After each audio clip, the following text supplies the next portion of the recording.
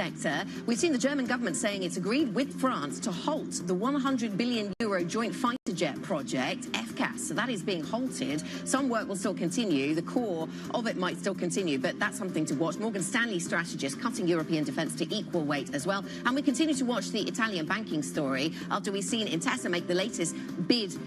We talked about this a lot yesterday, Tom, and the Italian government has said basically made the best price win. Yes, the government's standing on the sidelines, at least for now. Will we see some banking consolidation in the Italian banking space? It's a story we continue to monitor, and we'll be interviewing key executives, of course, in the next few hours as well. Here's the opening price coming through for the FTSE 100, currently down 0.1%. Across the benchmark, no move there, no pricing yet. There we go, down a little under 0.1%. Again, after closing almost flat yesterday, a little bit of a loss coming through by the end of the close. The chip makers performed well. We'll see how that reflects in terms of the defence space. Really important story that Anna was flagging there in terms of FCAS, which have been so consequential in terms of the aspirations for Europe around France and Germany, but the combination between Dassault Systems and Airbus hasn't worked out, according to the reporting around Chancellor Merz saying that deal is now off. FTSE 100 then currently down by 0.3% across the benchmark.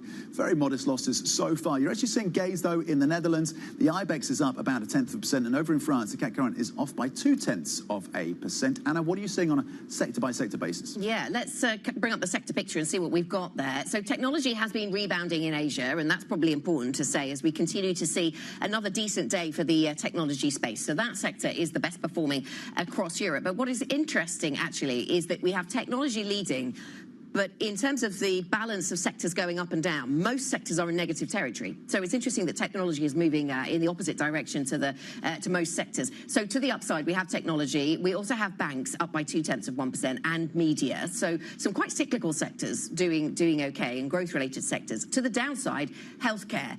But 3/4 of sectors in Europe are negative. So this is an interesting dynamic this morning. So we have Bayer is weaker. We also see GSK weaker, but it's not weaker by much more than the rest. It's down by 1.4%. AstraZeneca's down by 1.25%. I wonder if this is more of a play on broad risk appetite rather than the specifics around GSK and AstraZeneca news flow, which we've been covering this morning. Yes, so pharma banking space on the back of that deal making, and yeah, a drop of 1.3% so far for GSK. In terms of some other individual names on the move in the tech space, Infineon Technologies over in Germany up around 2%. So again, in terms of the semiconductors, you're seeing that upside.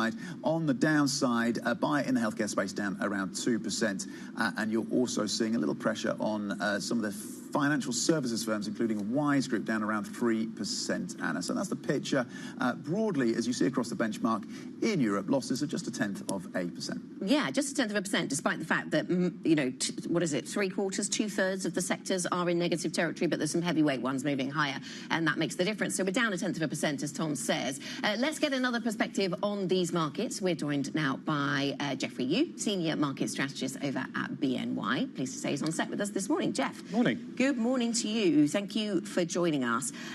What do you attribute the wobble in sentiment around AI to? Because there are all kinds of contenders, and depending on which one it is, I suppose, then that helps us understand whether that just was a wobble mid-cycle or somewhere in the cycle, or if it is a top.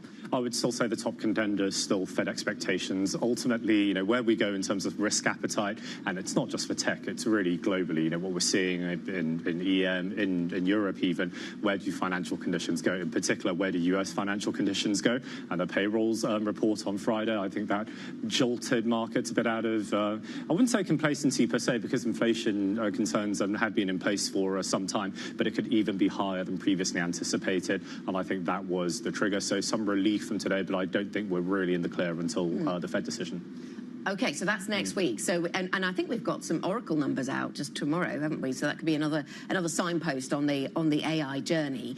But you think then that the AI trade can it withstand the Fed narrative as it stands at the moment then, Jeff? Is it just needed to reprice around it? So if markets believe in the secular narrative, and of course, monetary policy broadly reacts on a cyclical basis, yes, there's short-term surprise shocks, but that's not something you really deal with in terms of monetary policy, then yes, certainly. So there's no reason to doubt that. Of course, we'll see whether earnings can continue to deliver. There will be questions about the funding for the IPOs coming through, but we're not seeing any signs of stress right now. But ultimately, if your front-end interest rates rise and your risk-free rate rises, then the bar is just higher for every single risk for every single risk asset. And I think we just need to get a bit accustomed to that. But taking a step back, sticking to the cyclical side of things and financial conditions, where does inflation go from here? And I think that's where the tensions in the Middle East, whether the ceasefire holds, and that comes into play as well. So that's really interesting. In terms of the timing that you're framing for us, which is these mega IPOs coming to the market at a point where we may see at least the front-end yields moving higher or rates higher. You're not seeing signs of stress around the IPOs yet.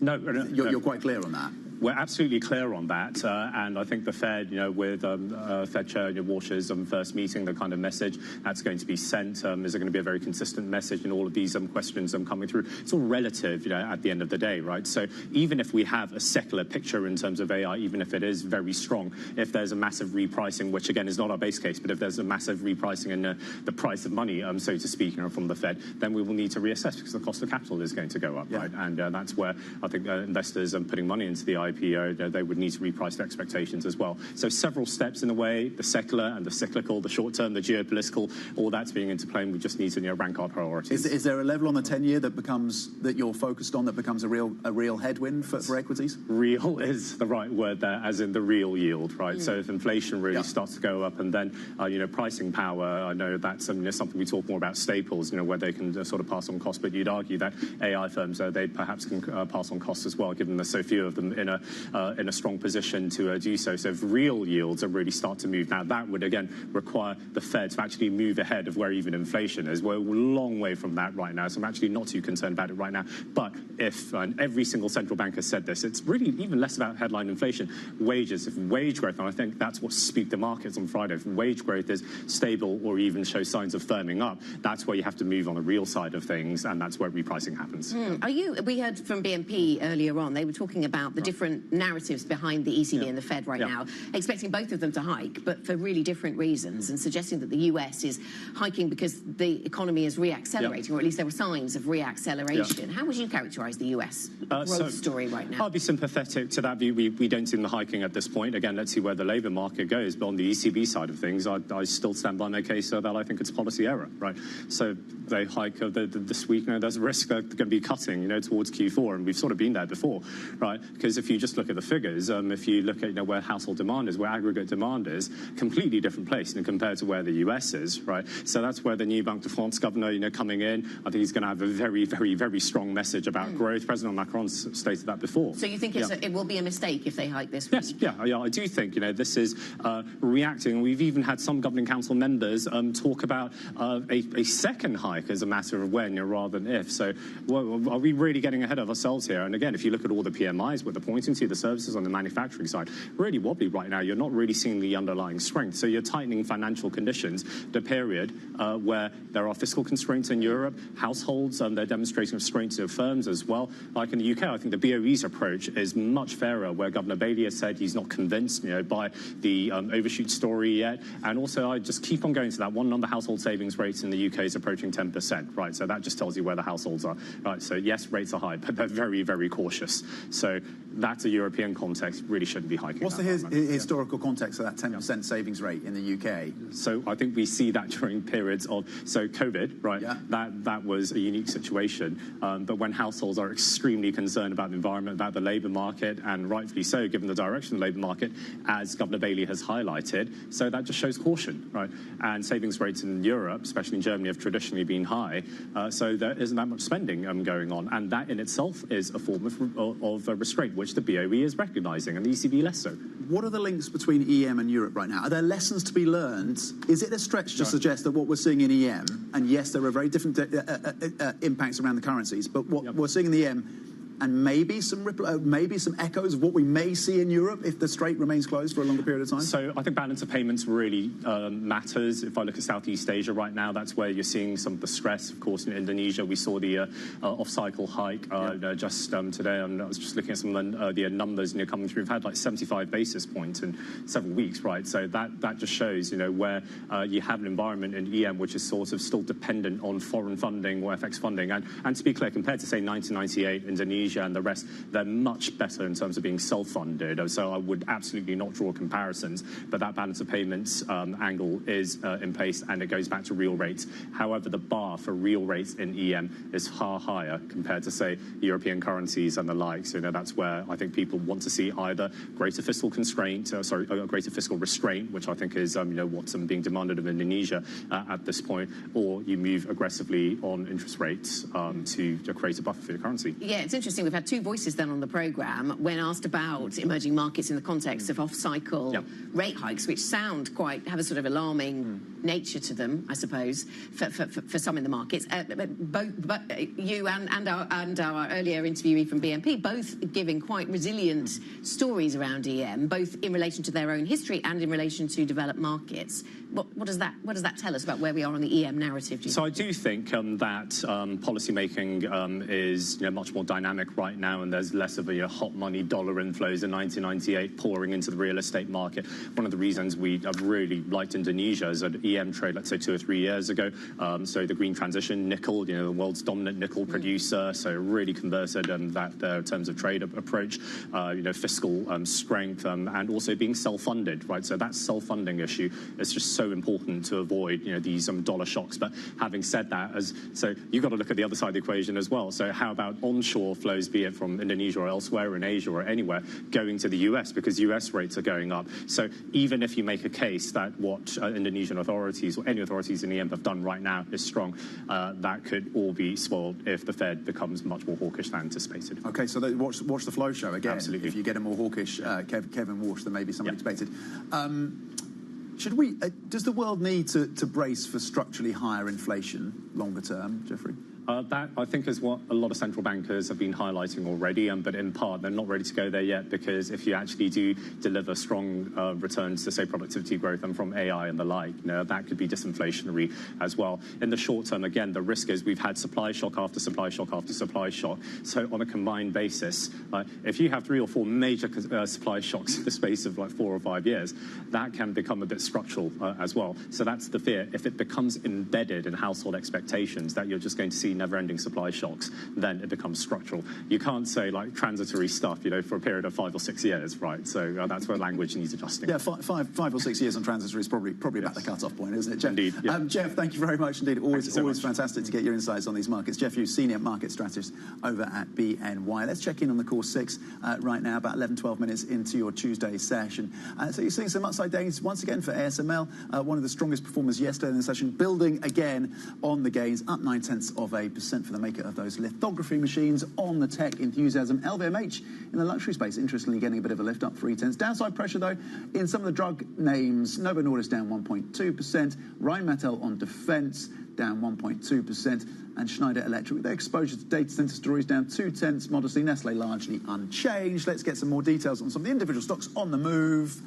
Alex Morgan standing by. Alex. Well, thanks, Tom. Yeah, picking up from what you're saying there, some of that downward pressure on some of the pharmaceutical names. AstraZeneca down around 2% this morning. GSK down around 3%. Now, that's obviously AstraZeneca. You're talking earlier in the program about their new pills, the results from their weight loss drugs. GSK, obviously the talk of that deal. But both of those going down slightly. WPP, though, is moving. It's moving up. It's up around 5%. We've had Berenberg upgrade that to a buy. The broader picture there saying that communications firms like WPP and advertisers, maybe the threat from artificial intelligence has been overstated. So an upgrade at Berenberg there, seeing WPP on the move around 5%.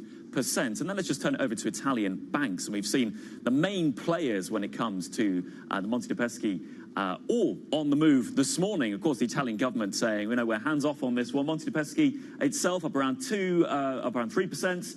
BPM and Intesa as well, also up and in the green out of the gate this morning. Thanks, Alex. Alex Morgan with a rundown of some of the stocks and sectors in focus. So that's where we are on the European equity markets, looking a bit more positive than maybe we'd anticipated just half an hour ago. The futures were pointing lower, and now we have just the FTSE 100 in negative territory. Coming up on the programme, the countdown to the IPO liftoff. Of course, SpaceX is going to come to the market this week. We've heard from OpenAI about their plans, possibly, to come to the market in the fall, in the autumn. We'll get the details next. This is Bloomberg.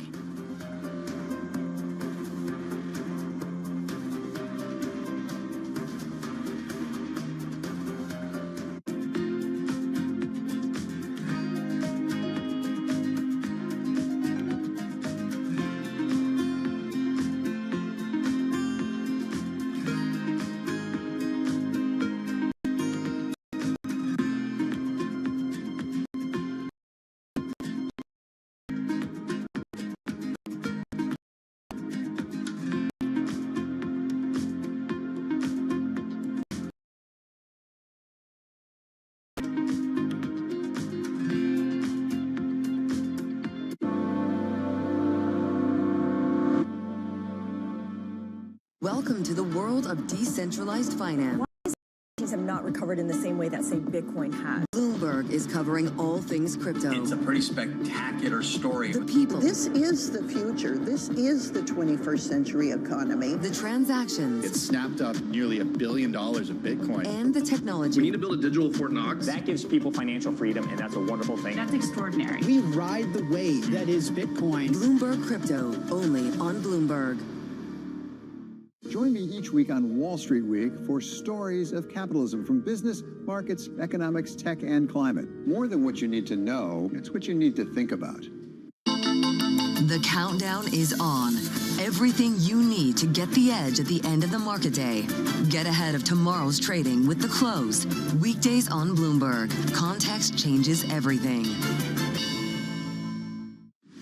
Tune in to Bloomberg Business Week Daily. We got to talk crypto. From the magazine that helps global leaders stay ahead. What's the conversation around your company? Bringing you insight on the people, companies, and trends shaping today's complex economy. Planning very big things. A new level of premium. Plus global business, finance, and tech news as it happens. The floodgates of innovation are going to open up. You can't fake passion. You either are or you aren't. Bloomberg Business Week Daily, only on Bloomberg.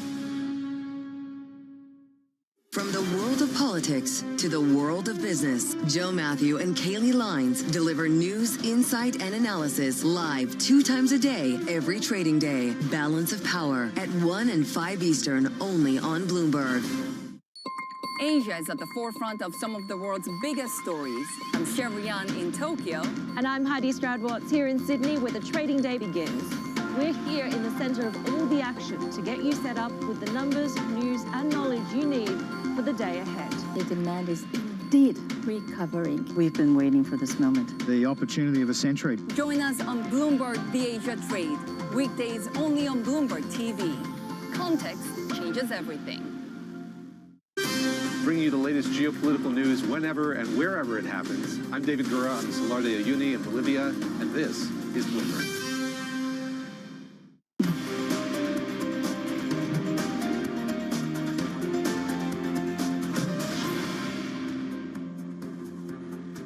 Welcome back. This is the opening trade, Tuesday the 9th of June, and this is the picture we have for you on European equity markets. Pretty flat overall, just up 0.1%, but a bit of divergence around that. A better performance, though, than perhaps we were expecting to see for European equity markets. Tom, we are not firmly in negative territory, apart from the FTSE, which is down by 0.4%, weighed down by the healthcare sector, it seems. Yes, tech is broadly across global equities a catalyst today. OpenAI is the maker, of course, of ChatGPT. The IPO story is part of that catalyst, it seems, and OpenAI has filed now, confidentially, for an IPO, as we've been expecting. Now we have that confirmation.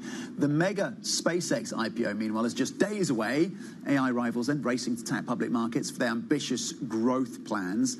Let's get more from Bloomberg Intelligence analyst Matt Bloxham. Matt, let's start, before we get to SpaceX, and the countdown is firmly on for that one. Where are we on OpenAI? They filed confidentially. Do we know anything else about their plans, about the timing, about the pricing, and about how they're positioning this? Yeah, nothing about pricing. In terms of timing, that they're giving the kind of chilled, relaxed air that, we'll do it when the timing's right, but, it makes sense to actually kind of get the paperwork in there now rather than later, which does make sense, but they also imply that there are some things that it might be easier for them to do as a private company than the public. What those things are, we're not quite sure, but they've obviously had some issues recently about the revenue model and losing momentum relative to Anthropic. So it's possible they may be going through a bit of a reorg of the product lineup, maybe reinvesting or doubling down on the enterprise side, which is where Anthropic has really kind of got momentum. And it's easier to kind of do that reshuffling and repositioning the company when you're private than in the full glare of public investors. So that might be one explanation. I like how all these filings with the SEC are confidential, and then we find out. We know about them. Let me ask you about a bit more about OpenAI. Then, are we thinking about this as a test of investor appetite? I mean, clearly for AI, but the ability for the investor community to absorb lots more listed AI businesses all at the same time, because they're coming in quite quick succession, perhaps. Yeah, absolutely. And capital is fine. I mean, people talk about there being lots of cash on the sidelines, but we've seen a bit of a sell-off in the last few days, which I think, at least to some degree, is because people are making money for SpaceX. And so I think for there to be enough capital around to kind of support an Anthropic IPO and then an OpenAI IPO, then momentum in the overall fundamentals of this industry need to keep going in the right direction. Because otherwise, people are going to either see softer demand for these things, or you're going to see capital come out of other parts of the listed sectors to kind of fund that trade. I had a smug investor yesterday at London Tech Week telling me that he had got into SpaceX in 2020, and he had quite a big smile on his face. Yeah. How much enthusiasm is there for this SpaceX IPO? What do we know so far about the marketing of it? Yeah, there's a lot of enthusiasm. I think in the old days we'd have called this a hot IPO. There's this talk that there's lots of $10 billion plus orders in the books from big investors. I mean, that's a usual part of the process. When somebody wants an allocation and a hot IPO, you have to kind of go big on your order to kind of demonstrate your commitment. And I think that they're talking about closing the institutional book by the end of play tomorrow, Wednesday. And then there'll be a lot of, positioning and, back channel discussions between people to try and get a good position. But you put a $10 billion order in, not expecting to get anywhere close to $10 billion in the final demand. So, I think they need this to be super oversubscribed for it to kind of be a runaway success. Elon Musk has been giving some detailed design, we understand, of the AI data center satellites. Yes. And I think it's called AI-1 satellites. And these are their plans to send these giant satellites into space to act as data centers. And actually, he says that this is easier than what they've already been doing around Starlink. Yeah. I think that sounds like the kind of thing that might allay some investor fears. I don't know. I think it could do. I mean, I published some research on the orbital data centers yesterday, and it's interesting, even internally, it's a very polarizing topic. Some people think it's never going to happen. I think it's definitely happening within the next 1 to 2 years. Preliminary very quickly stuff. Yeah, and I think what he says is absolutely right. In some ways, an AI satellite is a much more straightforward piece of kit than a Starlink satellite. The big challenge is that they're much bigger and heavier because you need huge solar arrays for the amount of power you're going to generate, and you need big radiators to cool the stuff down. And that scale and that mass is difficult to get into orbit because it's big and heavy. And that's why they need Starship, and that's why they need Starship to be super cost effective as a launch platform, because without that you can't get these things. Even though the tech's a bit simpler, you've got to get them into space cost effectively, and so that's going to be a big challenge. Yes, and the reusable nature of that, if all goes to plan, is important. How much? What is the value of SpaceX then attached to, Matt, having had some time to think about where the value in this business is? Because there's the places they make money right now, and then there's their growth plans for the future. Yeah, it's a great question. Matt Bloxham literally just sighed or exhaled on that question.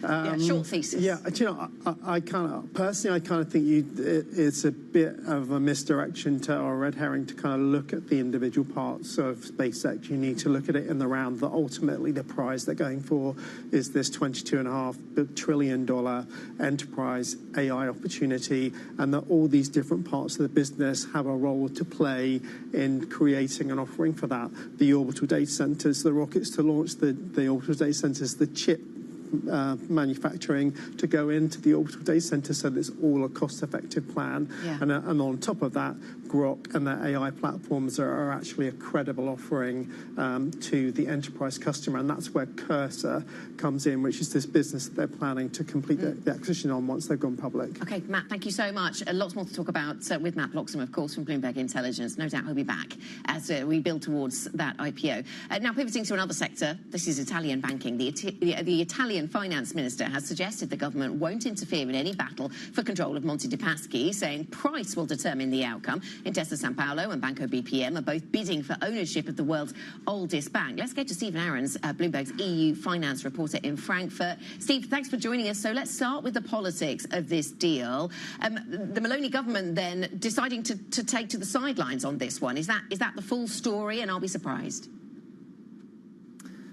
Yeah, I think everyone's a tiny bit surprised, but I think it's a cautious approach, right? Before taking sides, they want to make sure they actually know what's going on. Banco BPM's sort of pitch on Sunday was a surprise. They didn't disclose any terms, so no one actually knows what exactly they're offering. Whereas Intesa's bid, they're both sort of proposing a deal with Monte Paschi.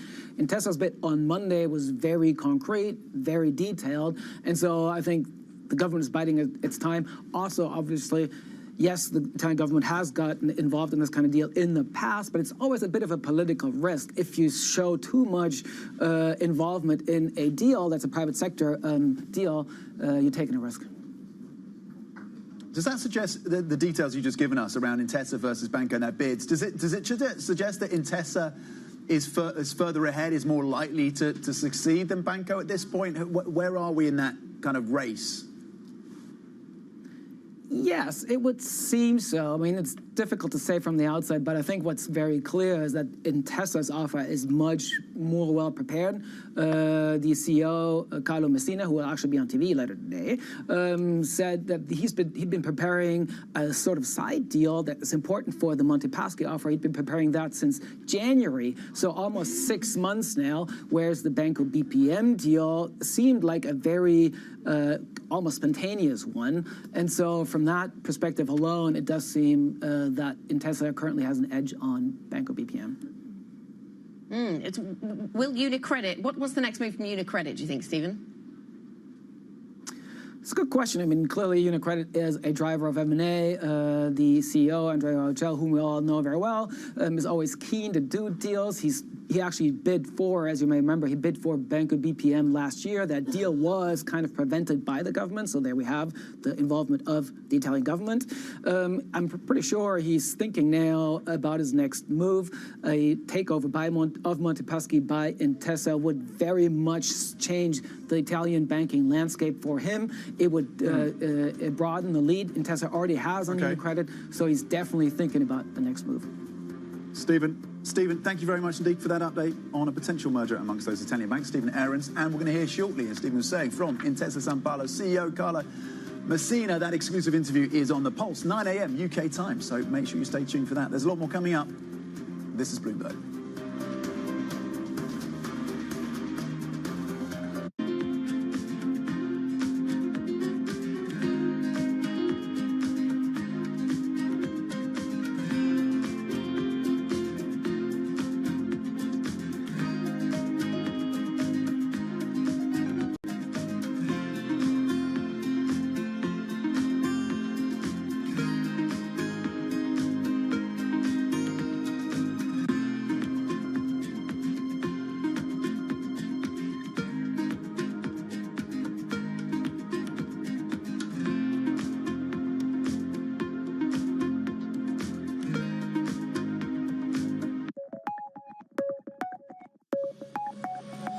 Look at the more successful economies in the region. The key to their success is continuity. But the way our Constitution is written, it actually encourages a lack of continuity. And that's a problem. The terms for local government is 3 years. When I first became a congressman, it takes you a few months to learn the business and to make your connections, to network, etc. If, for example, you are not particularly favored in the majority, passing a law in a year and a half is not that easy to do. After about a year and a half, you already hear that there's somebody in your district beginning to campaign and is going to oppose you in the next election. So you have to go back to your district to take care of that. And how much work do you get done?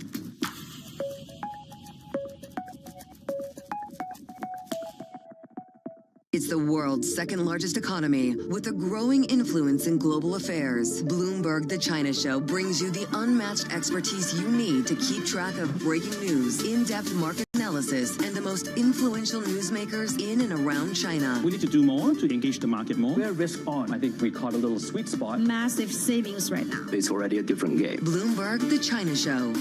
Weekdays around the world, right here on Bloomberg. Context changes everything.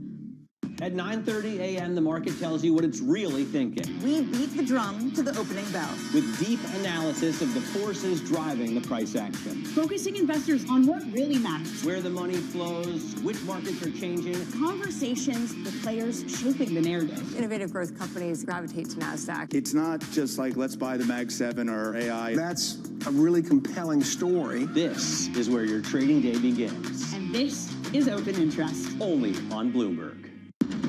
What is going to be the consequence for U.S. markets? We are seeing modest gains across European equity markets. Take a look at how we're faring when it comes to Asian markets.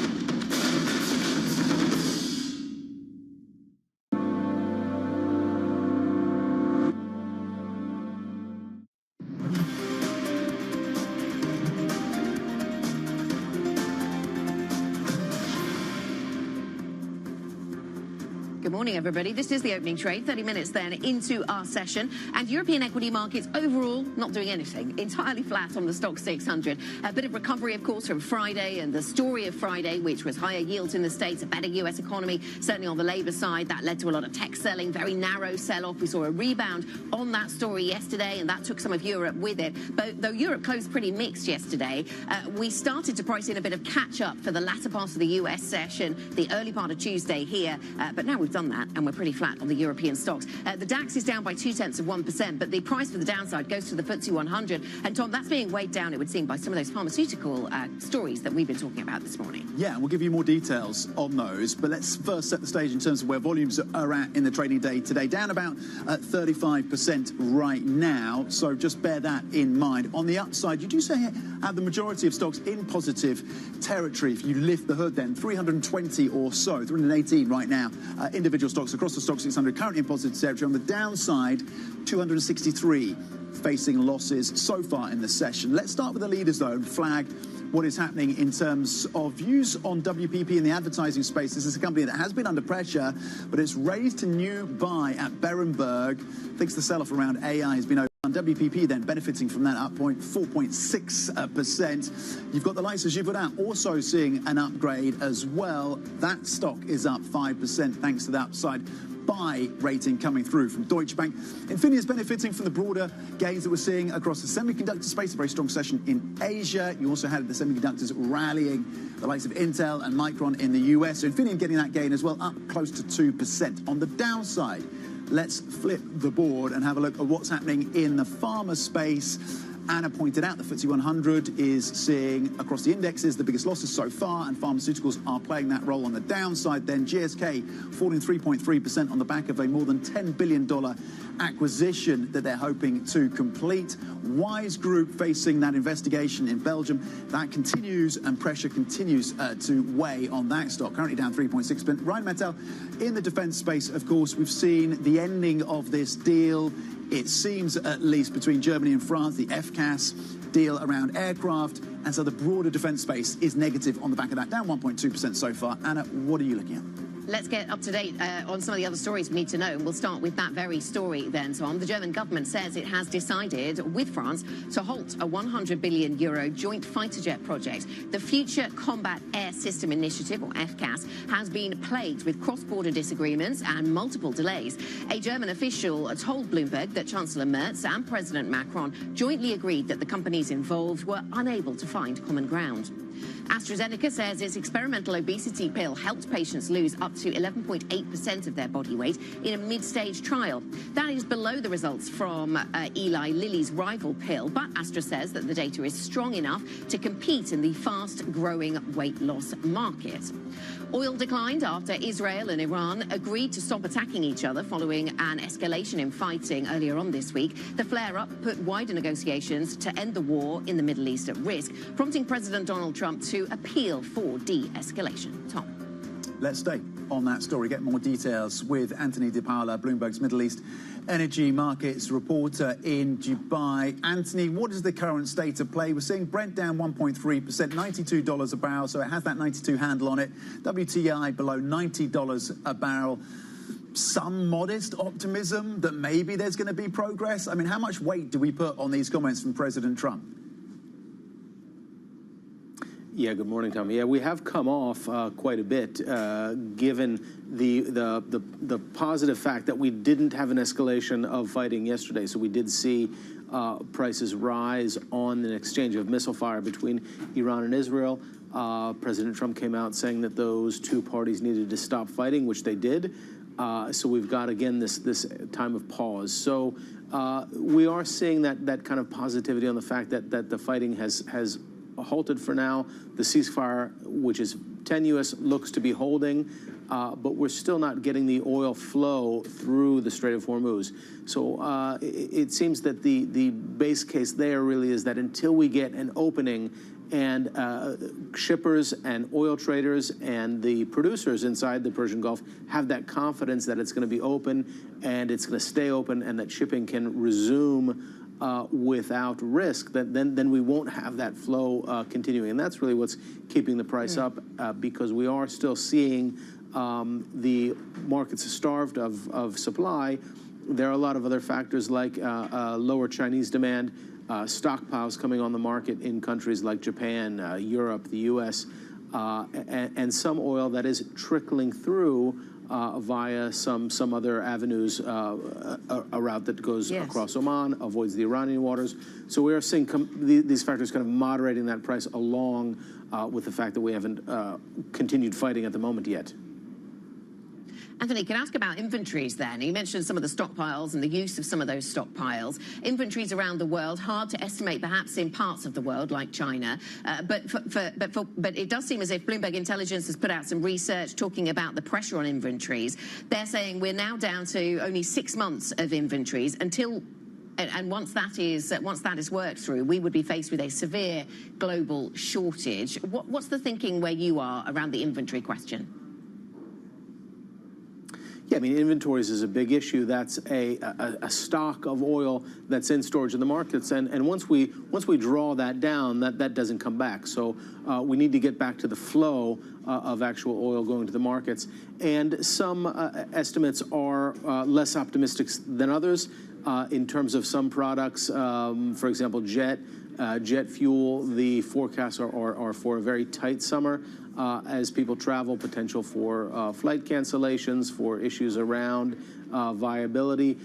So it depends a little bit on the product, the fuel, whether or if it's crude. Of course, natural gas is going to be a big issue when we get into the European winter. So this is kind of the period where European countries need to be filling up storage.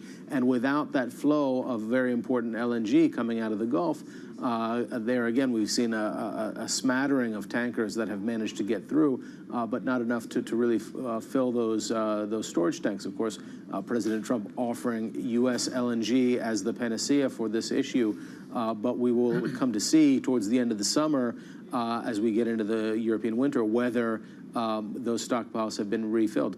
And of course, all this is predicated on how long this conflict continues and when we do get a reopening. Of course, If the conflict ends today, we will take time to get ships back in position, to get oil fields back into production, refineries restarted at their full capacity. So it'll take a while to get those supplies back into market. The forecasts from here are that it'll take into next year before the market gets back to normal if it opens now, Anna. Okay, complete victory in 2 weeks is what the president is saying around Iran. Bloomberg Middle East energy markets reporter Anthony DePaola. Anthony, thank you. Let's tie that to what we're seeing then in the bond markets. You're seeing a bid for treasuries, you're seeing a bid for sovereign debt, and that is partly down to what we're seeing in terms of low oil prices, at least in the session today. So yields down to 4.54 on the benchmark US 10-year, yields down 1 basis point, a little over 1 basis point, and you're seeing moves of about 2 basis points at the front end here in the UK. The gilts 2-year at 4.35. The 10-year is below 5%, pretty comfortably at 4.92, yields down 2 basis points. All of this, of course, coming as bond investors monitor the durability and progress then of ceasefire talks between Iran and Israel, and of course the negotiations continue between the US and Tehran as well. Let's bring in at this point Camilla Astaburuaga, portfolio manager at EFG Asset Management, with a lens on fixed income. Let's start there. Even if we do get a resolution around the Strait, is your expectation that yields continue to grind higher? What is your view in terms of how durable the very modest bond rally that we're seeing today is ultimately? You would expect once, if best case scenario, it opens and everything is a success, although who knows what the definition of success is at this point anymore, that of course the oil price could go down and inflation expectations could go down. But in reality, you would expect a lot of countries to start increasing the demand for oil in the short term to replenish their reserves. So you could see that actually inflation remains relatively high for a longer time because of these, this supply shock that will translate into demand. And I know a lot of people are talking about growth and a central bank policy, which is really important. But, there are a lot of other risks that have come to a second degree in the market, but they are potentially more important in the longer view. What are those risks? So, for example, for me, the main risk continues to be fiscal policy and government, policy in reality. So, of course, central bank policy and inflation is important. Growth is also important, but for me, fiscal policy is the main risk. You see spreads have been tight in investment grade and in high yield for a long time. They're at the almost lowest point ever. And it doesn't mean that is a reflection that there are no risks. It just means that maybe risks have migrated to other parts of the economy. It's like when you have like a wallpaper and you put up a bubble and then another one comes out. So I do believe that a lot of that risk from public credit has gone more to government. And government debt has increased, has doubled in the last 20 years, global government gross debt over GDP. So that is something that is structural. It's not something that happened in COVID. It's not something that happened because of a few supply shocks. It's something that more structural coming. And then that becomes even, of course, inflation is really important, but becomes that issuance, constant issuance from governments will be potentially even more important than inflation in the future, because government will have to compete with AI, with defense, with corporates for that capital. Yes, and it's interesting that you focus us on fiscal and the risks around that, and the spreads conversation is interesting, Camilla, because we measure spreads against government debt, but actually maybe we're seeing relatively higher risk in the government debt space and lower risk in the corporate space. 100%. So does that mean then are there places that you are in the corporate space that you're more inclined to put money right now? Yeah, exactly. I do believe that actually, it sounds weird because it has never happened that, especially in developed market, corporates, trade inside government, and I don't think it will. But you can see most of the corporate, especially investment grades, that have stronger balance sheets than governments now. And now it's a fair play of who needs that capital. Investors are asking governments for a higher premium for putting money into them versus strong investment grades or other, for example, governments in emerging markets. So it's, they do have to compete and they do have to become more strong. And it's difficult to have that credibility given that it has that fiscal flexibility has deteriorated in the last years, and the interest of that debt has increased significantly. I mean, a lot of people are expecting it to be 4% of GDP in the next few years, and that interest cost is significant. Yes, so the fiscal worry, and on the corporate side, we're seeing big technology companies, of course, raising equity now, but they're also still raising debt. They seem to have, huge amount of appetite for capital of all kinds right now. I just saw yesterday Amazon raising money in the Canadian bond market, for example. What do you think of the balance sheet quality of some of these big tech names? Yeah, the whole question is like, how will this AI thing translate into revenues? And it's a lot of the equity people are asking, like, the earnings grow or earnings projection, and it's still to be seen how they translate into proper revenues. But at least they do have still the corporate balance sheet in most of these companies still quite strong, the liquidity that they have. So it will potentially deteriorate as they increase their debt. But I do believe that the fiscal problem is stronger at the moment, or the risk is higher than this. Would you buy that debt? Well, we have, of course, everything has its price. That's what I always believe, and this is the true component in the end of our job. Is there's opportunities everywhere. Is if you buy it at the correct price, and for that the fundamentals. I know it sounds so normal and basic, but honestly, people sometimes forget about it. And when these shocks happen, supply shocks, geopolitical shocks, then that's when true fundamentals show, and that's when you don't want to have just the index, especially when spreads are so tight, that potential drawdown of betting on a loser will become a lot higher than not. So being selective, and again, diversification is a typical thing that you hear all the time. But honestly, it's not only a risk tool, it has become a source of alpha now. Okay. I wonder whether we have to worry about any of this, Camilla, over the next, month, 6 weeks? Because with the World Cup season starting, Citi has actually turned bearish on rates volatility because of the World Cup. Is this going to have a material impact? I mean, it's quite late in the day, actually, is the only thing I'd say in counter to the late in the European day, that's for sure.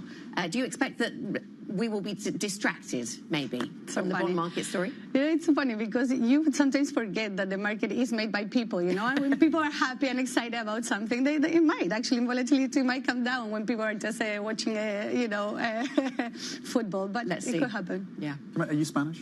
I'm from Chile. We Are you didn't from Chile? classify. Okay. Unfortunately. Chile didn't classify? No, can No you believe it? qualification. Yeah, Chile's not a bad team. So going for other Latin American countries, maintaining the... Who's top of your list right now? Well, I do think Argentina or Brazil, should do well, hopefully. Okay. Yeah. You're putting your neck out Exactly. by going for Argentina and Brazil. Well done for that bravery, Camilla. But commiserations to Chile, though. Camilla Astorga, thank you very much indeed, Portfolio Manager at EFG Asset Management. Coming up, 10 years on, we discuss, this is a flashback, the Brexit blow to UK GDP and the price of re-establishing ties with Europe. Details next. This is Bloomberg.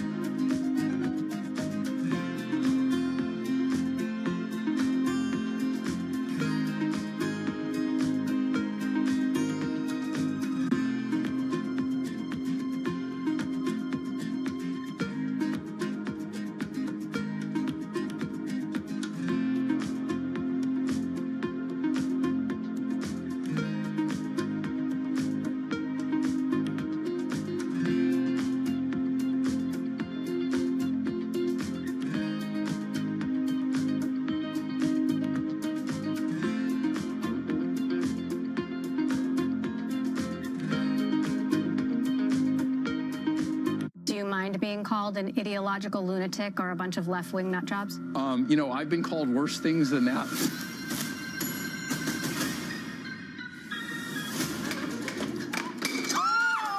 You'd think she owned the place. 23andMe, I think, is so incredibly valuable. We're coming back. It has had that kind of detective story feel to it. You know, when you're hot on the trail of something, you know that it's very exciting. What magazines were you reading as a kid? I don't think I was reading magazines until I was in them. You are on the cover of all of these. Oh, and there's many, many more, but we just don't have time. Why should people trust you? I don't think anybody should trust any company or entity completely with any of this. It's very uncomfortable. Artificial intelligence is this force that is far bigger than we are. I want to build better businesses around these brands. The shock will never wear off. So you're a brother and sister running one of the most powerful companies in the world. When you argue, who wins? No one. The way I could see AI being banned or blocked is if something really went wrong. And if something really went wrong, then maybe it deserves to be. So is it Paradise Ahead or Gattaca? Maybe somewhere in the middle.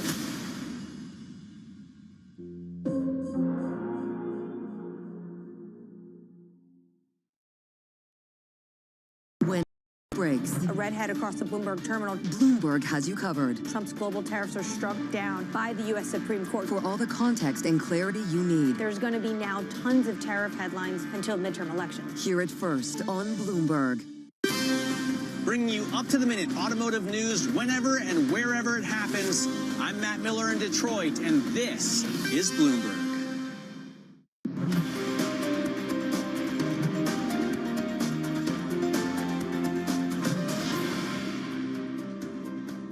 Welcome back to the opening trade. We are 49 minutes into the Tuesday session, and European stocks have turned around, pointing, in fact, up. They are up right now, 0.2%. Futures had been pointing negative. There was an expectation that maybe things would turn around, given the optimism in Asia, and US futures as well on the front foot, pointing up by 0.3 on the S&P E-minis. Nasdaq 100 futures looking to add to the gains of yesterday, pointing up by 0.6%, Anna.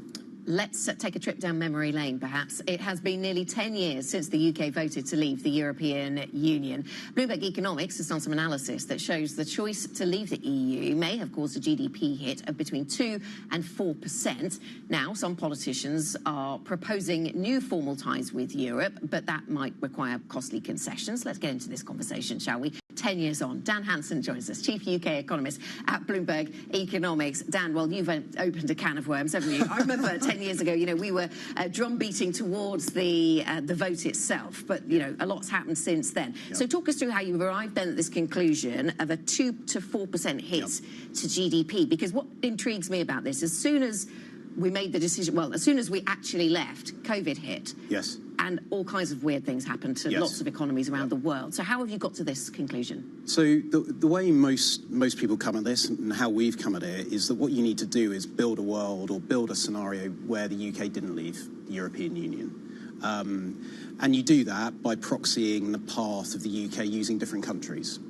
Now, a lot of models that do this, what we find is that the US has quite a big weight in them. And the reason why the US has quite a big weight in them is because prior to the referendum, the UK and the US had a fairly close, GDP moved in a fairly similar way. Since then, that has changed quite dramatically.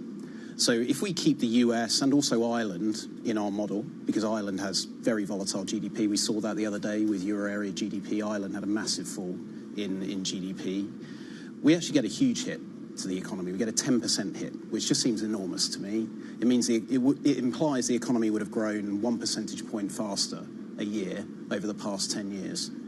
That doesn't seem plausible to me. So what we've done is we've made some adjustments to the US, we've made an adjustment for Ireland, and that brings us down to this range that you mentioned of 2 to 4% of GDP. The 2 points to make is we take out Ireland, as I say, because of the GDP figures. We take out the US because they've had a massive fiscal stimulus. They didn't experience an energy shock. They've had an AI investment boom. And you can't attribute any of those things to Brexit. So that's how we get to the number. How does that leave calculations about the benefits or not of rejoining, which is now part of the political discussion, at least amongst some in the Labour Party? How consequential, how material would that be? What would it have to look like to make up for that 2 to 4% range? So it's really difficult because of the politics, as you say. And with Brexit and the negotiations around Brexit, there have always been red lines. And the red line for the UK is freedom of movement of labour. That's the big one. And so that limits how far you can ever go in terms of the reintegration with the EU. But you're right, it is becoming a big conversation. The reason why it's becoming a big conversation is because growth has been weak, and the Labour government thinks that or getting closer to the EU, I should say, is the answer. But I think the key point is that, as is always the case with Brexit, politics clashes with economics, and you can only go so far. So in terms of just to answer your question directly, in terms of the numbers, you might be able to halve the economic hit that we've just spoken about by getting closer to the EU, but that would look something like a Swiss deal.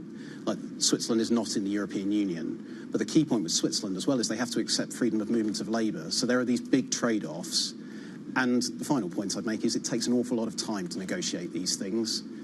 We have an election in 2029, or by 2029. An anti-EU party is leading in the polls, so you have to question whether the EU would have any benefit of them coming to the table to negotiate with the UK. Okay, Dan, thank you very much indeed on that report, that analysis around the Brexit hit and the complexities of trying to offset some of that. Dan Hansen, Chief UK Economist at Bloomberg Economics. Joining us now for a broader take on the markets and the action we're seeing today. Skylar Montgomery-Koenig from our Markets Live team. Skylar, we can sit back and relax because the AI trade is back, the dip buyers were in, and things are looking rosy right now. I mean, I wouldn't say sit back and relax entirely. It's definitely a positive movement that we've had more of a bounce today. It points to fundamentals not having entirely shifted against the AI trade. I'm a little bit more worried in the next 2 weeks because there is a lot of event risk. So that kicks off tomorrow with US CPI. We get a bunch of central bank meetings, starting with the ECB this week, Bank of Japan, Fed, et cetera, heading into next week. And what you tend to see in rates volatility is that it bottoms in May because there aren't many central bank meetings, and then it rises quite a lot in June. So that worries me. You've also got the SpaceX IPO. You've got a massive options expiry on June 18th. And so I'm just, seeing a lot of worrying things coming up.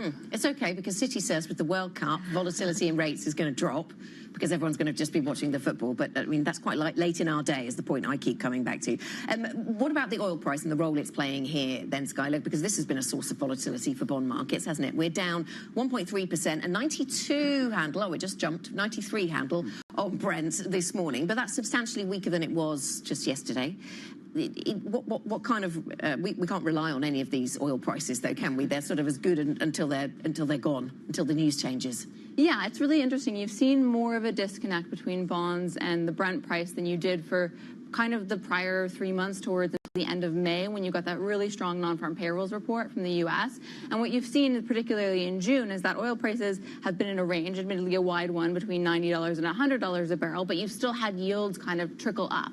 And I think the idea is you're no longer in a world where lower oil prices are enough to get yields down, because you have a high level of oil price, and that means that your year-on-year inflation prints are going to be high until that comes down. That's feeding into central bank expectations, and so it's putting a higher floor on where yields can go, and it means that you get this natural drift up in yields, even if oil prices just kind of stay stuck where they are, which it does seem that is the base case. There's not a lot of more news in terms of the straight opening. Is there a level of confidence in the markets that central banks can stop inflation becoming de-anchored?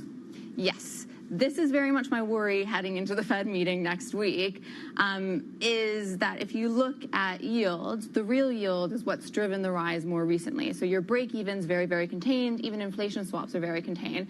So there's not a worry from that alone that you get inflation de-anchoring. And the idea is that you've priced in central bank hikes at the front end, and that's what contains it. So my worry heading into the meeting is you get higher yields regardless, because we're in this momentum trade where you have oil prices staying sticky, economic surprises are very positive, inflation surprises are positive as well. But if you don't actually have a hawkish Fed, then that makes term premia rise and break-evens rise, and so you get a yield rise regardless. The big difference is what happens to the dollar. Yes, indeed, and we'll continue to track that. Lots of emerging market themes coming up this morning as well. Skylar, thank you very much for joining us. Skylar Montgomery-Koenig from the Markets Live team. Interesting that the Italian banking sector is in good form today. We see some of those stocks really on the rise, and we're going to be hearing from Carlo Messina, the CEO of Intesa. That conversation coming up on The Pulse. Meanwhile, the broader story around stocks in Europe is increasingly positive. Now, some two-thirds of stocks, or sectors rather, in positive territory today here in Europe. This is Bloomberg.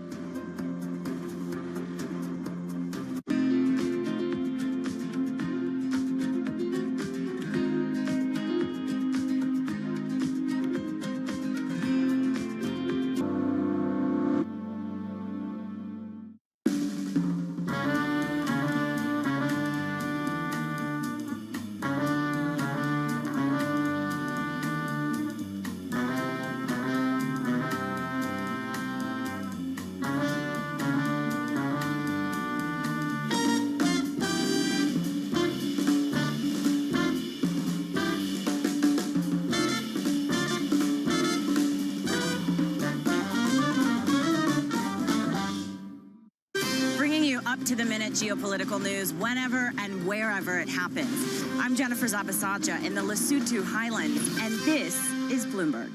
Key investors, top executives, global innovators. Join me for in-depth conversations with the biggest newsmakers on the day's top stories. Insight with Haslinda Amin, only on Bloomberg. Every weekday, Bloomberg puts the spotlight on a different aspect of global finance.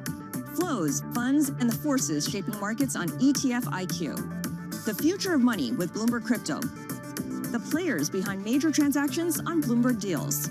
Rates, risk, and the cost of capital on Bloomberg Real Yield.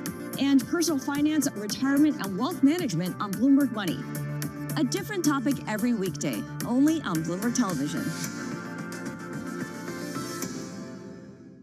At a time when policy in Washington is driving Wall Street, we draw a distinction between the rhetoric and the action, bringing you market-moving guests and original reporting. This is Bloomberg Surveillance. Good morning. This is Bloomberg Daybreak Europe. I'm Lizzie Burden in London, and these are the stories that set your agenda. Taking you from the U.S. market's close to the overnight session in Asia, we'll walk you through what you need to know to kickstart Europe's trading day. Live from our European headquarters, we bring you the day's top market-moving stories, unmatched expert analysis, and on-the-ground reporting from across the continent. Tune in to Daybreak Europe, only on Bloomberg Television. Context changes everything.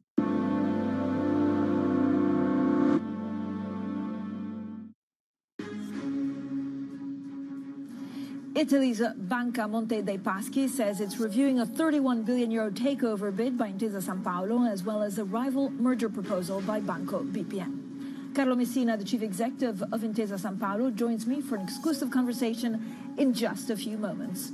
Also coming up, OpenAI files confidentially for an IPO, setting the stage for listing as soon as the autumn. And then President Trump insists that Middle East peace talks are on track after Iran and Israel agreed to stop their attacks on each other. Now, there is a lot going on. Of course, we look at the Italian banking sector.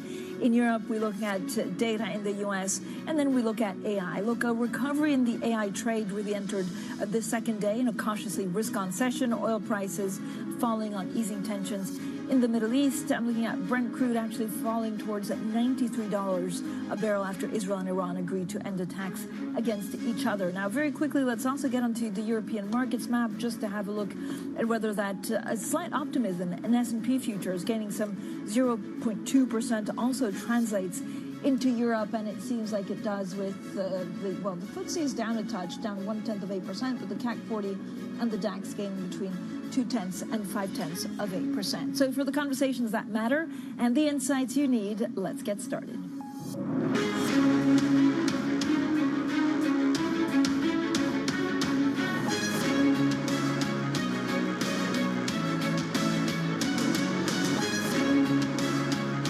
Newsmakers and market movers. This is The Pulse with Francine Lacqua. Well, good morning, everyone, and welcome to The Pulse. I'm Francine Lacqua here in London. Now, Italy's finance minister says the government will not interfere in any battle for control of Banca Monte dei Paschi, saying price will determine whether Intesa Sanpaolo or Banco BPM prevail. Now, Intesa has offered to buy Monte Paschi for 30.6 billion euros a day after Banco BPM's offer, in a move that's set to spur a new phase of deal-making in Italian finance. Now, a takeover would create one of Europe's most valuable banks, and I'm very pleased to say that we're joined by Carlo Messina, the chief executive of Intesa Sanpaolo, for an exclusive conversation. Mr. Messina, as always, thank you so much for giving us a little bit of your busy schedule. So why now? I know you've given me through the years a lot of time. You've come on the program saying, look, you were focused on organic growth instead of large domestic acquisitions. What's changed? Francine, the real point for us has always been the market share in Italy. So the areas in which we were able and we are able to create a lot of value is obviously Italy. We demonstrated in making the Venetian Bank's acquisition, the UBI acquisition, that through an acquisition in Italy, we can generate cost synergies and revenue synergies that can create a lot of value for our shareholders. But the real point has always been a problem in terms of antitrust. So we decided to work in order to find a solution for the antitrust. We reached an agreement with Unipol in making a disposal of a bank resulting from this transaction, and solving the problem of antitrust. We were ready to create value for our shareholders, entering into a transaction that can be very positive for all the stakeholders in the country. So I think that this can be really the most important part of the story, continuing to invest on wealth management and protection, because the acquisition of Monte Paschi di Siena and Mediobanca will bring us a significant volume of wealth management. We can reach 2 trillion euros of wealth management, so we can become a 2 trillion euros wealth management company. So if you strip away a lot of the assets, what do you think is the most strategic prize in here? As you're saying, you know, Monte Paschi has changed through the years. Is a strategic prize Monte Paschi? Is it Mediobanca, or is it also the Generali exposure? No, so let me put in this way. First of all, just to come back on the point on the offer of BPM, because I defined yesterday in the conference with the investors a love letter. So there is no offer from BPM. So there is only a letter in which they hope to open conversation in order to have a merger. So the only real offer now in the market is the Intesa Sanpaolo offer. So just to make the point on what is the transaction really in the market. So having said that, the real value for us is the 50% of Monte Paschi di Siena that will remain with Intesa Sanpaolo, and on this portion we can create a lot of value through synergies in revenues and cost. And then on the other side also the Mediobanca, because Mediobanca can bring us wealth management, can bring us consumer finance, in which we are not the leader in the market, we can become the leader in the market, and then potentiality to make cost synergies through the strength that we have in Intesa Sanpaolo. We are considering a significant reduction of people with a significant number of hiring, and the significant portion of this will come also from Intesa Sanpaolo, because through the massive effort that we made in technology, we are ready to without social impact, we are ready to reduce also the cost base of the company. For the Generali area, it is only a participation, it is an equity investment that is in a position to give a significant net equity, and so for us it is important to maintain the value of what we are buying, but at the same time it is also a way of making diversification, because in wealth management and protection you can enter through the real operational attitude, so increasing life insurance business, property and casualty business, but you can also have an exposure to a company through a participation, and this is the case of the Generali stake. So at this point, what do you expect a lot of your rivals to do next? Does this transaction trigger another round of consolidation within the Italian banking space and insurance? And what do you think? I mean, will BPM come up with a real offer? So I think that we decided to prepare this transaction also with an attention on the investors, so the Monte Paschi di Siena investors, and looking also to potential counter bid in the transaction. That's the reason why we decided to place a significant amount of cash from the starting point of the transaction. So having a transaction in which you have 3 billion euros cash in the starting point of the transaction is, in my view, a clear point of attention for all the other banks that can consider to make a counter bid, because putting the cash on the transaction means that you are strong enough in terms of capital, in terms of dimension, to be in a position to have the cash in the transaction. This is also something that can improve the condition of our shareholders, because obviously that my priority is to create value for my shareholders. So this transaction has been designed in order to create value for shareholders.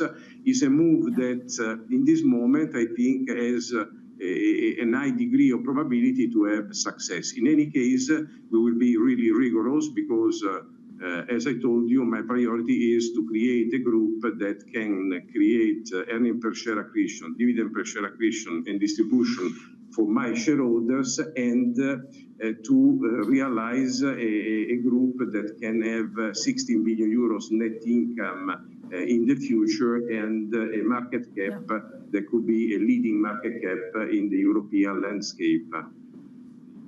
So, Carlo Messina, if we go back to Generali, I mean, you've said, and this is what I take from what you've just told me, that it's still a financial investment rather than a strategic target. UniCredit, of course, bought a 9% stake in Generali.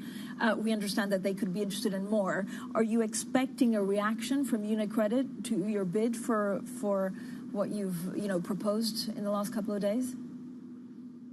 So I have to tell you that it is difficult to say what could be the reaction of a competitor. What I can tell you is that I think that this transaction will have an end that will be decided by price that will be paid by the company. So if someone is ready to offer a price that could be in excess of our price, there could be competition, and we will stay in the transaction until the position in which we can create value for our shareholders.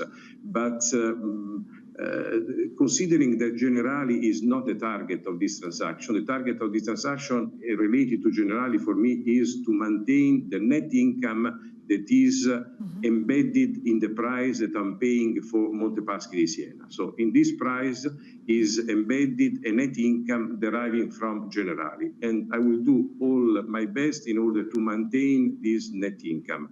If there is possibility that this net income can increase through agreement between Generali and UniCredit, I will be absolutely happy. So I'm not against the UniCredit in any case in this transaction. We can find also form of agreement in order to increase net income of Generali. So my point is that, and you know that I'm a friend of Andrea, so the point is that we can do all in a very friendly approach, and Generali for me is not the priority. So the priority again is the increase in net income of Generali.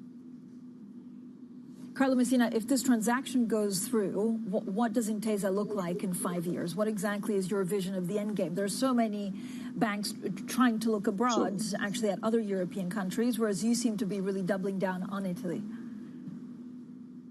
So I'm doubling down in areas in which I can create a result with zero integration risk, with no integration risk, because, Francine, you remember that all the transactions that we made had an incredible success because we were able to make integration. So you have to remain, in my experience, in areas in which you have a comfort zone, your cup of tea. So you have to remain in areas in which you can be able to realize your promises. So in Italy, I'm able to realize my promises. So if I say I will create 3 billion euros of synergy, I will deliver 3 billion euros of synergy, because I have the knowledge of the country, the knowledge of client, the reputation within the country, and the IT ability, the best IT system in Europe. So moving into this comfort zone, I can create a lot of value for my shareholder.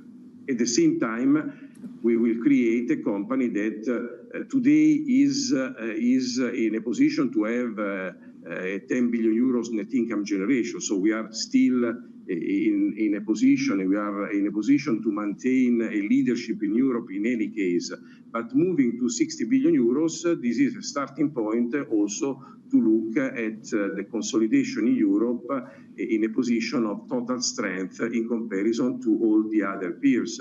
Remains the point of how it is possible to create synergies in cross-border merger in not having a presence in other countries. But technology can be a driver in the future that can allow also to consider potential further consolidation in the future. But the starting point will be really to be in the starting point the leader in Europe, and then we will consider optionality for the future. Carlo Messina, I know it's early days, but how confident are you that this goes ahead, that actually this is almost a done deal? So, Francine, it is the starting point of the transaction. So, obviously, what I see in the market is that my clear point on putting the cash on the table is that we don't want to put other money in the transaction. So, usually you start with the share combination, so try to give shares instead of cash, and then you make the last part of the job in adding cash at the end of the transaction. We decided to start with cash and say, okay, the Monte Paschi di Siena shareholders can receive money for the good job that Lovaglio made in Monte Paschi di Siena. They receive the net value, the net present value of the optionality of the company, but that's all. So we start with cash and we finish with cash. So this point is very important, but the other point is the antitrust position, but I think through the disposal of the Monte Paschi di Siena Bank remaining from the branches that we are maintaining, this could solve all the antitrust items. So I'm pretty confident that there could be a high probability of success in the future. Then we will monitor and we will have other occasion to have an interview in which we'll talk about this point.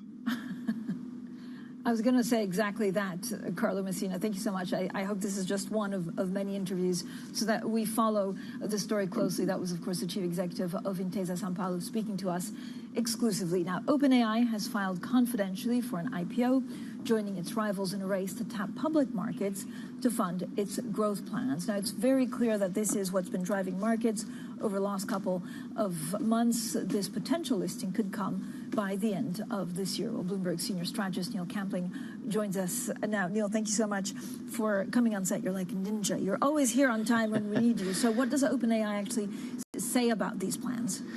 We learned last night that they filed confidentially, and it looks like they were trying to get the filing done before it got leaked. That was one message.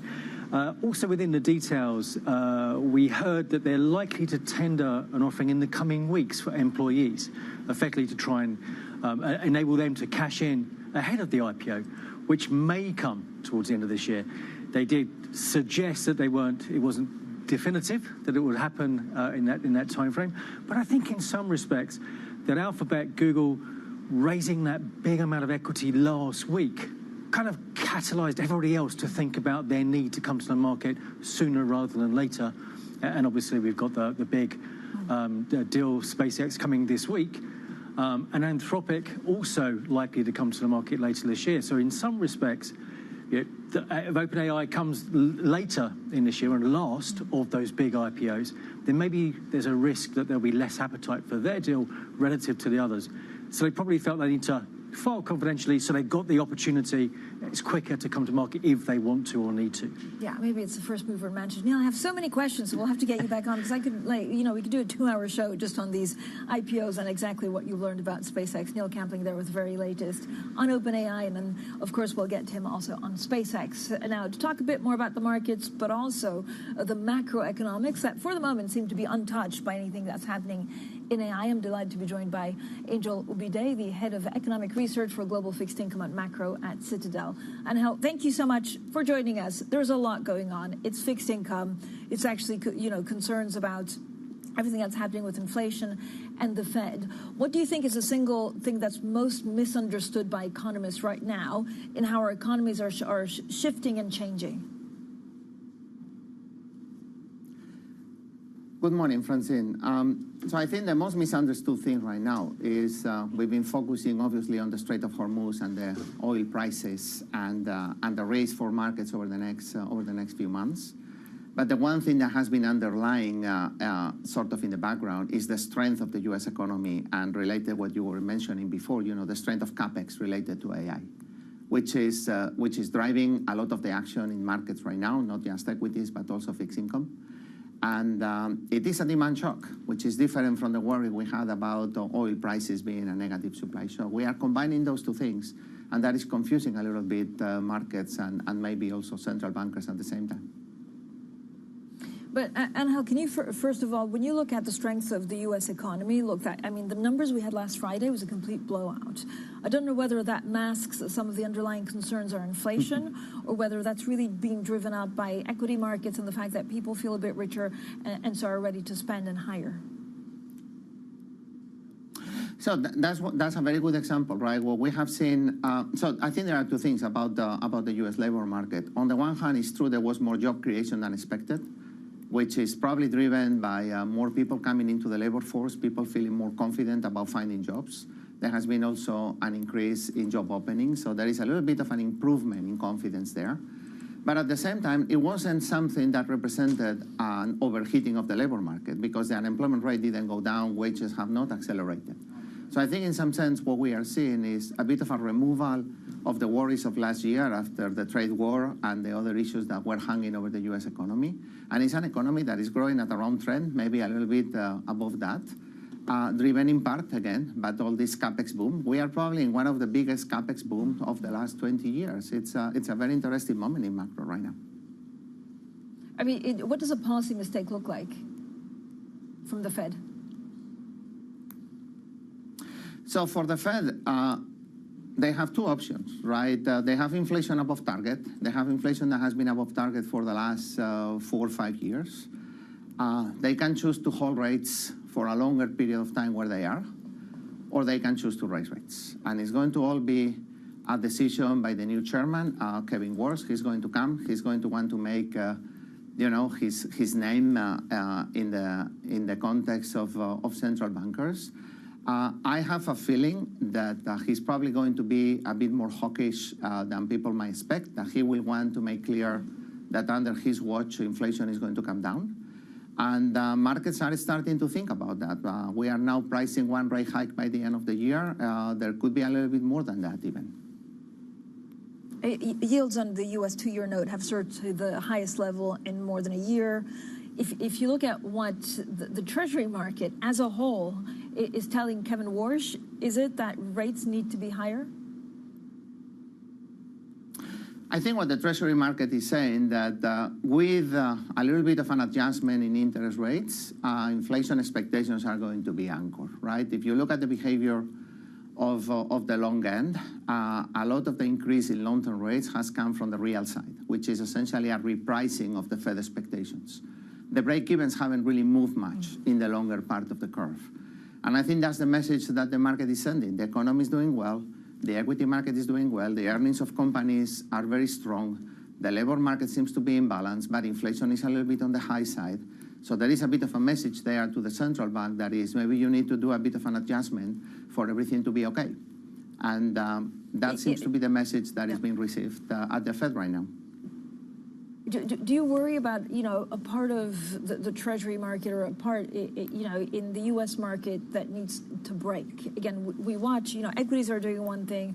The Treasury market is telling us something completely different in terms of inflation expectations, the price of oil. Do you think this dislocation will actually add to some kind of market movement? It doesn't have to, right? I mean, obviously, we saw the reaction of markets on Friday.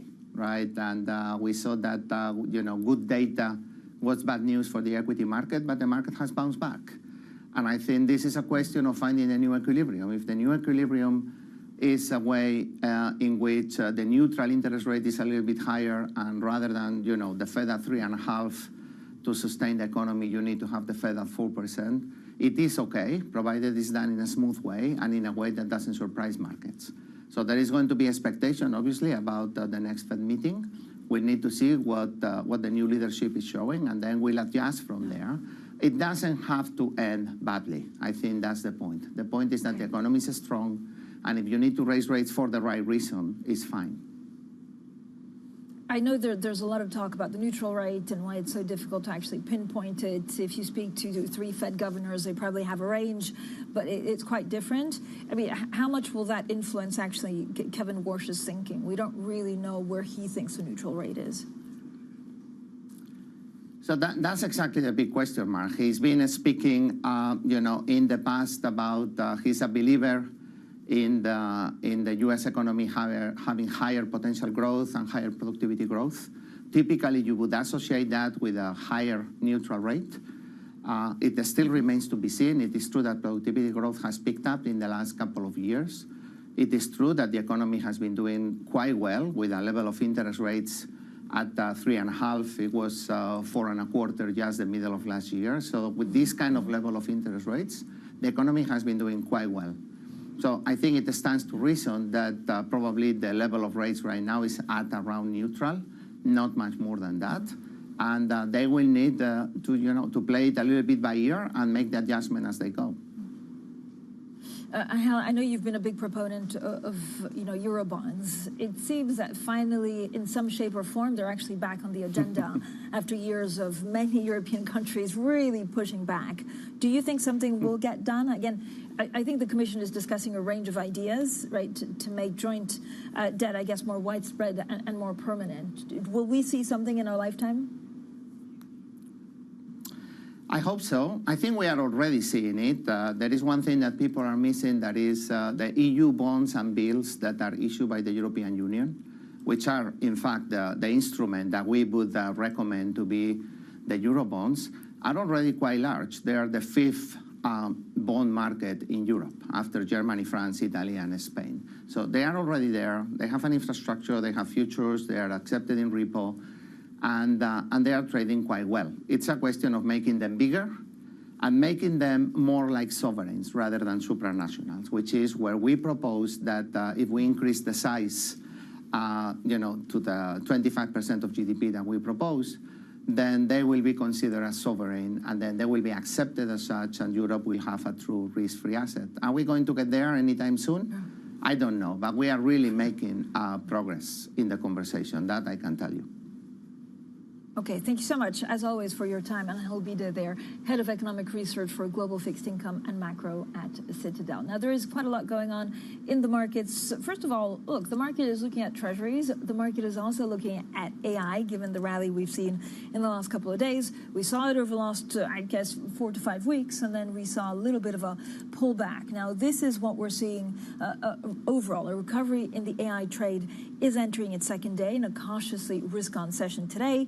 Oil prices falling as hostilities in the Middle East are easing. I'm looking at NASDAQ. So this is a picture for the CAC 40 is gaining some 0.7%, a bit more pressure on the FTSE. And then, of course, you can see the NASDAQ gaining 0.7%. Coming up, private markets in focus as the industry's elite gather in Berlin. We'll be speaking to Stephen Wise, Carlyle's co-head of America's corporate private equity. That's coming up next. And this is Bloomberg.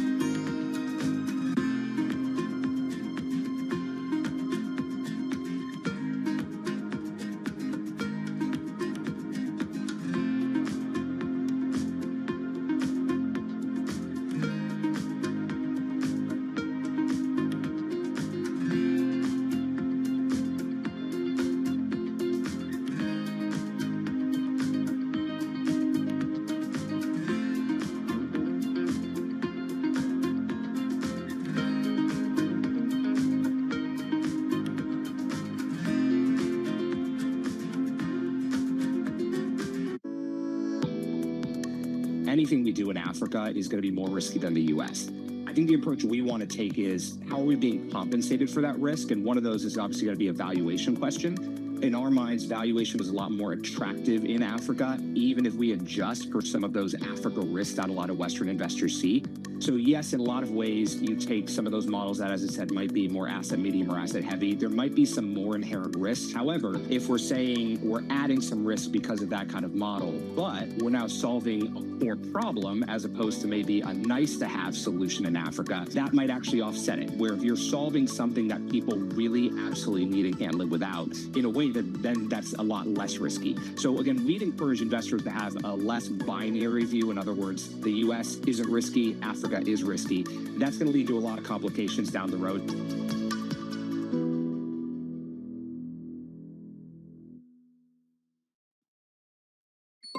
Asia is at the forefront of some of the world's biggest stories. I'm Sherrian in Tokyo.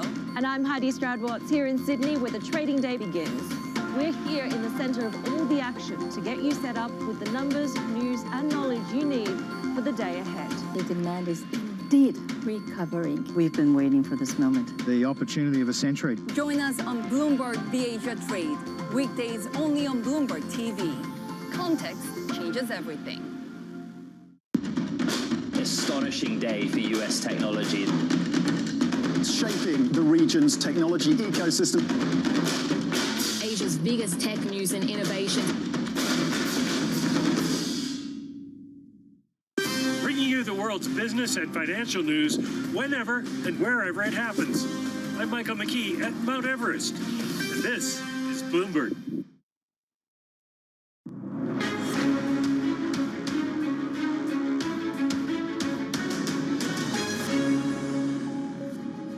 Well, good morning, everyone, and welcome to The Pulse. I'm Francine Lacqua here in London, and these are your top stories. The chief executive of Intesa Sanpaolo tells us his bank's offer to take over Monte dei Paschi has a good chance of being successful.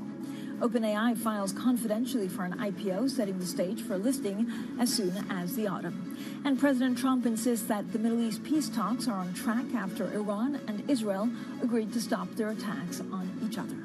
Now, deal makers are gathering in Berlin this week for Super Return, the world's largest private equity conference. It comes as investors across private markets grow increasingly concerned about liquidity, with slower exits and questions over valuations and the quality of some loans held in portfolios. Now, many private equity firms have struggled to sell investment acquired during the era of ultra-low interest rates, and that's made it harder to return cash to investors. Well, I'm delighted now to be joined by Steve Weiss. He's co-head of America's corporate private equity at Carlyle. Steve, thank you so much for joining us. There's many questions to come on where you see opportunities and some of the challenges. But first of all, from where you sit, can you give us a snapshot of how strong the U.S. economy is and where you see pockets of weakness? So we feel good about where the economy is right now. There's been very good revenue growth, solid margin expansion. There's really been a broadening across the economy. Almost all sectors are experiencing revenue growth and margin expansion, and that's what we're seeing in our portfolio company data too, even in the most recent months. I think the consumer is holding up well. It's not just the high-end consumer. The middle class is pushing forward as well, and the jobs data has been good. Friday's jobs report was a blowout jobs report. That's really good for the economy, you know. And after all that we've endured with tariffs and multiple wars and supply chain disruptions and an oil shock, it's really been, I think, an enduring economy. The equity markets are at all-time highs. There's a lot of volatility. As you saw on Friday, the market went down a bunch on a good jobs report. There's a lot of just focus on data, in particular economic data, and anything that touches inflation and interest rates, there's a big reaction. But then the market went up yesterday as Iran and Israel are firing missiles at each other. So in the short run, it's hard to follow it, but there's generally been a steady march upwards in the equity markets. I think it generally is pricing in all the good news and ignoring a lot of the bad news. What I worry about is what's happening in Iran and what's happening with the Strait of Hormuz. The oil prices and inflation has not really impacted businesses in a material way or really hurt the consumer as well. But we're watching that very closely. I think most people think that we're in a period where that needs to get resolved in a matter of weeks, not a matter of months, and it's unclear in the medium term what the ramifications will be as you got to rebuild some of that infrastructure. And then I just lastly worry a little bit about the middle class part of the consumer and whether that holds up in the back half of the year. So, Steve, how many interest rate hikes are you expecting from the Fed? And actually, what does that mean for private equity, especially in the U.S.? We are hearing a lot of companies hold on to their portfolios a lot more. Is it strategic, or is it just because a lot of the companies, the private companies, are difficult to sell on? Yeah, I mean, I think when we think about the go-forward private equity market, you really start with the M&A market in general. Strategic M&A has been very strong. It's up 40% year to date. And if you take away the big AI capital raises from Anthropic and OpenAI and Google, it's still up over 25%. And that's concentrated in large cap M&A. These mega deals over $10 billion have been really the dominant theme. Those larger companies are trading at big premiums to the rest of the market. The S&P 500 trades on a multiple basis 40% higher than the S&P 600. So they're using that capital to get more scale and scope in their businesses. It's a little bit of a tale of two cities. In the private equity world, the M&A market is still down year over year. I think there's still a little bit of a disconnect around these technology-heavy portfolios and what the direction of travel is there. There's getting to be a little bit more clarity there, I would say, however, and just a little bit of a gap generally around buyers and sellers' price expectations. That is beginning to thaw. We are seeing a lot more activity bubbling up. If you talk to the investment banks, their pitch data, internal pitch data, would show sort of a 40 to 50% increase in deal flow. And we're seeing that activity as well. A lot of talk around go privates, around carve-outs as well. And it's really a good backdrop for M&A. So the IPO market has been strong. So there's the opportunity to do dual track processes, which give people the opportunity to either sell a business or take it public, which gives them confidence that they can sell that business. And the credit markets are in very good shape too. So there is financing available for new deals. So I do expect, absent something materially changing geopolitically, that the back half of this year will be a strong year for private markets. So, Steve, where do you see the best opportunities in Europe? I know there's a lot of talk about defense. It seems like a crowded space, but also it just seems that at the beginning of a space that could become much bigger. Where do you focus your attention in Europe?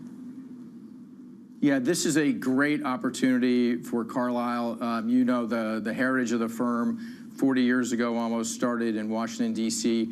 We're one of the only large cap private equity firms to have a dedicated aerospace, defense, and government services business. We've got a very big team focused on this, top secret clearances. It's a really important time in the market. I mean, we've seen with geopolitical disruption and geopolitical fragmentation, multiple wars, that there's just a need for more investment in this space. I mean, we view economic security intricately tied to national security. So it's a big area of focus for us. The backdrop, the economic backdrop, is big.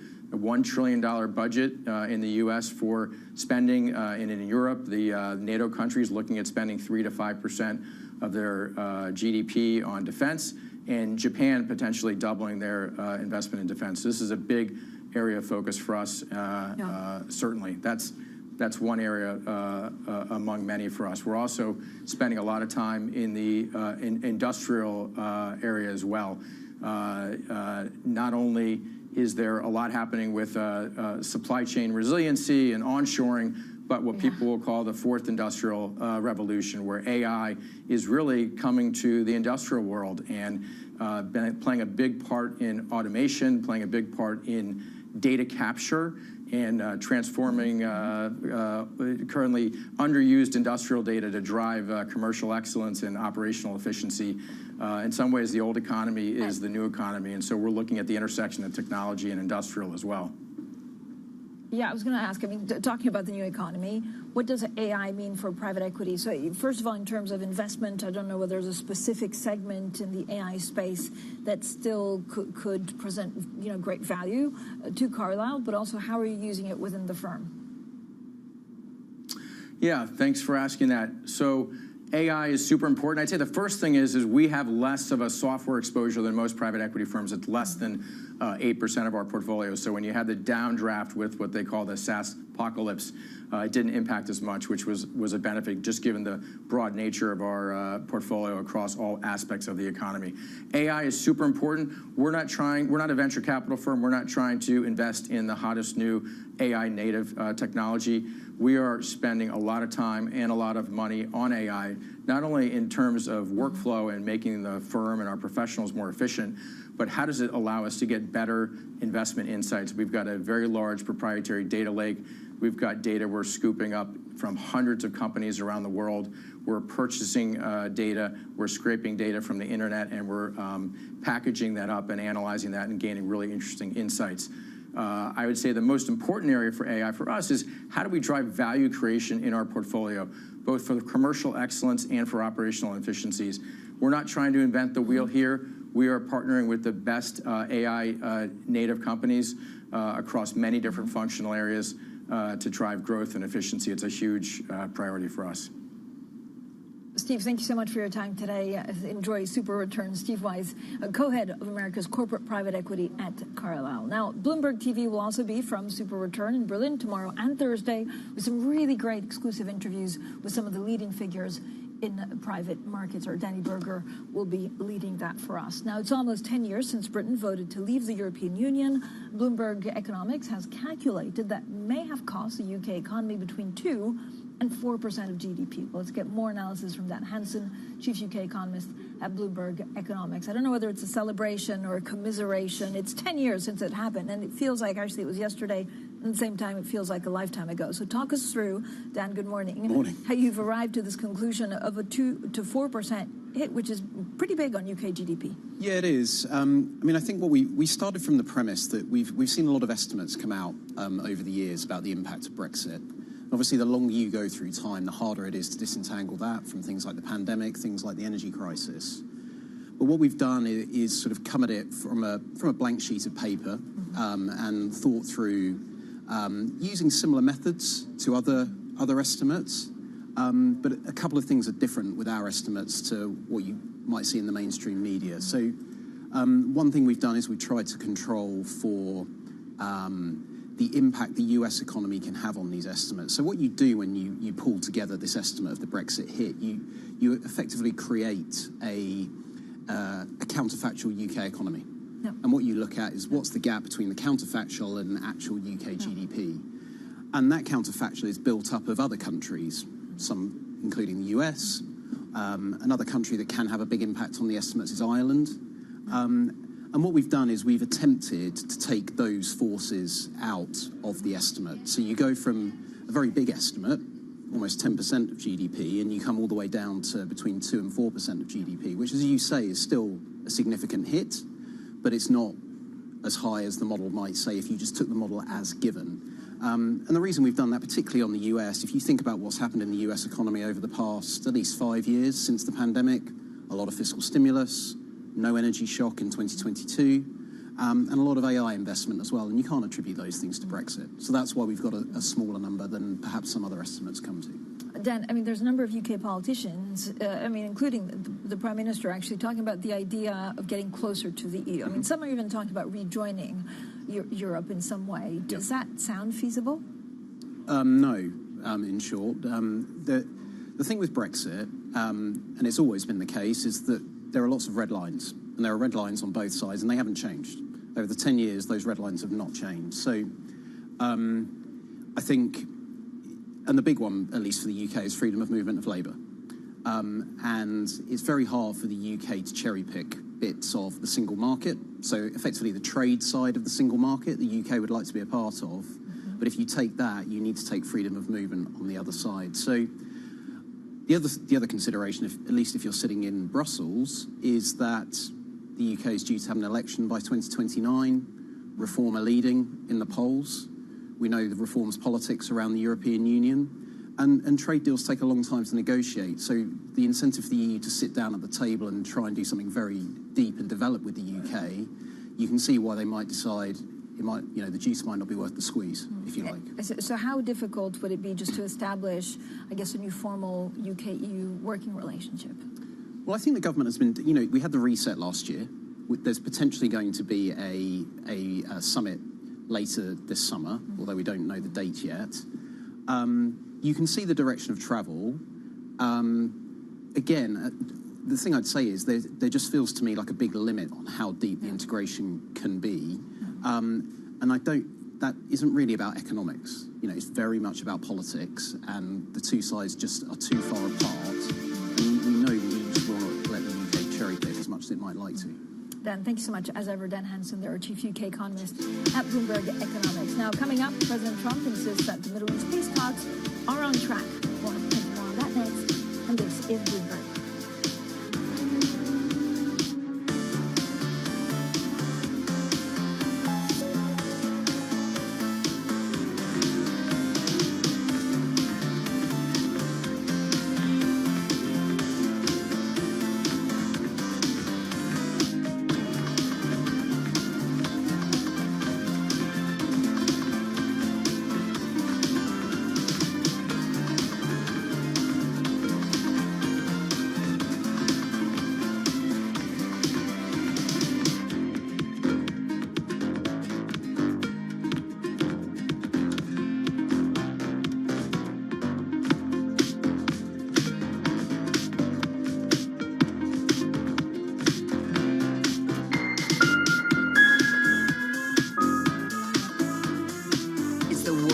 Largest economy with a growing influence in global affairs. Bloomberg The China Show brings you the unmatched expertise you need to keep track of breaking news, in-depth market analysis, and the most influential newsmakers in and around China. We need to do more to engage the market more. We're risk on. I think we caught a little sweet spot. Massive savings right now. It's already a different game. Bloomberg The China Show.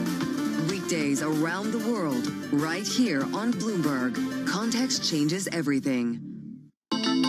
The countdown is on. Everything you need to get the edge at the end of the market day. Get ahead of tomorrow's trading with The Close. Weekdays on Bloomberg. Context changes everything.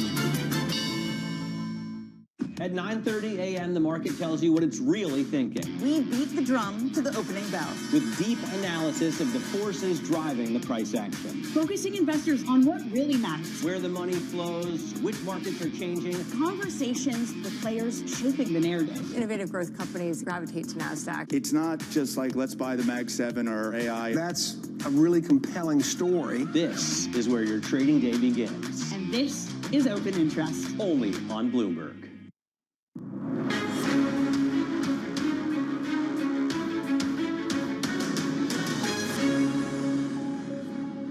Well, the U.S. President Donald Trump has insisted that there's continued momentum towards ending the war in Iran. Well, the president spoke hours after Israel and Iran agreed to halt strikes against each other following a flare-up in hostilities that threatened to derail negotiations. We have ongoing negotiations in Iran and with Iran that hasn't stopped. And we could have at least an idea by 1 or 2 days from now, but I think it's going well. The blockade continues to hold 100%. Nothing is getting through our blockade. No oil, no income, no nothing. Nothing's getting through the blockade. Well, joining us now is Patrick Sykes, Bloomberg's Middle East breaking news editor. Patrick, thank you for joining us. So talk us through the latest from Iran and Israel. Hi there. Yeah, well, the bombs have stopped falling, but fundamentally the rhetoric on both sides remains, I think, as strong as it was beforehand. The things we've learned from this latest bout of fighting, I think, boils down to 2 points. One, that Iran is prepared, if it feels necessary, to get back into a hot war, not only to defend itself, but, as we saw in this case, to defend its allies Hezbollah in Lebanon. That itself was a shift.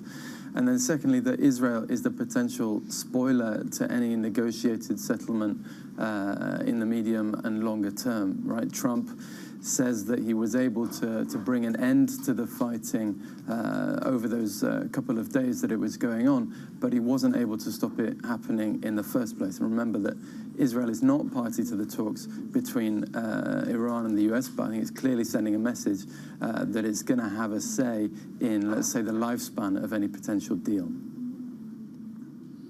Patrick, as Trump continues to press on with negotiations, is there optimism that an end to the war is actually ahead?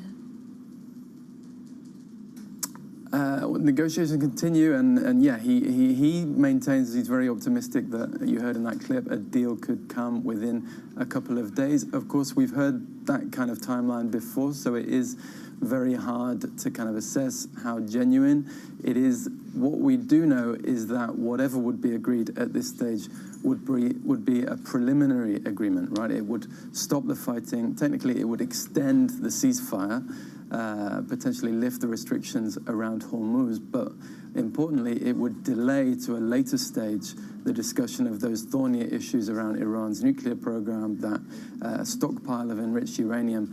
All those things that were the fundamental drivers of the conflict remain on the table to be discussed at a later stage. So even if we have an agreement within a day or two, as Trump is signaling, I think that's not to say that it's the end of, the diplomacy, and by extension, the potential for a renewed war if diplomacy doesn't work.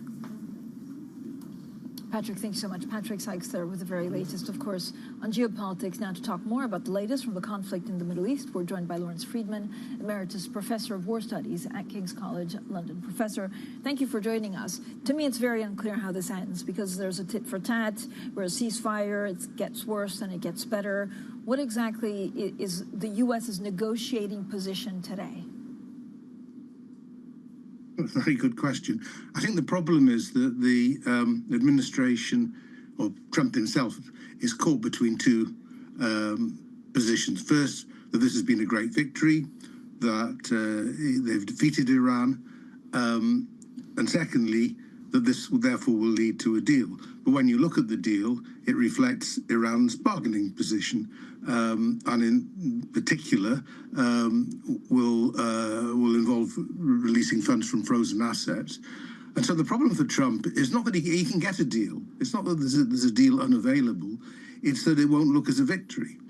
And it will be attacked from hawks in the US as being worse than the deal that Obama did in 2015. And I think Trump will find that unbearable.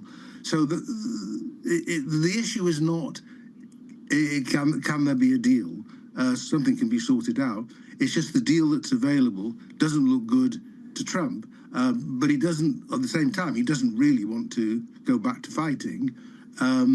So he hasn't got any particular way of improving his position other than hoping that over time the pressure on Iran, its economy is in a mess too, will lead it to be more conciliatory. But there's no, the basic thing is he's got to be prepared to take a political hit, and he's not prepared to do that yet.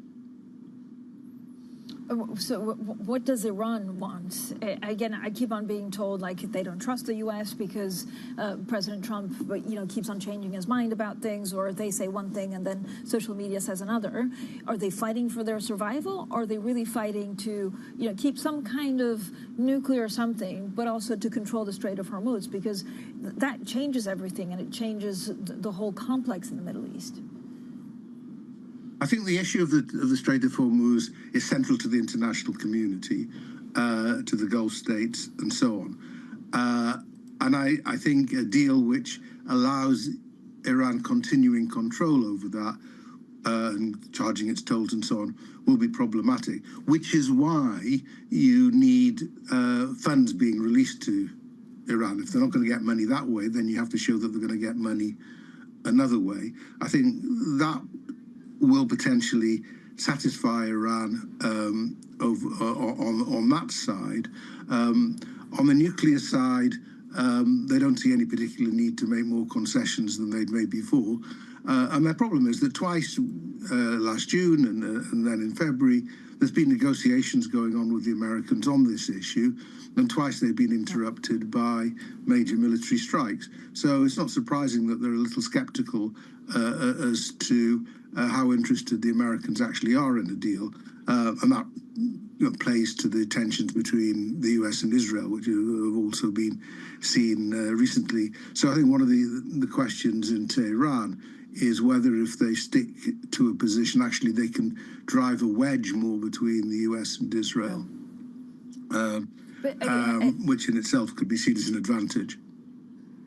And Professor, when you look at Lebanon, I mean, Lebanon's status is really key, is a key stumbling block to all of these negotiations. Is this the real thing where both sides can't see eye to eye? The difficulty with many difficulties with Lebanon, the Israelis and the Lebanese government can reach a deal. The problem is Hezbollah, which is a threat to them both. And again, what we keep on seeing is that Israel has believed that with enough military power, it can effectively eliminate, degrade its opponents, and then it doesn't succeed. They're still there. They're still causing trouble. So you need some sort of deal on Lebanon. I think if Iran thought there was a deal available, it has means of putting pressure on Hezbollah to go along. So in the end, I don't think Iran would let Hezbollah spoil a deal, but we're some way away from that. And if Israel keeps on, as it was doing the other day, raising the stakes in Lebanon, then Iran has showed that it's prepared to escalate itself in response. So it's all very tentative there. I mean, given all the complexities that you've beautifully laid out, and the fact that time is probably not on anyone's side given the midterms, do you expect some kind of resolution before November, or is it going to be something, a quick fix, and then you have the midterms and we go into chaos again? I mean, you have to think there's got to be a resolution before November, because the effects on the international economy have been managed better than many assumed, but they're still accumulating and they're going to get worse. So, another few months of this is going to cause real problems. I think for Iran too, it's not a very easy state to govern at the moment. It can't look after its own people properly. Its economy is effectively bankrupt. And if it can't actually trade itself because of the American blockade, that does put pressure on it. So I think the incentives on both sides are to get a deal, but they've been there for a while. The problem is, come back to this, that any realistic deal will not appear as a great victory in the United States. This was something that began with Trump calling for the unconditional surrender of Iran, claiming it was only a matter of time before it came. And he's not getting that. So he's got to find a way of walking away from his own claims. Thank you so much, Professor, for joining us. Lawrence Friedman there from King's College, London. Now, coming up a little bit later today, we'll be speaking to the IBM chief executive. That's on balance of power, and he joins us for an exclusive conversation. That's at 6 p.m. London time. Now, what the market is looking at is, of course, this AI-led rally. Look, stocks are climbing as we're seeing this artificial intelligence trade entering a second day in a pretty cautiously risk-on session. Oil prices also falling as hostilities in the Middle East are easing. Look, this optimism is also getting a further boost from falling energy costs. I'm looking at Brent falling towards $92 a barrel, and then you can see the S&P futures getting 0.3%, NASDAQ 0.6% higher. Up next, Bloomberg Brief, and this is Bloomberg.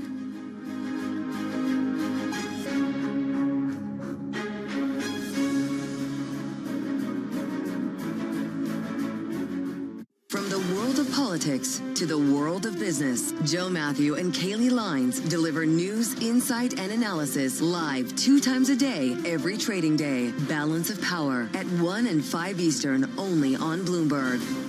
Everybody has a moment where they put into action all they've practiced, where they step up to a challenge and either succeed or fail. But what are those moments for some of the world's most influential leaders? was a rough and tumble world. And I thought, okay, I can rise up. I can play this game. And I did play the game. It was great, and it was depressing, and it was disappointing. My chair at the time sat down with me and said, "Succession starts now." I'm Francine Lacqua, an award-winning journalist. For the last 25 years, I've interviewed world leaders, bank bosses, even fashion icons. I'm often asking about the news of the moment. But I've always been curious, who are these people as leaders? Join me for the podcast version of Leaders with Francine Lacqua. I'll start your week with conversations that explore what drives the world's most influential people, how today's leaders got to where they are, where they're going next, and how they've transformed their organization in the process. Make decisions. A poor decision is always better than no decision. You have to have truth tellers around you, and you have to be willing to listen. You don't want to be setting strategy in the middle of a transaction, that's for sure. Do it for the right reasons. Don't do it because of FOMO. We'll also learn lessons which we can apply to our work and daily lives. Tune into the podcast version of Leaders with Francine Lacqua. Listen and watch on Bloomberg Television or wherever you get your podcasts.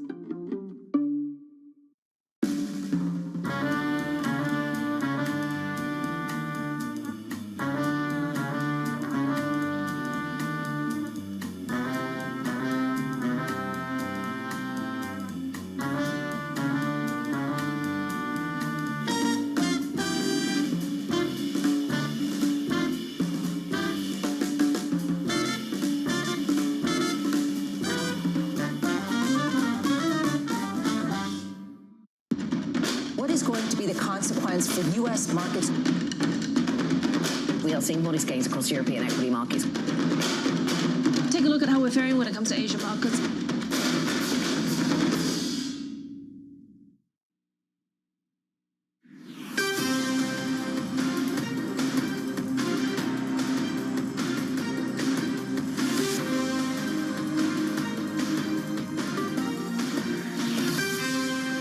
It's 5 a.m. in New York City, 10 a.m. in London. Good morning, I'm Bonnie Quinn with your Bloomberg Brief. Let's get you set up for the day. Futures pointing to a continued rebound as AI momentum returns and OpenAI files confidentially for an IPO. Oil tumbling as President Trump says peace talks are on track as Iran and Israel vow to end attacks. And China laying the groundwork to spend close to $300 billion on building data centers over the next 5 years. Let's get a check on how markets are faring now around the world. First of all, after that brutal sell-off yesterday, Winnie Su, tell us, how is Asia faring overnight? Winnie. Yeah, good morning, Bonnie. A very nice rebound that we're seeing in Asian stocks today with the MSCI Asia here up about 2.5% after 3 days of declines. And yes, it is coming off that easing geopolitical tensions in the Middle East and lower oil prices, but also as investors seek more opportunities after this big AI sell-off. And hence you can see on the board that the Kospi here up about 8.2%, pretty much erasing all losses from yesterday. Now remember, it is the world's best performing stock year to date, but you flip the board and look at another bright side today is actually in the world's worst performing stock gauge so far this year. Indonesia's stock market here is up about 7%, and that's coming after the Bank of Indonesia announcing a surprise rate hike. Now that is to support its currency, and hence we are seeing a bit more upside for the Indonesian rupiah as well as the 10-year yield also tracking further higher. All right, trouble across some Asia-Pacific countries. Winnie, thank you so much. Now let's get to London for a look at Europe. Here's Justina Lee. Justina. Good morning, Bonnie. Now, with that move down in oil, of course, we're seeing a bit of a risk-on day in Europe today. I mean, starting with where bond yields are going. I mean, they're kind of falling a bit, kind of ahead of the ECB decision coming this week, where I think a lot of traders have already priced in a 25 basis point hike. And so when we kind of look at the rest of the market, I mean, the dollar is weaker today, also kind of reflecting a bit of that risk-on mood. And so we're kind of seeing a move higher for kind of the pound sterling. And also we also got some pretty positive retail sales number out of the UK today. Now, of course, the stocks Europe 600 is also up today, and we're seeing kind of like a lot of strength, especially in the banks all across Europe today. And of course, when it comes to banks, the focus is all on the possibility of a big bank deal, you know, in Monte dei Paschi in Italy. And what I find interesting here is if you flip the board, you know, today we're seeing, you know, really stark outperformance in the Italian benchmark, but actually that's been going on for quite a while now.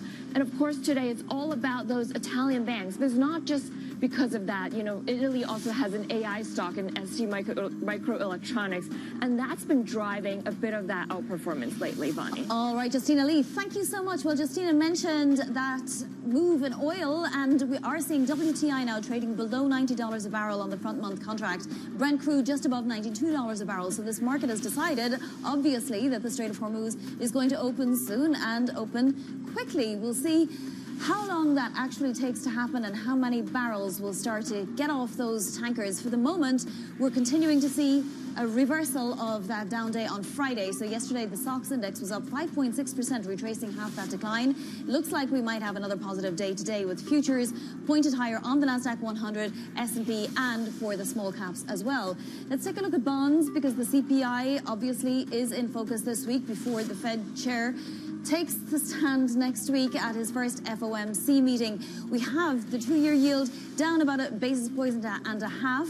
That move is being reflected across the curve, not as much in the long end. That's firmly stuck to 502, 503. But this 2-year yield, even though it's down a couple of basis points today, we're still 30 points above the top of the Fed's range for its policy rate right now. So the bond market is definitely trying to tell the Fed something. And even with this risk on returning, Bank of America Securities is saying 70% of its bear market potential red flags are signaling that we could be getting very toppy here, and it might be time to take some profits. We'll dive more into what Bank of America Securities says a little bit later on. First, though, let's get to some individual movers. Back over to London, and Chloe Melly. That's okay. Good morning, Bonnie. We're seeing Applied Digital up very strongly this morning, more than 10% after signing a 15-year lease with an AI hyperscaler. And so this goes to show that there is still this very strong demand for AI infrastructure. This is the 5th AI factory lease that Applied Digital has signed. And so we are seeing that really move the shares higher this morning. And speaking of AI, we are seeing just across the entire sector really a lot of upward movement. So companies like Micron, NVIDIA, Qualcomm, Intel, all of them very much in the green today, as we are seeing this enthusiasm around the AI trade come back and start back up after some of the pullback that we saw in that trade just last week off the back of this Broadcom outlook. So we're seeing that very much in the green this morning. And finally, let's go over to some M&A news with GSK, which has bought a U.S. biotech firm called Nuvalent for $10.6 billion. And this is something that will broaden the cancer portfolio for GSK, but we are seeing actually a bit of weakness in those shares this morning in London, down about 3.5%, and that might be because the price tag is looking maybe a little bit too steep, and so we're down a little bit there, some weakness for GSK. All right, Chloe, thank you so much. Chloe Melly will be back a little later in the program. Also coming up this hour, we're going to catch up with Henrietta Pacmo of Allspring Global Investment on this bond market, and we'll be speaking with Wei Li of BlackRock on the AI rally. But first, China is preparing to spend around $295 billion over the next 5 years on building data centers in its ambition to surpass the US in the sector. Joining us now is Matt Bloxham of Bloomberg Intelligence. Matt, I guess this was to be expected, right? I mean, China was not going to wait around and sit on its hands while the rest of the world built out data center infrastructure.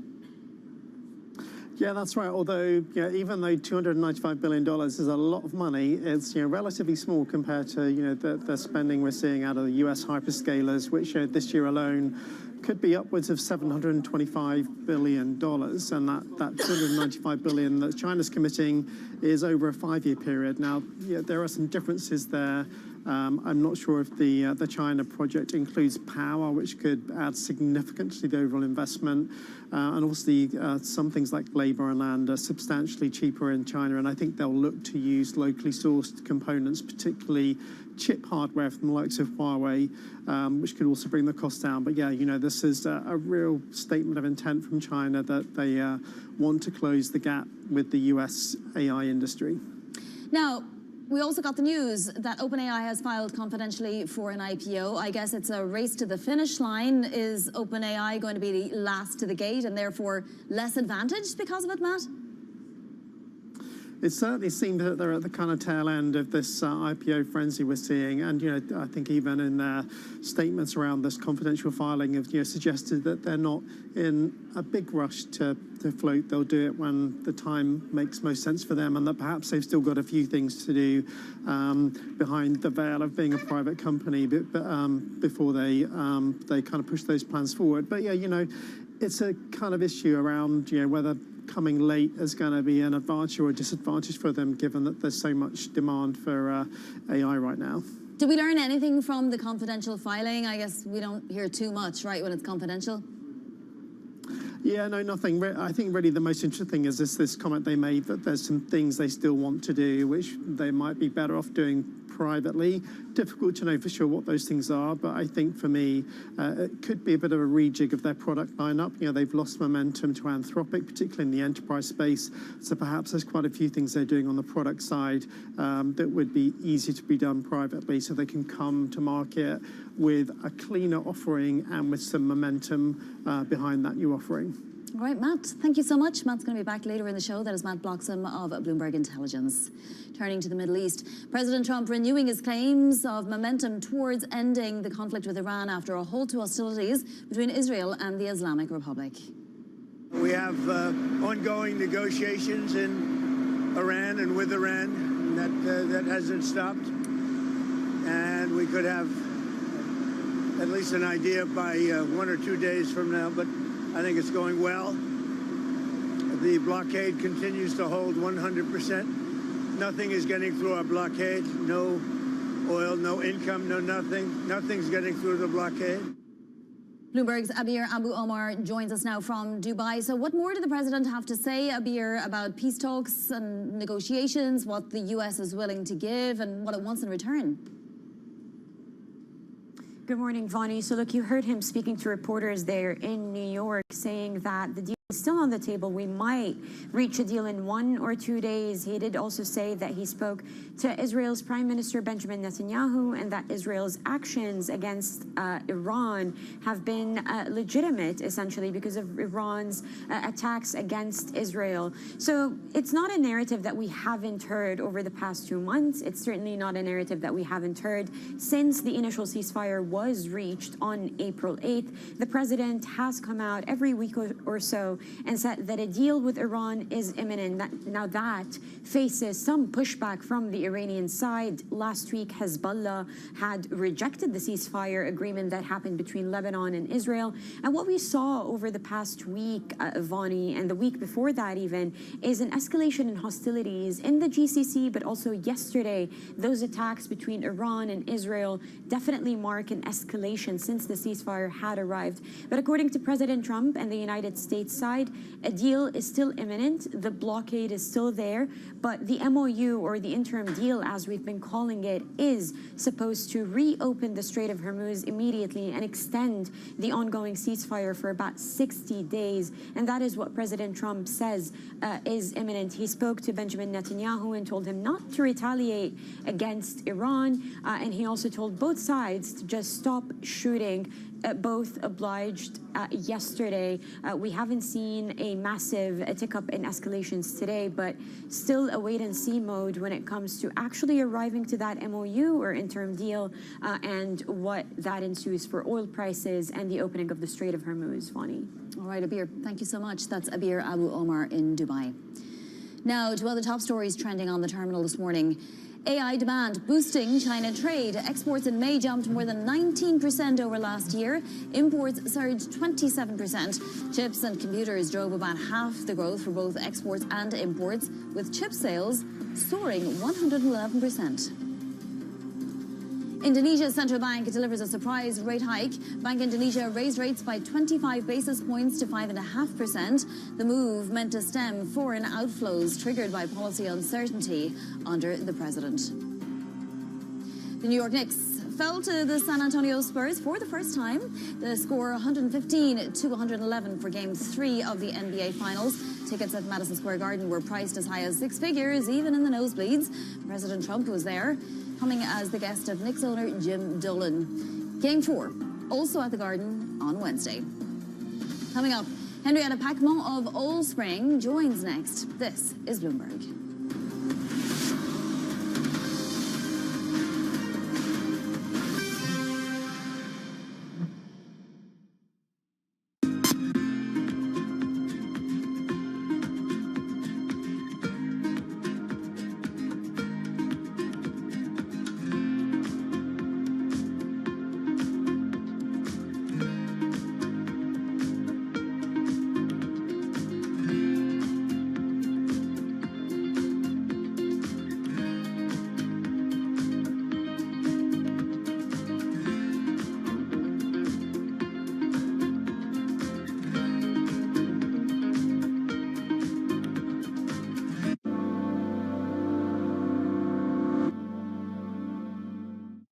This has been Bloomberg Daybreak Europe. I'm Lizzie Burden in London, and these are the stories that set your agenda. Taking you from the U.S. market's close to the overnight session in Asia, we'll walk you through what you need to know to kickstart Europe's trading day.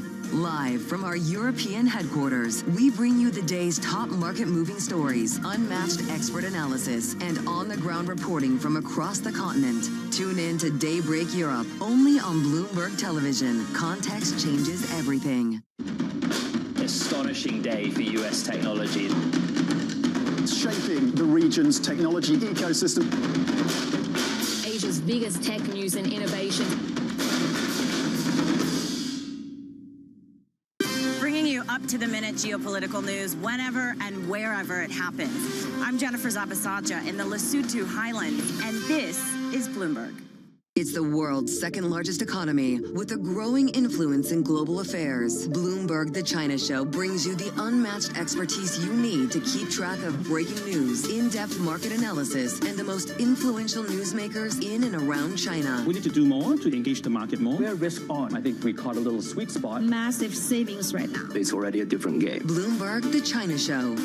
Weekdays around the world, right here on Bloomberg. Context changes everything.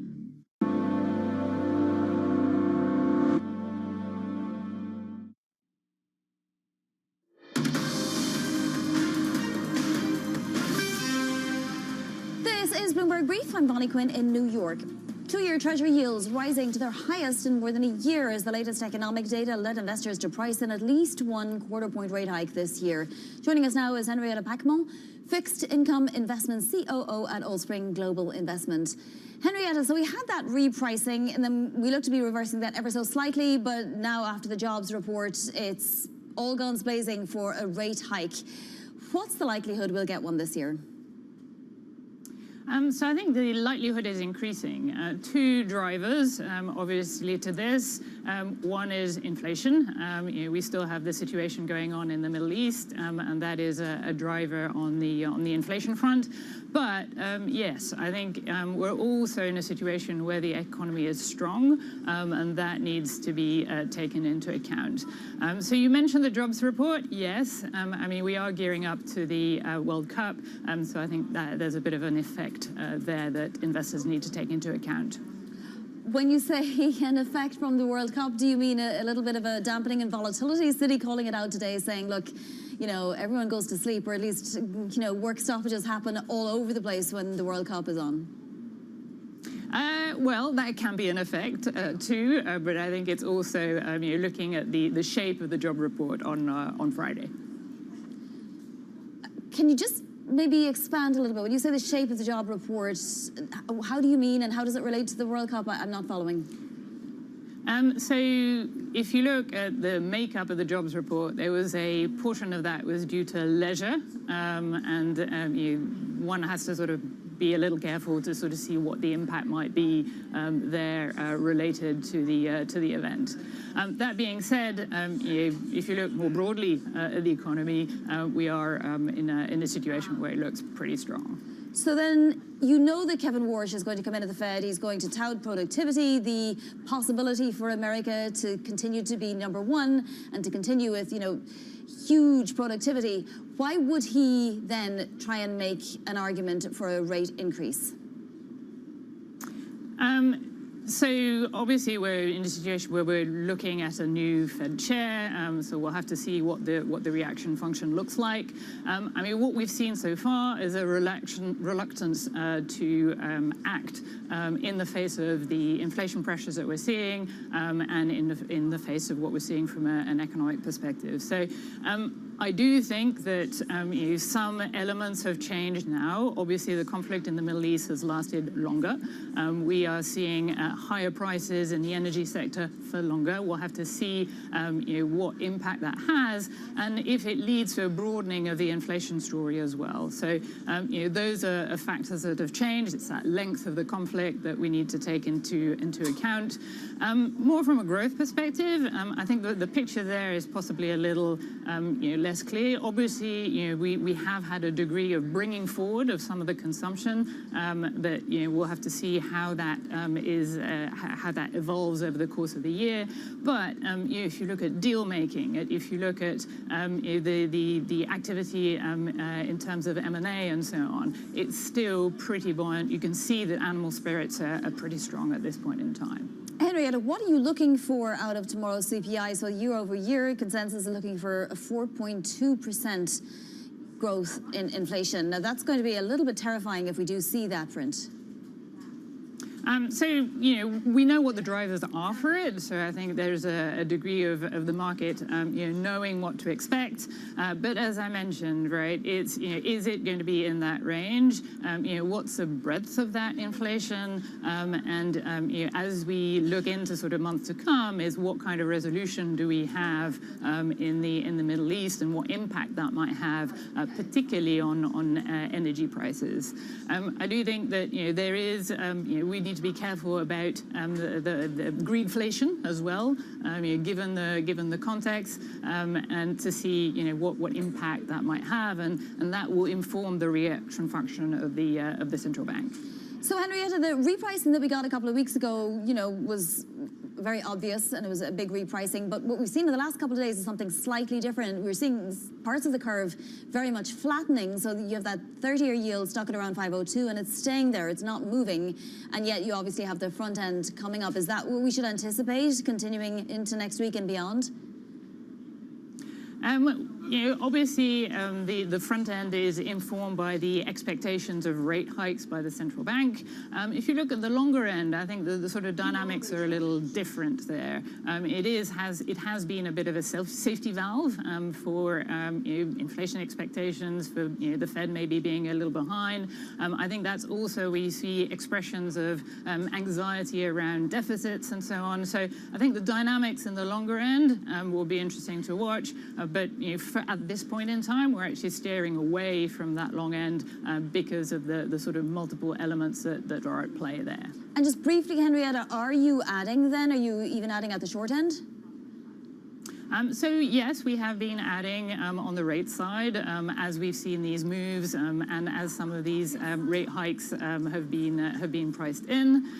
We think that we're starting to get interesting levels, and we haven't just been adding on the sort of US side of things. We have been looking globally, because there have been some movements in the sort of short to intermediate end in other jurisdictions again, and there the sort of dynamics are maybe a little different to what we're seeing in the US, given the exposure that is different from an energy perspective, from a growth perspective, from an AI story perspective.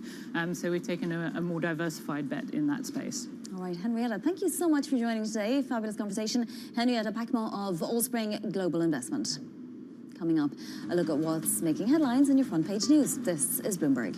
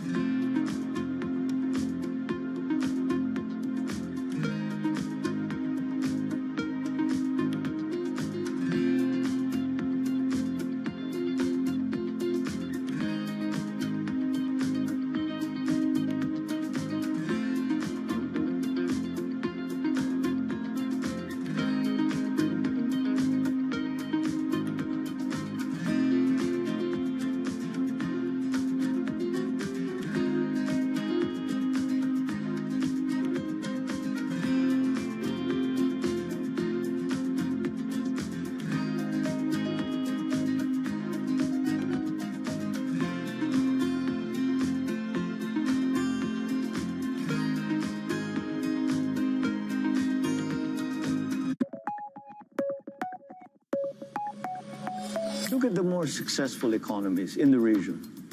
The key to their success is continuity. But the way our constitution is written, it actually encourages a lack of continuity. And that's a problem. The term for local government is 3 years. When I first became a congressman, it takes you a few months to learn the business and to make your connections, to network, etc. If, for example, you are not particularly favored in the majority, passing a law in a year and a half is not that easy to do. After about a year and a half, you already hear that there's somebody in your district beginning to campaign and is going to oppose you in the next election. So you have to go back to your district to take care of that. And how much work do you get done?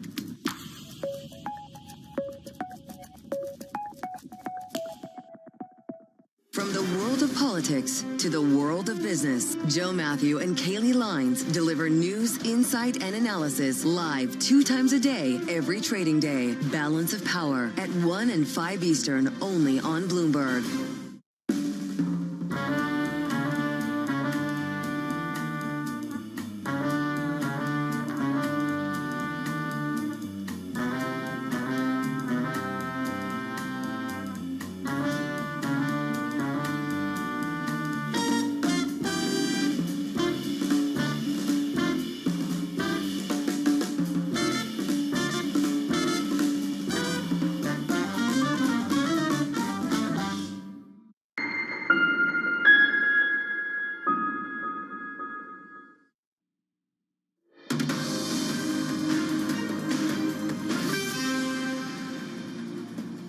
This is Bloomberg Brief. I'm Bonnie Quinn in New York, and it's time now for your front page news. First up on the Wall Street Journal, President Trump stepping up allegations of election fraud in California, claiming the state's vote counting process is, quote, rigged.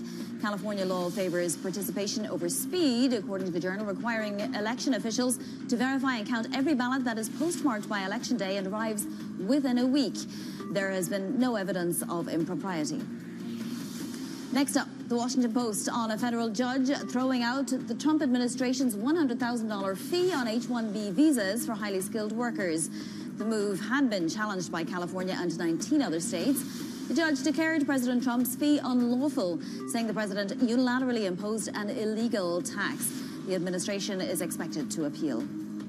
And finally, we're looking at the Financial Times reporting ASML's CEO warning the EU against intervening directly in semiconductor supply chains, arguing that reducing reliance on foreign tech requires building stronger companies on the continent.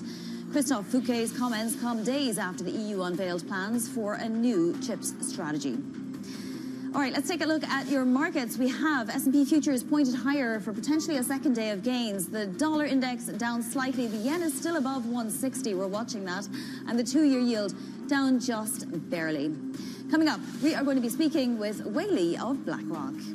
This is Bloomberg.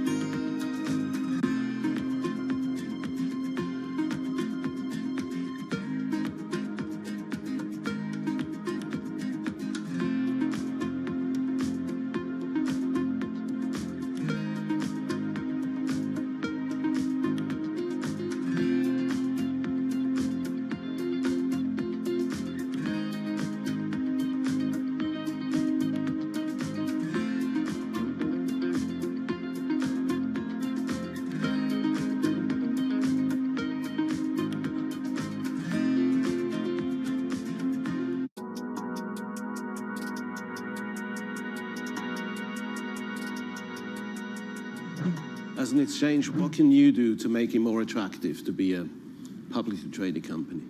Talk to our customers. We spend a lot of time with our listed companies, listening to their concerns, particularly the offices of the CFO, head of IR, listening to their pain points, general counsels as well, and then act as an advocacy group for those companies to really focus on structured reform to allow a company to tell their story in the most efficient way possible and reward them for the good disclosures that they are making in the market.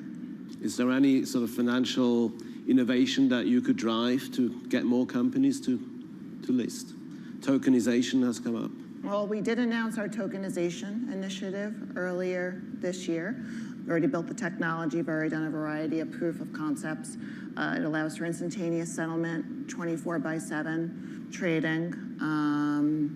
It importantly allows for the rights associated with a share to move into that electronic form, but it is going to be a platform that runs in parallel to our more traditional exchanges.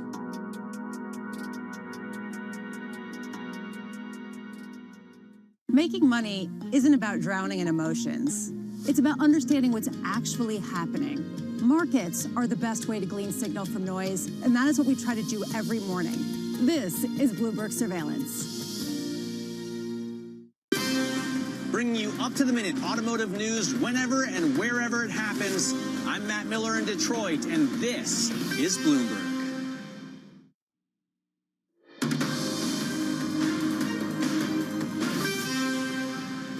It's 5:30 a.m. in New York City, 10:30 a.m. in London. Good morning, I'm Bonnie Quinn with your Bloomberg Brief. Let's get you set up for the day. Futures pointing to a continued rebound as AI momentum returns, and OpenAI also files confidentially for an IPO. Oil tumbling as President Trump says peace talks are on track as Israel and Iran vow to end attacks. And China laying the groundwork to spend nearly $300 billion on building data centers over the next 5 years. So we'll begin with oil then. We have the WTI trading below $90 a barrel on the prompt month contract, and Brent just above 92. That is helping things, but we also are seeing this return of the AI trade, or at least semiconductor stocks. So yesterday we had the SOX index up 5.6%, which retraced at least half of that Friday decline. Perhaps it'll continue today. Certainly futures are pointing to that happening. S&P futures, and more so even NASDAQ 100 and Russell 2000 futures. If we look at bonds, we're seeing a little decline across the board, but just a basis point or two. They are staying firmly where they are. Looking forward to the CPI data tomorrow, and of course the first Fed meeting under Chair Warsh next week, and what that will bring. But certainly the front end, at least, pricing at least one rate hike this year. Now we do have some words of warning out there, particularly as regards to the market. Bank of America Securities today out with a warning that 70% of their bear market signals are flashing red. So we'll get to why investors might want to be cautious in a moment. But let's get to some individual movers first, and Chloe Melly. Chloe. Good morning, Bonnie. This AI trade is very much rebounding with all of these AI-related stocks very much in the green in pre-market trading. If we look at specifically at Applied Digital, that is a company that has just signed a 15-year lease with an AI hyperscaler. And so that really underscores how resilient that demand for AI infrastructure still is. And so we are very much seeing positive movement across that sector this morning. Moving on to M&A story, and we've got Nuvalent, a US biotech firm, soaring this morning in pre-market, almost 40%, because it is getting bought by the UK pharmaceutical firm GSK in a $10.6 billion deal. This is a deal that will broaden GSK's cancer portfolio, and we are seeing investors in Nuvalent react very positively to this morning. And finally, let's go over to Apple, which is seeing actually a bit of weakness this morning after saying that it will be unable to roll out its Siri AI digital assistant on some products in the European Union, and that is because of this long-running standoff between the EU's antitrust watchdog and the company. And so some of that tension is weighing on those shares this morning. So a little bit of weakness, though not a major drop for Apple in pre-market trading. All right. Chloe, thank you so much. Chloe Melly there in London. The team over at Bank of America warning investors of a potential bear market in stocks. Strategists led by Savita Subramanian writing that there are too many red flags going on, writing High PE stocks were leading low PE stocks by a wide margin, a sign of excessive speculation. The second trigger, closely related, indicates lofty long-term growth expectations, breaching levels consistent with equities being more vulnerable to disappointment. Joining us now is Wei Li, Chief Global Investment Strategist for BlackRock. There were just two of the red flags, but there were so many, including consumer confidence, short interest, and so on. Wei, are you seeing something similar at BlackRock? Well, the biggest debate in markets, but specifically in the AI trade, is earnings durability. Because if you look at multiples forward PE, Magnificent 7 at 25 times, they are not really expensive, right? So the question is really, can they sustain at these levels? And honestly, I think there is a healthy debate to be had. I understand the occasional worry that surfaces about kind of, like all this spending. It's starting to look like previous tech booms where adoption and revenue return took a lot longer than expected. But I am also seeing evidence of very fast revenue ramp. You look at the ARR for Anthropic, for example, but they're in private right now for now. But even in public equities, if you look at the earnings increase, you look at margin, especially incremental margin, still significantly higher than operating margin, which means that the discussion of, the return on capital versus cost of capital, the answer is still very, very clear. I think we're still early on in this AI transformation. So even though there is a healthy debate to be had, I am still overweight. The last thing I would say, though, as well, is that there is huge dispersion in this space. Yes, you look at the eye-watering return of tech, of Magnificent 7, of some of the names, but actually if you construct baskets of, shortage seller versus shortage buyer, the dispersion, the return is even greater, right? So this is a space to be selective and active. So how are you supposed to think about these IPOs that are coming to market? So 3 massive ones in the next few months, right? I mean, in a way, is the SpaceX IPO saving this market after the sell-off that we saw, which really followed one not even bad earnings report?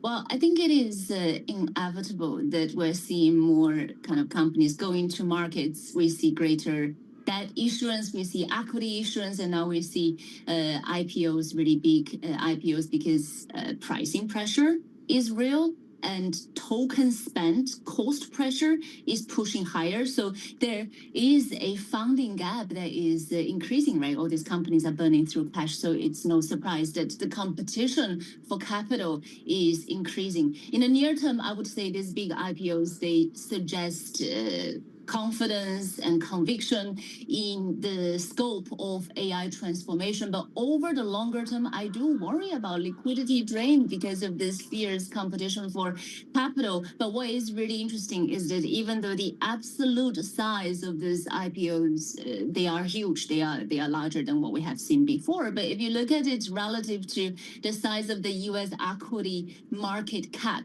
this is not extreme. This is similar to the levels that we have seen 5 years ago. So it is big, but it's not systemically worrisome for us at this point. And I also think that investors should look at IPOs and really think about getting exposures early on in the private to public life cycle as a source of alpha generation. Wei, we had been in a situation where investors seemed to be terrified to miss out on the right tail, right? So there was, a tiny, tiny cost to hedge 3 months out. It was really like ludicrously cheap to hedge for, downside risk. Is that changing a little bit, reading more reports about, short sellers and how they're much more in the market? There's a lot of hedging in individual stocks, let's say. Are you seeing more, at least preparation for an event that might be, a little bit on the downside? Bonnie, we just had our internal media investment summit, and we had a session on hedging and diversification, and it was a really spirited discussion and debate. But the short answer is that it's getting harder to hedge and diversify in the traditional sense, right? Because traditional diversifiers, such as long duration government bonds, they're less effective in this environment of inflationary pressure. So the conclusion of that discussion is that diversification is getting harder. It needs to be kind of scenario specific, understand what you are hedging for, because different scenarios require different hedges. And then also thinking about more kind of market neutral strategies as a potential source of diversification as the traditional diversifiers are less effective. If you look at the latest episode of markets getting nervous about technology and AI names, treasuries didn't work so well as a hedge. Gold didn't work so well as a hedge. Dollar worked better this time, but last year it didn't work. So again, going to show that there is no one size fits all. As we think about portfolio diversification, it needs to be a lot more scenario-based and robust. All right, Wei, always so much of a pleasure speaking with you. Wei Li of BlackRock there joining us. Now to other top stories trending on the terminal this morning. The Pentagon accusing some of China's biggest companies of supporting the Chinese military. The Defense Department added Alibaba, Baidu and BYD to a list determined to be aiding the People's Liberation Army. The inclusion carries limited legal repercussions, but can restrict companies' ability to contract with the U.S. military. All three oppose the designation and vow to take legal action to be removed from the list. CoreWeave executives sold more than $2.3 billion of their own holdings since the company's IPO last year. The billionaire co-founders were behind the bulk of those sales, capitalizing on a stock price that has more than doubled since March of 2025. The New York Knicks fell to the Antonio Spurs, but just the first time this time round. The score ended up at 115-111 for Game 3 of the NBA Finals. Tickets at Madison Square Garden were priced as high as six figures, even in the nosebleeds. President Trump was there, coming as the guest of Knicks owner Jim Dolan. Game 4, also at the Garden, is on Wednesday. Coming up, Trump says peace talks are on track after Israel and Iran hold hostilities for now. We'll have more. This is Bloomberg.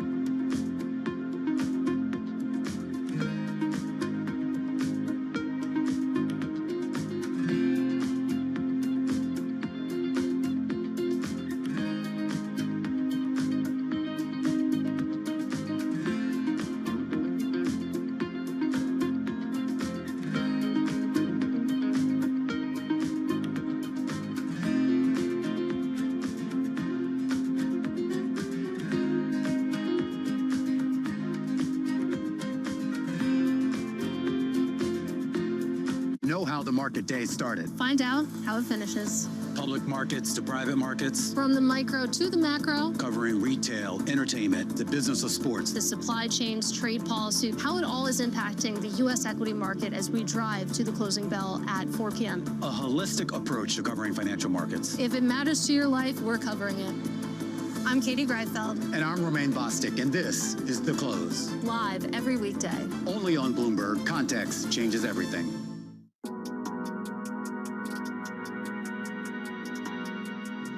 We should not deny that change is coming. And change is not coming just in data centers and AI. As a world, we are building infrastructure, we're building energy, we're doing energy transmission, we're building next-gen manufacturing, we're ramping defense, and we're doing this thing called AI and data. Yes. We will see the largest need for capital ever. And that's what we've seen so far this year. And so now to your specific question, it's about underwriting.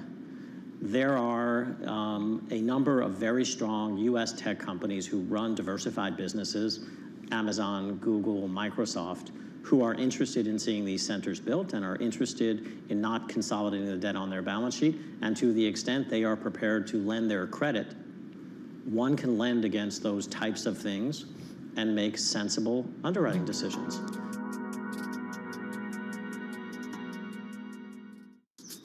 Welcome to Bloomberg This Weekend. I'm David Murray. I'm Lisa Mateo. And I'm Christina Ruffini. We're tracking breaking news today from Wall Street to Washington. Let's start overseas. The sector is really propelling this deal forward. Yeah, the hope is this will open up new markets and provide some additional liquidity. Of course, now they're going to have competitors. We got a big week coming up in politics. Earnings season is underway. We're going to get some key reports. Everything you need to know before the markets open on Monday.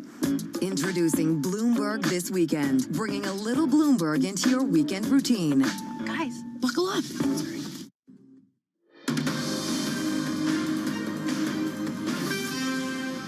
We have ongoing negotiations in Iran and with Iran. That hasn't stopped. And we could have at least an idea by 1 or 2 days from now, but I think it's going well. The blockade continues to hold 100%. Nothing is getting through our blockade. No oil, no income, no nothing. Nothing's getting through the blockade. President Trump renewing his claims of momentum towards ending the conflict in the Middle East. Joining us now from Washington is Bloomberg's Kasia Klimaszinska. So President Trump also saying earlier, Kasia, that the U.S. would declare total victory. I guess that may be a prerequisite for President Trump, right? But are we actually anywhere near some kind of an agreement, even if both sides, Israel and Iran in particular, say hostilities have stopped? We know they haven't quite. Yes, maybe let's focus on the good side first. Perhaps what's allowing oil to go down a little bit and stocks to focus on AI instead is the fact that Iran and Israel seem to be following Trump's advice, and at least they are not escalating, they are not fighting. So that allows Trump again to focus the narrative on talks with Iran. His objective is to reach a deal. Interestingly, yesterday, when Trump was speaking to reporters and also earlier on during a tele-rally that he held for South Carolina Republicans, he was talking about a total victory. But it seems like at first the U.S. and Iran has to achieve some sort of an interim deal, and that's what we are still waiting for. Yeah, I need more details there.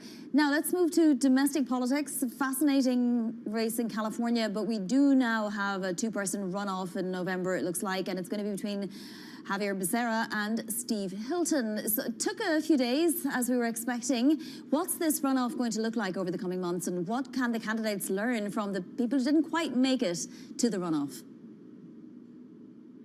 A very unusual outcome here in California. Obviously, it's a deeply democratic state, but in the general elections, we'll have a Democrat, a former HHS secretary during the Biden era, and a Republican, a TV personality, a British TV personality who used to speak on Fox News, Steve Hilton. He's now campaigning, blaming the California's overregulation on Democrats and promising to bring some order to the state. So we'll see again. We'll see in November. Of course, President Trump has been complaining. He endorsed the Republican candidate. He endorsed the Fox personality, but he also complained about how long it took in California to count the votes. Even now, we are mostly relying on a projection from DDHQ, the decision desk headquarters. The official results haven't been announced, and so Trump is saying, without any evidence, that it shouldn't take so long to count the votes, that perhaps those results weren't right. Maybe he will try to question them in some way, but obviously at first we'll have to see who wins in the general election. Well, he seemed to be very annoyed that Spencer Pratt didn't do better, and in fact Pratt did maybe a little better than people might have anticipated. His use of social media, though, was fascinating. Anything the Hilton campaign will take from the Pratt campaign? So I think President Trump doesn't like to endorse a loser. He's trying to always back people who will eventually win. So that's part of the reason why he is upset. And again, California, he has all along been targeting California, in part perhaps because he sees the current Governor Gavin Newsom as potential challenger to Republicans in presidential elections more than 2 years from now. And overall, more broadly, during this these midterms elections, Trump has a lot to be concerned. We know that voters are upset, for example, about high energy costs that could translate, for example, into high grocery costs. There are some, significant challengers that Democrats managed to bring. For example, in Maine, we'll have primaries today. Democrats have a candidate who appears to be pretty strong, who may be able to challenge the Republican senator, the incumbent Susan Collins, in November. All right, Kasia, thank you so much. A massive update there from Bloomberg's Kasia Klimaczynska in Washington. Turning back to tech now, China ramping up its AI ambitions, planning to spend $300 billion over the next 5 years building data centers. Bloomberg's Neil Campling joins us now for more. It sounds like a massive amount, Neil, but for China, I mean, it's a massive country. They would need, put it into context for us. How much would they need?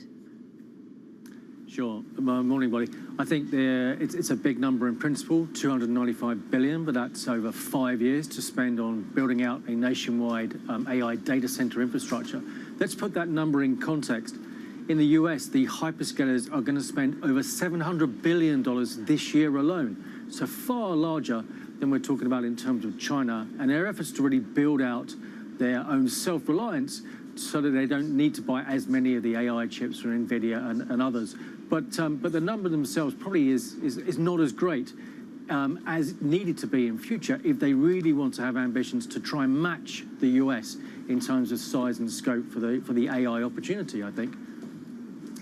Now let's move to the Apple Worldwide Developers Conference, because it does seem like investors were looking for an AI overhaul. What are we getting, Neil? We're getting an AI reset from Siri and the AI tools, but there's no massive change in terms of the step change for AI with Apple themselves.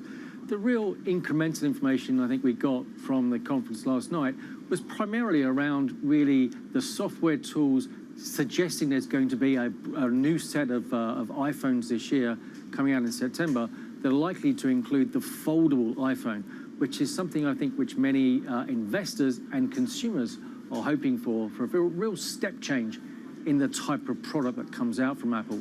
But that, I think, drives more of the incremental opportunity for Apple than, say, AI does for the time being, for sure. Yeah. Well, we have another IPO to contend with apparently this year. OpenAI filing confidentially already for an IPO. Is this a race, Neil? It's a great way of putting it, Bonnie. There's really a race to the capital markets. Who can reach there first? Is it OpenAI or Anthropic to follow after SpaceX later this week? It's definitely, I think, a plan to try and sort of get the wheels in motion to see who can raise capital quickest, because they need to raise capital. As we've mentioned before, the spend on AI is so vast that they need to raise capital really to fund the ambitions of both OpenAI and Anthropic. And it sounds like last night we also heard that this is a path as well to potentially employees unlocking a tender sale in the next few weeks ahead of any IPO later this year. All right, we'll be lost after these all go to market. We all know what to talk about. Neil, thank you so much. Bloomberg's Neil Campling. Staying on debuts, though, SpaceX's IPO said to be well oversubscribed, with several institutional investors placing orders of $10 billion or more of shares. Bloomberg learning that the banks leading the offering are now expected to stop taking orders Wednesday after market close. Let's get more with Bloomberg's Matt Bloxham. Matt, when you read that something is well oversubscribed, you can read it two ways, right? Normally you have, it's 2x oversubscribed, 10x oversubscribed. What does well oversubscribed mean? I would probably say that's a little bit more towards the lower end of that. I think generally when it's massively oversubscribed, they're a bit more kind of transparent about the numbers. So, it's clear it's well on the way to being an adequately oversubscribed offering.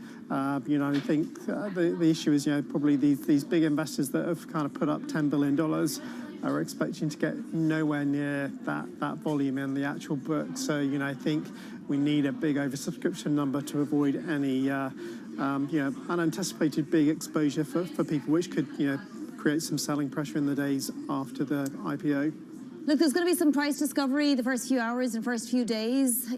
I guess we should expect some volatility, but is there a mechanism for bankers to shore up, the stock if it sees massive losses or anything like that?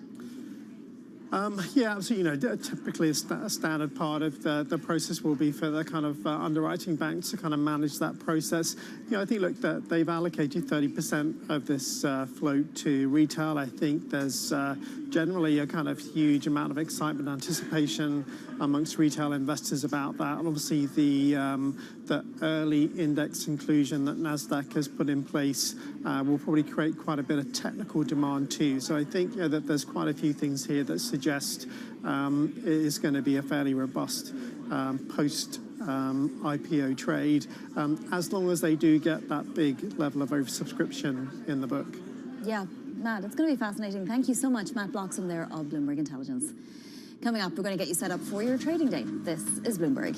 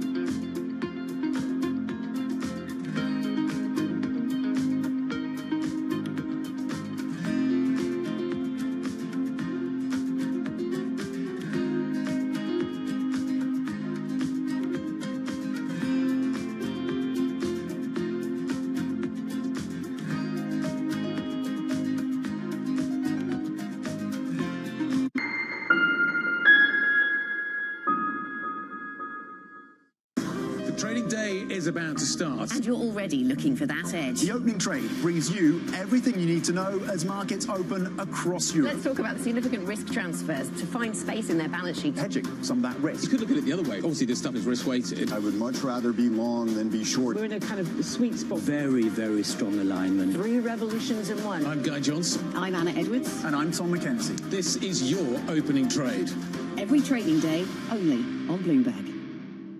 It's a multi-trillion-dollar industry. We'll show you what's happening in ETFs like no one else. ETF IQ, only on Bloomberg. Asia is at the forefront of some of the world's biggest stories. And we're here, where the action starts in Sydney. And in Tokyo, get ahead as the global trading day begins. The Asia Trade, weekdays, only on Bloomberg.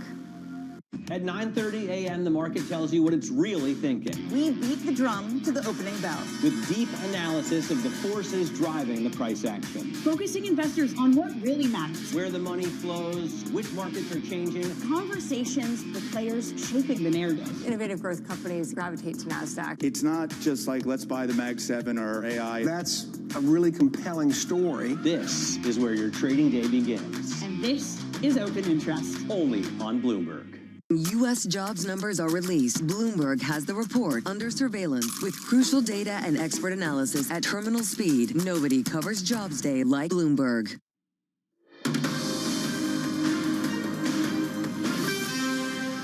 This is Bloomberg Brief. I'm Bonnie Quinn in New York now. A look at what's ahead today. So first up, we get ADP employment data at 8:15 Eastern time, and that'll be followed by the trade balance at 8:30. And don't forget, last month's trade balance was the second biggest ever, only surpassed by last year's trade imbalance.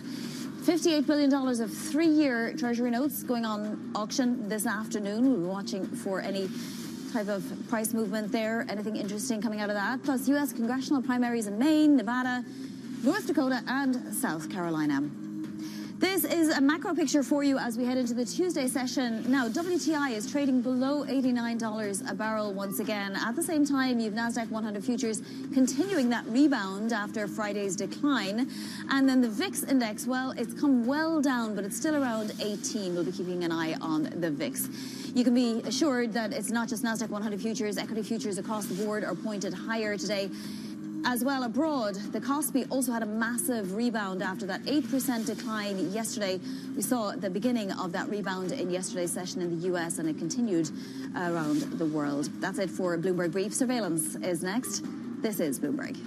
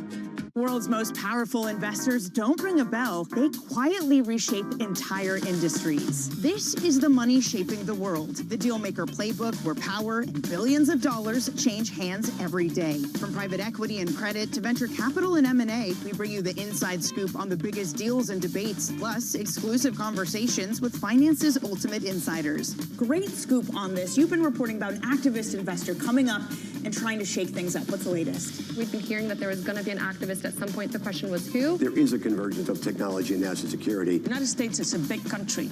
We're playing in the Northeast. That's an economy as big as the United Kingdom. This is a really interesting space to watch.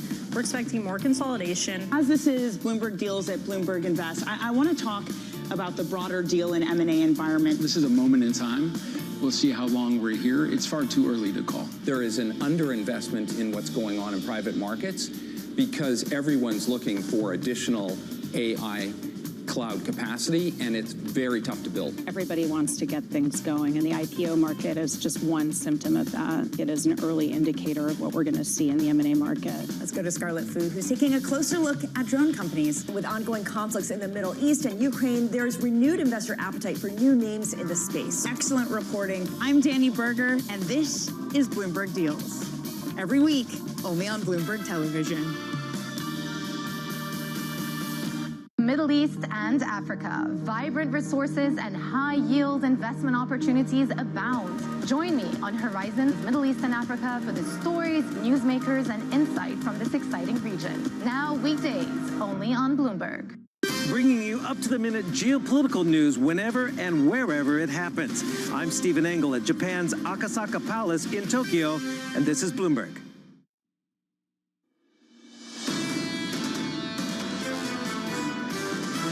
The equity market is showing an enormous amount of resilience. Money doesn't want to leave the asset class of equities. The beauty of the U.S. is we have the most robust, deepest, broadest markets in the world. You have a very broad equity market. There are always good valuations in the equity market. If this falls off the tracks, I think you're going to see a major market correction. This is Bloomberg Surveillance with Jonathan Farrow, Lisa Abramowitz, and Anne-Marie Hordern. Live from New York City this morning. Good morning for our audience worldwide. Bloomberg Surveillance starts right now. Coming into Tuesday, building on gains. NASDAQ futures inching higher, adding to this week's bounce as a record-breaking SpaceX IPO is said to be well oversubscribed. OpenAI is gearing up to follow, filing confidentially for an IPO of its own, potentially later this year. Good morning, John. Good to see you. And yeah, the trifecta of mega IPOs this year are definitely taking shape. First, we've got SpaceX pricing this week, Anthropic, and now OpenAI. Although it very much feels like OpenAI has lost whatever lead it had over Anthropic, with the funding rounds putting it at a lower valuation and kind of not getting first dibs on that wall of institutional investor cash. It doesn't seem like OpenAI is in a hurry at all here. The quote coming from the company, it gives us the option to go public sooner if that ends up being best. We've all talked about this race for capital. I was listening to Wei Li of BlackRock a little bit earlier on this morning. When does the race for capital become a competition for capital? And when does that competition for capital start to show up in this market in a more material way? Yeah, and it feels like it's already a competition for attention, if nothing else. I did find it interesting that the company said it may be a while before it goes public because there are things, the company said, that we want to do that are likely easier as a private company. Didn't go into any details, though. We've had some pushback in this equity market. Bank of America, Savita Subramanian making some headlines in the last 24 hours, raining on the bull parade. Futures are up this morning by 0.5% on the S&P. Equities are doing okay, still 20%, around 20% up from the lows of March. We've had 10 price target upgrades on the street since then, at least 10. And Savita says this: too many red flags, take profits. Goes on to say equity supply has increased, buybacks as a percent of market cap have slowed, and capex as a percent of operating cash flow for hyperscalers is forecast to reach nearly 100% by year end. That's up from 40 just a few years ago, Scarlett. Some massive changes in this equity market. It's a huge contrast, and you know things are getting frothy when she's making comparisons to how the spread between the best and worst performing groups within the tech sector is at the widest since February of 2000. We know what happened in February 2000. Sentiment, not great right now in this economy. You need to build on that as well. Consumer sentiment, rock bottom. US small business optimism falling to the lowest since October 2024. These are the surveys we need to follow. Savita was talking about some of this. Small business confidence now rolling over. You see it in consumer sentiment. Hyperscalers, large cap tech, doing fantastically well. That's not the story here. Everything counts in the economy. Just a bit of a weak spot. Yeah, it's a bifurcation of the economy. You can call it a K-shaped economy, but companies feel it just as much as consumers do. Those rising oil prices, the higher costs are hitting a lot of the companies at a time when rates are going higher. Scarlett Fu with us for the next few hours. Looking forward to it, Scarlett. Welcome to the program. Equity futures right now, as I say, bouncing back on Mondays and follow through this Tuesday morning, up another 0.5%. Coming up this hour, we'll catch up with Jack Caffrey of JP Morgan Asset Management as tech stocks rebound. General Karen Gibson of Academy Securities as Israel and Iran pledged to end attacks, and Tom Forty of Maxim Group as OpenAI files to go public. We begin this out with the IPO pipeline heating up and semis staging a comeback. Jack Caffrey of JP Morgan Asset Management calling it a moderation Monday bounce, writing this one was even more likely given the sharpness of the sell-off. Jack joins us now for more. Jack, good morning. Good morning. You're still constructive on this equity market, Jack? I am still constructive on this equity market. What makes you constructive? Earnings. This is really, I think, an earnings-driven story. We got through last year with a mid-teens earnings gain, several years into an economic expansion. Now we're looking at 22+% earnings growth for this year. And looking to next year, we think that turns into still another mid-teen sort of earnings gain. The biggest pushback we've had so far to earnings is technicals. Technicals just feel very stretched. Friday, in the minds of some, was inevitable, and there'll be further follow-through. So I think that the issue is one of, if you ask me what's going to happen in the next 15 minutes, I have no particular insights. If you ask me what happens over 15 to 24 months, I'm going to come back to the interplay between earnings and expectations. Were expectations a bit high? Yeah. Look at the collapse in the VIX. Look at how tight credit spreads are, but they're certainly telling you not a lot to be worried about here. So I'll come back to, if we continue seeing positive earnings revisions, there are still legs to this story. Will we have bounces along the way? Will we have some setbacks? Will we find something new like, oh, I hadn't thought about that? Inevitably, and I think that lends it to a situation where the pullbacks will be short, but they will be sharp. You have tech and tech-adjacent sectors, and of course the earnings season was super for a lot of those. What about everyone else? What about the ones that aren't getting the benefit of the tech build-out? Well, I think you have to, when we think about the scale, 700, 800, 900, a couple $1 trillion in capital spending over the next few years, in all likelihood, not all of that actually winds up going into semiconductors. You start off by having to build a shell, then you have to put an HVAC system in place, then you actually have to consume a lot of copper in order to actually tie that data center to the grid. You have to build the grid. We have electric demand growing for the first time since the 70s, or materially growing since the 70s. And so I do think that there is maybe not trickle down, that's a different part of the economy, but a trickle through. And I think it's important to consider the interplay between what people say and what people do. And when we think about the scale of backlog growth, it would suggest things are actually a little bit more robust than just asking people, are you happy? So that filters through to the top line. Does it filter through to the bottom line as well with an era of increased expenses for all these companies? I think on the shorter term, we do have to acknowledge we live in a world of pretty interestingly high nominal GDP. When you think about the Atlanta Fed survey of GDP now pointing to 4% growth. You've got the Cleveland Fed survey of near-term CPI at 4%. 8%. That's pretty a robust environment we would have, in some sense, been thrilled to have a decade ago. We are still seeing positive incremental margin expansion as companies still have fixed costs that they're absorbing. And so I do think that's how you can turn 8% sort of top lines into 20% earnings gains in terms of companies still making their assets sweat harder and, perhaps with the threat of AI, making their people sweat harder. The Fed has let this run. Some people might say they've encouraged it. They've reduced interest rates 3 times last year, 3 times the year before that. Is the Fed about to step in and ruin the party? I'm really happy I'm not on the Fed in terms of having to think about balancing between the policy pushes and pulls. You've got a very loud cheerleader who's going to be very active in social media, expressing what policy they want. And then you've got a group of equally strong-minded individuals on the Fed board, most of whom have been indicating they think the situation requires moderating the punch bowl, if not actively taking it away in the shorter term. This headline might moderate the punch bowl. It just crossed on the Bloomberg terminal. Taiwan mulling curbs on AI chip exports to China to align with the United States. As we try and digest that headline as it just crosses the Bloomberg terminal, equity futures taking just a little bit of a dip. We're still positive on the session by about 1/3 on the S&P 500. That headline crossing just seconds ago. Taiwan considering curbs on AI chip exports to China to align with the United States. Scarlett, the latest on the Bloomberg terminal this morning.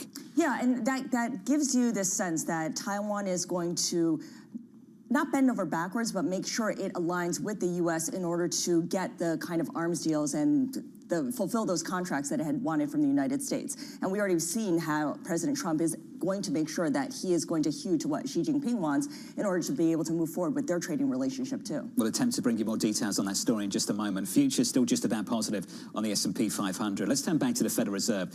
Jack, you mentioned the cheerleader at the White House. You alluded to that. Does it make a difference that the president is calling for more rate cuts? Does that actually change our perception of future Fed policy?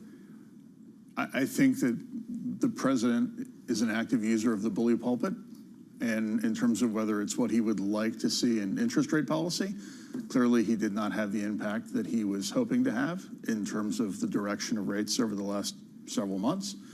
He's certainly much more effective in terms of what he's doing with the oil market. I think certainly, seemingly every weekend when I talked about Moderation Monday, I also thought maybe you would have called yesterday Step Back Sunday in terms of remain calm. Oil prices are going to be going down any moment now. And effectively, we're seeing that actually follow through, at least right now, from a trader's perspective. So let's bring it back to the equity market, because you have pointed out that energy is the most interesting sector in the equity market because it sits at the intersection of so many different dynamics. How are you feeling about it right now versus a month ago? I think that ultimately the one thing I can say about oil prices to start is oil prices are wrong. They're wrong. They're wrong. If you look at the futures curve, they should be trending lower. I think the question is, at what rate do they trend lower? At the same time, tankers aren't really transiting. We were reminded that the blockade this morning remains 100% effective. And that means I think, are not paying enough attention to the actual declines in physical inventory, and that even if you start actually getting crude flowing tomorrow, you're 45 days away from actual new supplies reaching to demand centers. And so in that environment of there's very few barrels to be bought, the possibility of very few barrels to be bought, you wind up with having these scenarios where oil might go not to 90, not to 100, but potentially to $125, $150. And that has an inflation knock-on, and that is not something the Fed can easily control through thinking about either rates or money supply. Who seems to understand this better, short-term traders or long-term investors? I think that there's probably an interesting time arbitrage between the two, where the short-term traders are looking at, oil prices easing. They're looking at airline stocks making all-time new highs, forces you to scratch your head if you think about the possibility of physical shortages of someone who's certainly very operationally leveraged to what fuel prices wind up being or what they pre-sold their tickets as being. And so I think that's where traders are responding to almost literally tweet by tweet, truth by truth, versus investors are saying, interesting, I don't really see the path forward. And yet, as much as you think about an energy dominance theme, large oil companies are at least being very slow with increasing their, historically the rule of thumb is high prices cure high prices. And yet normally the cure for high prices is actually increasing supply. No one's really rushing to increase supply. And I would suggest over time, oil needs to be higher because I think the world has realized that the choke point, which is the Strait of Hormuz, is probably unacceptable for the global economy. And so how do you incentivize more production out of South America, more production out of Africa, reroute around some of the other choke points, which is not just the Strait of Hormuz, but potentially even the Suez Canal, depending on what total victory looks like in terms of where parties settle out. Hey, Jack, it's good to see you. Thanks for being here. We appreciate it. Thank you, sir. Thank you. Jack Caffrey there of JP Morgan Asset Management. Pretty punchy line. Prices are wrong. In the commodity market now, we look like this. Brent crude, 92.71, down on the session by a little more than 1%. WTI, a break of 90 this morning, 89.40, and down 2 percentage points. Up next on the program, in the final throes of a deal. We're in the final throes of what will be a very, very good deal. This strait will open up right away. It'll open up immediately upon signing, which could be in 2 or 3 days. Up next, we'll catch up with General Karen Gibson of Academy Securities, plus Anne-Marie is down in Washington, D.C. Live from New York City this morning. Good morning.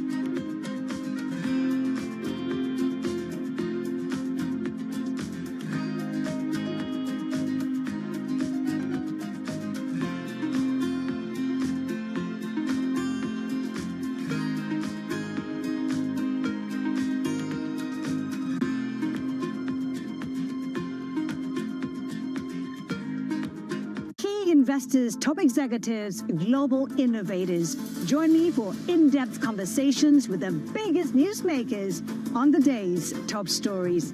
Insight with Haslinda Amin, only on Bloomberg.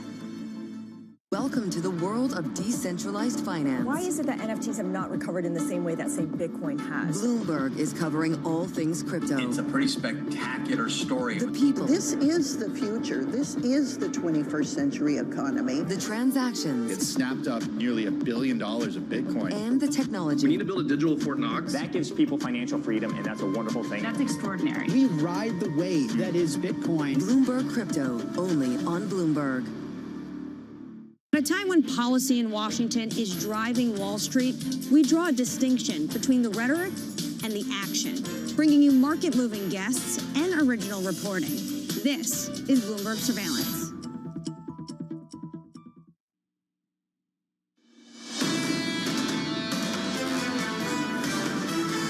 Live from New York City, welcome to the program. Equities gaining in Monday's session, adding some weight to the rally this morning, higher by 0.4%. On the Nasdaq 100, up by 0.75% this morning. On the Russell, small caps up by 0.9. In the bond market, bit of a turnaround. 2s, 10s, and 30s. 2s last week on Friday, new highs for the year. Inching higher in yesterday's session for a little bit. On 10s, still north of 450, but coming down. Helped out by this move. 455 on 10s, this move in crude. WTI and Brent, things just settling down. We're down by 1.6% on Brent, 92. Just bear in mind, about 26 hours ago, Brent crude had a 98 handle. Then it started to move lower off those highs, off the back of some encouraging, more soothing headlines from the president. How many times has he told us we're getting closer and closer to a deal? Under surveillance this morning, in the final throes of a deal. We have ongoing negotiations with Iran. That hasn't stopped. We're in the final throes of what will be a very, very good deal. that will not allow in any way, shape, or form nuclear weapons, etc. And the Strait will open up right away. It'll open up immediately upon signing, which could be in 2 or 3 days. Here's the latest this morning. President Donald Trump saying peace talks with Tehran are back on track and promising total victory for the U.S. in just 2 weeks. Israel and Iran pledging to stop the fighting following a flare-up in hostilities over the weekend. Joining us now in Washington, Bloomberg's Anne-Marie. AMH, good morning. Good morning, Jonathan. Well, the president is still holding on to this fragile ceasefire in the Middle East and wants to make sure the negotiations continue. And last night, when he was briefing us reporters in New York City before he did head down back to Washington, D.C. in the White House, he said 2 to 3 days, potentially, we could see a breakthrough when it comes to negotiations. At the same time, many individuals say, we've heard this continuously from this president, and yet we are still in the middle of this conflict. For a little bit more clarity, Lieutenant General Karen Gibson of Academy Securities joins me now in studio. Lieutenant General, thank you so much for your time. Good morning. Let's just start with where we are right now. How fragile is this ceasefire, given the clashes we saw this week between Tehran and Israel? So I think the clashes between Tehran and Israel were probably the greatest threat to the ceasefire that we've seen since April 8th. You know, a considerable escalation. And I'd say it wasn't just the exchange between Israel and Iran, but also Iran escalating on the 3rd of June by striking purely civilian infrastructure at the Kuwait International Airport. And then over the weekend, the one-way attack drones directed towards commercial vessels. I think all of that marked a significant escalation. I'm grateful that it doesn't look like a return to full-on war at this time, with both Iran and Israel standing down.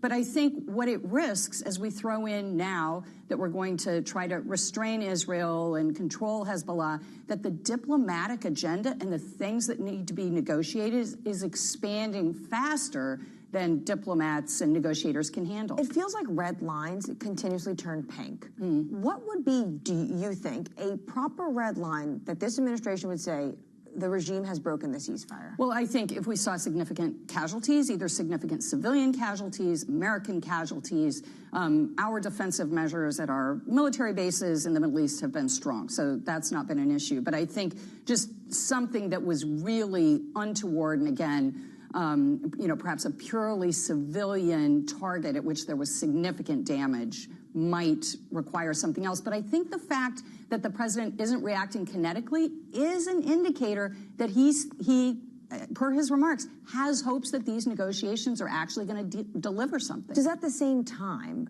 does this embolden Iran? You mean that we're not retaliating? Yes. I don't think so. I think there are some that would argue that the president's stern words to Netanyahu in the last week or so emboldened Iran by showing perhaps that there was some daylight between us and an important ally. But I'm not sure that our restraint emboldens him. I think our restraint is actually a strength. I want to talk about the Strait of Hormuz because you're giving all of your advice to clients in the financial services. How are they thinking about the Strait of Hormuz? Because we actually have reporting that some barrels are getting out, like from ADNOC, from the UAE, and some individuals also turning off their transponders so they're able to get through what is going on in terms of the Iranian control of the Strait of Hormuz and then out through the U.S. blockade. Yeah, certainly some is getting out. As I understand, a lot of it is sailing through the Omani side of the strait and with some assistance from the U.S. without being a formal escort. And so it is not entirely blocked. But it's going to be a long time, even under the best of conditions, before that flow returns to what we saw before the conflict. And so I think it's reasonable to expect that we'll see a significant slowdown there. Secretary Rubio, when he was testifying in front of Congress, talked about how Iran is mining the strait. Do you know how much of the strait is still mined? I don't think anyone knows. I think it's very difficult, it's very difficult to prove. We are looking forward to, I think, both France and the UK perhaps announcing at an upcoming G7 meeting a plan to demine after a peace deal is inked. So it's going to take some time before we're able to prove or disprove the mining. How long does it take to demine the Strait of Hormuz? Because there's 2,000 ships stuck. Yeah. And you have to have the confidence as a vessel to bring your crew through the Strait of Hormuz and make sure that it's safe for passage. So I think, some of that will also depend on Iran and the kind of mines that they tell us they've used. Can they narrow down where this should be examined? And some of it will also be demonstrated by an ability to transit freely without any kind of attack. How is Academy Securities thinking about the fact that the Houthis are now involved, at least when it comes to targeting Israeli vessels? Sure. So I've always worried about the Houthis getting involved, and I'm kind of surprised it took this long, but grateful. Ostensibly they say they're only going to target Israeli vessels or vessels that are associated with Israel. But as we've talked about before, the decision to sail is a commercial business decision based on assessed risk. And I think regardless of their words, we will see an increasing number of shippers who just choose to forego the Red Sea and the potential risk and sail all the way around the continent of Africa. Well, right now, that's the one real outlet. Is it your understanding that the Houthis have not been involved because they are basically getting capital from Saudi Arabia? Certainly that's an option. That's possible. I think I have not seen that evidence, but it doesn't mean that's not the case. I think they're probably not getting the kinds of funding and resources they used to get from Iran.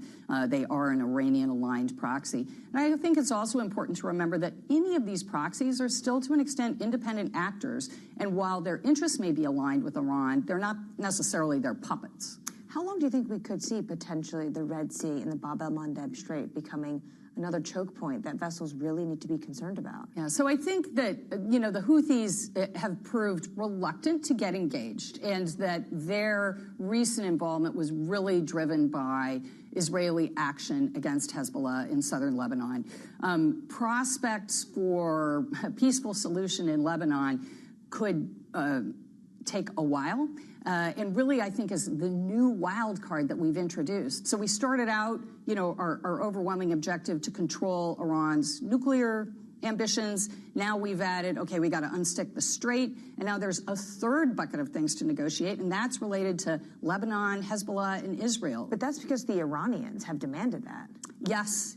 Again, it's an incredibly complex negotiation at this point, but I agree, yes. It's Iran that have insisted that this also be part of the talks. Do you think that this administration is giving up on some of their red lines? The president now just talks about nuclear weapons, but for years it's been three major issues, and you just mentioned a few of them. Nuclear weapons, as well as not providing funding to proxies, as well as ending their ballistic missile program. Yes, exactly. Those were our three principal buckets going in. I think this is another one of the asymmetries, and frankly, a concern for Israel, that we might settle for lesser concessions regarding missiles and proxies. We're not within range of missiles and proxies, and Israel and our Gulf partners live in that area. And so I think it is entirely possible that, or at least the Israelis may believe it's possible, that we will come to a negotiation that doesn't quite meet their requirements in those areas. There's been a lot of reporting about tense phone conversations between Netanyahu and President Trump. What do you make of these phone calls and this reporting? Well, it's hard to say. I mean, certainly the president's comments are often unpredictable, whether it's to the press. He's saying he calls the shots. Do you think he's actually calling the shots right now? Well, Israel is an important ally, and Israel is reliant on the United States for many things, but they are a sovereign nation. And Benjamin Netanyahu is a head of state who can make his own decisions. I just want to briefly ask you about this idea that Taiwan may actually get more in line with the United States. We have fresh reporting when it comes to export curbs to China. How many people are still asking about what's going on in the Taiwan Strait, given the fact that we have this conflict in the Middle East? Yeah, well, I know Peter Chur at Academy Securities pays attention to this, and I think that's a great point. It's important not to get so fixated with these tactical developments that really don't change a lot strategically, but it's like children on a soccer ball. It's where all the attention is, but there are so many other things that we need to be paying attention to geopolitically that will affect markets. Lieutenant General, thank you so much for your time this morning. Jonathan, that was Lieutenant General, of course, Karen Gibson of Academy Securities. Interesting she's saying there, everyone's focused, of course, on what's going on in the Middle East, but you can't forget, of course, China, a massive looming cloud in terms of adversaries for the United States. Without a doubt, that is in mind. Anne-Marie, big question. Did you get any sleep last night? I got 2 hours of sleep last night, Jonathan. Yeah, but I mean, it was worth it. It would have been more worth it if the Knicks had won, so that was disappointing. But the Garden was absolutely electric yesterday. Just Unbelievable. Talk about getting lucky. And we're in the White House press pool, and you get to go to the Knicks game. Yeah, I wish I was there. Neither of us stayed up to watch this game. No, but of course not. It was quite lustily attended by all the star wattages of New York City and the U.S. I think I was in bed before the game even started. Up next on the programme, we'll catch up with Tom Forty of Maxim Group as OpenAI joins the rush to go public.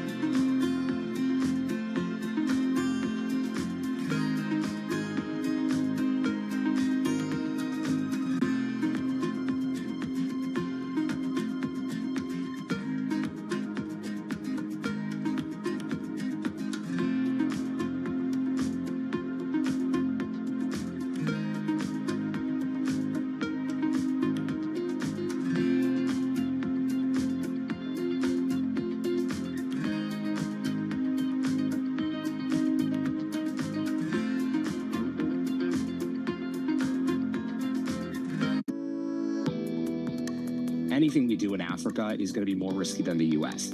I think the approach we want to take is how are we being compensated for that risk? And one of those is obviously going to be a valuation question. In our minds, valuation is a lot more attractive in Africa, even if we adjust for some of those Africa risks that a lot of Western investors see.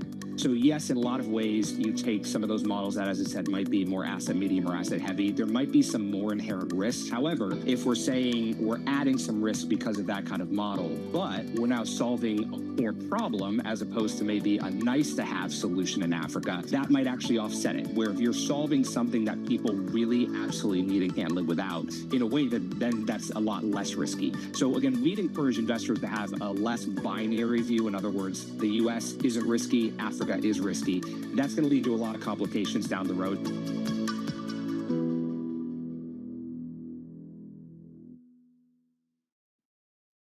Good morning. This is Bloomberg Daybreak Europe. I'm Lizzie Burden in London, and these are the stories that set your agenda. Taking you from the U.S. market's close to the overnight session in Asia, we'll walk you through what you need to know to kickstart Europe's trading day. Live from our European headquarters, we bring you the day's top market-moving stories, unmatched expert analysis, and on-the-ground reporting from across the continent. Tune in to Daybreak Europe, only on Bloomberg Television. Context changes everything.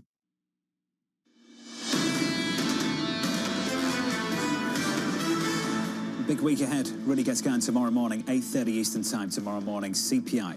The last big CPI print going into the Fed's next meeting. Kevin Walsh's first big decision. More on that in just a moment. Then later in the week, SpaceX should begin trading on Friday morning. Looking forward to that. A major record-breaking IPO on the horizon and more still to come. We'll spend some time on that in the next 10 minutes or so. So that's the week ahead. Let's get to the markets. Equities pushing higher following Friday's losses. Futures up again this morning by 0.4% on the NASDAQ, up by 0.75% on Friday. Worst day of the year for the NASDAQ 100. Worst day since April of last year. On Monday, best day of the month, and we're adding some weight to the bounce back. In the bond market, yields still near the highs of the year.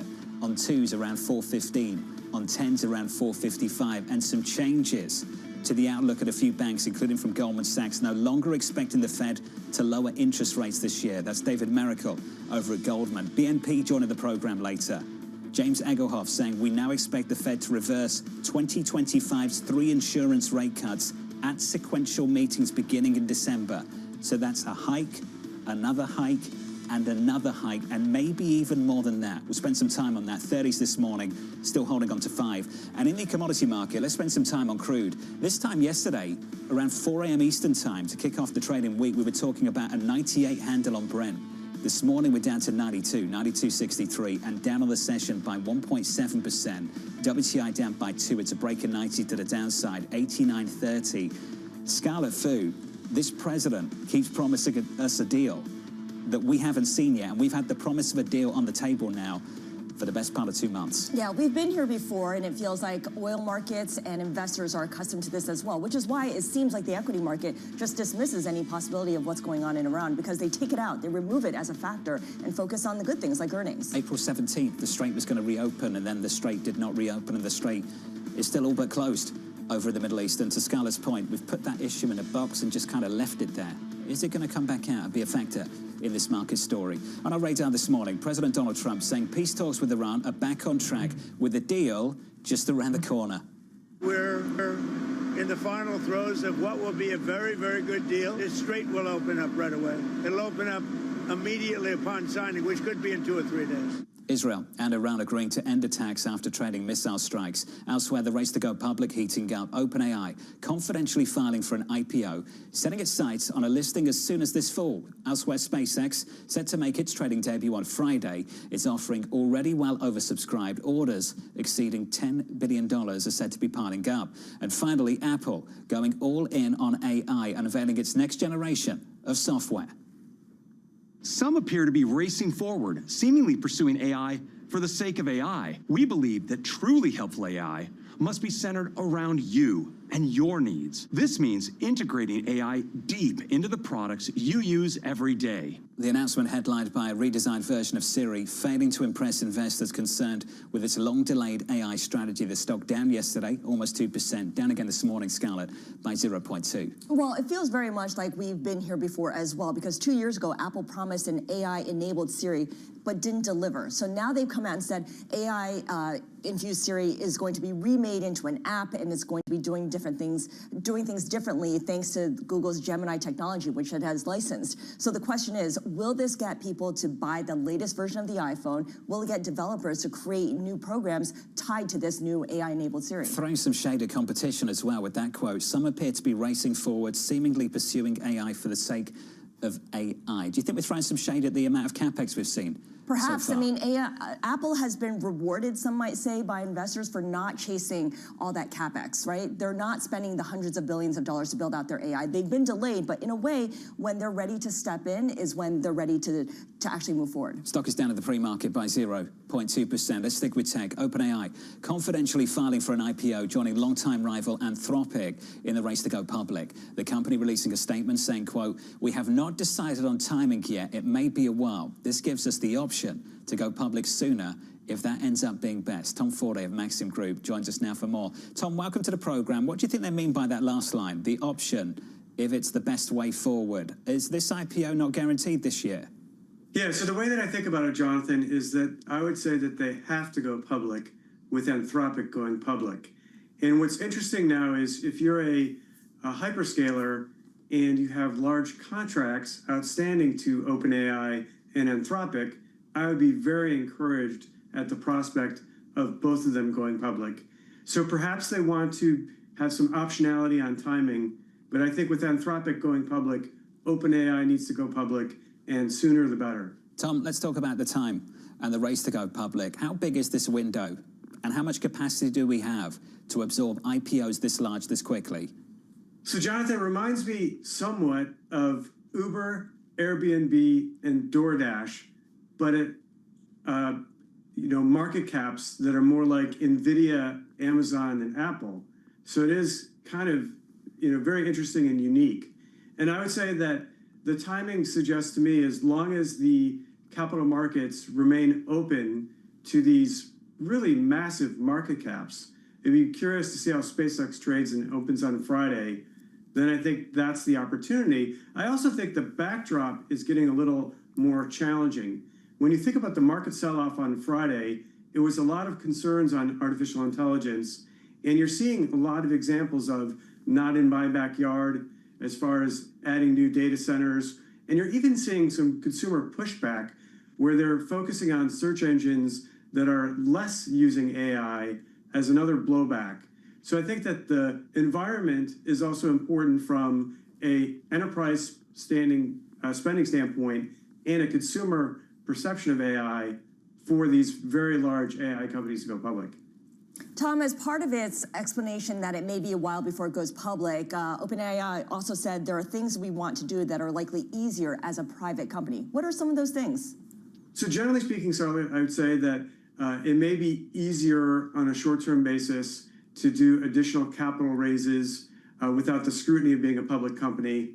So perhaps they want to do additional funding rounds ahead of that IPO. But I think the big bonus for any company before coming public is not having the scrutiny of being a publicly traded company, not having to go in front of investors on a quarterly basis and explain your business model, things of that nature. So I do think that there are some advantages of being private for an extended period of time for OpenAI and Anthropic in that regard. Our reporting shows that OpenAI missed some internal revenue and user growth targets. Is part of the reason why it's not in any particular rush to go public is because they want to make sure they get back on track and make sure that they exceed the targets before they present and open their books to the public? So it could be a balancing act like you're talking about. On one hand, they want to go public as soon as possible, given Anthropic going public. On the other hand, they want to make sure that the revenue, the operating metrics look as good as possible to enable them to go public at as high a valuation as possible. So I would say it's a balancing act. They're all spending a lot of money, Tom, and they're raising a lot of capital in the meantime, both in debt and equity. One company, one major tech firm is sitting a lot of this out, Tom. Scarlett and I were just talking about it. Apple. Where does the Apple strategy fit in here, Tom? So I was somewhat disappointed, Jonathan, that John Ternus didn't make an appearance at the keynote speech for the developers conference. I would have liked to have heard what he had to say. And when I think about John Ternus and his focus has been hardware, what will his software strategy be? Will they be relying on Google solely on a short-term basis to prop up their AI-related efforts, or is that a long-term solution? So I think you've nailed it when you talk about Apple's somewhat benefited from the fact that they haven't got into the arms race from a huge CapEx spend. But I also think they're benefiting because consumers are using their devices to engage with AI. And as long as consumers continue to use Apple's hardware to engage with AI, I think the stock and the company will be more than okay. Tom, where do you think the strategy has gone wrong on the software side under Tim Cook? Well, I think that you could say that some investors are perhaps more concerned than I am that having this level of involvement from Google in the company's AI efforts is in some ways giving Google the keys to the kingdom. I think the huge advantage that Apple has is the installed base, billions of installed devices on a global basis. They obviously have tremendous data from the consumers who are using those devices. And to what extent is Google going to have that information? And I think that's why some investors are perhaps more concerned than I am. In terms of the upgrade cycle, this is a lot of what is driving Apple's share price. This idea that if Apple gets this AI-infused Siri correctly, then people will upgrade to the next iPhone that allows them to use and access this AI. What are you looking for AI-infused Siri to deliver then? Because we've been here before where Apple said, oh, Apple Intelligence is going to do all kinds of things, and it didn't actually come true. So Scarlett, I'm amazed and super impressed at how well the iPhone sales have been without getting AI right. You think about 20% growth in the December quarter, north of 10% growth in the March quarter. So the iPhone's done remarkably well without having a more compelling artificial intelligence story. So what does getting it right look like? What they showcased yesterday at the keynote is that certain hardware requirements are necessary to have all the bells and whistles of the new artificial intelligence that Apple's rolling out. And what I also thought was interesting is they're saying to some extent you're going to need an iCloud subscription. Otherwise, you're going to have your usage gated on artificial intelligence, which I think is kind of a soft comparison to what OpenAI and Claude and Anthropic are doing as far as charging consumers subscriptions to fully engage with AI. So the good news is we've had this huge upgrade cycle or very strong iPhone sales without a very impressive AI performance from Apple. And I think that right now, the good news is it looks directionally better to me, and perhaps that can sustain the momentum. Tom, so much of the bull case still rests upon one thing, leveraging that very large install base. Tom, I just wonder to what extent we take the install base for granted. Is there a risk that someone comes out with something better and pretty quickly? So what does something better look like? And I think that what Tim Cook did amazingly well is sustain the product life of the iPhone. So I think it's on John Ternus to do that, as well as I think there's low-hanging fruit to be picked. Think smart glasses when you think the success that Meta's had. I think foldable smartphones when you think the success that others have had. So I think that he has enough low-hanging fruit that could drive continued hardware sales. And I haven't seen anything from anyone else as far as another device, another way that's going to engage with AI that is so superior to the iPhone that I'm worried, at least when I look out over the next 3 years. Haven't seen it yet. Things can change. Tom, it's good to see you. I appreciate your opinion. Thank you, Jonathan. As always, thank you, sir. Tom Forley there of Maxim Group. That stock was down in yesterday's session by close to 2%. A little bit softer this morning, holding those losses down a few tenths of 1%. Up next on the program, AI's inflationary risk. Initially, the AI boom will certainly be inflationary. It's very clear when you look at semiconductor prices, when you look at energy prices, when you look at labor, meaning what is the price of constructing a data center. What does that mean for interest rates and the US dollar? Up next, we'll catch up with George Saravelos of Deutsche Bank, live from New York City. You're watching Bloomberg TV.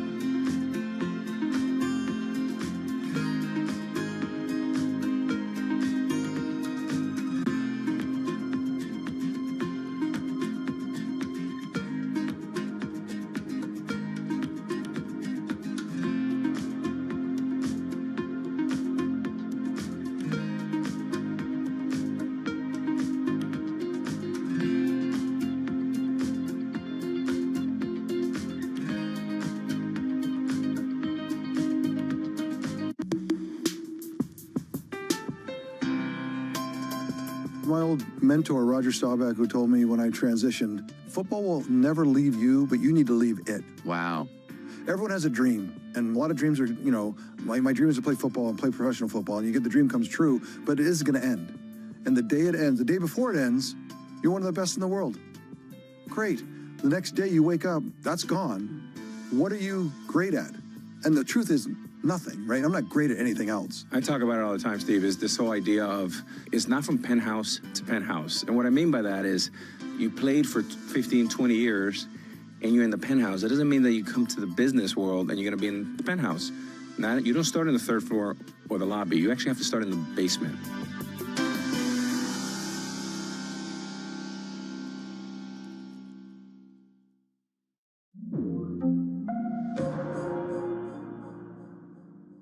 It's the world's second largest economy with a growing influence in global affairs. Bloomberg The China Show brings you the unmatched expertise you need to keep track of breaking news, in-depth market analysis, and the most influential newsmakers in and around China. We need to do more to engage the market more. We're risk on. I think we caught a little sweet spot. Massive savings right now. It's already a different game. Bloomberg The China Show. Weekdays around the world, right here on Bloomberg. Context changes everything.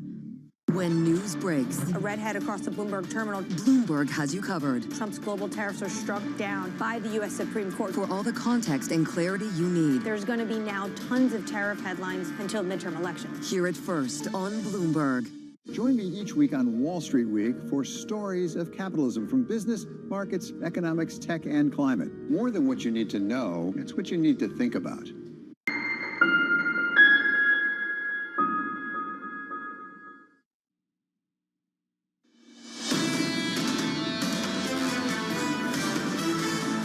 If you are just tuning in, welcome to the program. Near session highs on the S&P 500 futures right now, up by 0.4%, up by 0.7 on the Nasdaq. In the bond market, 2s, 10s, and 30s shaping up as follows.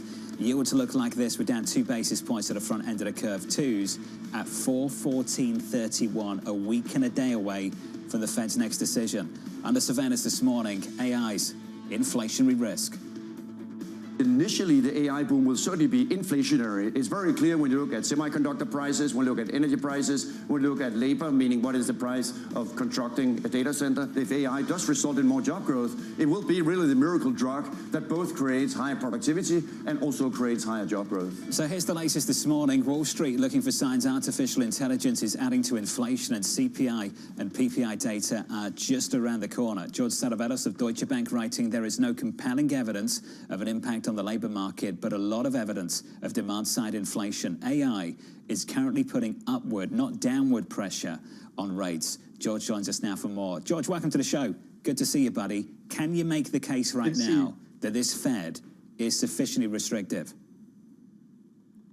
Well, I think that's the big debate, John, at the moment, because you have a situation where inflation is starting to pick back up. We obviously got the AI theme you alluded to. I think another critical part is U.S. fiscal policy.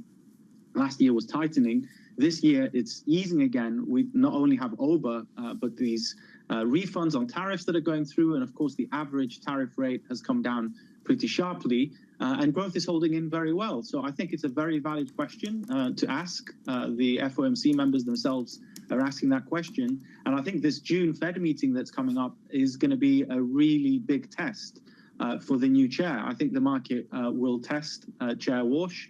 It will test his credentials, and we could potentially see quite a lot of volatility. George, we can talk about what's going to happen with Chair Walsh in just a moment. I want to talk about the source of demand that's pushing inflation up. I read that quote of yours. How rate sensitive is that source of demand?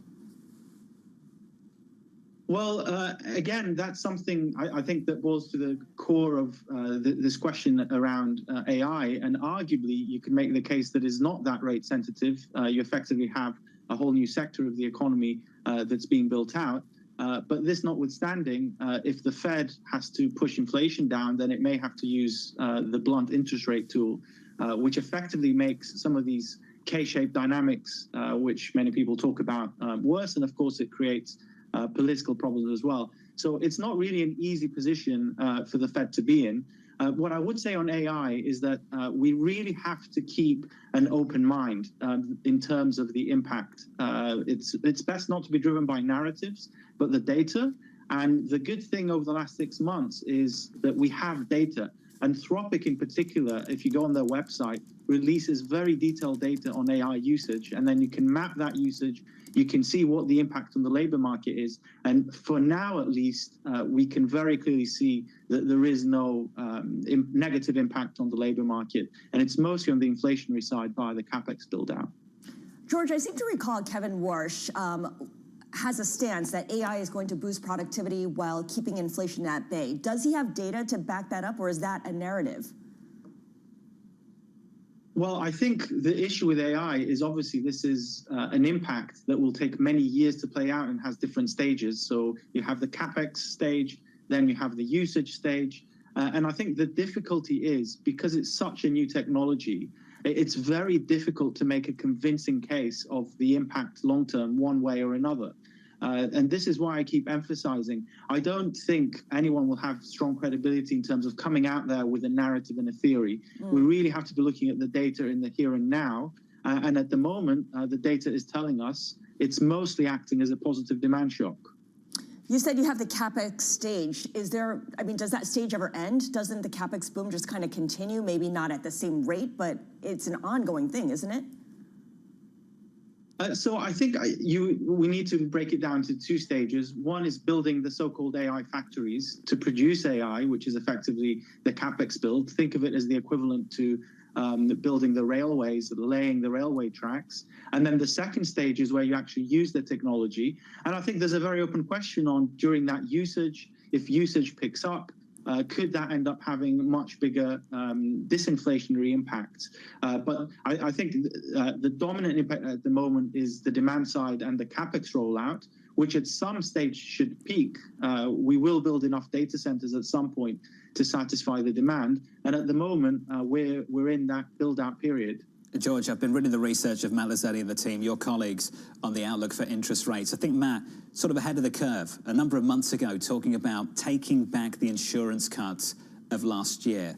Framing matters going into this meeting. The question we ask matters going into this meeting. There's a difference between saying, do we need hikes, and then asking, did we need the cuts?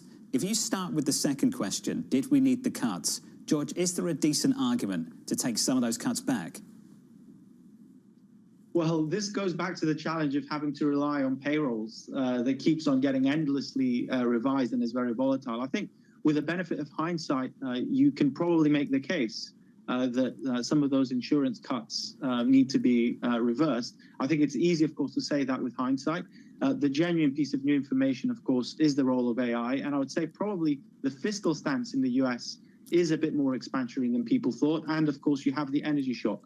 So you have a number of arguments. What's interesting is if you look at the first meetings of central bank governors, whether that's Lagarde back around COVID or whether it's Chair Yellen in 2014, those first meetings always proved the challenge.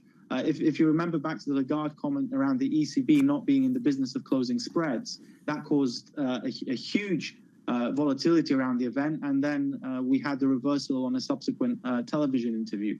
So I think Chair Walsh comes at a very difficult time because of all these topics we're discussing, and of course the political sensitivity around a new Fed rate hiking cycle. George, I'm pleased you brought up the ECB and President Christine Lagarde, because it's an odd situation right now. We're talking about an American economy that potentially in some places is overheating, and the Federal Reserve still has an easing bias, and the ECB, the economy's not doing so well, and yet they're set to hike this week.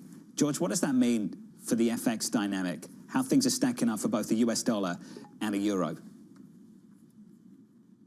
So hiking for inflation and for bad reasons is not as good for a currency as, of course, if you're having positive growth dynamics. So I would argue on a relative basis, a Fed hike and the market pricing 3 hikes, say, for the Fed this year, similar to the ECB, would be a lot more supportive for the dollar. So from if I look at current central bank pricing and the risks around that, I would say they do lean in a more dollar bullish direction, which is one reason why we've stayed away from expressing dollar bearish views over the last few months. Now, this being said, against this central bank story, I think there is an open question mark on will the Fed turn hawkish? Will they hike? How will Chair Walsh manage this press conference? And there is a risk that if he's dovish, you actually see a lot more of the repricing in the back end, which could be more negative for the dollar. So you do need the Fed to turn away from this easing bias, as you mentioned, I think for a potential dollar positive follow through. And then there's a few other things going on. Obviously, the Iran war, the possibility of a Ukraine-Russia peace deal over the summer is also going up, arguably. So we're on the sidelines at the moment in terms of exchange rate impact. I think the market is much more focused on rates, and that's probably the right thing to be doing. George, very quickly, if you could fold in oil prices as well, Brent currently at about $92. You say they need to rapidly and quickly reverse, otherwise a combination of the fiscal spending as well as a capex boom could create a lot of inflation. So I think it's this energy shock that's been additive to everything we've been talking about. So in some sense, if you think about which is the most hawkish outcome from central banks, it's probably the one we're seeing at the moment, which is oil prices staying around 100, but the growth drag not being as big. One, because fiscal policy is easy, and we discussed the US, but also across Asia, And you're seeing the discussion in Japan as well, large price caps on oil. So if you have this combination of energy prices high, but growth holding in due to both fiscal policy as well as the AI capex story, I think that's probably the most hawkish combination you could get for central banks, especially for the US, but also for these Asian economies that are benefiting from similar dynamics. Hey, George, always good to catch up, buddy. It's good to see you. Thanks for joining us. George Saravelles there of Deutsche Bank on the outlook for monetary policy at both the Federal Reserve and the ECB. The ECB meeting this Thursday expected to hike interest rates, pushed into this by an energy shock going into its fourth month. The euro, stronger, positive for a second session. Euro dollar this morning around 115. Up next on the program, we'll catch up with Barbara Reinhardt of Voya Investment Management, Jennifer Huddleston of the Cato Institute, Tasha Keeney of ARK Invest, and Gunit Dhingra of BNP Paribas. BNP looking for a hike this year from the Federal Reserve. The second hour of Bloomberg Surveillance just around the corner.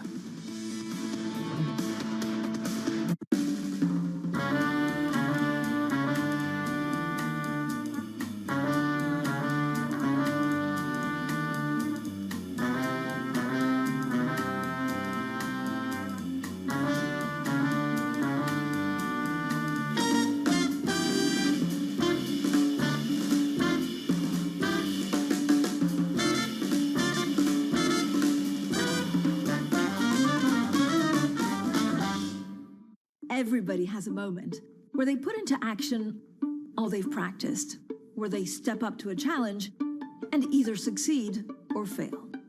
But what are those moments for some of the world's most influential leaders? It was a rough and tumble world, and I thought, okay, I can rise up, I can play this game, and I did play the game. It was great, and it was depressing, and it was disappointing. My chair at the time sat down with me and said, "Succession starts now."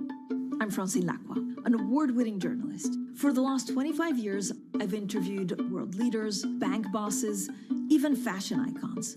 I'm often asking about the news of the moment. But I've always been curious, who are these people as leaders? Join me for the podcast version of Leaders with Francine Lacroix. I'll start your week with conversations that explore what drives the world's most influential people, how today's leaders got to where they are, where they're going next, and how they've transformed their organization in the process. Make decisions. A poor decision is always better than no decision. You have to have truth tellers around you, and you have to be willing to listen. You don't want to be setting strategy in the middle of a transaction, that's for sure. Do it for the right reasons. Don't do it because of FOMO. We'll also learn lessons which we can apply to our work and daily lives. Tune into the podcast version of Leaders with Francine Lacroix. Listen and watch on Bloomberg Television or wherever you get your podcasts.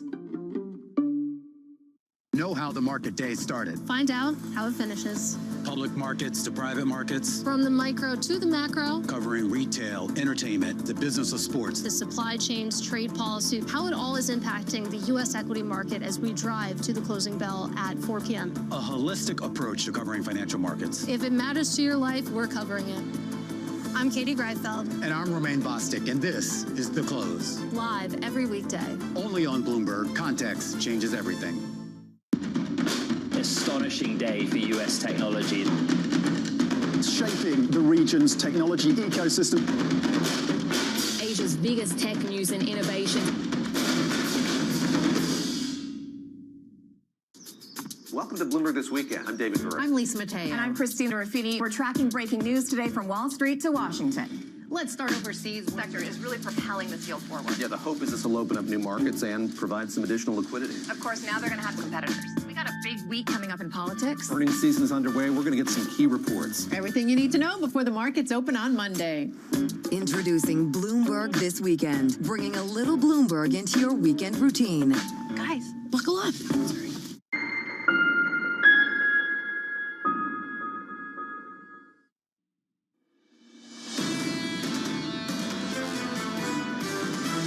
The case can be made for a hike right now. We're seeing distinct upside pressures on inflation, and central banks are debating about what to do. You have a Fed that's not necessarily saying that we're going to fight inflation with a lot of gusto. I'm not sure cutting rates actually does anything. So far, the Fed can just wait it out. This is Bloomberg Surveillance with Jonathan Farrow, Lisa Abramowitz, and Anne-Marie Hordern.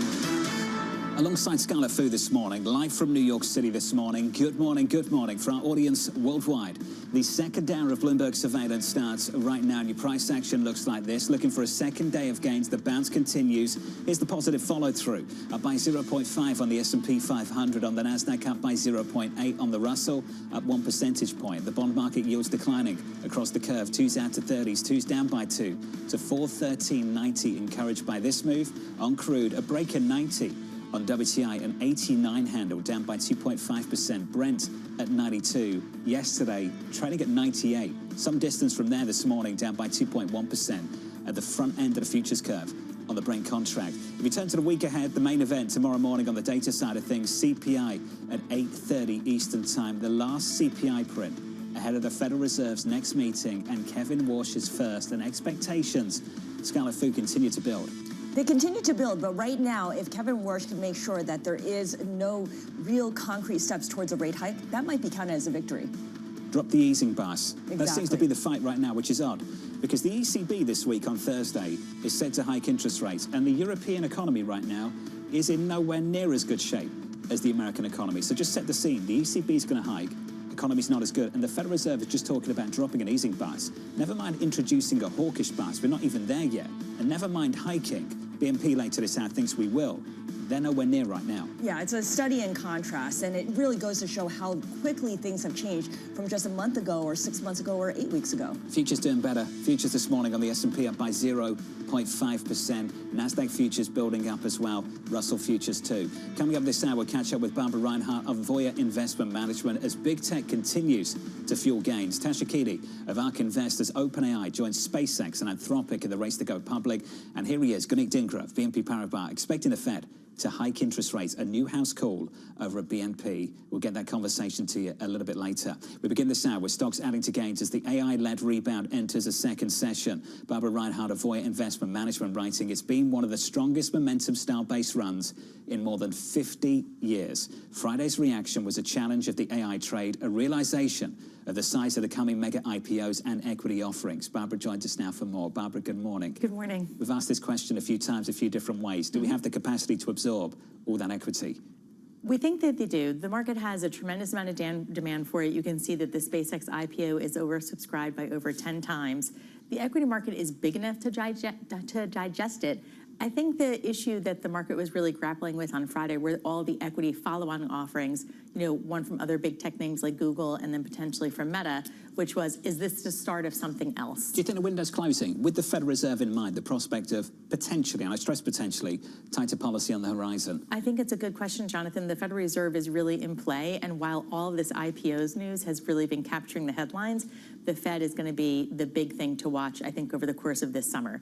Remember, the Federal Reserve doesn't like to surprise the markets. They like to telegraph what they're doing in advance. They think it's a better way to have the transmission of monetary policy. So if they drop the easing bias, that would be a step, but a slow step in the direction to hike rates. It wouldn't be an immediate shift and a turn on a dime of policy. That's not the way that the Fed likes to act.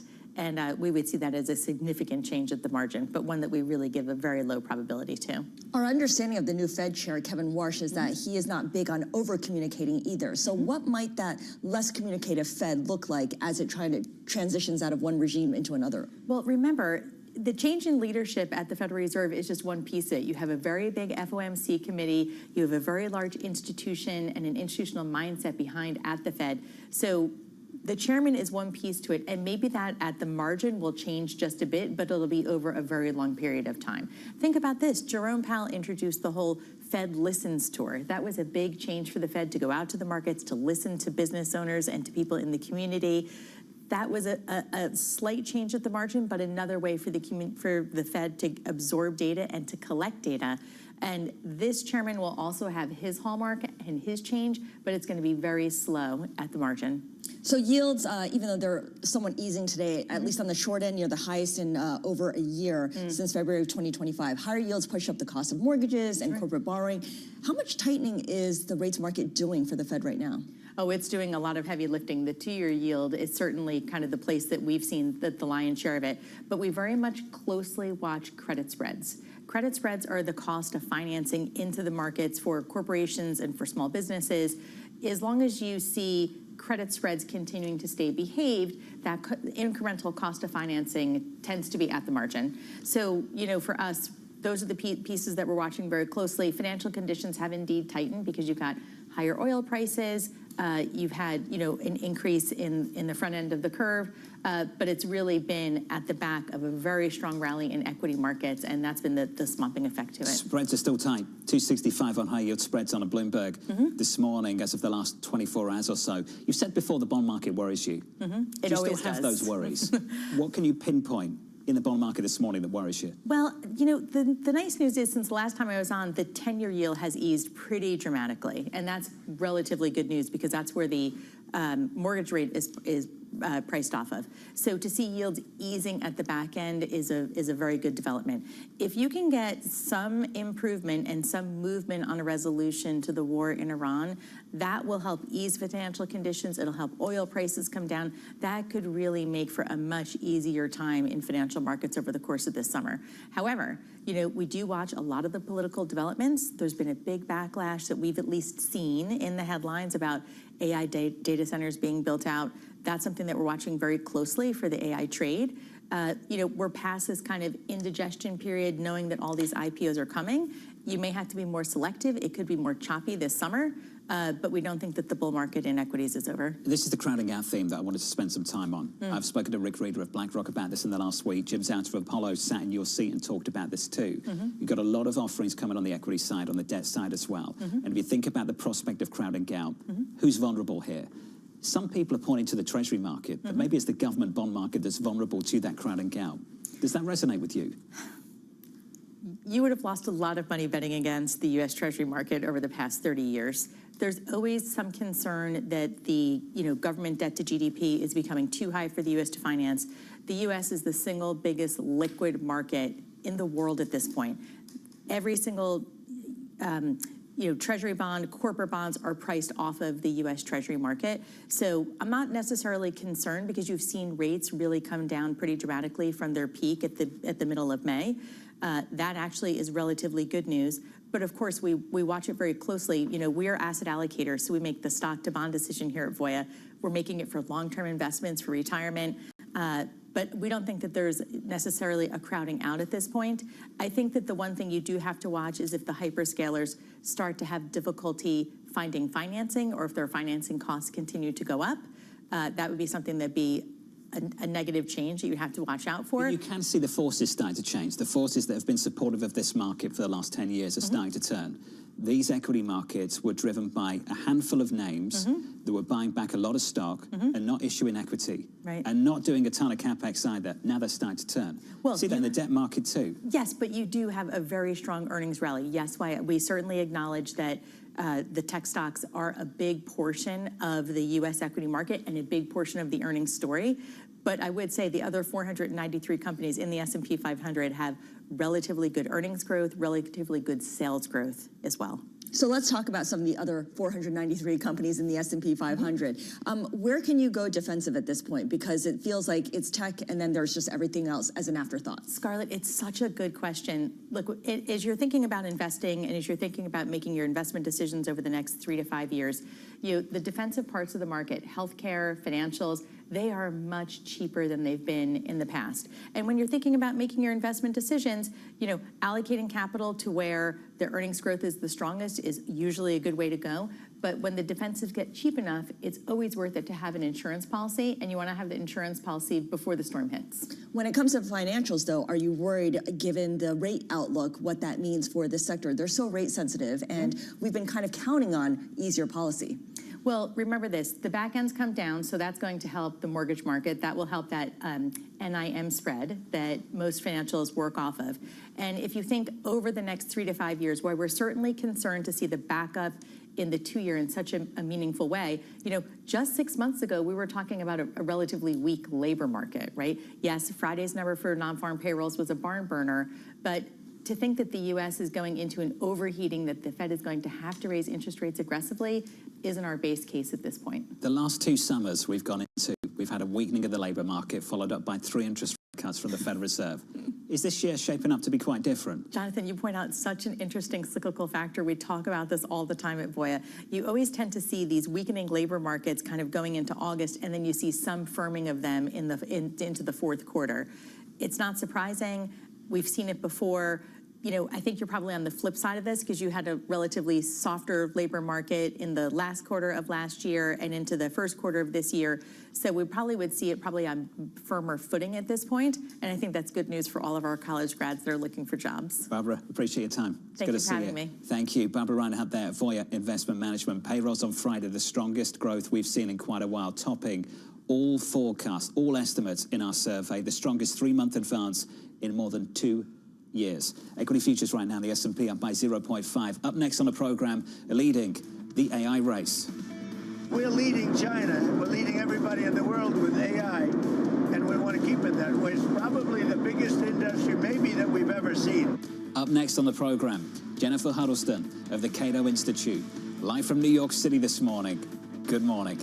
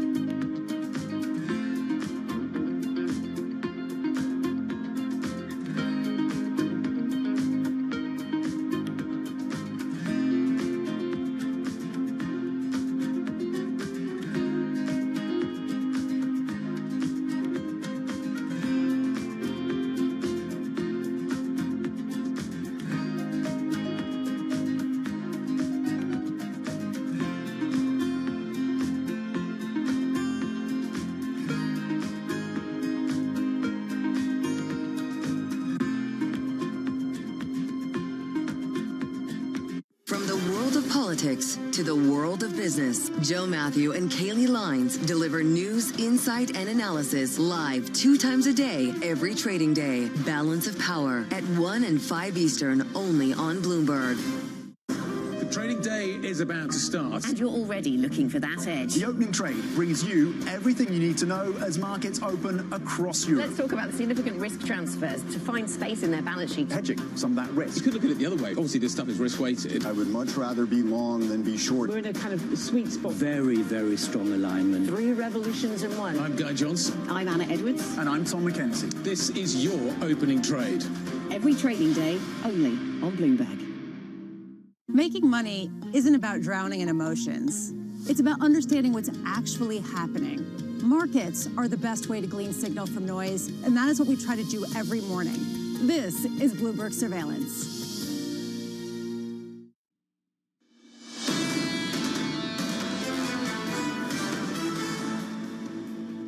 We're getting closer to the main event. It's Friday, SpaceX. The SpaceX debut, the biggest IPO we have ever seen on the horizon, looking to raise $75 billion on a $1.8 trillion market cap. The play-by-play for the next few days on Wednesday, expected to take orders from institutional investors. That should close on Wednesday. On Thursday, we're expecting this thing to price.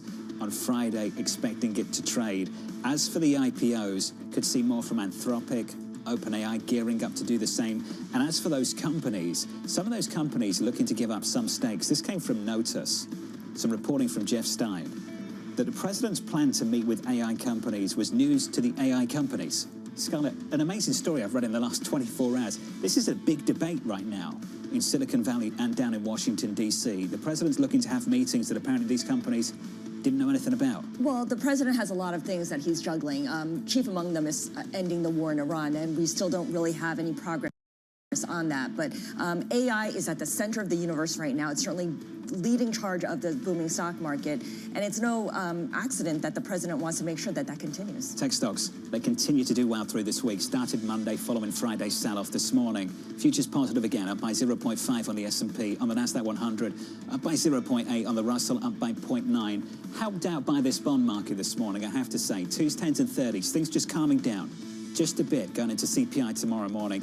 Off the highs of the year on 2s, 413.48 and down 3 basis points at the front end of the curve. Scarlett mentioned crude, let's talk about it. WTI and Brent, the high of yesterday, 98, and back down to 92 this morning, negative by 1.9% on the session so far. WTI, a break of 90, 89. I keep going back to the same story. April 17th, 2 months ago, we're told the Strait of Hormuz was reopening. It never did. And we've been told every week since we're getting closer and closer to a deal, and we still don't have one. WTI crude at 89.19. Under surveillance this morning, let's return to that tech story. Leading the AI race. We're leading China. We're leading everybody in the world with AI, and we want to keep it that way. It's probably the biggest industry maybe that we've ever seen. Which companies in the meeting? All of them. All the big ones, yeah. All the big ones. They're all coming to the White House. So here's the latest this morning. The Trump administration considering equity stakes in leading AI companies. Multiple outlets reporting OpenAI CEO Sam Altman and the White House are in talks. Anne-Marie has the latest from Washington. Good morning, Anne-Marie.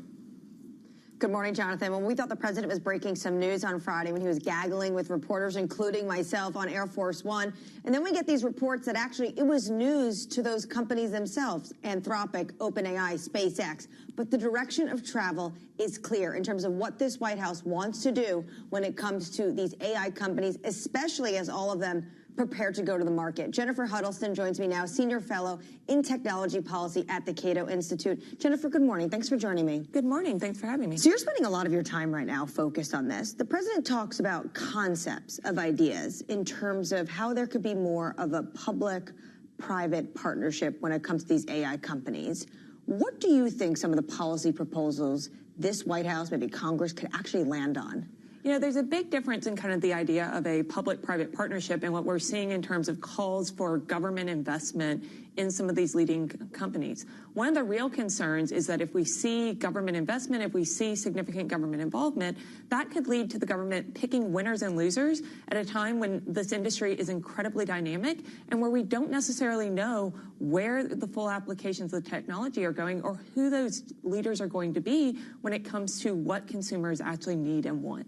Do you feel that this White House already has done that, though? So why would they stop here when you think of MP Materials and Intel? Why would they stop at the AI companies, which is also a welcome policy proposal on the far left? You know, you mentioned there does seem to be this odd horseshoe where you have Senator Bernie Sanders proposing a sovereign wealth fund to invest in AI companies, and then you've had these kind of rumors out of the White House of a very similar proposal. You mentioned the past actions around, for example, Intel, and one of the things we can see there is the impact that this can have on private investment, on presumptions around how these companies are going to develop. And that's something to also consider. What does this mean not only for these companies and for the AI industry, but what does it also mean for the market environment around these companies? Jonathan and I have been speaking about this all week, and a question he brought up yesterday is, do the companies want to share in the profits with the U.S. government,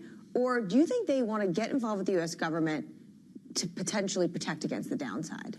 One of the big concerns with the kind of government investment is a risk of cronyism, a risk that only large companies could be the ones that could potentially navigate these things. What does that mean for smaller players who might emerge as leaders in the future?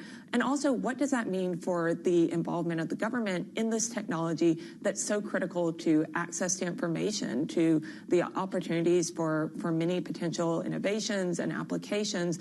Is that the type of thing where you may see a politicization of certain policies, of companies not being willing to offer certain products because they're worried what government regulators might think about that or how they might find that disfavored? Do you think the IPOs are pushing the government to act? Because we're going to see SpaceX go public on Friday, then it's going to be OpenAI and Anthropic, and we're seeing these companies ink valuations that are so not normal when it comes to IPOs and going public on public markets. There's a lot of excitement around AI, around its potential, both in the markets as well as in individual businesses and their potential applications of AI.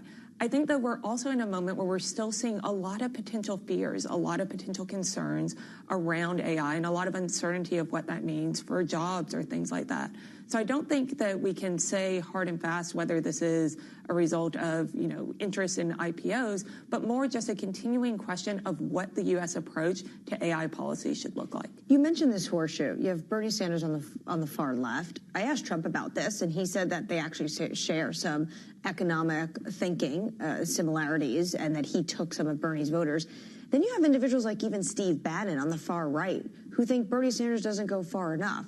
It does feel like Washington will do something. What do you think would be appropriate?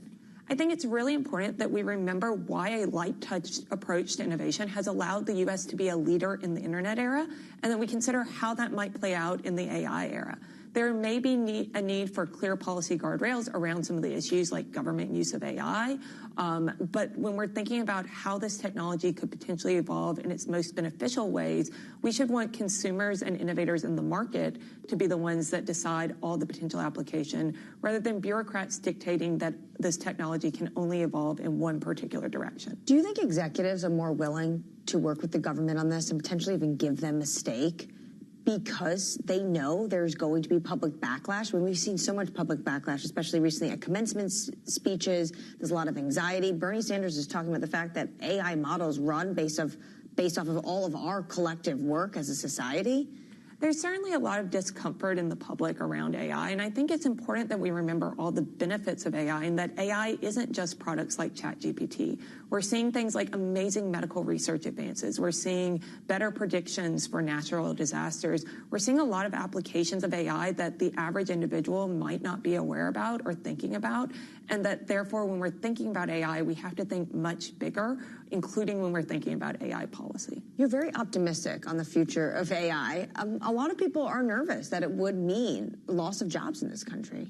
I think it's okay to be nervous on an individual level, but we've been there and we've had this uncertainty around other automation technologies in the past, whether it was questions of what would ATMs do to teller jobs or the rise of Excel in the financial sector. What we find is that typically when these new technologies come in, yes, there is some displacement, but there is also a lot more opportunities that are created by those efficiencies. And there are also opportunities that often lead to more enjoyable work and more opportunities in the future as well. Can we talk about what the government is using in terms of AI right now? It was a little bit confusing because clearly the DoD is still running Anthropic, but they're giving them 6 months. The DoD is giving itself 6 months to wind that down and use other partners.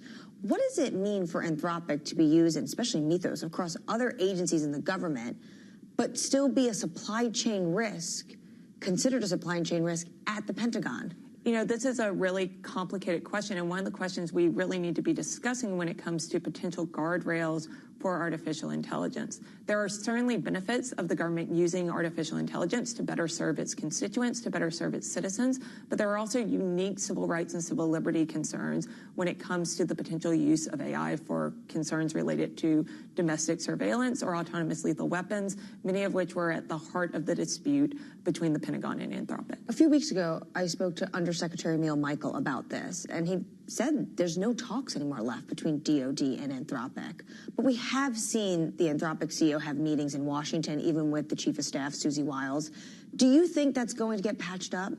It's a complicated situation, and I think there are two factors there. There's the question of the decision around the contract, which could be a normal dispute between a government contractor and a government agency. But what made this so unique was the supply chain designation, and that's what raised serious concerns when it comes to questions around free speech, around the potential government influence in this very important market. Thank you so much for joining us this morning. Thank you for having me. That was Jennifer Hundelson, Senior Fellow in Technology Policy at the Cato Institute. Jonathan, very uncomfortable conversations here in Washington, D.C. If you're an individual who believes in free market policy, you don't want to see the government picking winners and losers, well, already this White House has done that, and now they're getting pressure even from the far left to do that when it comes to these AI companies. Anne-Marie, I have to say I'm still confused. I'm trying to work out whether this is the US government looking to buy a stake or whether it's some of these companies looking to give up a stake. Because when you listen to the words of Sam Altman and some of the reporting, it suggests it might be the latter, which is difficult to get your head around. It is difficult to get your head around. And the idea is that the president at this moment has just said their concept. So clearly they haven't figured out exactly how this would work out. But if you think the likes of Sam Altman is willing to give the government a stake, you have to think that's for a reason. And that is probably to have a lighter regulatory touch when it comes to this industry. AMH down in Washington, D.C. Anne-Marie, thank you. Scarlet Food, last time I checked, I said this yesterday, I don't think that company's a charity anymore. No, it's certainly not. I mean, and that was kind of at the heart of that lawsuit between Elon Musk and Sam Altman. But I think Anne-Marie makes a good point. It's not necessarily a trade-off, but it's a little bit of like, you know, we'll make sure that we're all on the same side of things. We'll share the upside and maybe the downside. But there won't be any downside. Of course, no downside at all. We're going to share some losses. Coming up on the program, Tasha Keeney of ARK Invest as OpenAI joins SpaceX and Anthropic in the race to go public. From New York City this morning, good morning. You're watching Bloomberg TV.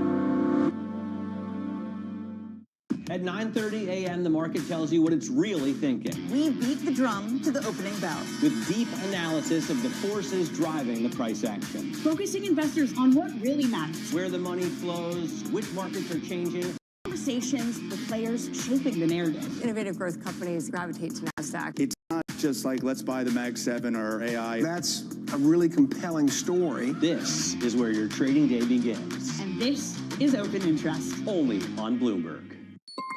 Asia is at the forefront of some of the world's biggest stories. And we're here, where the action starts in Sydney. And in Tokyo, get ahead as the global trading day begins. The Asia Trade, weekdays only on Bloomberg. Get your fixed income fix. Watch Bloomberg Real Yield around the world right here on Bloomberg. Context changes everything. Welcome to the world of decentralized finance. Why is it that NFTs have not recovered in the same way that, say, Bitcoin has? Bloomberg is covering all things crypto. It's a pretty spectacular story. The people. This is the future. This is the 21st century economy. The transactions. It snapped up nearly $1 billion of Bitcoin. And the technology. We need to build a digital Fort Knox. That gives people financial freedom, and that's a wonderful thing. That's extraordinary. We ride the wave that is Bitcoin. Bloomberg Crypto, only on Bloomberg.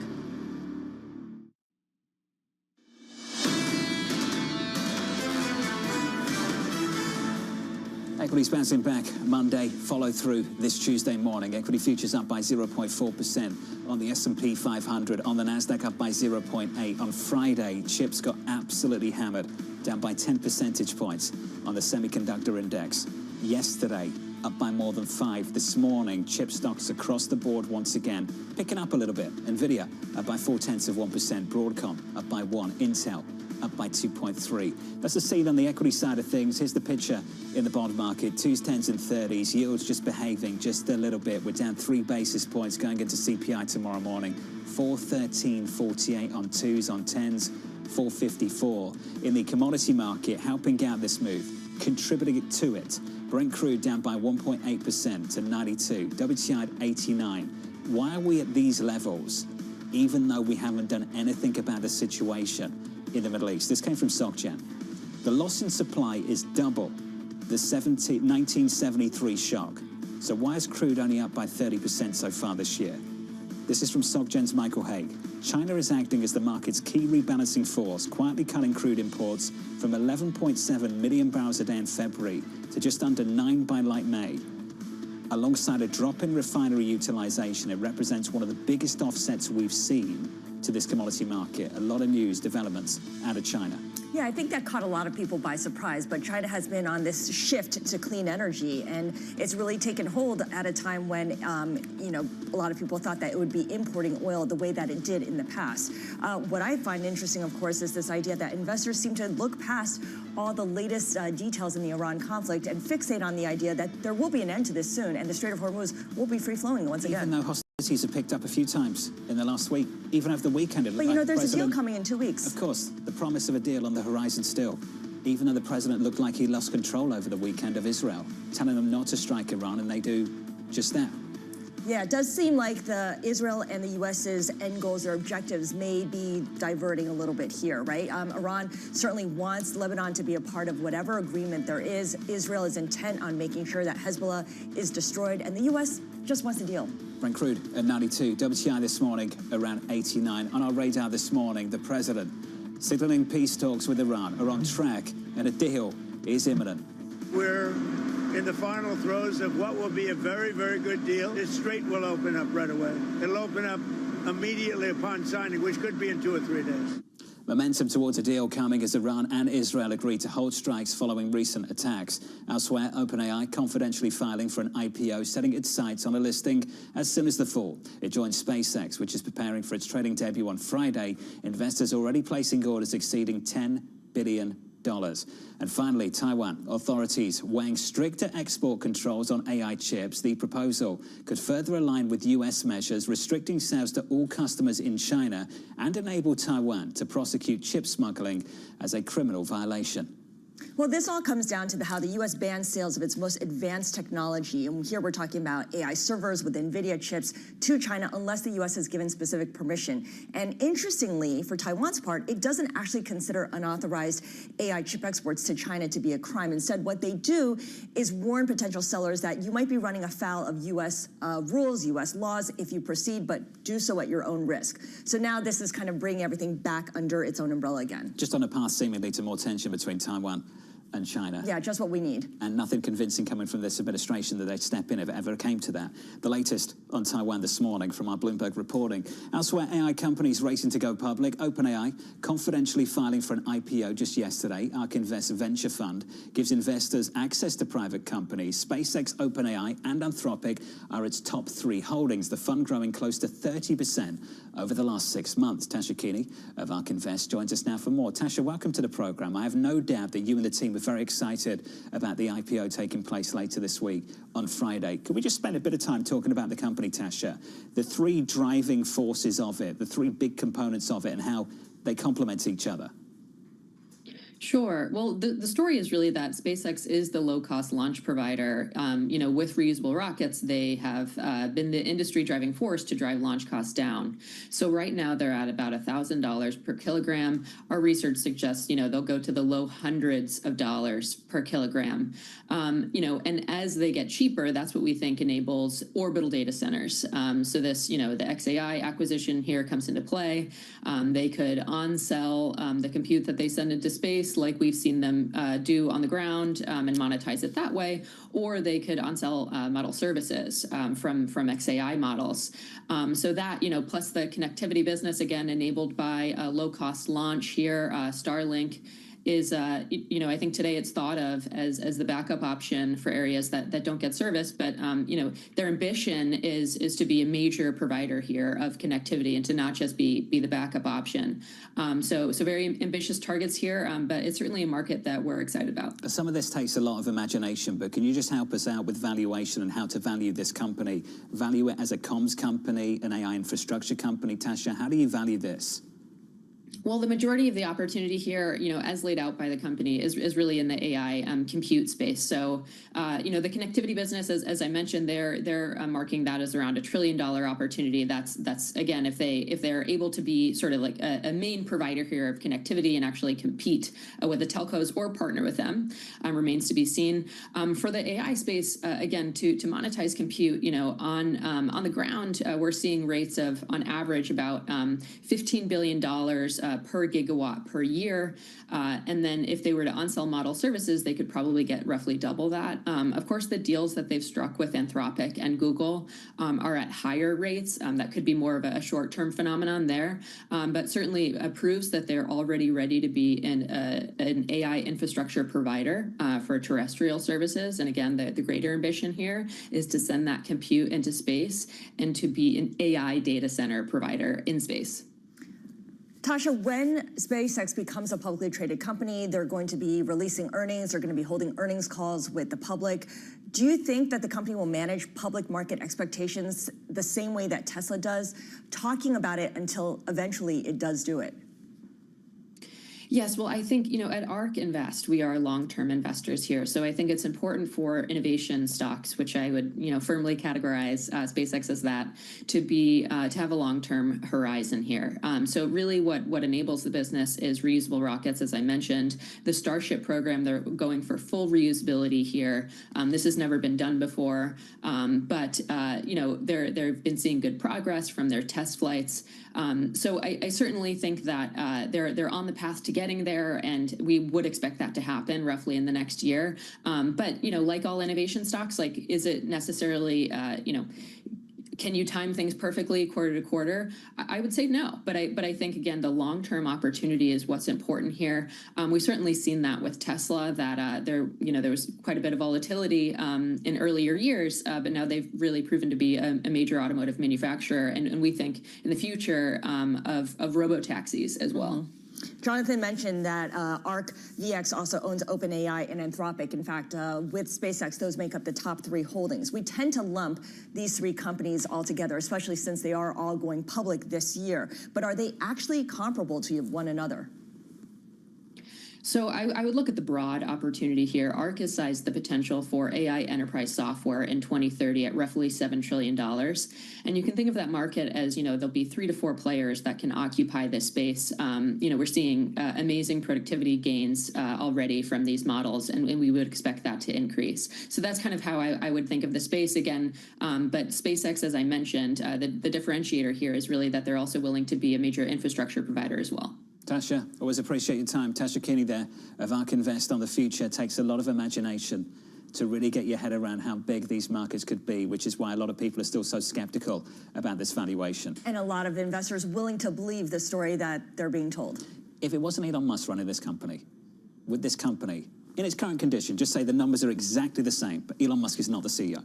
He's not a feature in this. Elon Musk is the X factor. He needs to be there. What's the market cap of this company without him at this company? Right, he gets to say these things, and the market cap's going to be this large. The total addressable market's going to be this large. He's manifesting it. Right? He can go to the roadshow before we even get to the roadshow. He can just pick a price. Yeah, that's exactly what it's done. It's an unconventional IPO in every way. A $1.8 trillion market cap potentially this coming Friday. The latest on SpaceX and all the big IPOs on the horizon. In the equity market right now, up by 0.4% on the S&P 500. Equities with a lift.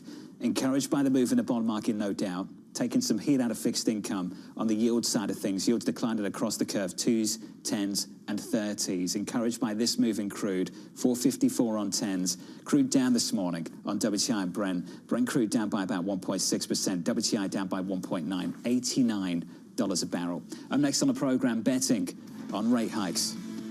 the case can be made for a hike right now. We have inflation that's been high for 5 years and counting and moving in the wrong direction, and a labor market that, at least for the time being, has shifted maybe from stabilizing to strengthening, but the outlook is very uncertain. So in just a moment, Guneet Dhingra of BNP Paribas is going to join us. We're going to be talking about the future of Fed policy and what it means for fixed income, more broadly, but also what it means for the 30-year piece of the Treasury yield. The 30-year is trading around 5. Do you think 5's a ceiling? Guneet does not think it's a ceiling, and maybe it opens the door to further moves higher from here. BNP Paribas as a house is now looking for a rate hike in December, and then another one, and then another one. That conversation just around the corner from New York City. You're watching Bloomberg TV.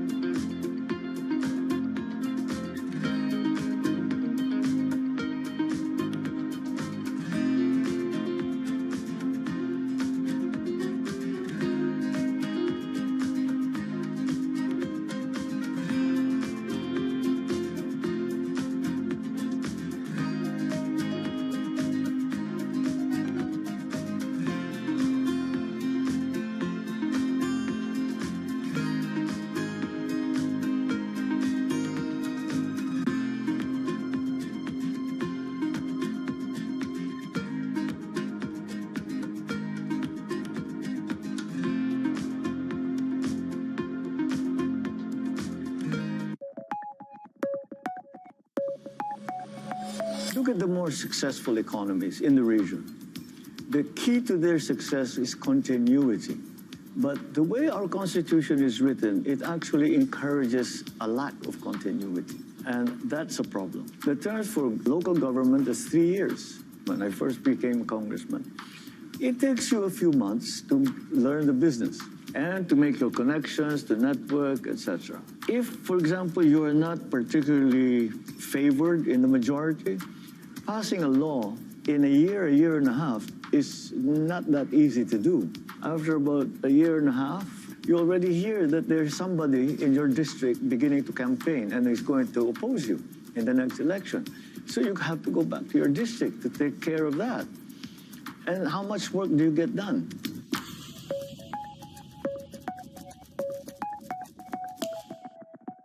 Good morning. This is Bloomberg Daybreak Europe. I'm Lizzie Burden in London, and these are the stories that set your agenda. Taking you from the U.S. market's close to the overnight session in Asia, we'll walk you through what you need to know to kickstart Europe's trading day. Live from our European headquarters, we bring you the day's top market-moving stories, unmatched expert analysis, and on-the-ground reporting from across the continent. Tune in to Daybreak Europe, only on Bloomberg Television. Context changes everything. Middle East and Africa, vibrant resources and high-yield investment opportunities abound. Join me on Horizons Middle East and Africa for the stories, newsmakers, and insight from this exciting region. Now weekdays, only on Bloomberg. Bringing you the latest geopolitical news whenever and wherever it happens. I'm David Gura on the Salar de Uyuni in Bolivia, and this is Bloomberg.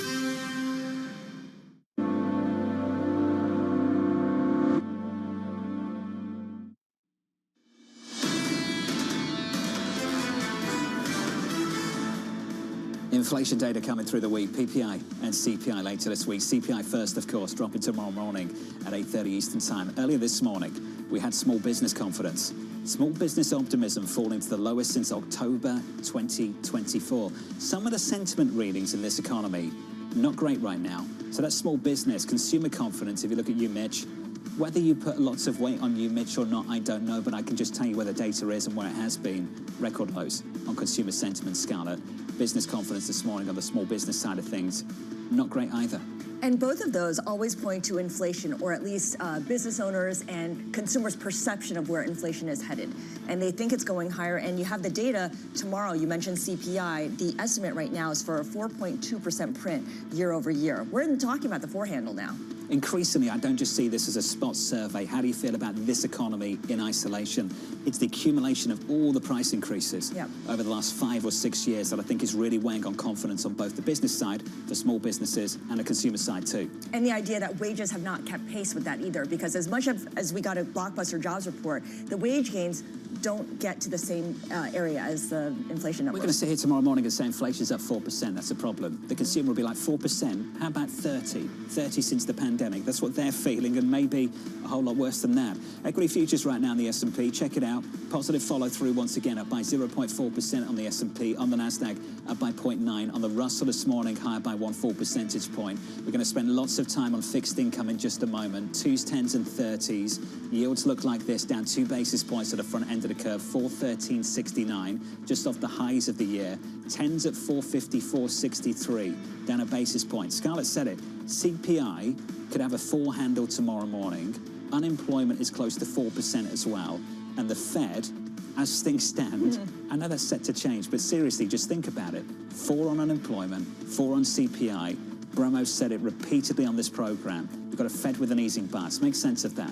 Well, possibly by next week, they'll remove that easing bias, but it doesn't mean that they're going to go towards a tightening bias, although there's plenty of calls for that, and the market is increasingly priced in at least 1 full rate cut by the end of this year. Well, let's get to one of those calls. Under surveillance this morning, betting on rate hikes. The case can be made for a hike right now. We have inflation that's been high for 5 years and counting and moving in the wrong direction, and a labor market that, at least for the time being, has shifted maybe from stabilizing to strengthening, but the outlook is very uncertain. The probability or likelihood of a hike has risen, but we want to see how the next few months play out. So here's the latest this morning. Investors are waiting this week's inflation data following Friday's hot payrolls print. Gunit Dhingra and the team at BNP Paribas now calling for the Federal Reserve to hike, writing, "We expect the Fed to reverse 2025 insurance cuts at sequential meetings beginning in December. There can be no guarantee it would stop at 3. Gunit joins us now for more. Gunit, good morning. Good to see you. Good to see you as well. You put out a note recently on fixed income on 30-year yields as well. I'm going to save some time for that. Let's just start with the Fed call. It's fresh. What changed your mind at BNP? Yeah, so I think we've been arguing that the Fed call depends on a couple of reasons. The budding inflation risks are visible in a couple of data points. Number one, the labor market. We just got the report. That was the trigger for making this change. We now think the unemployment rate's headed towards 4%. And we also think there's a risk to inflation expectations continuously getting de-anchored. I think this is one of the biggest blind spots I notice right now, is every Fed official and investors talk about the break-even market as somehow signaling that inflation expectations long-term are in a good place. We strongly disagree. I think the issue is the break-even market is probably underpricing the true inflation risk by 20, 30 basis points. And that's because if you think about the risk-on, risk-off characteristics of the market, it tends to underperform in a world of high risk. So what happens now is every Fed official, every investor, thinks the market's giving the Fed a thumbs up on inflation expectations, but I would think of the break-even market as a faulty fire alarm. It's a malfunctioning fire alarm. You rely on it to get that signal, but you're not getting it. And I feel like inflation expectations, a tight labor market, both are signaling cause for concern. We need to see the Fed remove the easing bias and ultimately remove the insurance cut from last year. That leads us to 3 hikes starting in December. So let's unpack some of that, because clearly the communication needs to change and quickly, and maybe that starts next week. But on inflation, how independent or dependent is this conversation on what happens in the Middle East and what happens with crude? Yeah, so if you notice the bond market, for example, right now, the bond market is already decoupling from the oil price, right? It's already pretty visible in the last couple of weeks. I think what's crucial is people need not get too carried away by the Middle East war. Even if the war ends today, hypothetically, I think there's a lot of inflation in the pipeline, which is going to affect the actual CPI numbers in the coming weeks and months. Also, the AI buildup is a completely independent factor from the war, so that continues to keep a degree of economic strength. We think the risk of a tightening has gone up, irrespective of the war. If the bond market has decoupled from oil prices, which was the single biggest driver of yields for the last couple of weeks, what is it hanging its hat on? What's driving it? Yeah, so I think the decoupling, if you look at the explanation between why the gap's opening up, it is the economic data, right? We just saw the labor market report for the third consecutive print, upside revisions in the last 2 months, a massive beat, a downward trickle on the unemployment rate. Plus, we're also expecting the inflation data to be another strong print tomorrow. We got the PPI report last month. I mean, I don't need to give you the litany of data points we've had. Everything from the ISM to CPI to growth numbers have been pretty stellar. So the bond market's coming to a conclusion that the rest of the committee is very much looking towards removing the easing bias, going towards perhaps a neutral bias, perhaps even a tightening bias. And with that, the bond market's trying to front run what's coming ahead on Fed policy. Is the bond market trying to price in or thinking that the economy is overheating? No, I wouldn't say that yet. I think the bond market is trying to say, look, the neutral rate itself is moving up. So the least you want to do is to catch up to a higher neutral rate.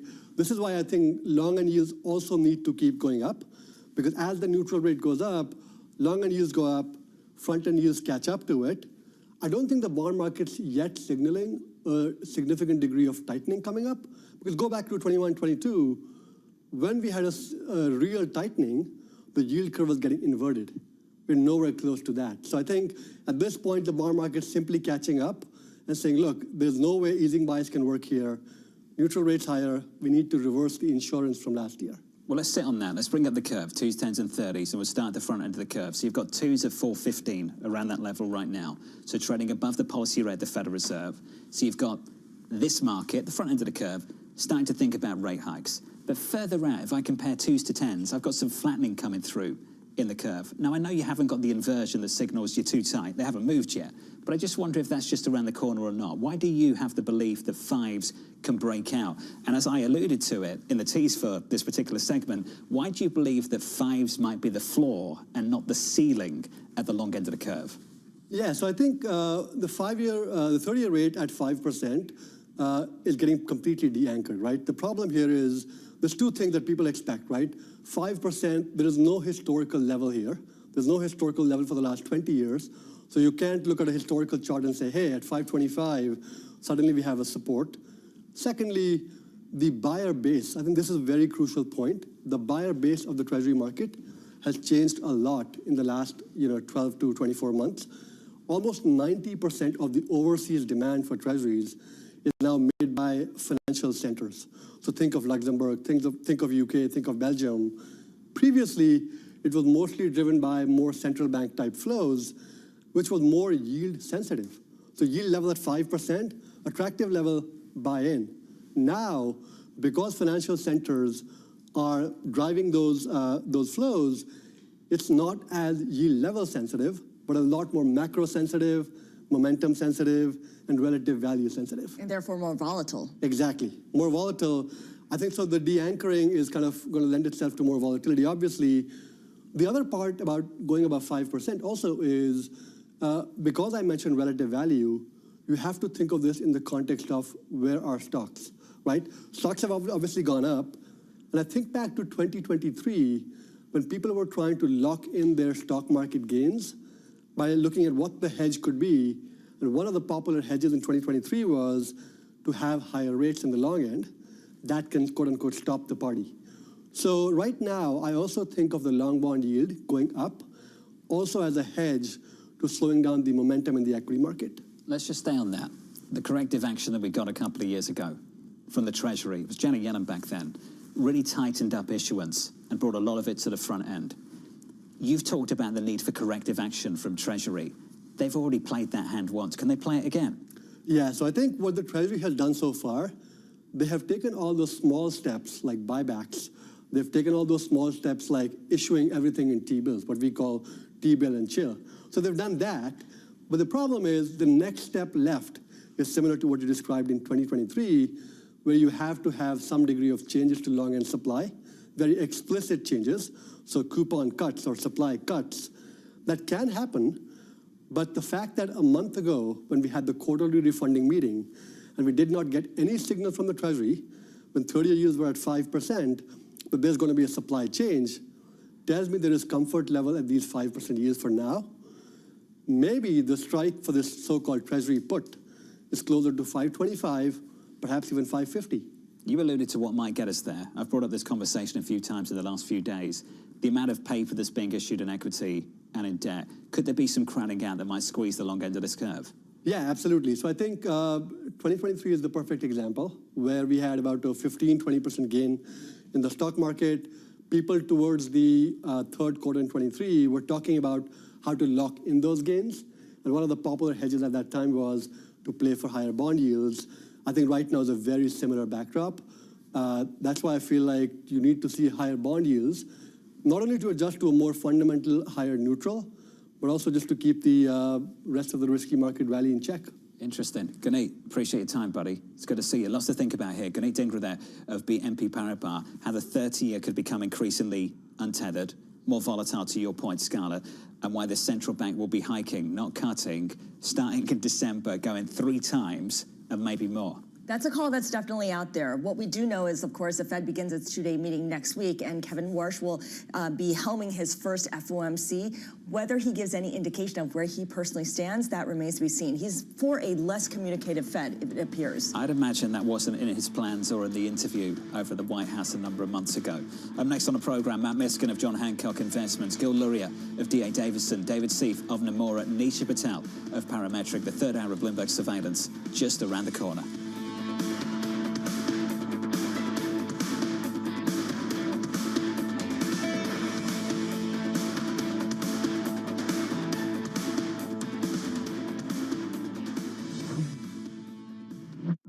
Being called an ideological lunatic or a bunch of left-wing nut jobs? You know, I've been called worse things than that.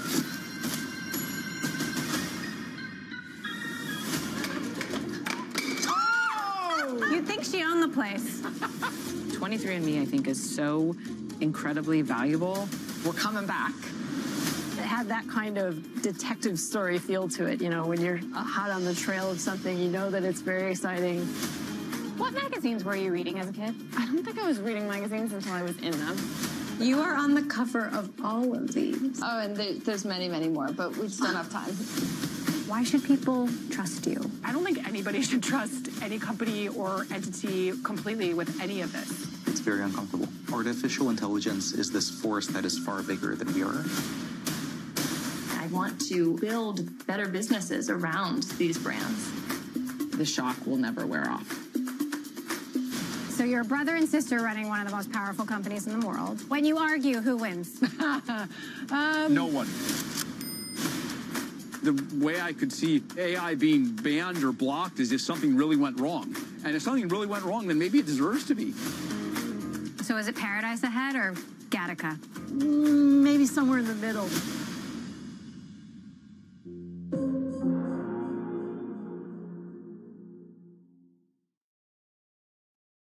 It's the world's second largest economy with a growing influence in global affairs. Bloomberg The China Show brings you the unmatched expertise you need to keep track of breaking news, in-depth market analysis, and the most influential newsmakers in and around China. We need to do more to engage the market more. We're risk on. I think we caught a little sweet spot. Massive savings right now. It's already a different game. Bloomberg The China Show.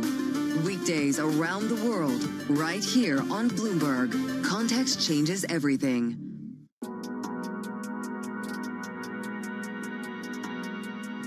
We should not deny that change is coming. And change is not coming just in data centers and AI. As a world, we are building infrastructure, we're building energy, we're doing energy transmission, we're building next-gen manufacturing, we're ramping defense, and we're doing this thing called AI and data. Yes. We will see the largest need for capital ever. And that's what we've seen so far this year. And so now to your specific question, it's about underwriting. There are a number of very strong US tech companies who run diversified businesses, Amazon, Google, Microsoft, who are interested in seeing these centers built and are interested in not consolidating the debt on their balance sheet. And to the extent they are prepared to lend their credit, one can lend against those types of things and make sensible underwriting decisions.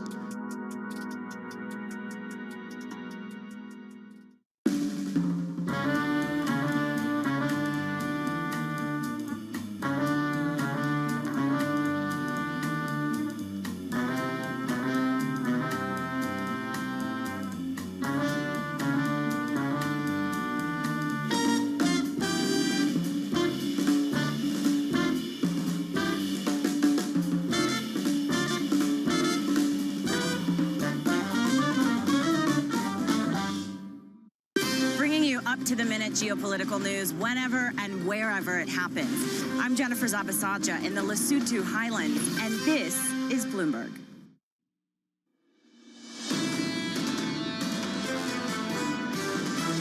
The equity market is showing an enormous amount of resilience. Money doesn't want to leave the asset class of equities. The beauty of the U.S. is we have the most robust, deepest, broadest markets in the world. You have a very broad equity market. There are always good valuations in the equity market. If this falls off the tracks, I think you're going to see a major market correction. This is Bloomberg Surveillance with Jonathan Farrow, Lisa Abramowitz, and Anne-Marie Hordern. No correction this morning. Live from New York City this morning. Good morning, good morning. For our audience worldwide, the third hour of Bloomberg Surveillance starts right now with futures up again, this time by a third of 1%, adding to yesterday's mild gains on the S&P 500, up again on the Nasdaq by 0.8%. The semis on Friday, down by more than 10%, bouncing back on Monday, up again this Tuesday morning on Nvidia by about 0.3%, on Broadcom by 1%, on Intel by 2%. In the bond market, fantastic conversation with BNP Paribas, Gunit Dhingra just moments ago, and why this Fed, they believe, is going to be hiking rates in December. And then again, and maybe more than that. Twos this morning at 413.48. Yields coming in a bit. We're down 3 basis points on twos, on tens down a basis point to 455. Helped out by this move in crude. WTI and Brent declining this morning, negative by 1.6% on Brent, 92 down from 98 at one point in yesterday's session. WTI breaking 90, 89. There's a lot of hope in this market still, Scarlett. There's a lot of hope in that energy market too. Yeah, absolutely. And the knee-jerk reaction, of course, is to this idea from President Trump that there will be some kind of resolution, there will be some kind of deal.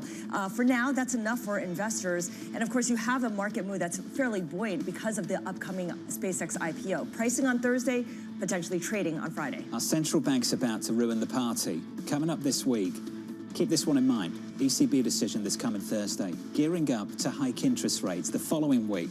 Next Wednesday, the Federal Reserve gearing up to drop its easing bias. Now, I'm not saying that this is getting aggressive quickly, but certainly it's moving in a direction where things are starting to tighten up just a little bit. It's slowly tiptoeing into the possibility of rate hikes. First, they have to drop the easing bias, and that's a big move, and that'll be considered a victory for Kevin Warsh, the new incoming Fed chair, if he just leaves it at that.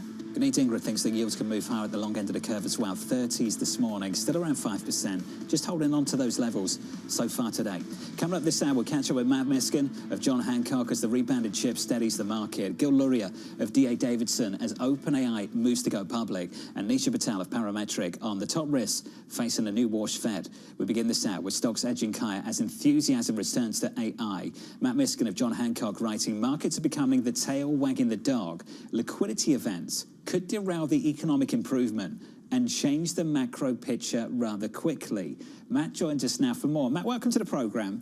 Just for our audience that maybe haven't read the context around those comments, just build it out just a little bit for us, even further, Matt. What are you getting at? Yeah, given the tidal wave here of IPOs that are going to be hitting the market over the next several months, the need for liquidity is massive. And also, you've got these high free cash flow companies that were making tons of money before. They now need to tap the equity markets with issuance. So you got that on top of this IPO wave, and with all this playing on the equity market, you've got central banks all over the world looking to tighten policy. So like you said, the ECB raising rates this week. We've got a PPI, CPI report to get through, and you kind of see these two massive forces intersecting here in the next several months. And I think for us, the economy is actually the smaller piece of the story. The markets are so massive on a relative basis. It's like 2 times now as large equity market capitalization versus the economy. So the markets are wagging the economy, not the other way around. And liquidity is the most important factor for these markets to keep on rallying. We've talked about that old phrase a few times that markets can shape the events they anticipate, and they can in many ways when you're this big, Matt. Liquidity starting to tighten up. That's what you're focused on, the potential for that to happen. What are you seeing signs of indigestion at the moment ahead of all that supply? Yeah, as of now, it's holding up well. I mean, you just keep hearing about a new deal every single day within the tech space, and that's providing more and more liquidity, but it's being absorbed and it's being massively concentrated. So every equity market in the world is now basically a technology stock index. So before, I could come on and say, look, you could go into value, you go into international, you could go into emerging markets. it's all now tech. Semiconductors have gone everywhere and made it into every single equity index in the world. And now the concentration risk is massive. So it just gets harder and harder to keep adding to technology everywhere in the world, because in emerging markets, for example, it's basically 3 stocks that are driving the whole index. Even in US mid-cap and small cap stocks, it's now technology. Value is now semiconductor stocks. So how much more can this play out? In our view, it is becoming more and more important to try to diversify away from this. We do have technology. I'm not saying the quality that isn't there, the earnings aren't there, but the momentum and the concentration risk are becoming an increasingly big factor. And it's going to be hard to ignore here as more IPOs in the tech space are on deck. So Matt, if it's all one trade, what's the other trade? Where do you find diversification? Yeah, and I mean, it's hard, John. Like, you gotta, momentum this powerful. If you're not in the momentum, it's almost anti-momentum. And for us, though, you've got to have something in between. Industrials to us are a pretty positive place to be on a global basis. You've got CapEx, you've got accelerating depreciation. The economy is a bit better starting the year. You've also got defense spending. Industrials typically hold up in terms of earnings amidst any economic slowdown because they're longer-lived contracts. The higher ROE can help their higher quality businesses, but the valuations aren't super attractive. They are drafting off the AI trade. Drafting to us is the way to look at this market. So if you're trying to outperform and you're getting that FOMO right now into the equity market, try to resist that and try to draft off this market. Find good value, high quality names that still can participate, but you're probably going to be hard to outperform this semiconductor momentum train that has been rallying so strong. Matt, you make a great case for why people need to diversify, but this has been the situation for months on end now, and it's nothing new, right? The argument for why you need to diversify away from tech, as well as the U.S. What will be the catalyst for a meaningful effort on investors' parts to reduce some of their overconcentration in big tech, whether it's in equities, whether it's in credit? Yeah, so your prior guest laid out the case pretty well for the Fed to raise rates here pretty aggressively into the back half. In our view, the economy isn't as strong as actually the headline suggests. If you look at right now, we are in a fiscal sugar rush. We just cut corporate taxes. We just gave a bunch of tax refunds, tariff refunds. We're dropping the strategic petroleum reserves at a record pace. So we are just helping this economy in every way we can. And it feels good because it's a sugar rush. But if you have kids, you'll realize the other side of the sugar rush is this hangover effect. And in the back half, we think that's going to happen, where basically the fiscal positives are going to start to fade off, and then the Fed's going to tap the brakes. And central banks are going to start tapping the brakes in the back half. And we think that's going to, and underneath the hood, too, we've got the World Cup, too. Mm-hmm. So not only do we have all this fiscal, but the World Cup is helping with jobs. NFIB just missed. The employment picture looks weaker there. Indeed, job openings are weaker. And some of these business surveys, too, they're showing 2 different planets in terms of how they're coming in, the S&P PMI and the ISM. But if central banks around the world start tightening into the back half and the economy isn't as strong as the market thinks, that to me would be a great catalyst for rotation. We've got bonds yielding 5% in a high quality space. No one wants to touch them, but 5% isn't a bad alternative, right, given where equities stand today. Yeah, the day after Halloween is never a good day for any household with young children following that sugar high. So the idea that we need to see the Federal Reserve or other central banks start to raise interest rates would be the signal, or would be one signal potentially of people rotating out. That means this can continue through the summer. So how extended or overextended can things get in the interim? Well, it's a dip buyer's dream market. And every day you wake up and there's a new headline that's kind of supporting markets. It's helping oil come off. Oversold used to be a technical indicator, and basically the RSI is no longer even relevant to this market. But what you're seeing again with these IPOs and with this momentum, it does look stretched. It does look like it needs more of a breather. It is always difficult to, kind of call the tops, and that's why we're not trying to do that. We're trying to draft. We are in higher quality markets. We are down in cap a bit into cheaper markets. We are leaning into the bond market a bit, providing that 5% income stream and relatively high quality bonds. And so to us, again, we're back to that drafting type mentality.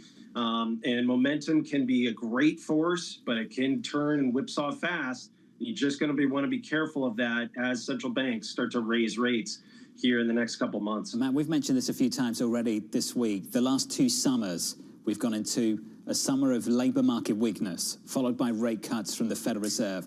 This setup for this summer feels different. Payrolls much better than expected, topping all forecasts on Friday. Not just 1 month, the last 3 months, the 3-month advance, the strongest in more than 2 years. But Matt, you said something that got my attention. You said the World Cup, and it got my attention for other reasons too. But of course, you're talking about the jobs market. You're not the only one making this point, Matt. Are you suggesting that the strength on the labour side might be a bit of a head fake this summer? Yeah, exactly. So if you look at the last jobs report, 70,000 of the jobs were in leisure and hospitality. That is the World Cup likely. Other than that, 35,000 was in healthcare, 50,000 was government. And, that government jobs, it looks like it's kind of maybe doing some build out somewhere for another event. But a lot of these are shorter term things. I know the revisions were a bit better. Healthcare has been the single job driver.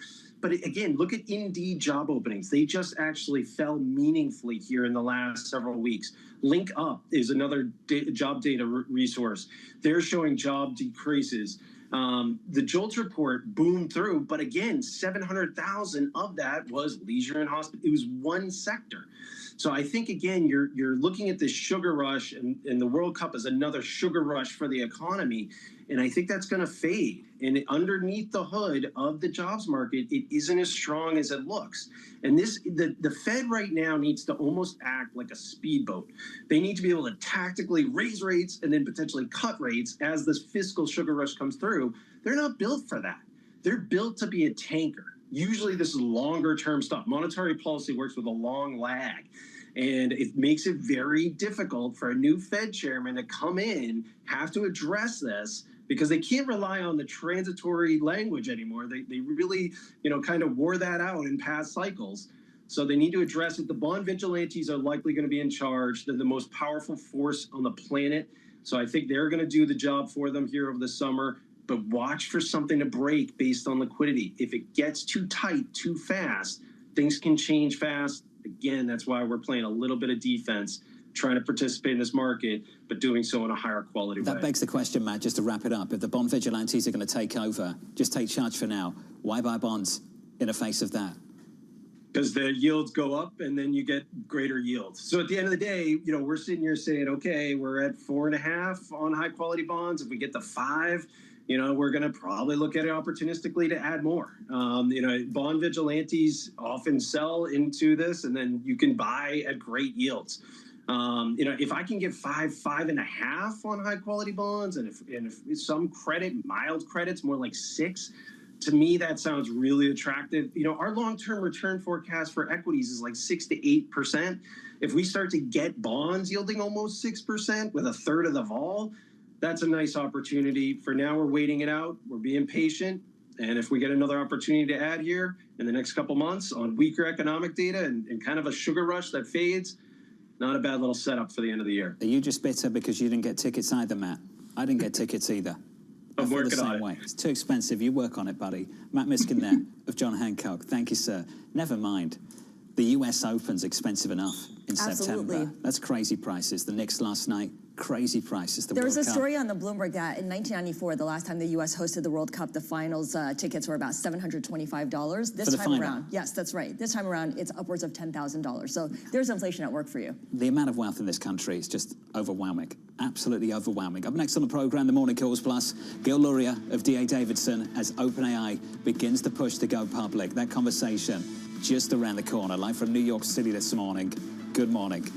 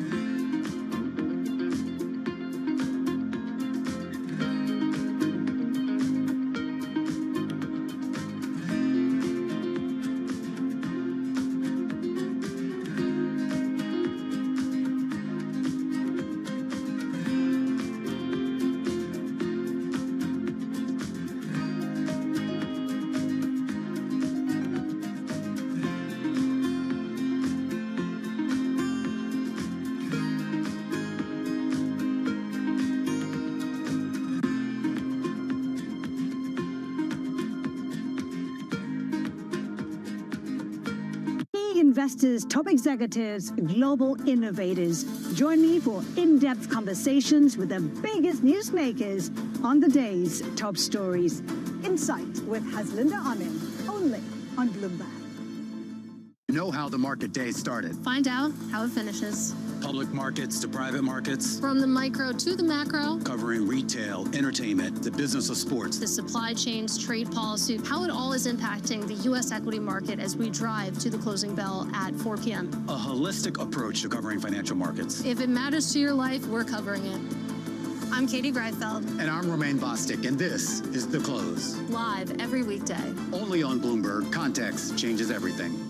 At a time when policy in Washington is driving Wall Street, we draw a distinction between the rhetoric and the action, bringing you market-moving guests and original reporting. This is Bloomberg Surveillance.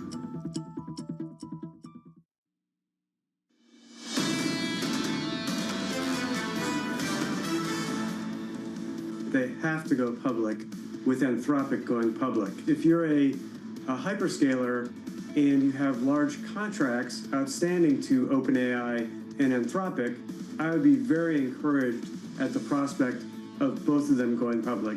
So perhaps they want to have some optionality on timing, but I think with Anthropic going public, OpenAI needs to go public, and sooner the better. Tom Forday of Maxim Group on the mega IPOs we're expecting for the year ahead. It starts this week with SpaceX, Anthropic. Most people believe they'll follow pretty soon after, and then OpenAI finally to do the same thing, maybe at some point later this year. That's how the stage is set for the IPOs. Let's get to the price action. Equity futures this morning, positive again, up by 0.4% on the S&P, on the NASDAQ higher by 0.75% on the Russell, up by 0.9. That's the price action. Here are your morning calls. First up, Barclays keeping an underweight rating on Apple, saying its new AI features are not enough to drive an upgrade cycle. That stock is down again this morning by 0.75%. Your second call from Bank of America raising its price target on Oracle to 240, seeing robust demand across cloud infrastructure. That name is up by 1.7%. And finally, TD Cowen boosting its price target on Alphabet to 475,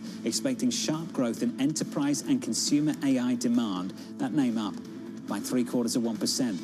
Let's get to those IPOs. OpenAI entering the race to go public, submitting its confidential filing for an IPO. Gil Luria of D.A. Davidson writing, what OpenAI does not want is for the public market capital to exhaust itself.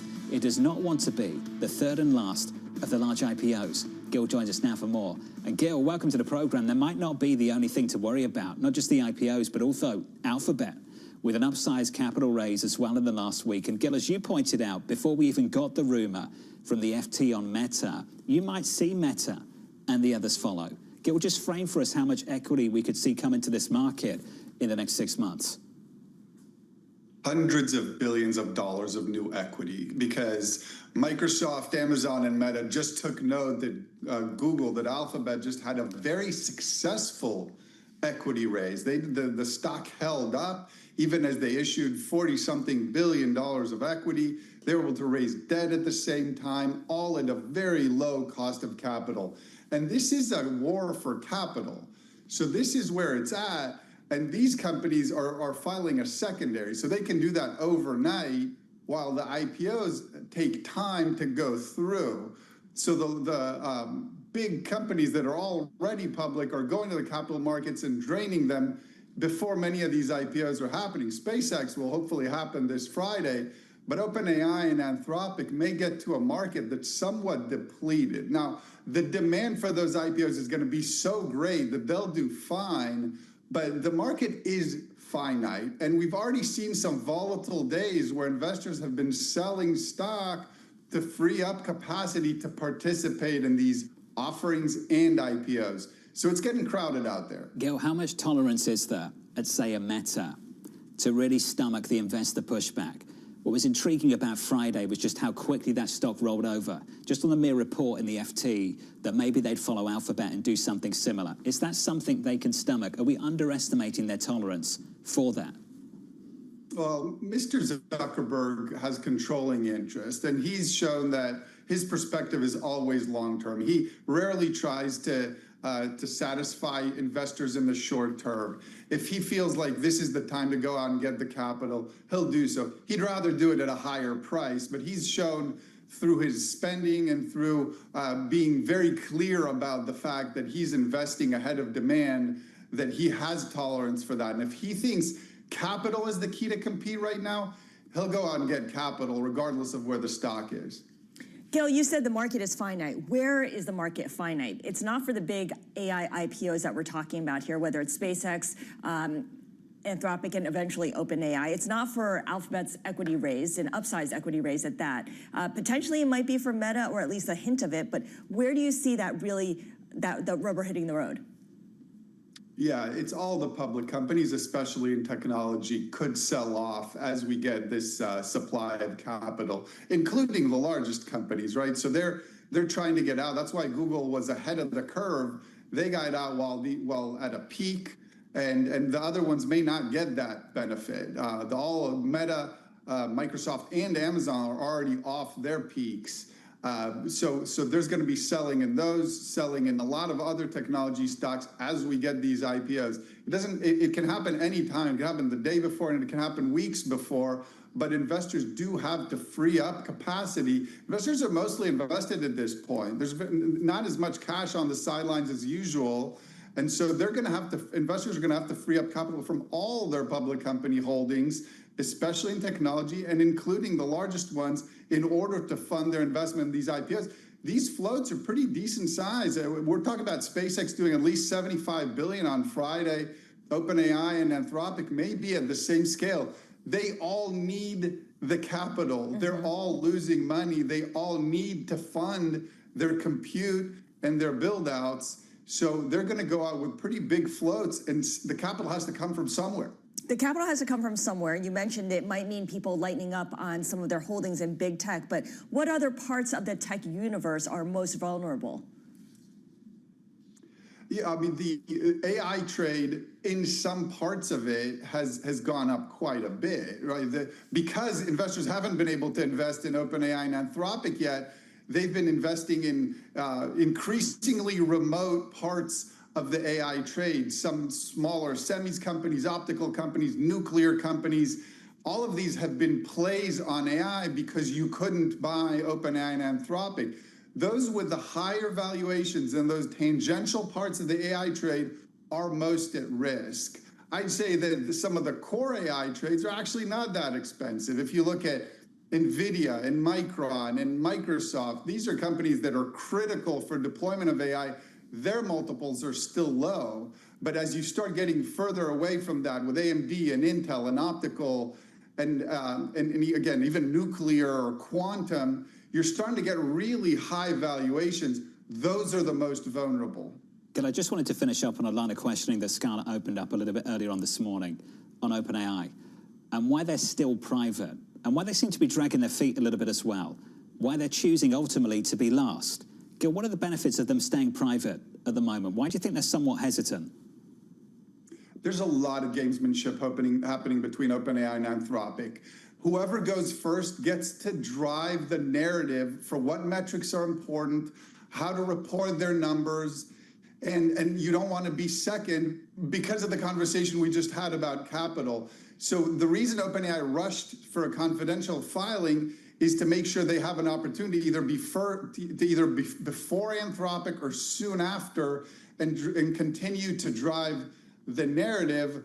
Otherwise, they let Anthropic do that. Now, as they did that, Sam Altman communicated that he'd rather stay private. And the reason he'd rather stay private is he's losing quite a bit of money, and he can, as a private company, only disclose the metrics he wants. So he'd rather stay private, but he also doesn't want to go after Anthropic. That's the gamesmanship that's happening right now. Gil, it's good to see you. As always, thank you, buddy. Thanks for framing things. Gil Luria there of D.A. Davidson on Anthropic versus OpenAI and SpaceX in the mix too over the next week. It's so fascinating because there is a finite amount of money. We just haven't seen it yet because it's all chasing the same thing. But at some point, and it may very well be something like an economic data point or a central bank raising rates, or it could be something completely unexpected that triggers it. Someone's getting squeezed, that's for sure. Coming up next on the program, David Seath of Nomura expecting inflation to cool ahead of Fed Chair Walsh's first rate decision. Kevin Walsh's first rate decision next week. Before we get to that, CPI on Wednesday, and then PPI a little bit later. A preview with David in just a moment. Equity futures on the S&P, positive by 1/3% on the S&P 500. On the NASDAQ, up by 0.7. The opening bell about an hour away.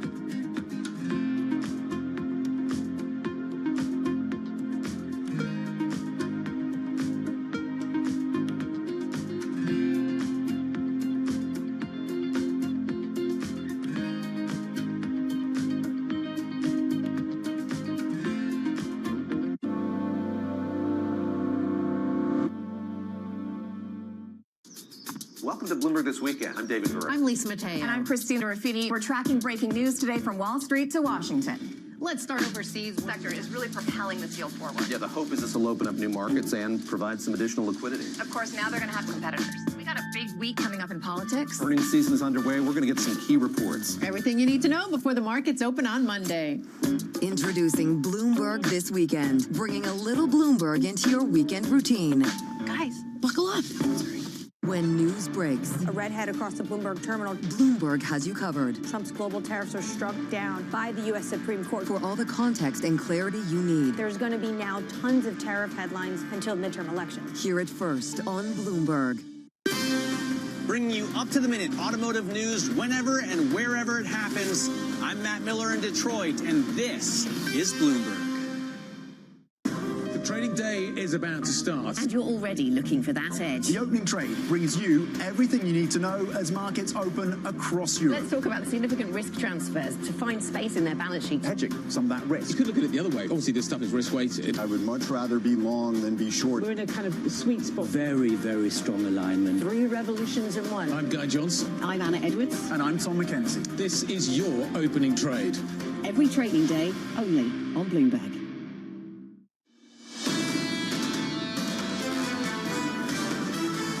The opening bell about 60 minutes away. Into the cash open. Equity futures positive by 0.4%. Some positive follow through. Another bounce here, up by 0.75% on the NASDAQ. We talked about the downdraft, the aggressive move lower for the semis after a very aggressive move higher. The aggressive move lower on Friday down 10%. Bouncing back yesterday and bouncing again this morning. Positive once more. In the bond market, 2s, 10s and 30s. Yields shaping up as follows. Yields down by 2 basis points. 4.13. Base case for next week is this Federal Reserve is dropping its easing bias. Feels like a step too far maybe to introduce a hawkish bias. Not yet, not yet. This Federal Reserve moves very slowly, as you know, Scarlett. Yes, I think someone compared it to a tanker where it needs to be a speedboat because conditions are changing so rapidly. You slip into neutral, then maybe it takes a while to debate a hawkish bias, and then maybe a debate a rate hike down the road. Remember how long it took to wind down QE? Yeah. Just to say we're going to stop doing QE and then we'll hike interest rates. Well, this is not your inflation. father's Federal Reserve anymore, so. Rapidly getting away from us. So equities and bonds doing okay this morning, encouraged by this move in crude. WTI and Brent crude down by about 2% this morning, call it 1.3. I've mentioned this a few times. At one point yesterday, $98 a barrel on Brent crude, up 5% on the session, and then all of a sudden it started to roll over as the president suggested we'd see a ceasefire between Iran and Israel, and kept saying, once again, we're getting closer and closer to a deal. It's working. We're down by 1.8%.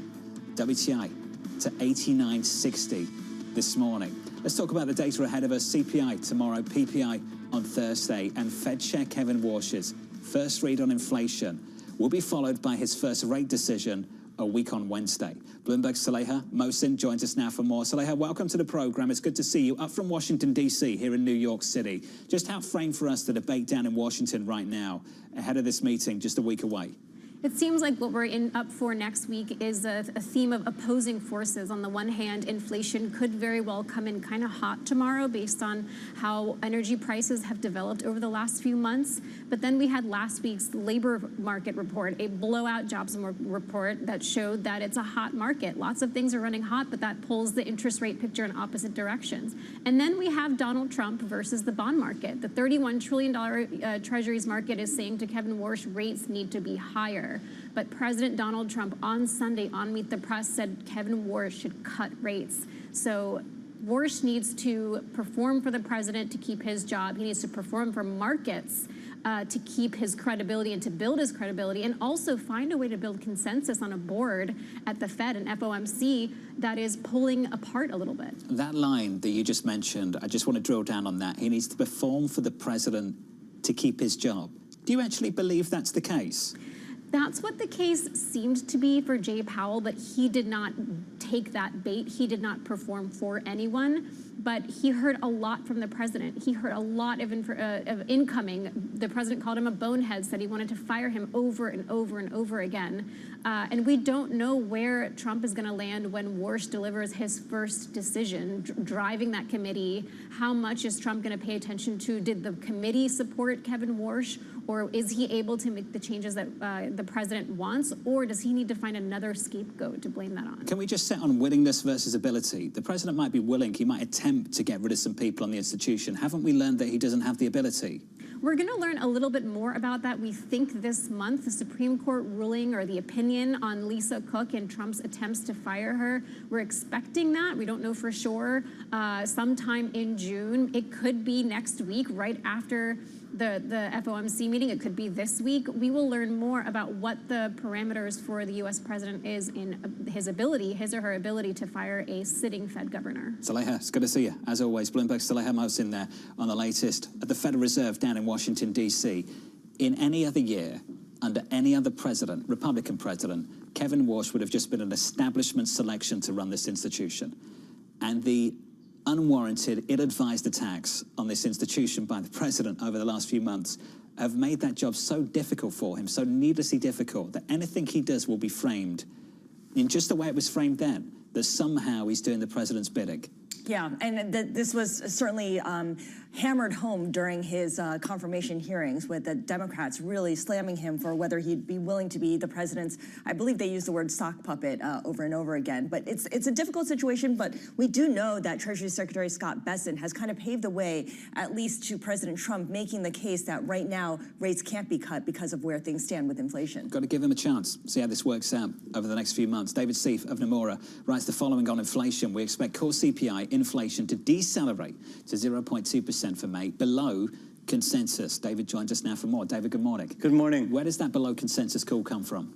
Well, the biggest single thing that is going to bring it down from the month before is that we had in the April print this rent issue, and that was a legacy from the shutdown back in October. So that will have faded, and that's going to bring it down from the 0.4.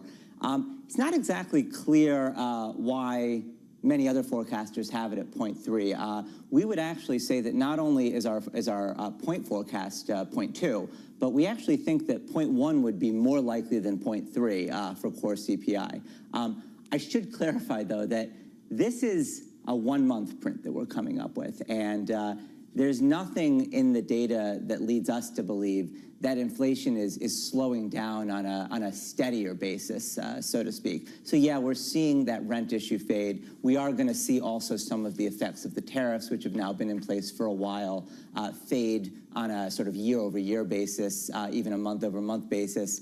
But inflation remains above target, and if anything, when we look at the Fed's preferred measure, which is core PCE, we see that rising from 3.3% on a year-over-year basis last month to 3.4% on a year-over-year basis in this upcoming print in a couple of weeks. So really moving in the wrong direction. Where do you have it peaking?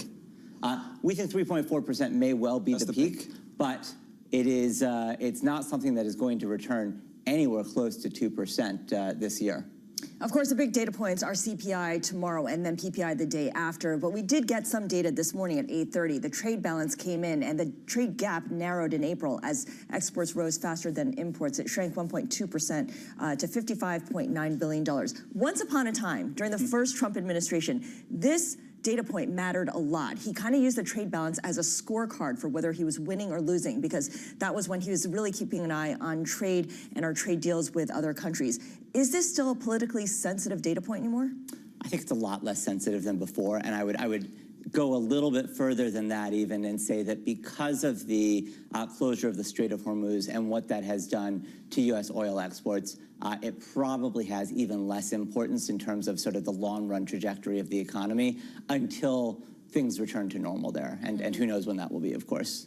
Okay, so how do you expect Fed Chair Kevin Warsh to fold in rising oil prices and the state of Hormuz, which at this point is, for all intents and purposes, not open?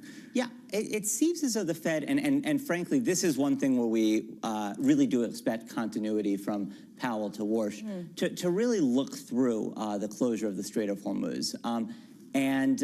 That probably is a very reasonable thing to do, especially in the case of the Fed. A couple of reasons for that. One, as much as the Fed has received criticism under Powell for sort of saying every single push up in inflation was a temporary thing, this really is an energy shock more than anything else. And so it's not something that will have that big of an effect on core inflation, which, of course, the other side of which is to say that core inflation is rising for reasons that are totally separate from Iran. On top of that, the closure of the Strait of Hormuz is likely to affect the U.S. and I'd say also the Canadian economy far less than the rest of the world, because the U.S. and Canada have a separate natural gas market, because the U.S. is a net oil exporter. So it is probably reasonable to look through it more than other central banks seem to be willing to do. There's still price takers in this economy. We may not have a shortage, but we still have to accept the price. And you mentioned the energy shock. We've also had a shock for goods. We've had a shock for labor, negative supply shocks across both, and now energy. And now you've got these rate-insensitive spenders, major companies going out there and spending hundreds of billions of dollars and pushing it into this economy. How does that end with anything other than above-target inflation? Well, I think that the rate-insensitive purchasers, the hyperscalers, that really hits the nail on the head. And of course, that is something that is happening totally separately from the conflict in the Middle East. Should the Fed look through that too? No, the Fed should not be looking through that. That is inflation or overheating, from Econ 101. This is increased demand outstripping supply and raising prices. And it is very hard to think of a good justification for looking through what simply appears to be demand outpacing supply. Do you anticipate the Fed commenting or Kevin Warsh saying anything about the buoyancy in markets, the fact that stocks are near record highs even after Friday's sell-off, and with yields being much more volatile than they have been in the past? I think, the first meeting of a new chair, especially one that represents such a break from his predecessor, a lot of things could happen. I mean, it wouldn't shock me to see him do this. Kevin Warsh, I think, is really an excellent public speaker. Probably one of, if not the best public speakers ever to take the position of Fed chair. But it's always tough, your first meeting. I mean, you've seen Fed chairs often, have a bumpy first couple of meetings. Now, I think Warsh is going to get up to speed really fast in terms of doing a good job at these press conferences, et cetera.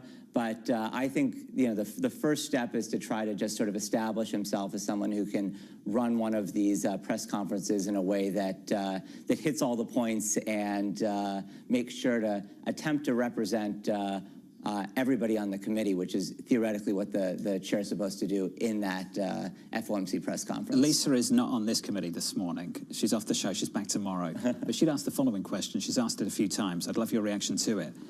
The easing bias of the Federal Reserve, it's the Chairman Powell hangover for Chair Walsh, and he's got to deal with it in a week's time. Yet we can't identify a single policymaker, and they've all spoken pretty much, who supports the easing bias at the Federal Reserve. So why was it still in there at the last news conference when that statement came out? Yeah, I mean, it's hard to understand exactly what was going on there. I do think that there was arguably a fairly benign explanation, which is it's a little cheeky of a outgoing Fed chair in his or her very last meeting to make such a fundamental change and sort of hamstring his successor. I would certainly expect that the easing bias will be dropped. And I think there's a question, will they simply just say there is no real bias either way, and that's their forward guidance? Or will they go a step further and just get rid of forward guidance altogether in a more comprehensive way? It's something that Walsh has probably never been a big fan of, given his public statements. And so that may actually be a nice compromise between the Hawks and the Doves, which is to say the Hawks don't want that easing bias in there, and Walsh can say, as presumably a Dove, well, let's just get rid of any forward guidance whatsoever. Wouldn't shock me to see a much shorter statement next week. Some people might be pushing for a hawkish bias. Never mind dropping the easing bias. No doubt some will. I've been trying to prepare the team for next week, and I mentioned that maybe the news conference just isn't very long. Maybe it's pretty short. Maybe it doesn't take that many questions. How are you thinking about what we might see next week, how the sequencing of things might build out? Yeah, I think there's a real risk that it'll be a very short press conference, or at least a shorter press conference than before. I think another thing that's very interesting is there will be a dot plot. There's at least some reporting that Walsh may decline to submit a dot, so we'll only get 18 dots in that situation. Yeah. And he may talk about starting to set the stage for less information being given to the public. This is something that he has wanted to do. So starting to get rid of the dot plot, or set the stage for getting rid of the dot plot. As I said before, eliminating forward guidance altogether from the speech, from the statement, and he may spend some of his press conference doing some of that. David Seif of Nomura. David, thank you. My pleasure. David Seif of Nomura going into Kevin Walsh's first Federal Reserve meeting next week. Just set the stage. Imagine he attempts to do that, just to remove the forward guidance. And then over the next week, everyone on the committee offers their own forward guidance on where they think policy is going to be. And then essentially what you've done is outsource policy to the rest of the committee and de-emphasize the seat of Federal Reserve Chair. That's the risk you run if you try and do that. You can't tell Federal Reserve presidents, regional Fed presidents, they can't go out and talk. And they're going to. I mean, they've talked a lot more than they have in 10 years, 20 years past. The big question for me is whether he brings up the idea of shrinking the balance sheet, because he was going on and on about that before this turn in inflation higher. I don't know that that's going to be part of the conversation, at least next week. If there is some Q&A, we expect some Q&A, but if there is some Q&A, I imagine there'll be a few questions on the balance sheet next week. Let's see how short that news conference is. Short statement, short news conference. Up next, we'll set you up for the day ahead, plus Nisha Patel of Parametric on the top risks facing this Federal Reserve. That conversation just around the corner. From New York City, this is Bloomberg Surveillance.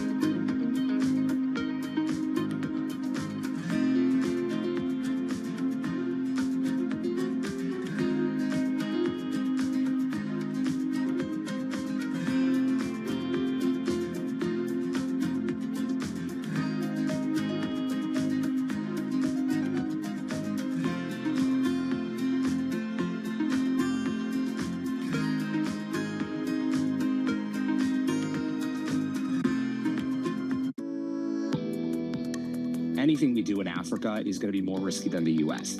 I think the approach we want to take is, how are we being compensated for that risk? And one of those is obviously going to be a valuation question. In our minds, valuation is a lot more attractive in Africa, even if we adjust for some of those Africa risks that a lot of Western investors see. So yes, in a lot of ways, you take some of those models that, as I said, might be more asset medium or asset heavy. There might be some more inherent risks. However, if we're saying we're adding some risk because of that kind of model, but we're now solving a core problem as opposed to maybe a nice to have solution in Africa, that might actually offset it. Where if you're solving something that people really absolutely need and can't live without, in a way that then that's a lot less risky. So again, we'd encourage investors to have a less binary view. In other words, the US isn't risky, Africa is risky. That's going to lead to a lot of complications down the road.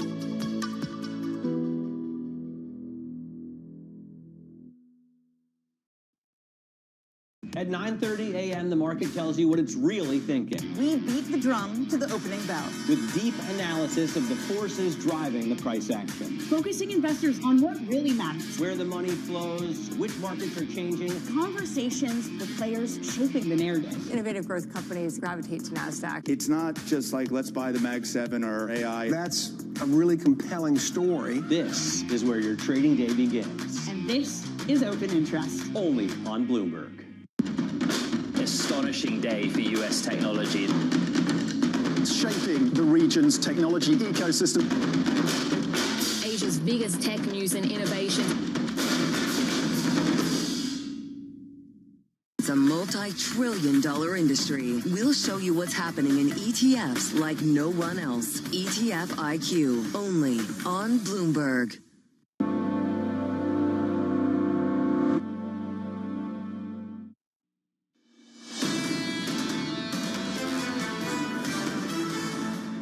But I would think of the break-even market as a faulty fire alarm. You rely on it to get that signal, but you're not getting it. Inflation expectations, a tight labor market, both are signaling cause for concern. We need to see the Fed remove the easing bias and ultimately remove the insurance cut from last year. That leads us to 3 hikes starting in December. Such an interesting call from BNP Paribas. That was Ganeet Dhingra of BNP Paribas on the program a little bit earlier this morning, talking about taking back the 3 cuts from last year, 25, 25, 25, and hiking 25, 25, 25, starting in December and then going again and again. Also had an interesting note on the long end of the bond curve, the yield curve on 30s. He thinks that could become untethered, could see a shift higher on 30s. If you missed that, catch him again on Thursday. Bloomberg Real Yield, Scarlet Food coming up a little bit later this week. Equity futures look like this going into a massive week ahead. Lots of inflation data, CPI tomorrow, PPI after that. Then next week, a Federal Reserve interest rate decision. Equity futures this morning up 0.4% on the Nasdaq, up by 0.8. Some outperformance on small caps, up by 0.9. Encouraged by this move in the bond market. Just taking a breather at the front end of the yield curve. 2's down by 2, 413.90. Encouraged by the move in crude. Talked about this a few times already. Way off the highs of the week already. 98 the high of the week. 92 this morning, down by 1.7% on the session. As we count you down to the opening bell, let's talk about this week ahead. What a week ahead we've got. At 10 a.m. Eastern Time, a little bit more economic data for you before the headline act on Wednesday, CPI. On Wednesday, we also get earnings from Oracle. On Thursday, PPI. Another round of claims plus an ECB rate decision, which may well be an ECB rate hike. On Friday, some consumer sentiment numbers and SpaceX set to begin trading. Into all of that, let's talk about the Federal Reserve. Nisha Patel of Parametric expecting rates to stay on hold for longer. She writes, investors do not need an immediate cutting cycle to like bonds. Nisha joins us now for more. Nisha, good morning. Good to see you. Good morning. Good to If be we here. get a hiking cycle, would you hate bonds? I mean, that's the risk you face going into year end now. It is. And I think, look, I think that's the long-term risk of being in bonds, obviously having duration to where you see that downside risk in bonds. But I think we are fairly far away from being close to hikes. I think where we are is, look, this is a big meeting. We've been talking about this, all week, today. 2 things, a change in the language. Is going to be the most important takeaway, and I think that's fully baked in, right? That easing bias is likely to be removed.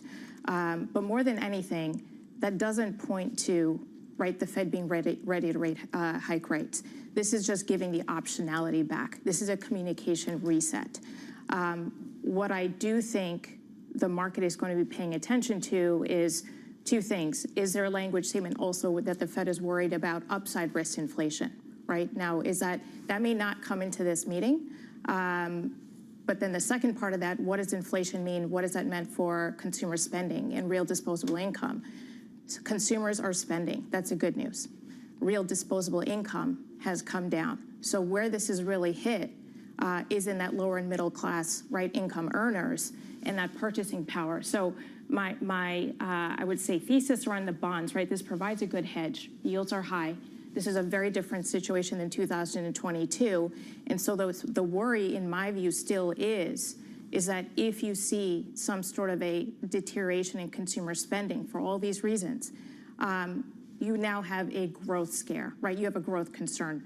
It shifts from an inflation concern to a growth concern. Well, clearly they're not in a rush to hike interest rates. Right. I remember coming out of GFC and we were obsessed with threshold contingent guidance, not just time contingent forward guidance, but a threshold to say, we won't do this until this happens in, say, unemployment. Can you give us the conditions that we need to satisfy, in your mind at least, for this Federal Reserve to consider actually actively hiking interest rates? Where does unemployment need to be? Where does inflation need to be to have that consideration? Yes.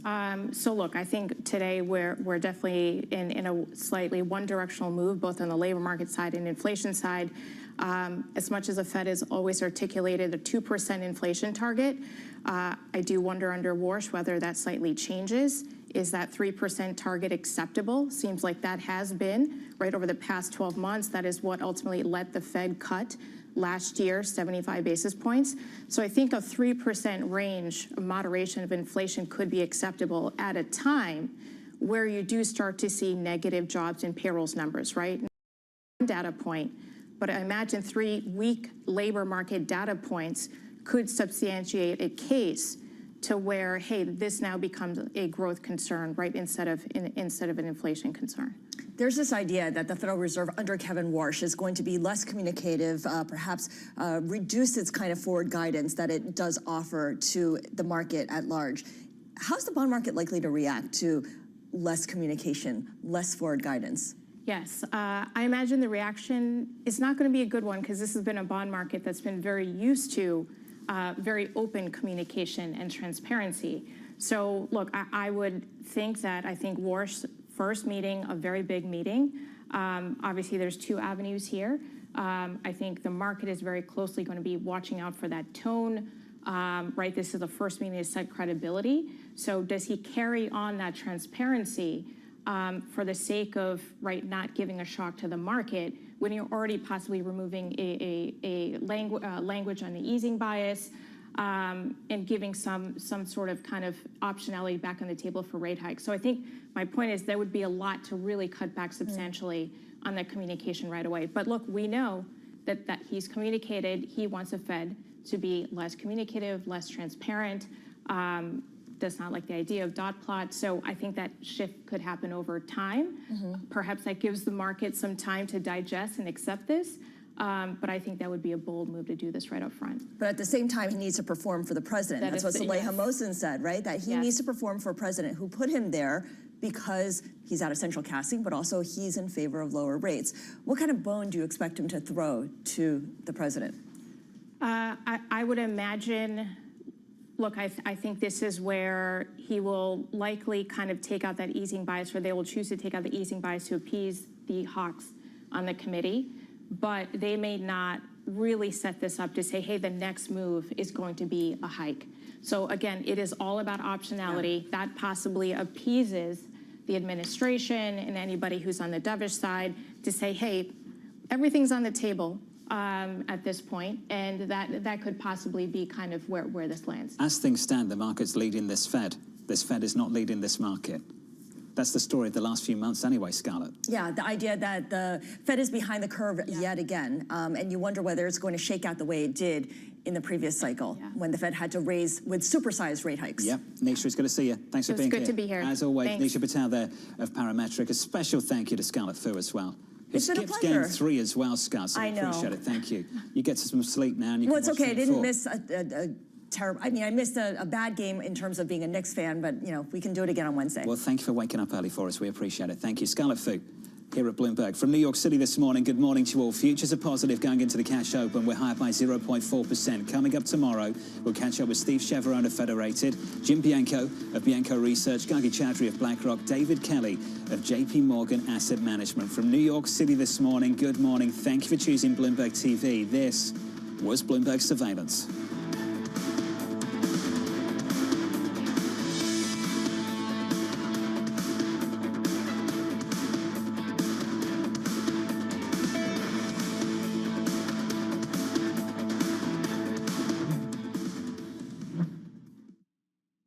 Welcome to the world of decentralized finance. Why is it that NFTs have not recovered in the same way that, say, Bitcoin has? Bloomberg is covering all things crypto. It's a pretty spectacular story. The people. This is the future. This is the 21st century economy. The transactions. It snapped up nearly $1 billion of Bitcoin. And the technology. We need to build a digital Fort Knox. That gives people financial freedom, and that's a wonderful thing. That's extraordinary. We ride the wave that is Bitcoin. Bloomberg Crypto, only on Bloomberg.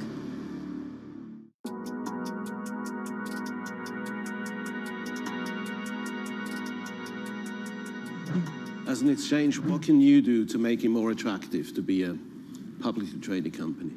Talk to our customers. We spend a lot of time with our listed companies, listening to their concerns, particularly the offices of the CFO, head of IR, listening to their pain points, general counsels as well, and then act as an advocacy group for those companies to really focus on structured reform to allow a company to tell their story in the most efficient way possible and reward them for the good disclosures that they are making in the market.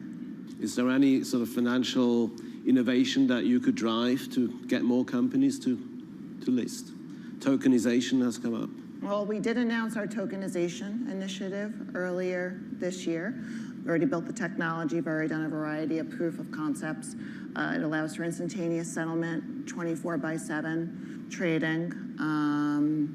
It importantly allows for the rights associated with a share to move into that electronic form, but is going to be a platform that runs in parallel to our more traditional exchanges.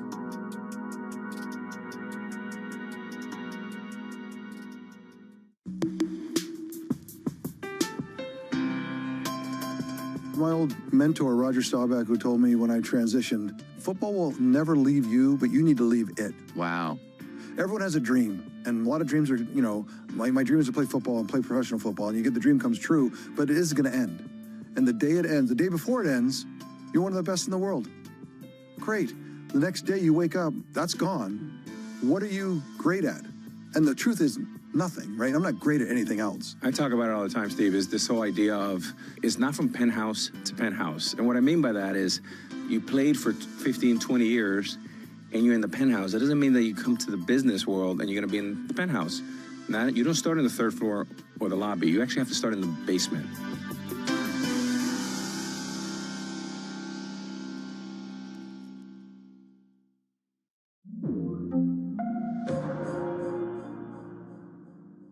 U.S. jobs numbers are released. Bloomberg has the report under surveillance with crucial data and expert analysis at terminal speed. Nobody covers Jobs Day like Bloomberg. A second recovery day for equities as rates stay elevated. 30 minutes until the start of trading. I'm Vonnie Quinn, stepping in for Matt Miller and Danny Berger. Bloomberg Open Interest starts right now.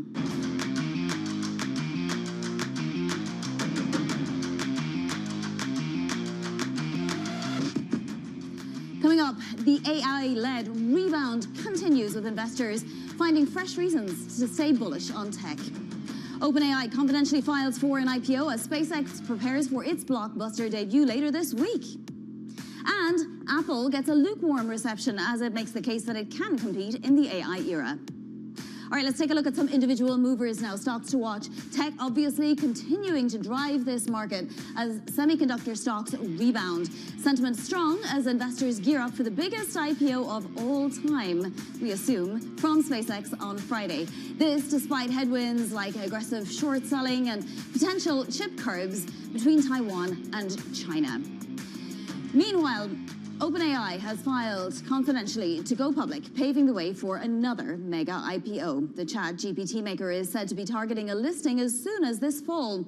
Let's discuss now with Bloomberg IPO reporter Bailey Lipschulz. Bailey, did this take us by surprise, or should we have been expecting this, knowing that we already had one this week? We had been expecting it. Again, the timing is interesting. A week ago on Monday, Anthropic announced they filed confidentially. The timing is also interesting because it's about 72 hours from the formal pricing of the SpaceX IPO. But it kind of has been well discussed that these are companies that want to go, I'm talking about OpenAI and Anthropic, public as soon as September or October. Do they all end up shoring each other up or being disastrous for one another? So if one goes wrong, do they all go wrong? I think that's a big question right now. Obviously, if SpaceX goes well, talking to bankers, it's going to be gangbusters, and we're going to see Jersey Mike's, SK Hynix, a number of other companies wanting to rush in and tap the market as quickly as possible. But if it falters, if it does break issue, if allocations are a bit kind of a drag for investors, we'll say, then I think it does raise questions. We're going to see a big test point Thursday and Friday, and obviously the weeks after that as it relates to SpaceX, and then we'll start to get a better sense if Anthropic and OpenAI are going to be welcomed with open arms. Beyond being barometers for each other and barometers for how much sentiment there is out there in terms of positive sentiment or negative sentiment in the market, could they actually trigger some kind of an event in this market if something either goes right or goes wrong? I think people are kind of bracing for that. We've seen a sell-off in memory stocks. We've seen Micron underperforming, and people are saying, okay, how much of that is retail shoring up capital to buy the SpaceX IPO? The one thing that's going to be interesting is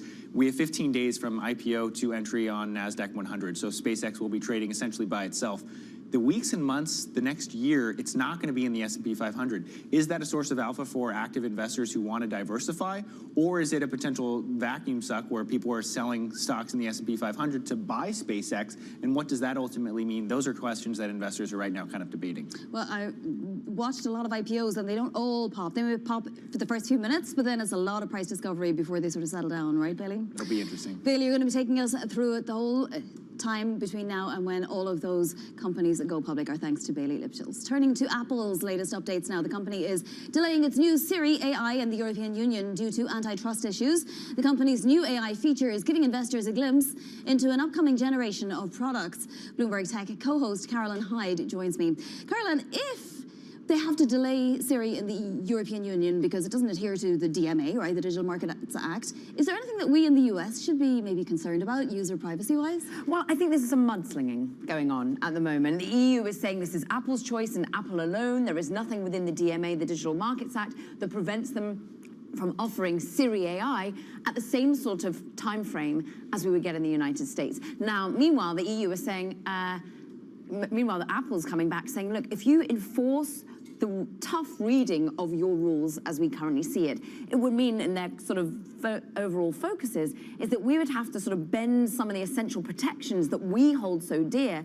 We would allow rivals to get access to user data. We would have concerns with that. So at the moment, the EU is trying to point more broadly to what they want is big tech not hiding out other competition. And within this, Siri AI is meant to obviously give access to its own underlying technologies. But many would say in the EU, well, I want to just be able to access whichever chatbot I want to use, no matter who it is. Now, at the moment, the tough reading of the rules as Apple sees it is that, look, they would just be giving their user data to those that they deem rivals, and that maybe the protections will be eased here. So I think there's more broadly a concern with timing all round. Look, this is why the stock dipped. This is why Apple was lower yesterday, why it's trading lower in pre-market, is that we're likely only to get it in beta version, Siri AI, when it comes out in September on an operating system that's upgraded to 27. We wanted it not in beta version. We wanted it fully fleshed. We wanted it to be working, to be able to understand how it integrates between apps, to be able to have a really great user experience. So that's why the stock is dipping. But more broadly, it is notable that once again, EU and Apple are clashing. Also, China and Apple are clashing.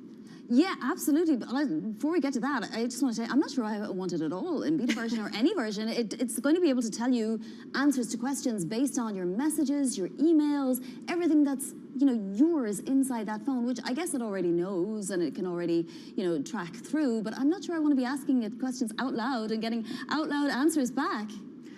Therein lies your personal concerns with privacy and with AI. But there's an awful lot of people out there who've used something called OpenClaw, which at the time was just able to start firing off messages using your own messages at the moment and being able to spam worldwide, being able to automate. For many, this has always been the tech issue. How much do you rate privacy? How much do you rate actually just making your life easier? How much are you okay with Uber knowing where you are at all times? How much are you okay with the fact that apps have to track you? Well, in many ways, the quid pro quo has been because it makes your life easier. Now, Apple has always put privacy first. Perhaps that's always been its calling card over and above some other rivals. But on this particular occasion, I think it's trying to hit back at the EU because in many ways, EU regulation has always taken great aim at big tech. And they feel that perhaps they're just allowing competition for their rivals a little bit too much. Separate story this morning, a line crossing the Bloomberg that Taiwan is considering curbing chip exports to China in order to align with the United States. Extraordinary, really, if you think about it. I mean, China still thinks Taiwan as its own. And the fact that Taiwan would put on tougher regulation on some of the most sophisticated chips and technology going from Taiwan into China would be a big issue. And at the same time, you're seeing the United States Pentagon saying, well, actually, we still deem some of your biggest tech giants, Alibaba, Tencent, and the like, as closely affiliated with the military, and therefore a key risk for us.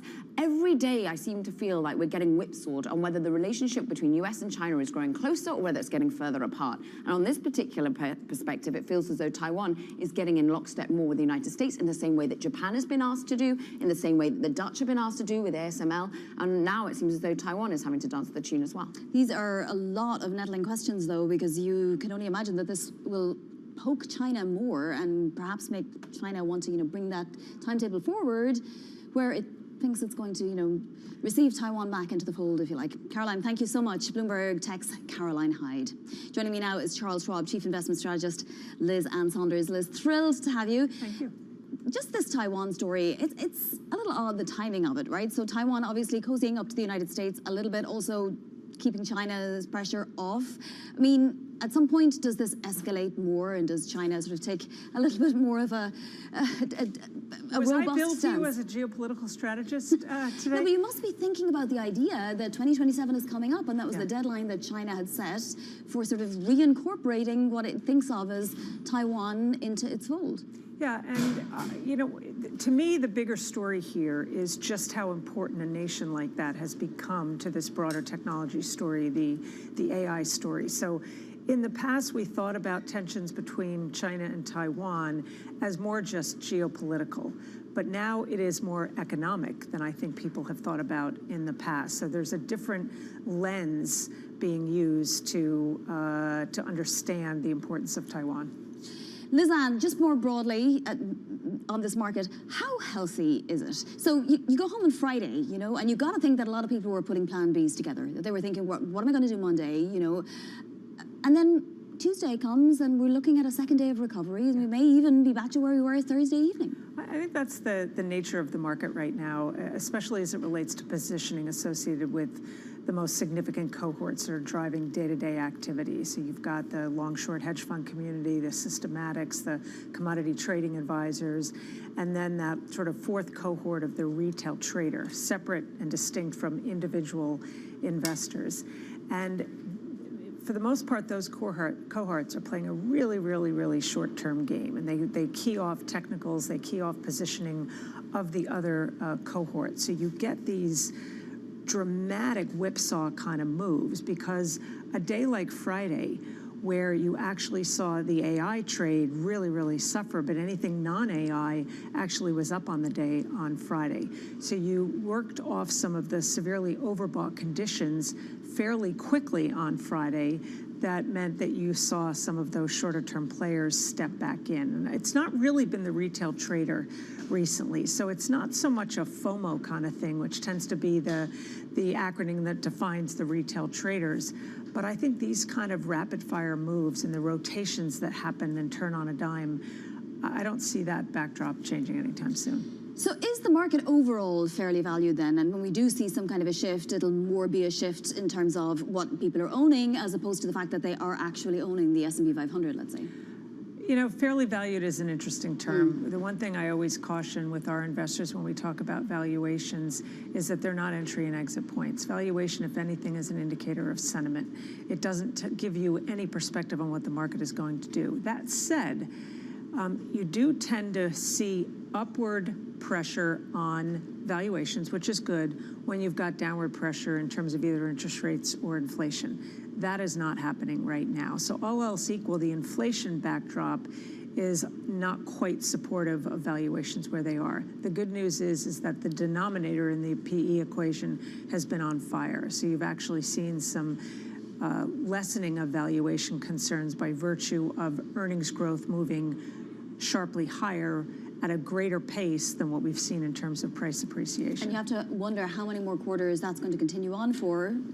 We'll continue this conversation right on that note in just a moment. But let's take a look at these markets now as we approach the opening bell. We do have futures higher, so we have S&P futures up another 0.5%. NASDAQ 100 futures pointing to a gain of almost 1% at the open. Remember, the NASDAQ was up 1.6%, having been down quite substantially. The SOX was down 5.6% on Friday.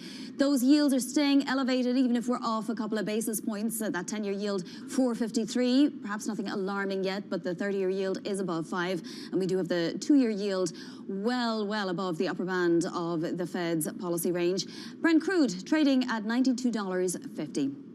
Let's get another look at some other movers on our radar now. SailPoint had earnings this morning. It beat estimates and boosted their full-year operating income forecast. But as we've seen so often, that was not enough to impress investors, or at least some of them sold on the news. Neo-cloud firm Applied Digital as well, inking a 15-year lease with an unnamed AI hyperscaler worth more than $5 billion in revenue, and that's seeing a nice pop as well. I don't know why they don't name these hyperscalers pretty immediately. We always have to wait a few hours. GSK buying U.S. cancer drug maker Nuvalent for more than $10 billion, the British pharmaceutical company rebuilding its oncology franchise. Coming up, as you saw, Brent crude moving lower as hopes for a U.S.-Iran deal grow. That's next. This is Bloomberg Open Interest.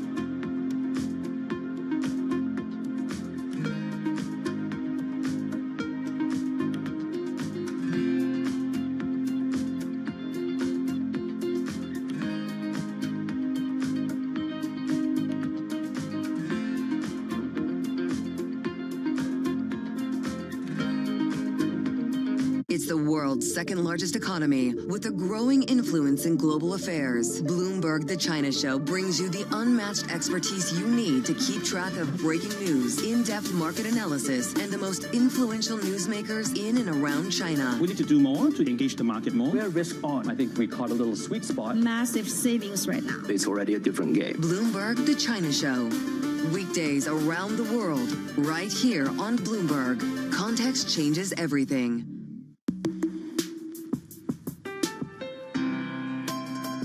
My old mentor, Roger Staubach, who told me when I transitioned, football will never leave you, but you need to leave it. Wow. Everyone has a dream, and a lot of dreams are, my dream is to play football and play professional football, and you get the dream comes true, but it is going to end. And the day it ends, the day before it ends, you're one of the best in the world. Great. The next day you wake up, that's gone. What are you great at? And the truth is, nothing, right? I'm not great at anything else. I talk about it all the time, Steve, is this whole idea of it's not from penthouse to penthouse. And what I mean by that is you played for 15, 20 years and you're in the penthouse. It doesn't mean that you come to the business world and you're going to be in the penthouse. Now, you don't start in the third floor or the lobby. You actually have to start in the basement.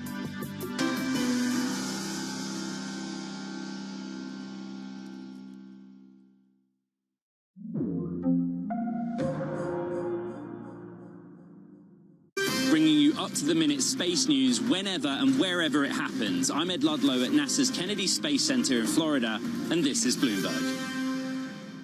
We're at the epicenter of a global realignment on a scale not seen for decades. At the intersection between markets, economics, and geopolitics, a forum for sophisticated conversation. This is Bloomberg Surveillance.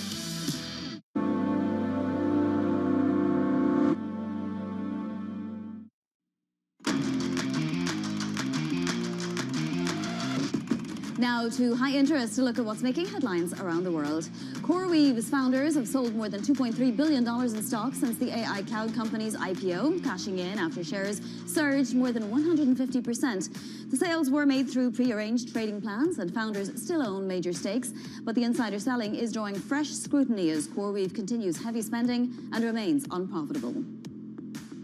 The Knicks dropped their first home NBA Finals game at Madison Square Garden since 1999, falling to the Spurs 115-111. Demand for tickets reached historic levels, with some courtside seats listed for six figures. President Trump, Mayor Zoran Mamdani, and a host of New York celebrities packed the Garden as the series now heads to a pivotal Game 4. Brent is moving lower after Israel and Iran agreed to stop strikes against each other and threatened to derail peace negotiations. President Trump, speaking in New York last night, said a deal is close and could come within days. We have ongoing negotiations with Iran that hasn't stopped. We're in the final throes of what will be a very, very good deal that will not allow in any way, shape, or form nuclear weapons, etc. And the Strait will open up right away. It'll open up immediately upon signing, which could be in 2 or 3 days. Joining us now is Bloomberg Washington correspondent Tyler Kendall. So those over and back strikes, Tyler, had threatened to derail that process. That process didn't seem to get derailed. Where do we stand now? Because certainly oil is pricing in some kind of a resolution at some point.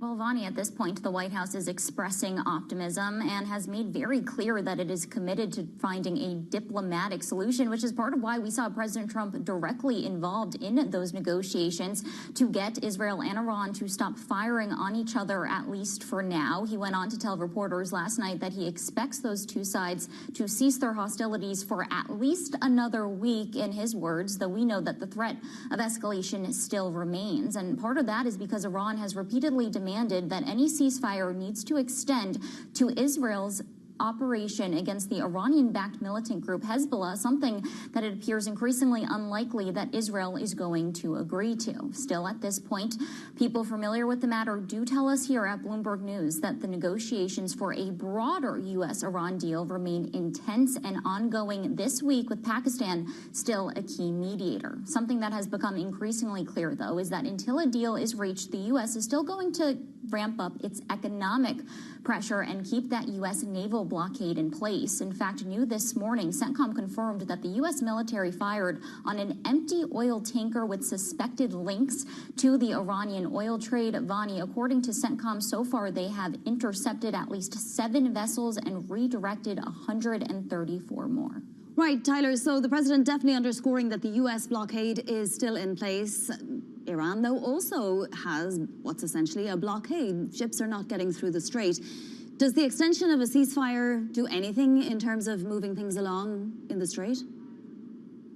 We've seen some more movement, as you know, over the weekend. But Vani, actually, we should point out that there's now a new heightened threat against commercial shipping, as we hear from another Iranian-backed proxy group, the Houthis in Yemen, out yesterday with a statement saying that they are going to work to ban any Israeli ships that are transiting near the Red Sea. Their statement did not say that this would extend to all commercial shipping, but it does heighten this threat that we could see more disruptions for what is considered to be a key bypass route when it comes to the Strait of Hormuz. That is just raising the stakes even higher as these negotiations do continue. We know, though, that the White House says that it will prioritize opening the strait in any potential deal. But at this point, we're still trying to glean any sort of details on what this memorandum of understanding would look like. The other week, it was our understanding that this would be a short-term pause in the fighting, get the Strait of Hormuz reopened, get the U.S. to lift its naval blockade, and then talks about curbs to Iran's nuclear program would come later. It's still our understanding this is what they are trying to work towards, but at this point, we haven't gotten that official confirmation from either side that they're on the brink of a deal. All right, Tyler, thank you so much. Bloomberg's Tyler Kendall there in Washington. Still with us, Charles Schwab, Chief Investment Strategist, Lizanne Saunders. Lizanne, we were just talking about earnings and how they've been beating, but I have to make a little detour and ask about oil, because we were looking at the front month contract, right? And it has come down a lot. And if you look at December, we're still looking at 84, roughly where we were the whole way through this war. Is the market a little bit in denial about the type of impact that higher oil prices could have on earnings? I think maybe complacent.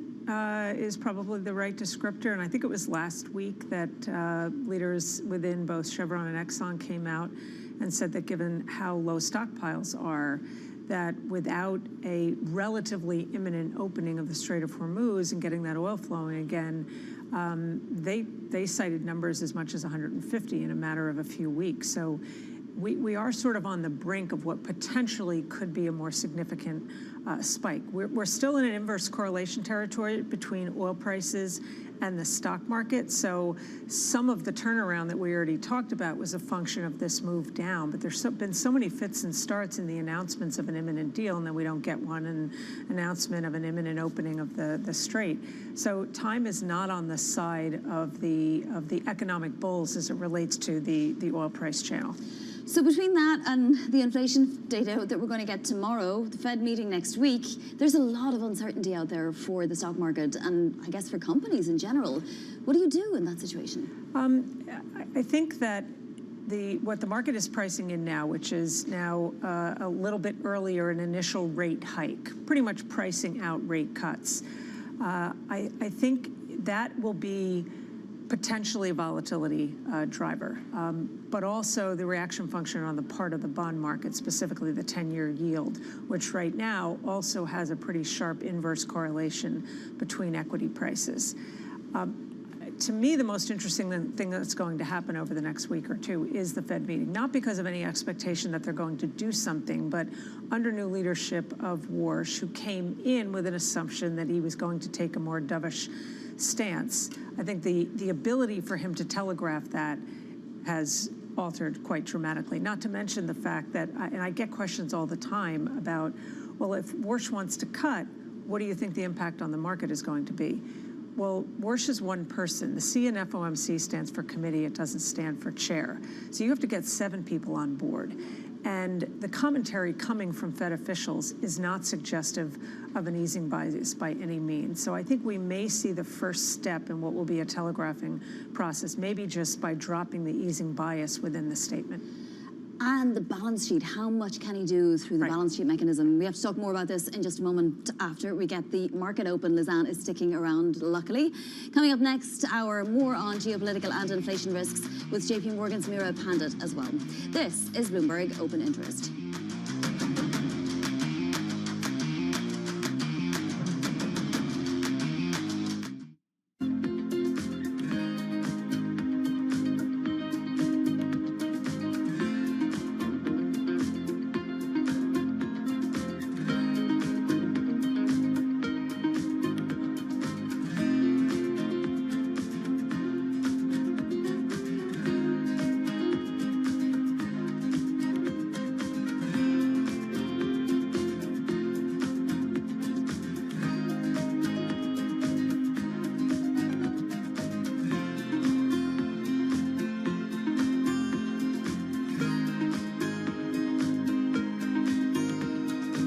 Know how the market day started. Find out how it finishes. Public markets to private markets. From the micro to the macro. Covering retail, entertainment, the business of sports. The supply chains, trade policy, how it all is impacting the U.S. equity market as we drive to the closing bell at 4 p.m. A holistic approach to covering financial markets. If it matters to your life, we're covering it.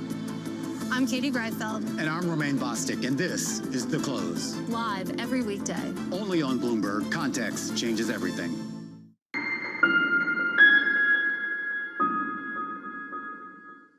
Bringing you up-to-the-minute geopolitical news whenever and wherever it happens. I'm Stephen Engel at Japan's Akasaka Palace in Tokyo, and this is Bloomberg.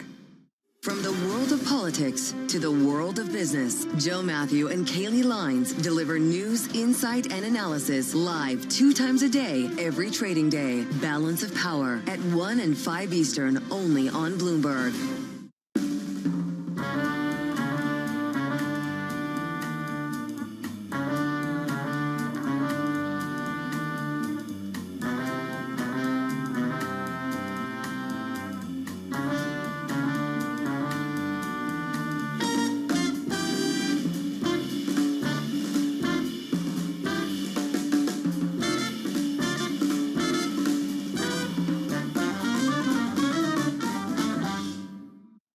investors, top executives, global innovators. Join me for in-depth conversations with the biggest newsmakers on the day's top stories. Insight with Haslinda Amin, only on Bloomberg.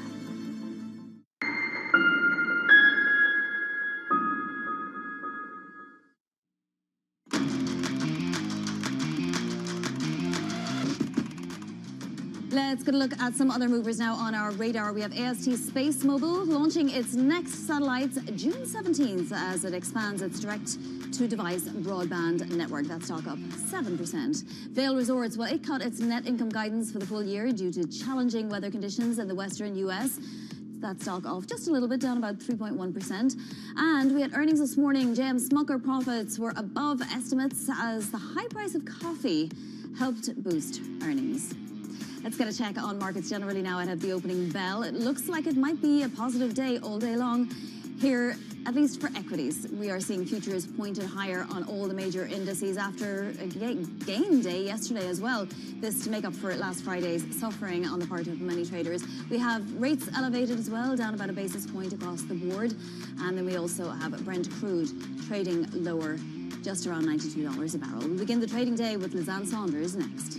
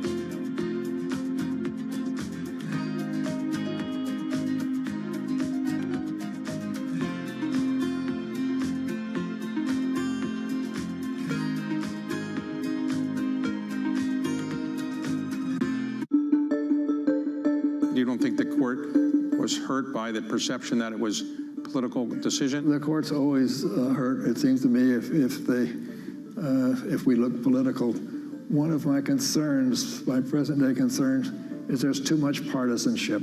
It's true historically that most presidents have appointed justices to the Supreme Court who are members of their own party. The partisanship should not be an overriding factor. What you look at is temperament, learning, background, reputation, whether or not you have those qualities of independence and caution that make for a good judge. Increasingly, you see dissenting opinions in the Supreme Court aren't quite as civil as maybe you might prefer. And is that of concern to you? Yes, it's of great concern to me that our civil discourse, our civic discourse, is not civil enough. Aristotle said that a democracy depends on an open debate where you respect the dignity of those with whom you disagree. He said democracies only live if they are sustained over a period of time by a thoughtful, rational discourse, a discourse in which you respect the dignity of those with whom you disagree. Making money isn't about drowning in emotions. It's about understanding what's actually happening. Markets are the best way to glean signal from noise, and that is what we try to do every morning. This is Bloomberg Surveillance. U.S. jobs numbers are released. Bloomberg has the report under surveillance with crucial data and expert analysis at terminal speed. Nobody covers Jobs Day like Bloomberg.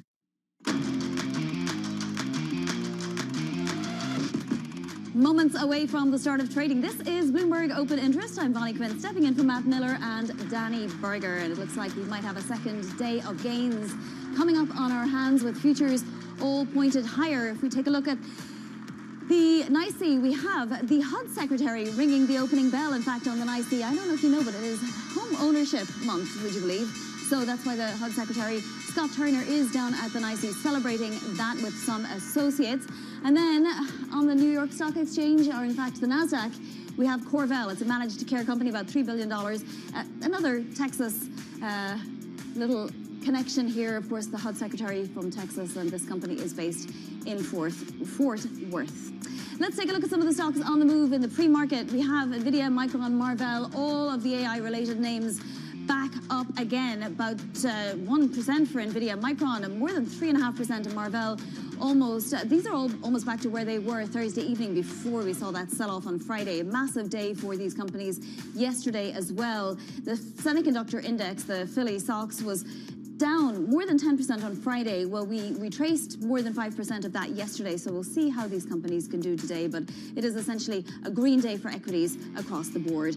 Tech continuing then as sentiment gets stronger, and of course the SpaceX IPO coming up Friday. The headwinds like short selling though, and positioning in terms of shorts still in this market, and lots of red flags as pointed out by Savita Subramanian of Bank of America Securities today. So let's get back to our guest on this now. Joining me is Charles Schwab Chief Investment Strategist Lizanne Saunders. Lizanne, these red flags, some of them were named by Savita Subramanian and the team at Bank of America Securities. So, things like consumer sentiment, business sentiment, PE ratios and so on. She said 70% of them are now flashing red flags. Would you be that concerned, or would you say, well, maybe it's not quite 70 in what I'm looking at, it's maybe more 65, 60? There are a lot of red flags right now. Not just consumer sentiment and business sentiment. We got the NFIB data out this morning, and it was weaker than expected, and the outlook was also weaker, and that's important because that's the leading indicator component of this. Consumer sentiment, certainly the UMISH version of consumer sentiment is at all-time record lows. I think, though, that you still have a big disconnect between the soft economic data, the survey-based data like business sentiment and consumer sentiment, and the actual hard data in the economy. I think right now you could argue we're in a bit of an inflationary boom. I do think, though, that one of the risks is that the boom part of that changes, and that there is the possibility of some weaker growth, driven in part by the inflation problem. The old adage about high prices is the cure for high prices, because you get some of that demand destruction. So I think we need to be mindful of that. But I also think that we could continue to have a correction via a process of rotation. The S&P at the index level didn't have a correction level maximum drawdown this year. Its weakness in February and March hit 9% and change, so shy of that official 10% correction. But if you go member by member in the S&P 500 and look at their individual maximum drawdowns and then take an average of that, it's negative 22%. In the case of the NASDAQ, the average member maximum drawdown is negative 38%.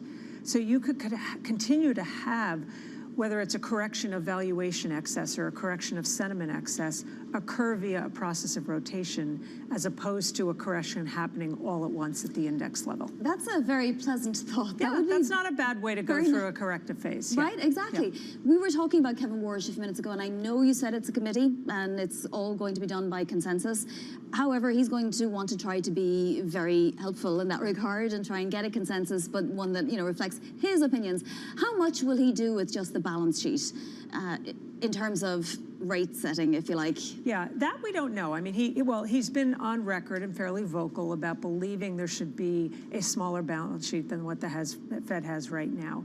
But and full disclosure, I've known Kevin for about 23 years. I don't stay in touch with him on a day-to-day basis. He's not asking for my opinion. No, but he has been a market participant. Yeah, and I think he's a very smart guy, very practical guy. He understands the relationship between the levers that the Fed can pull, both on the balance sheet side and on the rate side, particularly as it relates to the bond market. And I think any sort of overt attempt to bring easier policy in the mix, not likely on the balance sheet side, because he generally wants a smaller balance sheet, but on the rate side, the reaction function on the part of the bond market is important. And we've learned that with the Fed under Powell, 2 falls, autumns, I should say, in a row, where the Fed started to embark on easier policy, and the bond market actually said, you're going too far here. So that first attempt a year and a half ago at easing policy, the Fed cut rates by 100 basis points, and over the same span of time, the 10-year yield went up by 100 basis points. And that's what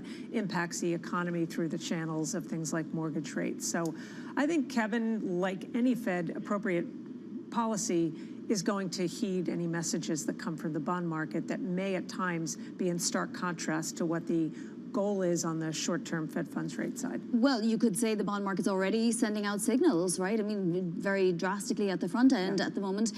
Will the committee, let's not just talk about Kevin Warsh, will the FOMC be in trouble in the sense that it may need to hike, sooner rather than later, but yet there are the midterms coming up, and anything it does between now and the midterms will be seen as politicized? You know what, I think that's part of the reason why maybe the market is pricing in the first hike not coming until the December meeting, which puts you after the midterms, and therefore maybe lessens concern about political influence on the Fed. So given what we know now, and that's such an important caveat, given what we know now, the Fed should lean more toward the hiking end of the spectrum versus the easing end. If the inflation story was just about oil prices, I wouldn't say that, because the reason why the Fed and most economists and market watchers look at core measures is if an inflation move up is solely driven by oil prices,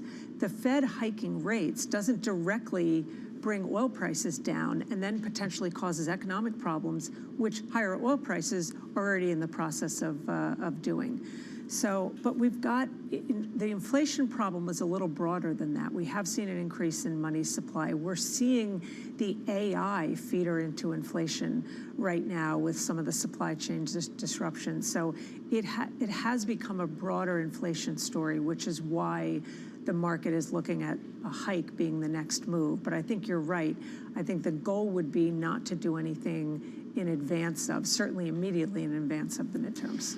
So the market's looking, or at least consensus is looking for a 4% handle for the inflation data tomorrow, 4.2% year over year. If you get something a little softer than that, or even if it comes in around that, knowing what we know, that there is some kind of an oil element to this, is there any case to be made for the Fed to not have to do this? That the Fed could... Yeah, I mean, I think the default right now is the Fed is in a timeout, and they'll stay in a timeout. I think that is the default. I think it could change on the margin, the timing that the market is pricing in terms of rate hikes or what percentage likelihood that is.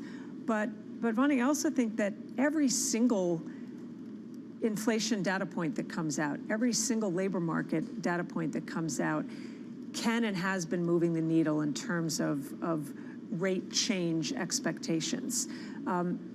Whether or not the Fed views themselves as still being data dependent, I think market pricing suggests that we are data dependent in terms of expectations around Fed policy. All right, Liz, thank you so much. My Liz pleasure. Ann Saunders, Thanks for having me. always with all sorts of clarity on these markets, and boy, do we need it right now. Well, let's get a check on the stock market and these moves today as we approach about 8 minutes into this trading session, and it does look like we have a nice rally on our hands with more companies up than down, 380 companies higher in the S&P 500, about 122 lower. That's, of course, in the first half hour of trading. Can't count on that being the case all day, as we know. Many of these are, of course, the tech-related companies, the semiconductor companies, the Microns, your Nvidias. Obviously, these are all also the points leaders when it comes to that as well. We're seeing airlines and banks, in fact. Look at JP Morgan with a nice gain there of more than 5%.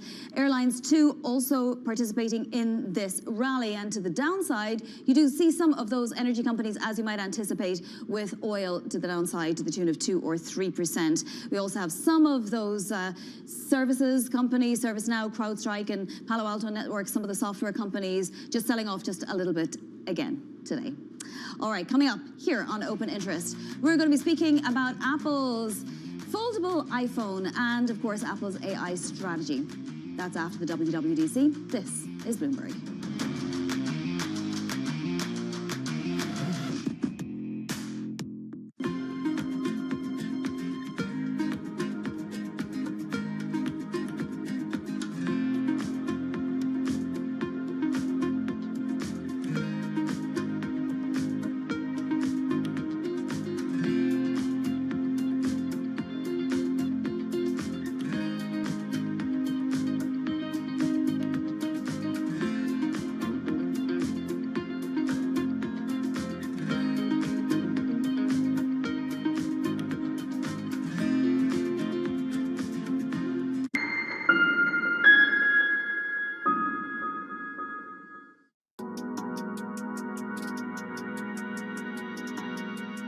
We should not deny that change is coming.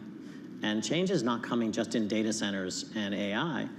As a world, we are building infrastructure, we're building energy, we're doing energy transmission, we're building next-gen manufacturing, we're ramping defense, and we're doing this thing called AI and data. Yes. We will see the largest need for capital ever. And that's what we've seen so far this year. And so now to your specific question, it's about underwriting. There are a number of very strong US tech companies who run diversified businesses, Amazon, Google, Microsoft, who are interested in seeing these centers built and are interested in not consolidating the debt on their balance sheet. And to the extent they are prepared to lend their credit, one can lend against those types of things and make sensible underwriting decisions. Welcome to the world of decentralized finance. Why is it that NFTs have not recovered in the same way that, say, Bitcoin has? Bloomberg is covering all things crypto. It's a pretty spectacular story. The people. This is the future. This is the 21st century economy. The transactions. It snapped up nearly $1 billion of Bitcoin. And the technology. We need to build a digital Fort Knox. That gives people financial freedom, and that's a wonderful thing. That's extraordinary. We ride the wave that is Bitcoin. Bloomberg Crypto, only on Bloomberg. Bringing you up-to-the-minute political news whenever and wherever it happens. I'm Tyler Kendall in Washington, and this is Bloomberg. When news breaks, A redhead across the Bloomberg terminal. Bloomberg has you covered. Trump's global tariffs are struck down by the U.S. Supreme Court. For all the context and clarity you need. There's going to be now tons of tariff headlines until midterm elections. Hear it first on Bloomberg. Good morning. This is Bloomberg Daybreak Europe. I'm Lizzie Burden in London, and these are the stories that set your agenda. Taking you from the U.S. market's close to the overnight session in Asia. We'll walk you through what you need to know to kickstart Europe's trading day. Live from our European headquarters, we bring you the day's top market-moving stories, unmatched expert analysis, and on-the-ground reporting from across the continent. Tune in to Daybreak Europe, only on Bloomberg Television. Context changes everything.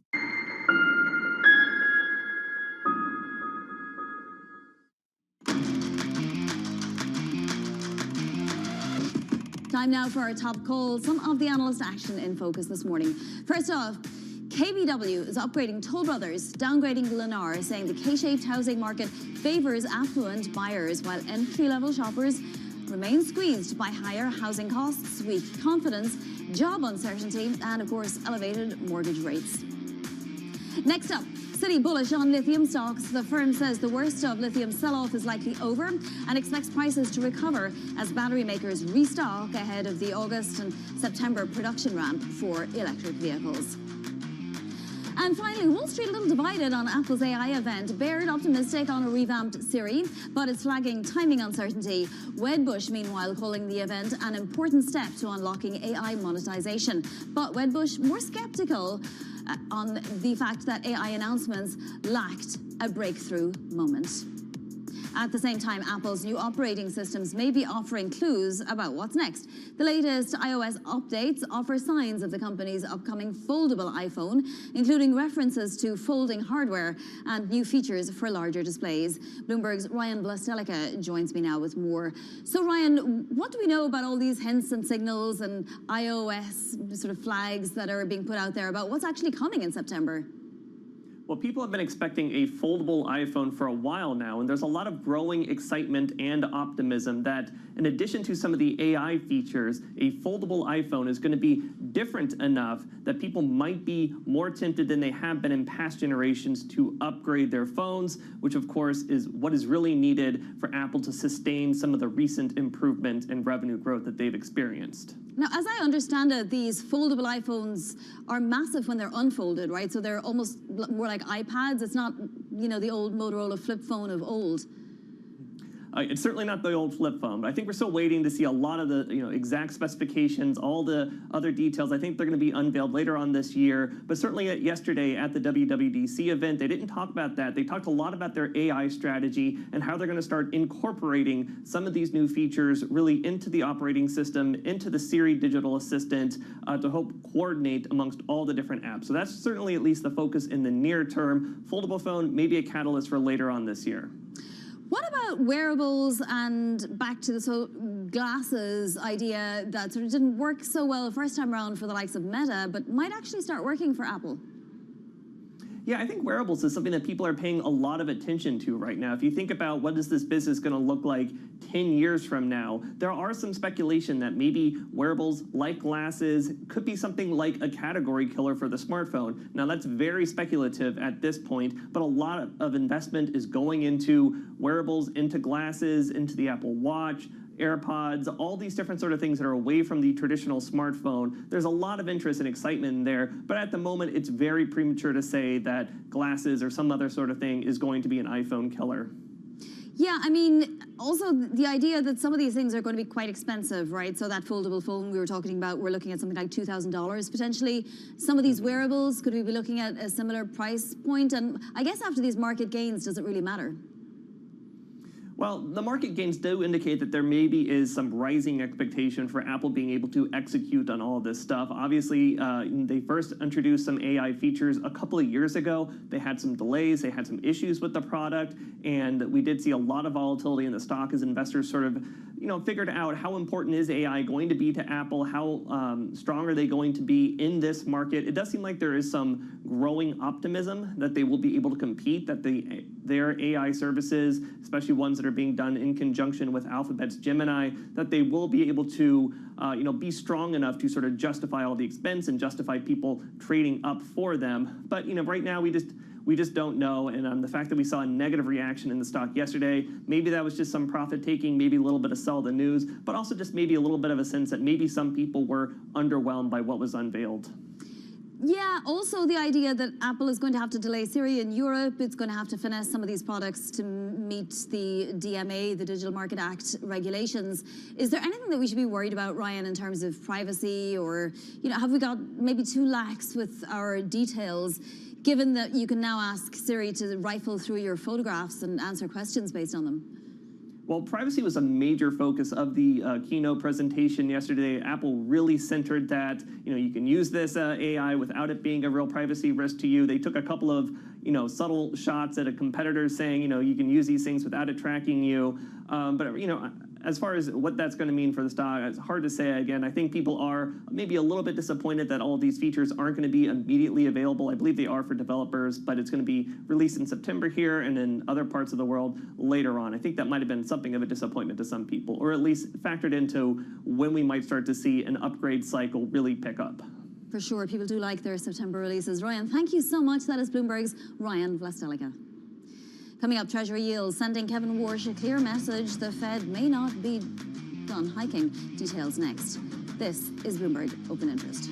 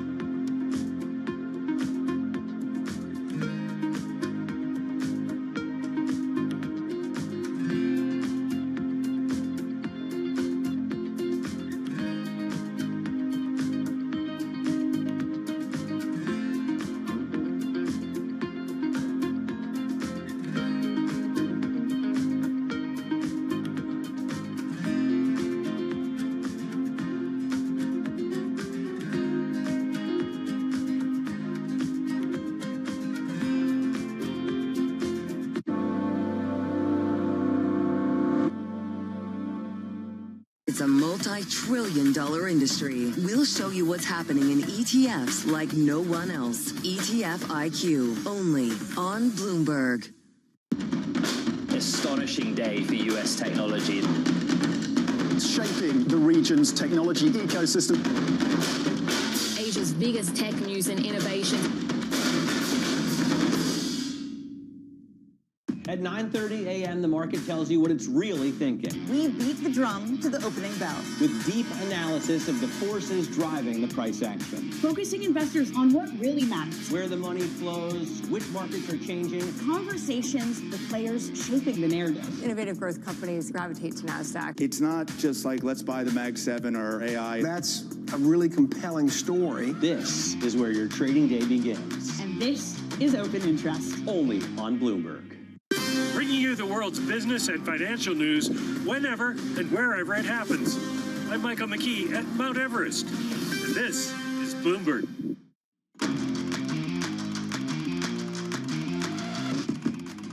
This is Bloomberg Open Interest. Check on stocks now, and it's a little bit of everything for us today. We have the major indices higher and retracing those declines of Friday yet again today for a second day. So the S&P up 1%, the Nasdaq up 1.2%, the Russell 2000 with a massive gain, 2.2% for those smaller stocks, and the Philly Semiconductor Index really ramping up now after yesterday's 5.6% gain, up 2.5%. Some of the reasons why are over here. Applied Digital, for example, getting into a deal with a hyperscaler to be revealed. This is another big reveal, I guess. Maybe that'll help the stock even more. But a 15-year deal has that stock up 10%. Micron up another 3%. Nvidia doesn't have many down days, back up to $210 a share. It is up about 0.8%. The 10-year yield down a couple of basis points, but still elevated. That may be one of the things that we will be watching for into tomorrow's CPI data and the Fed meeting next week. Brent crude down more than 3%. Look at that. It was trading below $91 just a little while ago. And then, of course, we have a deal. Nuvalent being bought by GSK. Nuvalent soaring and not doing too badly for GSK either. But let's get back to those rates then, because at the front end of the curve, you are seeing the market send the Fed, and not just Kevin Warsh, a signal that we have the band, 325 to 375, and yet that 2-year rate is currently at 4.13, and that's down from where it was just a couple of days ago.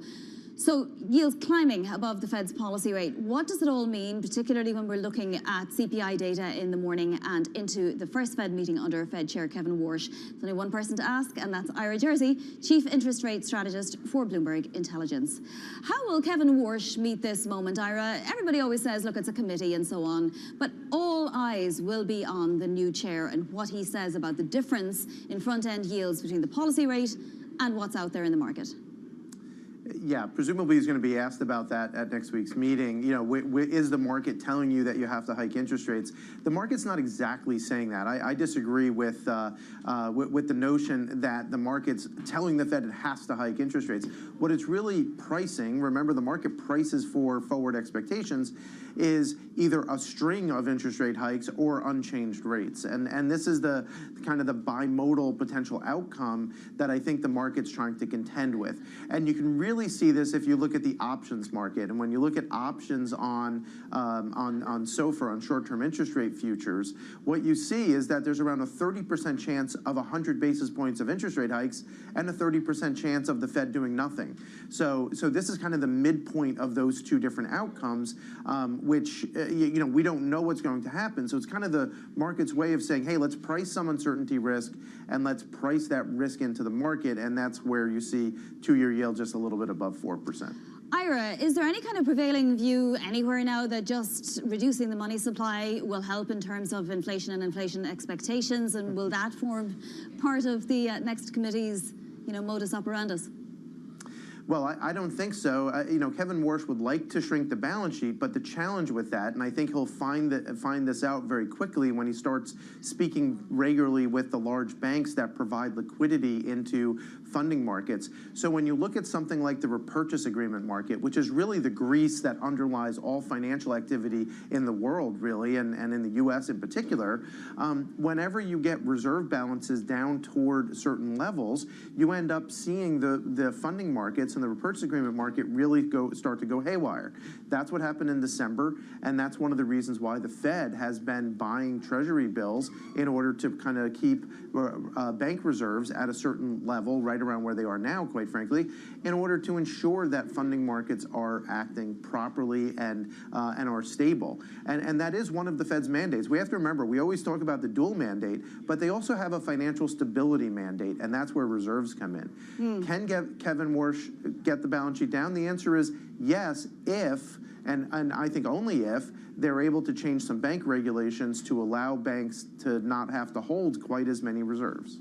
Ira, does Kevin Warsh have a predisposition, and we're concentrating just on the Fed chair now, so yes, he talks a lot about productivity, American exceptionalism, you know, the growth of the United States and how it can continue to grow. That would seem to suggest that he would want to keep rates low, yet we know he's also a conservative economist. What is he coming into the job predisposed to? A rate hike or a rate decrease? Well, so I think Kevin Warsh is a little bit more middle of the road.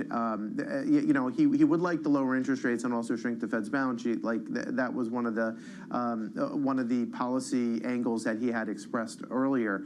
I think that he would like to cut interest rates just because he thinks maybe, you know, keep the president happy, certainly, but also the fact that you do see some, you know, in this K-shaped economy, you can have lower interest rates that helps growth and the like. Quite frankly, I take kind of the other side of some of that. I don't think that interest rates being higher or lower by 100 basis points from here would have a major effect on the real economy one way or the other. You still see borrowing at pretty good pace. You still see you know, corporations borrowing money for their AI builds. All of this is you know, means that maybe they just sit on their hands. All right, well, we'll soon see, won't we, Ira? Thank you so much. So that is Ira Jersey of Bloomberg Intelligence. Coming up in the next hour, we'll talk inflation just a little more with Mira Pandit, and we'll also speak with the Firefly Aerospace CEO.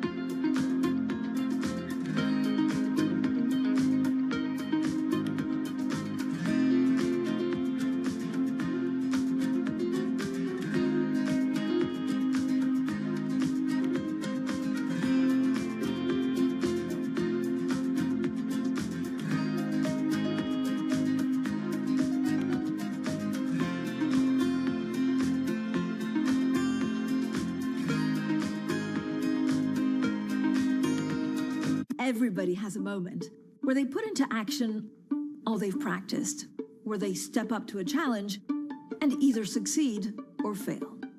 But what are those moments for some of the world's most influential leaders? It was a rough and tumble world, and I thought, okay, I can rise up, I can play this game, and I did play the game. It was great, and it was depressing, and it was disappointing. My chair at the time sat down with me and said, succession starts now. I'm Francine Lacroix, an award-winning journalist. For the last 25 years, I've interviewed world leaders, bank bosses, even fashion icons. I'm often asking about the news of the moment. But I've always been curious, who are these people as leaders? Join me for the podcast version of Leaders with Francine Lacroix. I'll start your week with conversations that explore what drives the world's most influential people, how today's leaders got to where they are, where they're going next, and how they've transformed their organization in the process. Make decisions. A poor decision is always better than no decision. You have to have truth tellers around you, and you have to be willing to listen. You don't want to be setting strategy in the middle of a transaction, that's for sure. Do it for the right reasons. Don't do it because of FOMO. We'll also learn lessons which we can apply to our work and daily lives. Tune into the podcast version of Leaders with Francine Lacroix. Listen and watch on Bloomberg Television or wherever you get your podcasts. What is going to be the consequence for U.S. markets? We are seeing modest gains across European equity markets. Take a look at how we're faring when it comes to Asian markets.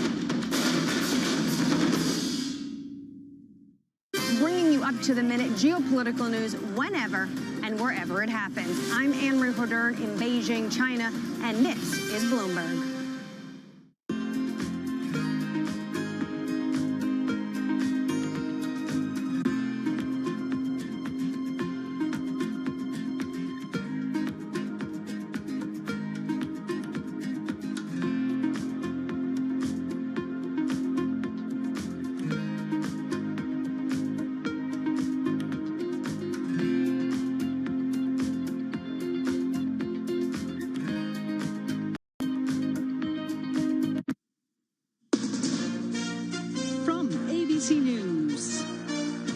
Sherry Preston. A week after the California primaries, it appears that former reality star Spencer Pratt will not be in the runoff for the mayor of Los Angeles. It's projected that Democratic Councilwoman Nithya Raman will face incumbent Karen Bass. As for the amount of time it took to count the ballots, which President Trump and some Republicans are questioning, ABC's Trevor Ault in L.A. says it's really no surprise. We know there's been a lot of questions on why it's taking California so long to count the votes. Well, 80% of voters here vote by mail, and ballots postmarked by Election Day can arrive as late as today and still be counted. Plus, election workers are cross-checking the signatures on all of those mail-in ballots. It is not a very fast process, but it is meant to prevent voter fraud. It's primary day in several states today, including Maine, where voters will decide if Graham Plattner should get the nod on the Democratic side of the Senate race, despite recent controversies. A pair of U.S. Army pilots pulled out of the water near the Strait of Hormuz after their Apache helicopter went down. Sources tell ABC they were rescued by a U.S. Navy surface drone. That in the midst of the shaky U.S.-Iran ceasefire. The fierce missile attacks between Israel and Iran had tested the ceasefire and threatened to push the Middle East back into a full-blown war. After Iran fired a barrage of missiles at Israel over the weekend, the president tried to convince Israel not to strike back, telling Axios, "I'm calling Netanyahu right now and telling him not to attack Iran in response." But the Israeli prime minister defied Trump, firing back at Iran anyway. ABC's Mary Bruce. The House Oversight Committee interviewing Leslie Groff today. She's Jeffrey Epstein's former executive assistant. After Epstein died by suicide in jail, prosecutors identified Groff as a potential co-conspirator, but she faced no criminal charges. This is the second time she'll face questions about Epstein, but the first since talking to the FBI 5 years ago. That's Aaron Katursky. This is ABC News.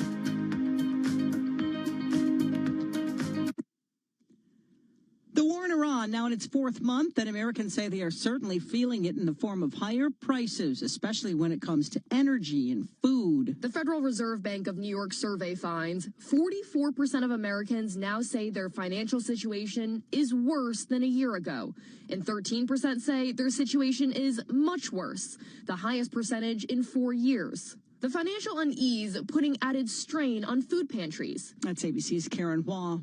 A man accused of sneaking onto a flight from Houston to Los Angeles was in court on Monday. His attorney claims 25-year-old Abdul Rahman Oriyami unknowingly bought a fake boarding pass online, thinking he was buying a cheap ticket. All of us can see the problem with using the internet to obtain a ticket when it's not coming from the airline. Investigators claim Oriyami tried twice to board a flight using the pass, but was turned away.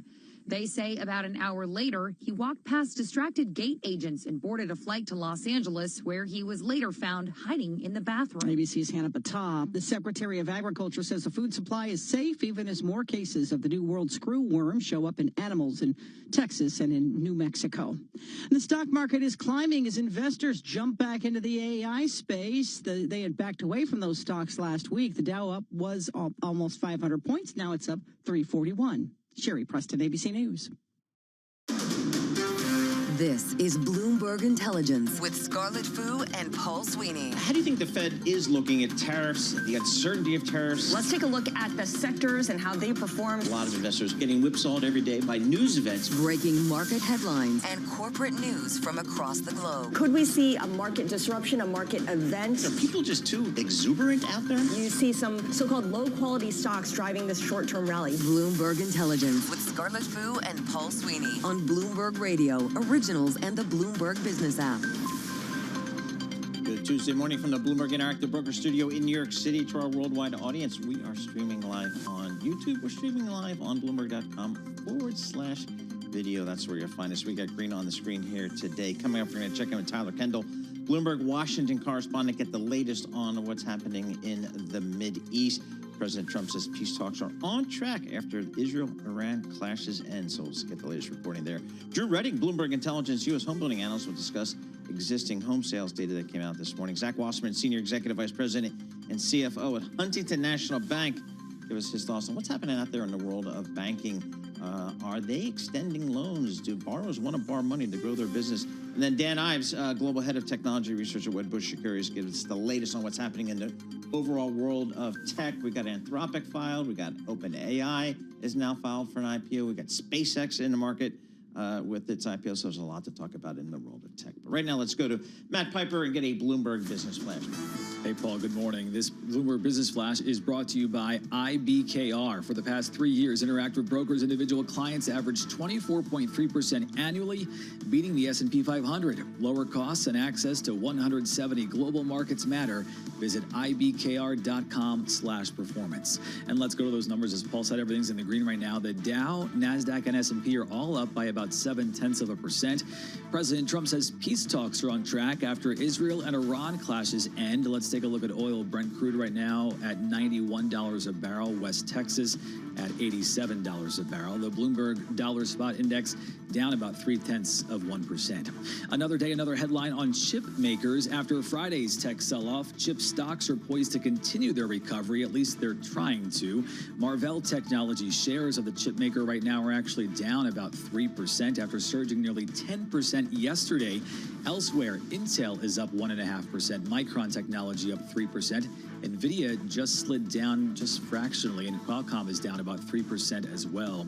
Jack Caffrey of JP Morgan Asset Management called yesterday a Moderation Monday bounce and says AI and chip stocks are still on the rebound. This is really, I think, an earnings-driven story. We got through last year with a mid-teens earnings gain, several years into an economic expansion. Now we're looking at 22+% earnings growth for this year. And looking to next year, we think that turns into still another mid-teen sort of earnings gain. And guys, today's the last chance to file a claim in this Trader Joe's settlement. It's a $7.5 million class action suit alleging it printed too much credit and debit card information on customer receipts back in 2019, potentially exposing people to identity theft. You'd qualify if you used a card at Trader Joe's between March and July 2019, and if the receipt showed the first 6 and last 4 digits of your card number. They did send out postcards to people that it affected. I wasn't one of them, but I still, of course, go to Trader Joe's. The average payout for people who did is about $102. So it's not too bad, right? That's sizable. Sizable indeed. For on-demand news 24 hours a day, subscribe to Bloomberg News Now wherever you get your podcasts. I'm Matt Piper, and that is a Bloomberg Business Flash. Back to you. All right, Matt Piper, thanks so much. We appreciate that. Scarlett Fu and Paul Sweeney live here in our Bloomberg Interactive Broker Studio in New York City, streaming live on YouTube as well. As Matt was just reporting, we got some upward movement on the stocks here with the S&P up about 0.7%. Let's take a look at some of the stocks on the move today. We can do that with Bloomberg's Judy LaGrue. Judy, what are you looking at today? Good morning. Question for you, Paul. When was the last time you went skiing? Back in March. Went to Aspen. Got the one good week of the season. Really? Lucky, very lucky. No snow this year. It's the worst year. You should have that I've stayed seen in out the west. East Coast. I know. It was good in the East Coast. I got my first bonus January of 1987. Went out to Vail. I've never skied east again. Yeah, I know. I mean, it's, of course, on an average year basis, going out west is the better bet. But Vermont this year was fantastic. We're doing the Dolomites this spring. Well, Yep. excuse me. Yep. That brings me to the first stock we're looking at today. It's Vail Resorts, ticker MTN.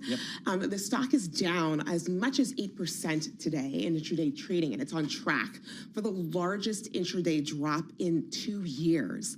And this is coming after the company reported after hours worse Q3 results than expected, and that was really driven by disappointing season pass sales. And the CEO in this company statement stated that this winter was, quote, one of the most challenging winters in history. So we're seeing the effect of this lack of snow in their resorts on season pass interest, and that's really reflecting through to their earnings. Yep, just a bad year.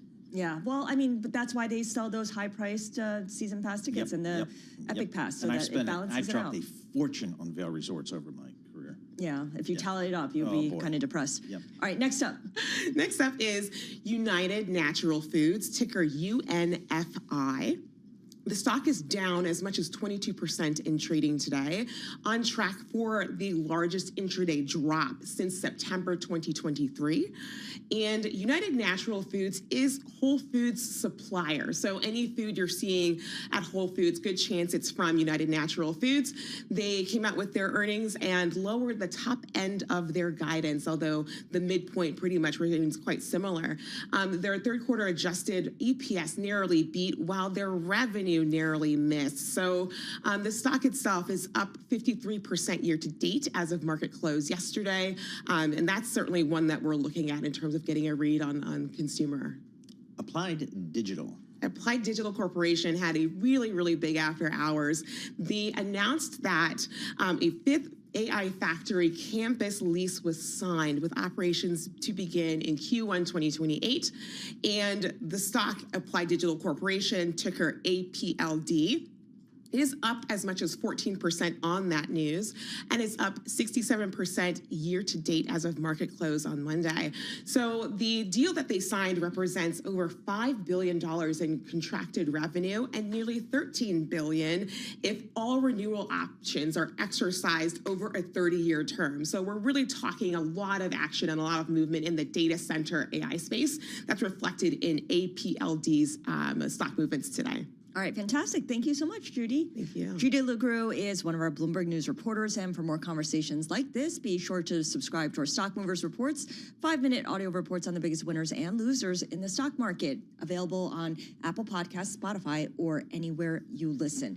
Oil prices are coming down, and significantly so. I mean, the decline has really accelerated this morning, with Brent now just above $91 and WTI below $88. And this comes as President Trump has renewed claims of momentum towards progress on any kind of peace deal. Tyler Kendall is our Bloomberg Washington correspondent. And Tyler, we've been here before with the president saying that some kind of peace deal, some kind of resolution is around the corner, and we've been repeatedly disappointed.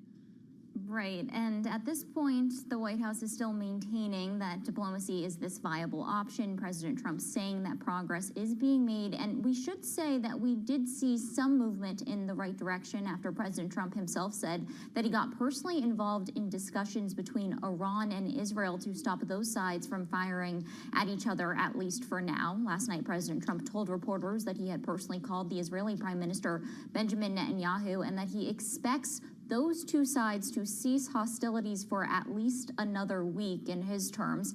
This is because we're seeing new sticking points emerge in the ongoing negotiations, including Iran maintaining that any ceasefire needs to extend to Israel's front against the Iranian-backed militant group Hezbollah in Lebanon. The thing is, we heard from the IRGC saying that they will respond if attacks continue there, and we heard from Israeli media that Israel doesn't appear likely to let up that operation because they still have significant military objectives that they need to achieve. So that is definitely throwing another angle into this. It did threaten to derail the talks, but at least for now, the U.S. is maintaining that they are on track. And Paul and Scarlett, a person familiar with the matter, does confirm to Bloomberg News overnight that the ongoing discussions are, quote, intense, and that they will continue this week with Pakistan as that chief mediator.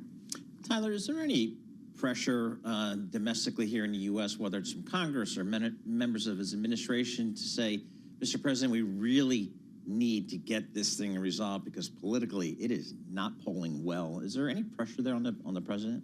We have seen a renewed pressure from Congress, Paul. After just last week, we saw the House move forward with that War Powers resolution. It next goes to the Senate, where it did pass a procedural vote, so it could really tee it up to pass. But ultimately, this is something that is considered to be symbolic. Any War Powers resolution would land on President Trump's desk, where he would very likely veto it. But it does show a mounting pressure from Republicans.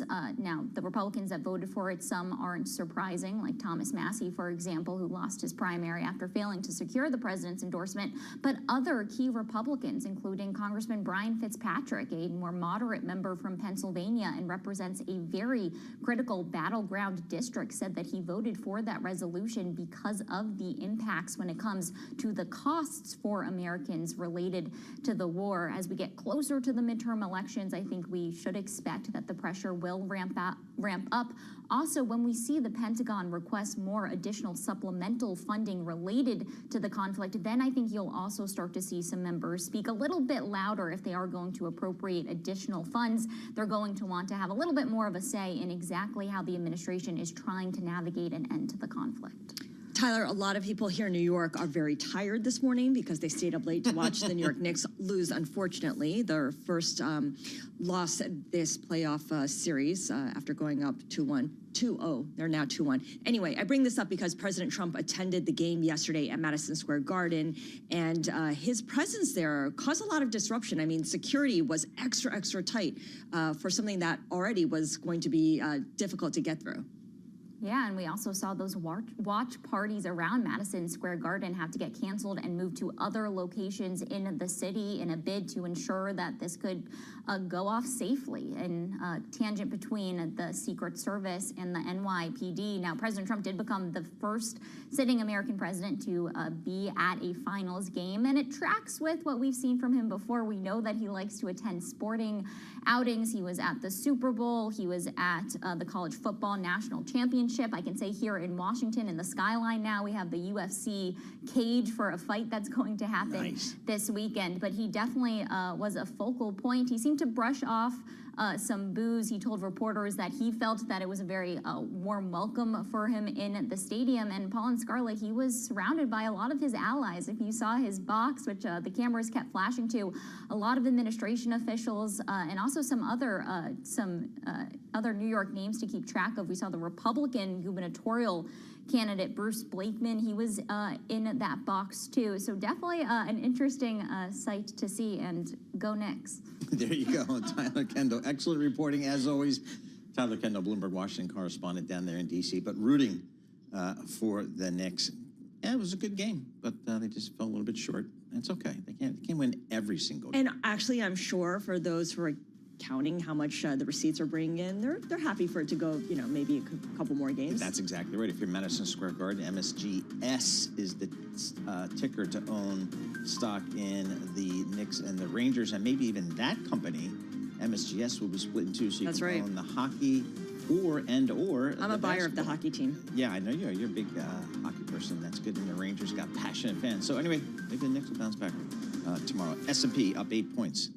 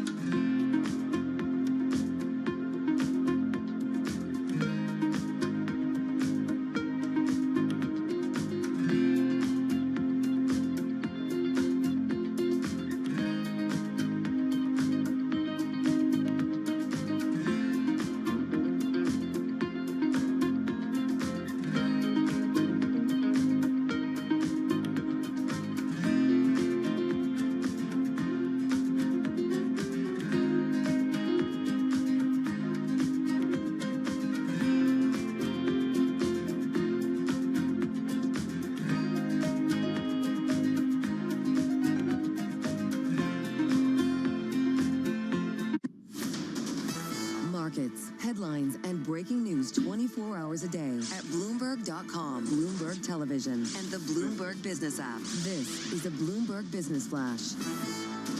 From the Bloomberg Interactive Brokers Studio, I'm Matt Piper. About an hour since trading began, let's take a look at the numbers. The Dow right now is up 0.75%. The S&P, 0.3%, that is. The S&P is up fractionally at about 0.1%. The Nasdaq's the only thing that's down right now, down 55 points, or about 0.2%.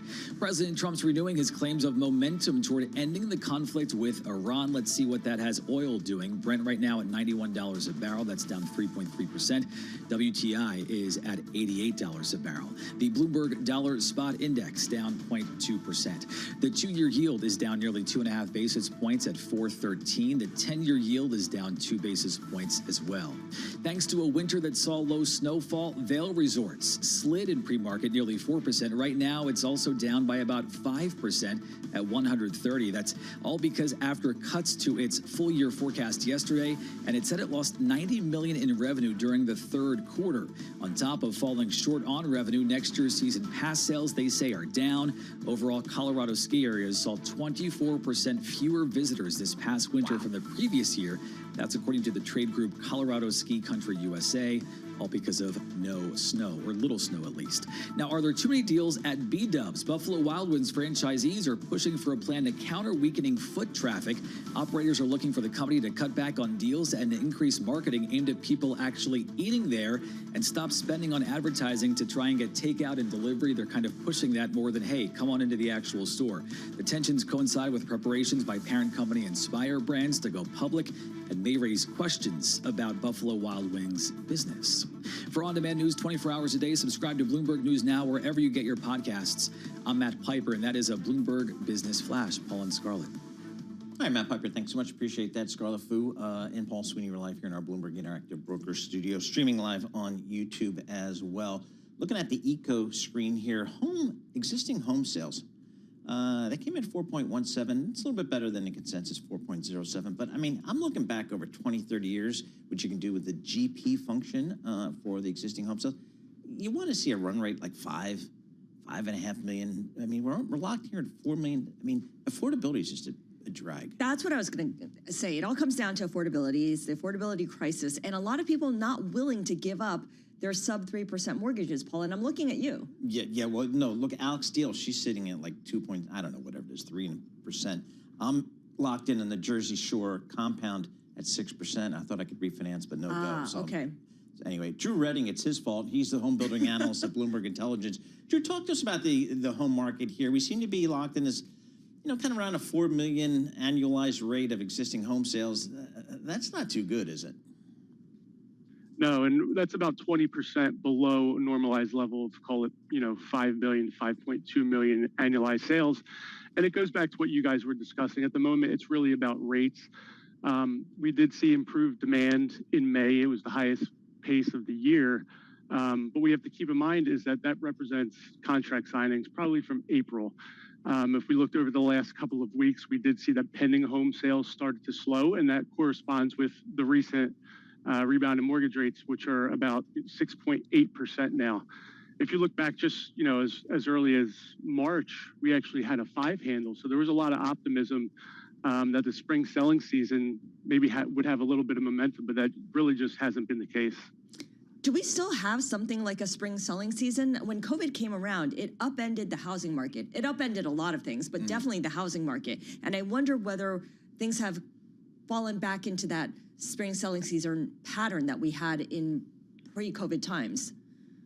Yeah, you're right. The housing market really hasn't been normal for, call it, 5 years or so at this point. But we are returning to more typical seasonal patterns. We've heard that from a lot of the builders. I mean, if you look at both the existing home and the new home market, we're pretty much flat on a year-to-date basis, which tells us that spring hasn't really been great. But we have seen some monthly improvements through the height of the spring selling season, which is wrapping up now. Are the builders building houses, Drew? And if they are they building houses that are affordable, or are they just building the next McMansion?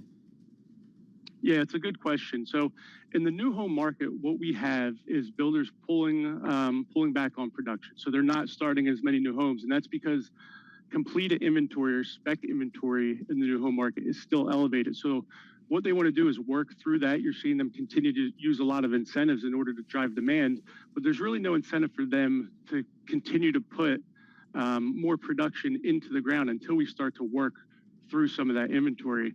Now, to your question on buyer segments, we are seeing relative strength at the higher end of the market. These tend to be your less price-sensitive buyers who maybe have more equity from an existing home that they can roll into a new home.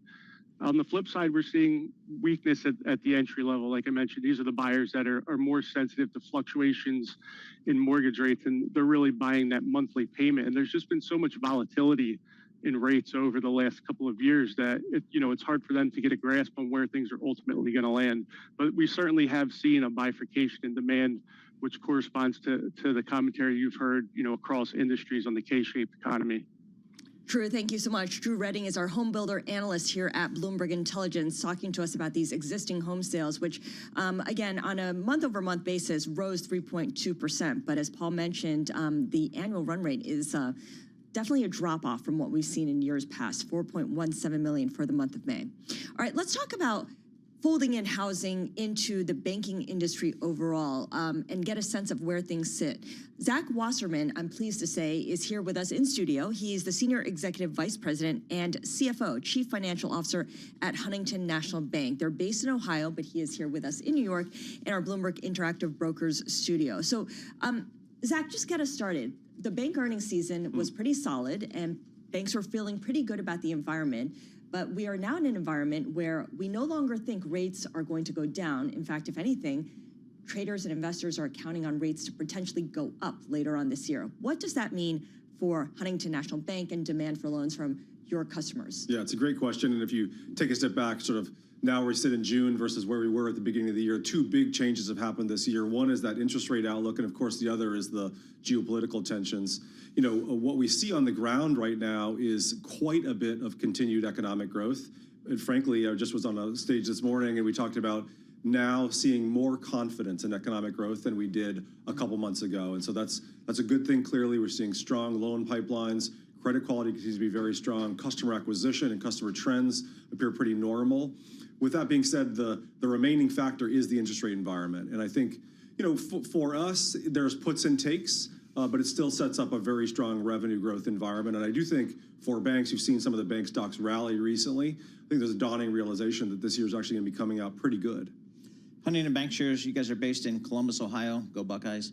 But you're opening a branch almost every 2 weeks in North Carolina and South Carolina. Talk to us, and Texas. Talk to us about geographic expansion for you guys.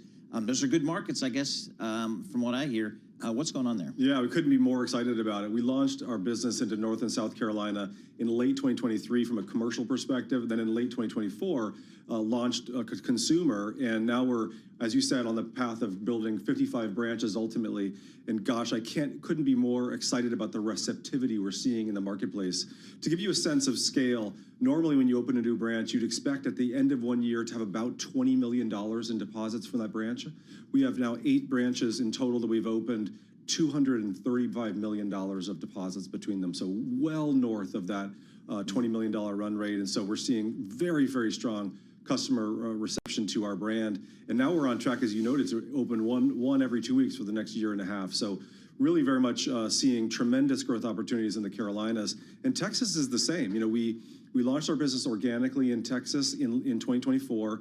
And then last year, we announced the partnership with 2 local banks that add a significant scale for us in Texas. We're now the 8th largest bank in the state of Texas overall, and importantly, in the cities of Houston and Dallas, respectively, number 5. So we're bringing a tremendous amount of scale into some of the best, most attractive growth markets in the country in Texas. Texas, North Carolina, South Carolina, those are hotspots for a lot of the regional banks. There's been a lot of expansion in the past year, and we definitely see those markets being highlighted by the acquirers. And speaking of M&A, Zach, I want to get your thoughts on where things sit in terms of where you're looking to potentially fill holes that you might have in your portfolio. Are you on the lookout to make acquisitions right now? We're really not. We're still in the process of integrating the 2 acquisitions that we partnered with this past year. And there's so much new organic growth opportunity in front of us. We really see the tremendous opportunity to keep that going for a long time. If anything, on the M&A front for Huntington, it will be in the fee-based category. Earlier this year, we acquired a small investment bank, which has been doing incredibly well now within our overall platform. TM Capital, right? Correct, TM Capital and parts of the Janney business as well. And those are already integrating exceptionally well into our cap markets business. Cap markets had a record quarter in Q1. It's on track for probably another record in Q2 to give you a sense. So really, really strong performance there. So potentially more of that, but I think from a overall focus, it's organic growth. We have so much opportunity in front of us, Scarlett. It wouldn't be a proper 2026 interview if we didn't ask you about AI. What's the AI story? I think you're involved in it. I am involved in it. It's just, look, there is so much opportunity here. We're incredibly focused on it. One of the things we talk a lot about is that within our company, we invest a tremendous amount, and the way we fund that is through re-engineering the cost base of the company. And we're seeing lots of opportunities to drive agentic process transformation within our cost base. But more importantly, frankly, is now revenue opportunities and new product functionality that we can bring to our customers. There's a tremendous amount of emphasis now around developing those, and I couldn't be, frankly, more excited about what we're going to see. The next few years, you're going to see Huntington in particular, but I think the banking industry more broadly, really bring out quite a number of products to market powered by AI. So we started this segment by talking about the home builders and the existing home sales market, and I'm curious what you're seeing in terms of demand for mortgages right now, especially with the rates still pretty elevated. Yeah, I think the comments you made in the earlier segment are spot on. It really is. It's a supply-constrained environment, and the demand we're seeing is fairly static. So I wouldn't call it weakening significantly, but certainly not growing. And, you know, if you had asked me a year ago, I would have said I saw a resurgent demand. Rates were falling. There was, I think, a more conducive environment. Now that has backed up a bit, and I think we'll see this sort of run rate level you discussed in terms of housing demand is probably where we're at for the foreseeable future. How about corporate side? What's the loan demand like? You know, we're seeing quite resilient demand on the commercial side. You know, if we were thinking in April that the emergent Iran situation and inflation rising might sort of tamp down demand, but actually what we've seen over the course of the second quarter is a firming of demand. Loan pipelines are very robust and certainly sets up the ability to continue to drive both loan and deposit growth as we go throughout the course of this year. Which industries are looking for loans the most? I mean, where's the demand coming from? It's pretty broad-based. I mean, if you think about areas in the economy that are doing well, aerospace and defense, tech and telecom, obviously a lot of funding around data centers, but pretty broad. I mean, we're seeing quite a bit of reshoring, onshoring. Our core Midwest markets are doing really well. We're just now getting a sense of what the demand is like in Texas and the South, and gosh, it's just gangbusters. It really is pretty strong across the board. All right, Zach, thanks so much for joining us. Really appreciate it. Zach Wasserman, he's a Senior Executive Vice President, Chief Financial Officer at Huntington National Bank. Presenting early this morning at the Morgan Stanley Bank Conference, which is a cool thing. Looking at the markets here, S&P's up 19, the Dow's up 280. That's 0.5%, but the Nasdaq's kind of flattish here, taking a little bit of a break after having that couple of good run. Remember, we had the sell-off on Friday, trying to bounce back. This is Bloomberg Good Morning.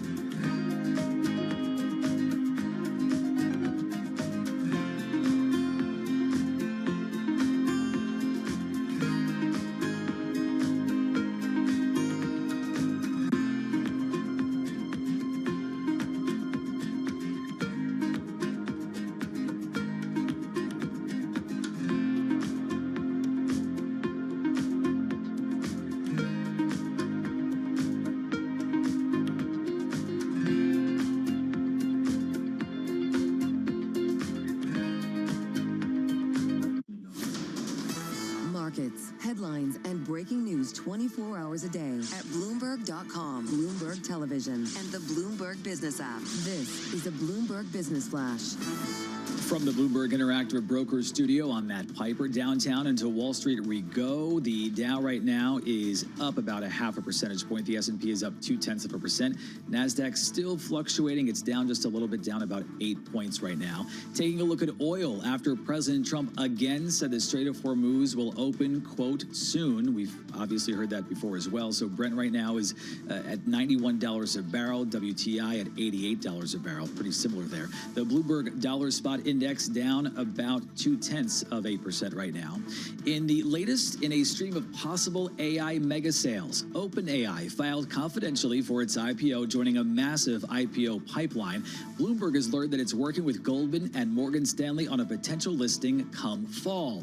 Tom Forte of Maxim Group says it has to happen soon for OpenAI, sooner rather than later. I would say that they have to go public, with Anthropic going public. And what's interesting now is if you're a hyperscaler and you have large contracts outstanding to OpenAI and Anthropic, I would be very encouraged at the prospect of both of them going public. And just in existing home sales in the U.S. accelerated to their fastest pace of the year in May. The median sales price of an existing home climbed 1.3% from a year earlier. It's now $429,300. And get this, first-time home buyers accounted for 35% of sales in May. So the first-timers are getting in on the first time of a home buying. You know, I thought they would wait for rates to go down, but at some point, I guess there's just some reluctance to admit that this is, going to sit at these levels. This is the new normal, Paul. Yeah, absolutely. Yep. You got to do it. For on-demand news 24 hours a day, subscribe to Bloomberg News Now, wherever you get your podcasts. I'm Matt Piper, and that is a Bloomberg Business Flash. Back to you. All right. Thank you so much, Matt Piper, with that Bloomberg Business Flash.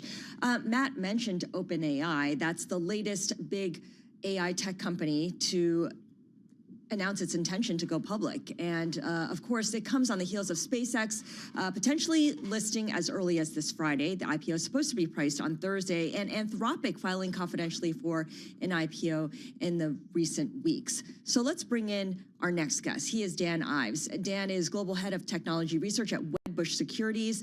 And Dan, I'm curious to hear from you whether being the last of the three mega tech IPOs is a good place or potentially a troubling place for OpenAI. Is any company really at risk of the public market capital exhausting itself? Because there's a lot of money that needs to find a home for these companies. Yeah, I mean, I'd start at the latter. I don't think there's a risk, in terms of if you're last, there's no more capital. I mean, look, we're talking about three of the core foundational pieces of the AI revolution: Anthropic, OpenAI, of course, SpaceX. But look, first to market, there's an advantage. It's important. And that's why this is going to be a continued sort of battle, arms race between OpenAI and Anthropic. And that's essentially what investors are watching. Obviously, SpaceX, a very important, almost watershed moment for the overall markets this week. But to get the popcorn out, I mean, it's just starting. For our viewers on YouTube, I always try to figure out where in the world is Dan Ives when we have him on via Zoom, because it could be anywhere literally on the planet. He's joined us from Asia. I know, everywhere. I don't know. In the middle of his night. Today, I can't figure it out. I think he's in a bunker somewhere, like in the Pentagon. But Dan, talk to us about what's the feedback. Just got off the red eye, but I know what a better place to be than with you guys. Exactly, appreciate that. Dan, we're day 3 of the roadshow for SpaceX. What's some of the feedback you're hearing from your institutional investor clients? Look, I think the big focus is just, is it a space play? Is it a data play? Right? I mean, I think that's really how investors overall are focused on SpaceX. Look, and I continue to believe, like, when it comes to SpaceX, it's much more around data and AI and the ecosystem than maybe just when you think about space in its first sort of phase. But look, we're talking about what's going to be a decade build out of space. And it's not just about SpaceX, it's about the broader sector that now investors are really starting to focus. You're now going to have, at a lot of institutional funds, not just tech retail, you're going to have a space analyst. Very well said. And I guess the question is, how do people value it going forward? Because there's different explanations for whether this is a rocket company, a data company, as you put it, or kind of a vertically integrated new technology company, which is kind of what Elon Musk is envisioning here, in the same way that Tesla started off as an electric vehicle company and has become a lot more. How are you anticipating Elon to kind of set the benchmark for how he's going to talk about the kinds of numbers that SpaceX can achieve? We got a sense of it through the IPO prospectus, but he's going to have to manage expectations quarter after quarter here. Yeah, no doubt, and as well as what's on the horizon. I think Tesla is a good blueprint because look, if you go back, right? I mean, when it came out, many bet against Musk, Tesla, the numbers in terms in the near term, and then ultimately what's proven out to be, obviously that's really changed the world. I think to some extent, if you're buying SpaceX, you're buying Musk. I mean, you're buying into the Musk ecosystem. Now, the challenge and the opportunity is building that out, execution, step by step. But it's also our view, like in a year, Tesla merger, we've said over 80% chance between SpaceX and Tesla. Dan, it was an important day yesterday for our friends in Cupertino, Apple, and with their AI story and the narrative there. What did you learn from their announcement? Yeah, I mean, look, being there live, I think this was one where a lot different than the last 2 years in a great way. Because 2 years ago, there was all the promise and none of that really came true. Last year, it was kind of really absent in terms of AI strategy. I mean, Paul, now you finally have an AI strategy. It's finally a foundational piece that you could sell into the ecosystem. They're no longer watching us from the sideline. They're not going to be an Anthropic or an OpenAI, but they don't need to be. You have 1.5 billion iPhones. And I think this is really going to be the start of monetization when it comes to AI.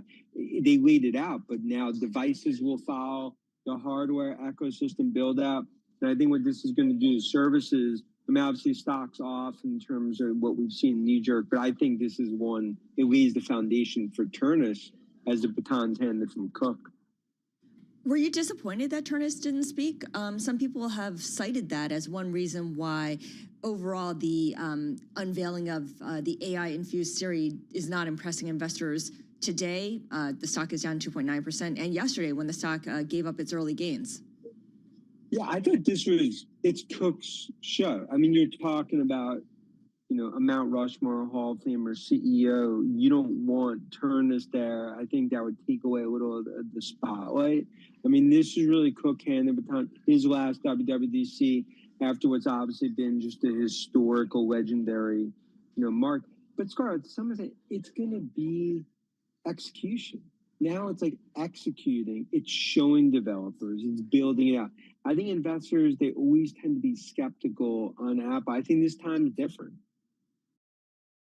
Okay, so let's talk about the fact that this time it's different. What does, the unveiling of this new Siri mean for developers? Do they walk away with a clear roadmap for how to integrate their offerings with Apple's ecosystem? Or does this remain a wait and see like it has been for the past 2 years? Well, I think they finally got what they want. I think as developers now, they actually have the platform to build out. This is no longer something on a whiteboard or some conceptual. I mean, now it's actually going to be deployed. And also it's about the app ecosystem built in. It's about Gemini, obviously, as a foundation, which isn't just cookie cutter Gemini in terms of what they've built. And now Apple is basically saying, like, from a privacy, security, your data is not going to be shared externally. And now it's the start of how they monetize it. Cloud, more applications, more devices that ultimately will feed into this. The consumer AI revolution, Apple, they're toll collector on the AI consumer highway. Dan, thanks. Appreciate it, buddy. Appreciate you coming on after the red eye. Dan Ives, he's a global head of technology research at Wedbush Securities.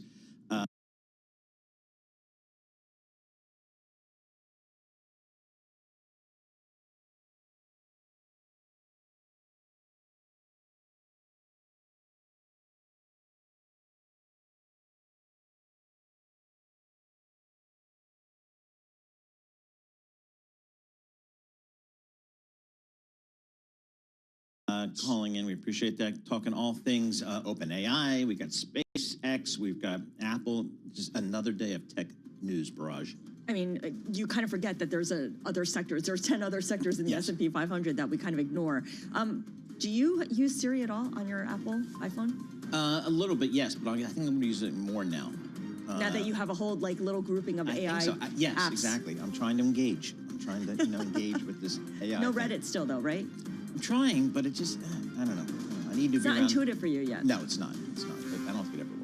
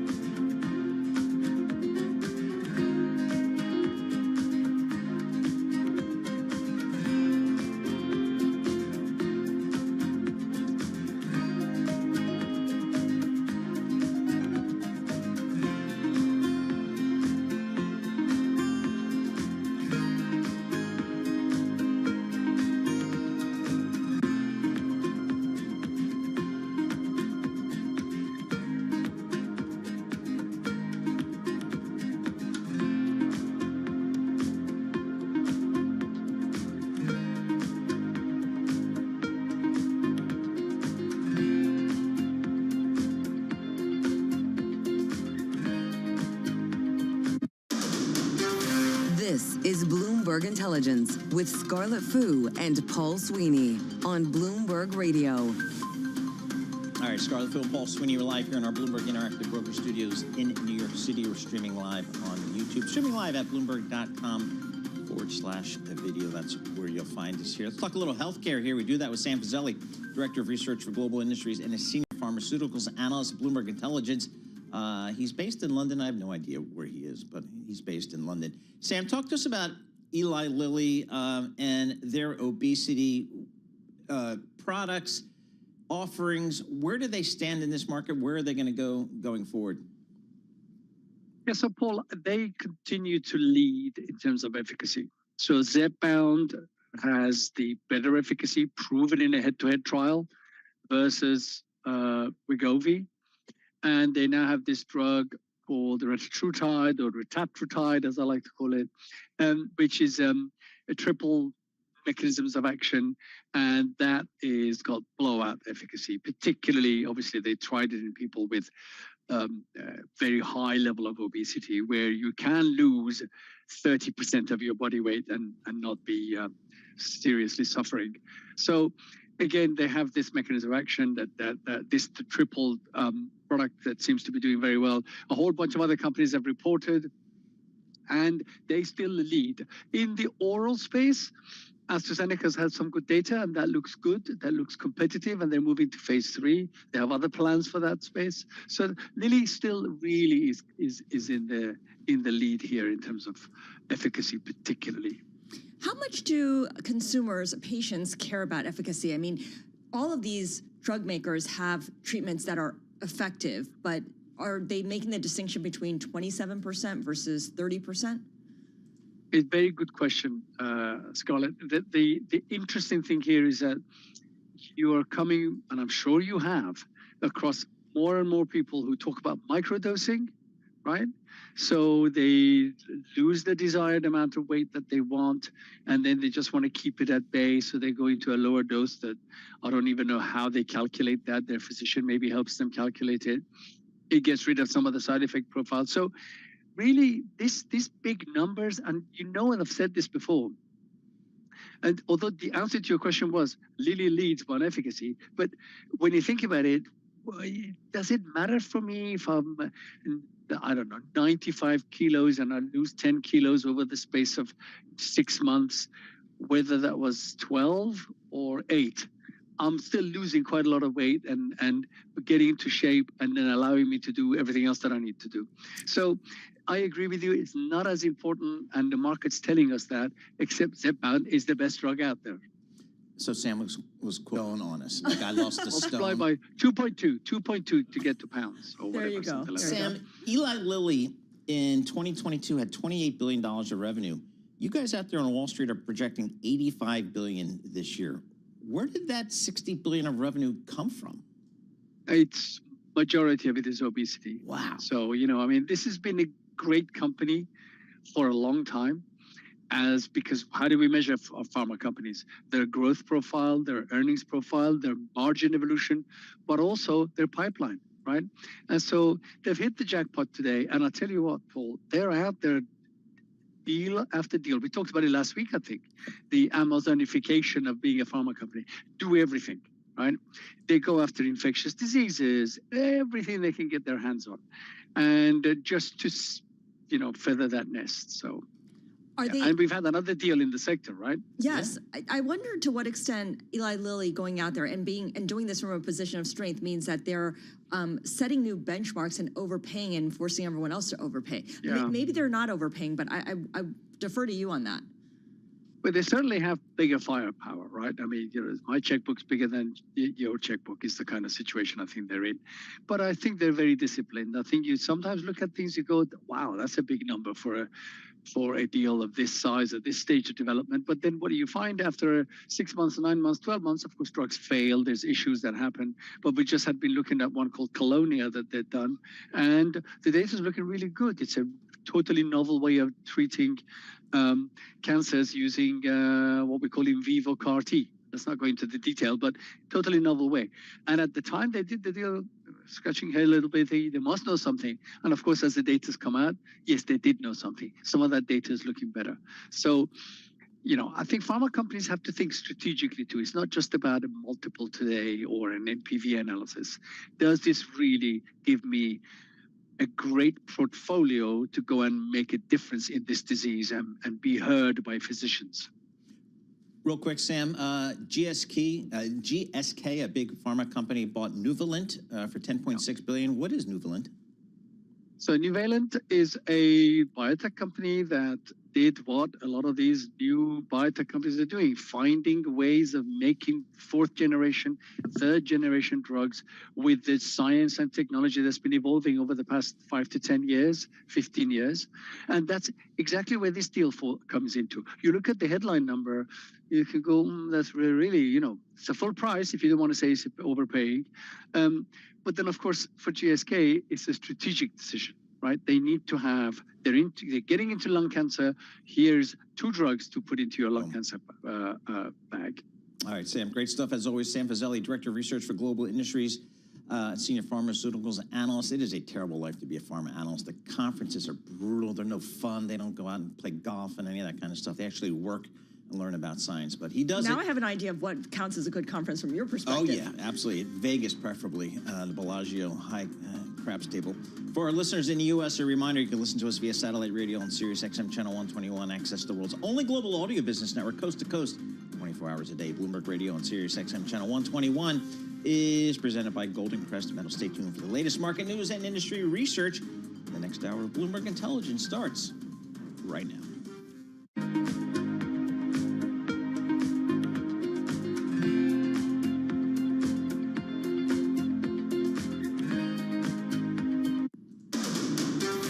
This is Bloomberg Intelligence with Scarlett Fu and Paul Sweeney. Concern about rising prices spooking investors. What does renewables investment look like in the U.S.? More tariff talk coming out of this administration. Breaking market headlines and corporate news from across the globe. The president wants lower interest rates. He wants a rate cut cycle. How do you broaden out the AI play? Are people just looking for something to worry about when it comes to China? Bloomberg Intelligence with Scarlett Fu and Paul Sweeney on Bloomberg Radio, Originals, and the Bloomberg Business app.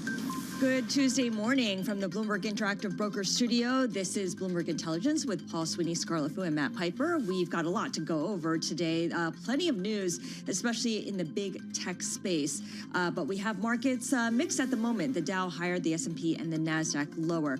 We also have a big economic data point to due out tomorrow, CPI. Michael McKee, our international economics and policy correspondent, will join us to give us the preview on this big inflation report. Carmen Arroyo, our Bloomberg tech reporter, will talk to us about the Bloomberg Big Take. It is SpaceX week with the company pricing its IPO on Thursday and possibly starting to trade on Friday. So she's going to tell us about how they're framing the SpaceX IPO, because it's much more than just a rocket ship company, at least not anymore. James Abate, the managing director and head of fundamental strategies at Horizon Investments, talks to us about how he's going to make room in his portfolio or not for the likes of SpaceX, OpenAI, and Anthropic. And Jen Rhee, she is our Bloomberg Intelligence senior litigation analyst, will join us on some resistance to the Paramount Warner takeover, not from the U.S. I think that's pretty much a done deal, but from the U.K. So a new angle here. But first, let's go over to Matt Piper for our Bloomberg Business Flash. Hey, thank you, Scarlett. Live from the Bloomberg Interactive Broker Studio, I'm Matt Piper. A recovery in the artificial intelligence trade is trying to carry into a second day on top of oil prices also falling. Taking a look at those numbers off the top, the Dow is the only one in the green right now, up 0.2% or 120 points. The S&P 500 is down 0.3%. The NASDAQ is down 0.8, down 210 points. On those oil prices, President Trump says peace talks are on track after Israel and Iran clashes end, at least for the time being. Brent lower by 3% at $91 a barrel. WTI down nearly 4% at nearly $88 a barrel. The Bloomberg Dollar Spot Index down 0.2%. The 2-year yield is down 2 basis points at 4.13. The 10-year yield is down 1.5 basis points. Shares of Nuvalent, huge right now. Nuvalent, it's up about 40% at 122. That's after the Boston-based cancer drug developer agreed to be bought by the UK pharma company GSK for $10.6 billion. Shares of GSK right now are down 0.2%.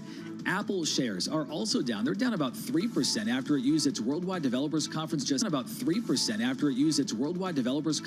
yesterday to introduce a new generation of products to compete in the AI era. Investors apparently giving a lukewarm reaction to this new platform.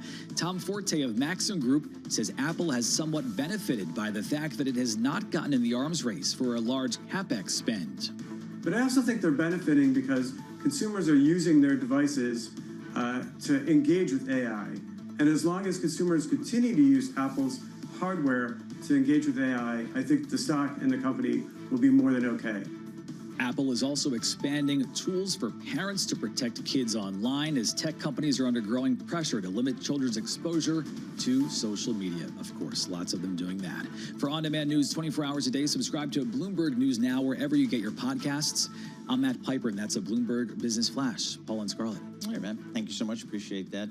Scarlett Fu and Paul Sweeney live here in our Bloomberg Interactive Broker Studio, streaming live on YouTube, as well as Matt was just reporting. Got red and green on the screen here.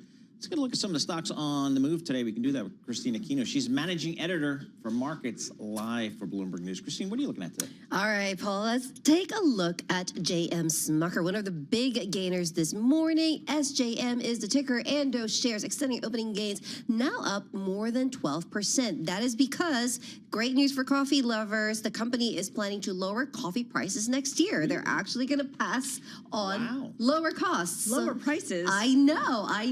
Good what a novel news concept. I know. So yeah, good news from the company. So they did set their 2027 full year profit outlook above expectations. So that's helping sentiment as well.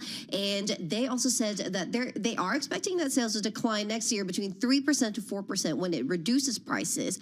But analysts at Jefferies weighing in on this move, that is going to be offset by an increase in margin. So they're seeing gross margin expected to expand 300 basis points, which is around the midpoint of the EPS range above consensus. So, that's good news for the company and obviously good news for us caffeine addicts. I appreciate the foray into non-tech companies, but now we've done one. It's time to go back to tech companies. Exactly. It's still all about tech today, Scar. So we're taking a look at SanDisk as well. So ticker SNDK. So those shares higher today, a little bit of a pair from earlier gains, now just up 4% here. We've seen a bunch of price target upgrades for this stock because it hit a record high of $1,861 last week. I'm not used to quoting share prices in the thousands, but they need a stock here we split. are. Let's be honest. Yeah, there you go. That's helping that, I'm sure. But yeah, so price target for SanDisk upgraded to $2,100 from $1,550 at Bank of America, also raised to $2,200 from $1,825 at Mizuho. And we are seeing a bit of a rebound in tech shares today. The semiconductor index, though, down again today. So we'll see. It's a little bit of a fragile sort of few days for this sector, but SanDisk clearly one of the winners today. I think it's notable too that 1 year ago this stock was trading at around $40. So the spike up has taken them by surprise too. Yep, absolutely.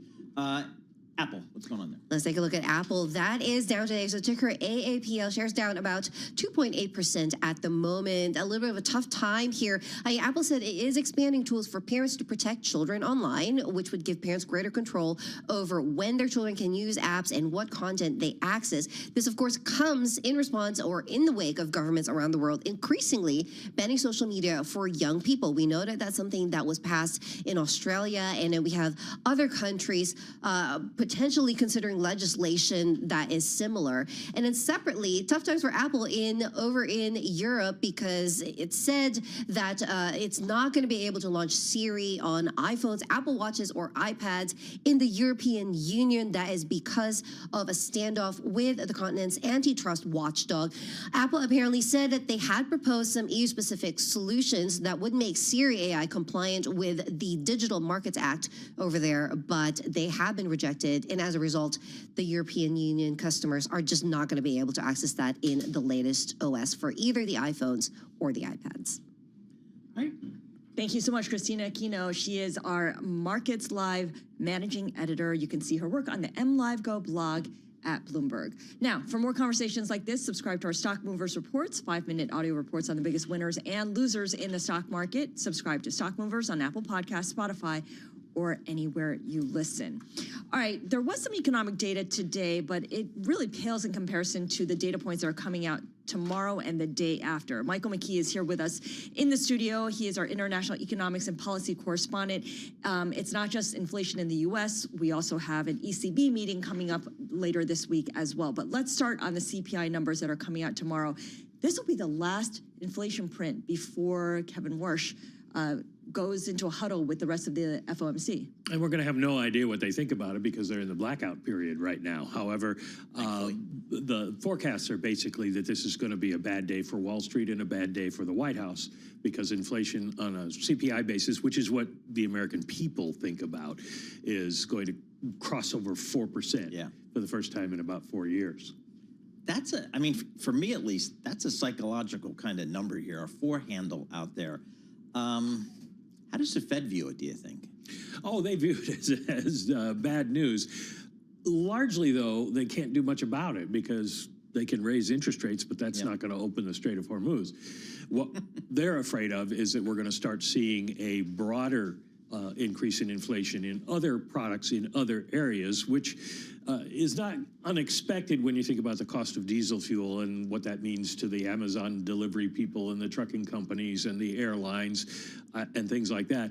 And there's also something else going on that a lot of people haven't been paying attention to, and that is that the price of semiconductors has soared because there's so much building going on, and that is also contributing to inflation at the wholesale level that probably will work its way to a certain extent into the consumer level. So you've got these two inflation issues, and what the Fed is thinking is that the prices of semiconductors and construction stuff, all this attention paid to the AI industry is raising the neutral rate, which means that they might be closer to neutral than they had thought, and therefore they can't cut rates anymore, or they risk more inflation. Yeah, and I'm glad you bring up the whole semiconductor thing, because that's something we heard in the corporate earnings season was a lot of the tech companies saying that they're paying up for memory chip prices, and that at some point they would need to pass that on to their end customer, the consumer. Of course, it's not just Americans who are feeling the pain of these higher prices, whether it's in oil or whether it's in semiconductor. Those around the world are as well, and I'm thinking about the Europeans. The European Central Bank holds its policy meeting later on this week, and we could get a rate increase there. The expectation is for a rate increase. They've talked about it quite a bit. There is dispute over whether they are jumping the gun because they're trying to deal with energy prices that are pushing up inflation in Europe. And we did see during the great financial crisis, the European Central Bank raise interest rates when everybody else was holding, and that didn't serve them very well. But their remit, remember, is only inflation, and they're afraid that inflation expectations are rising there.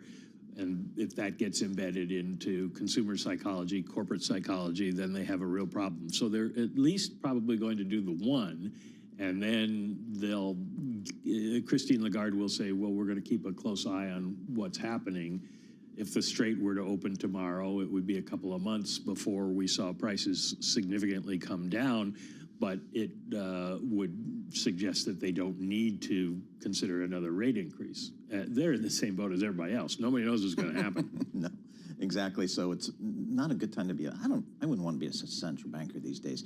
Michael McKee, thank you so much. We appreciate that. Michael McKee covers all the economic stuff for us here at Bloomberg. And again, we're going to get some CPI data tomorrow. We're going to get the Fed next week. So there's a lot to chew on there. One of the things the market's chewing on is the SpaceX IPO. Again, scheduled to price Thursday after the close, start trading Friday. That's the plan. There's a lot to parse through if you're a potential investor here. Carmen Arroyo joins us here. She's a tech reporter for Bloomberg News. She and Dana Hall have a great story out today. SpaceX IPO forces investors to bet on Musk's entangled AI empire. Carmen, thanks so much for joining us here in studio.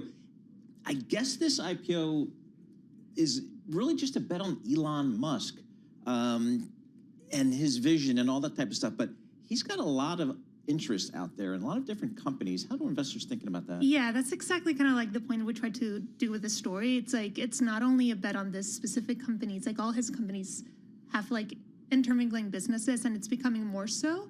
He's trying to create this like vertically integrated AI company basically that has all the supply chain in it. So if you're buying SpaceX stock, you need to take all of Elon's world into account, not just the company itself. It kind of reminds me of how Tesla was once upon a time an electric vehicle company, and it's become something much more than that.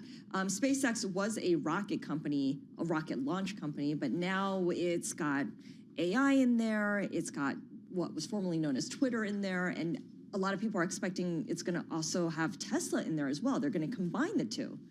Yes, exactly.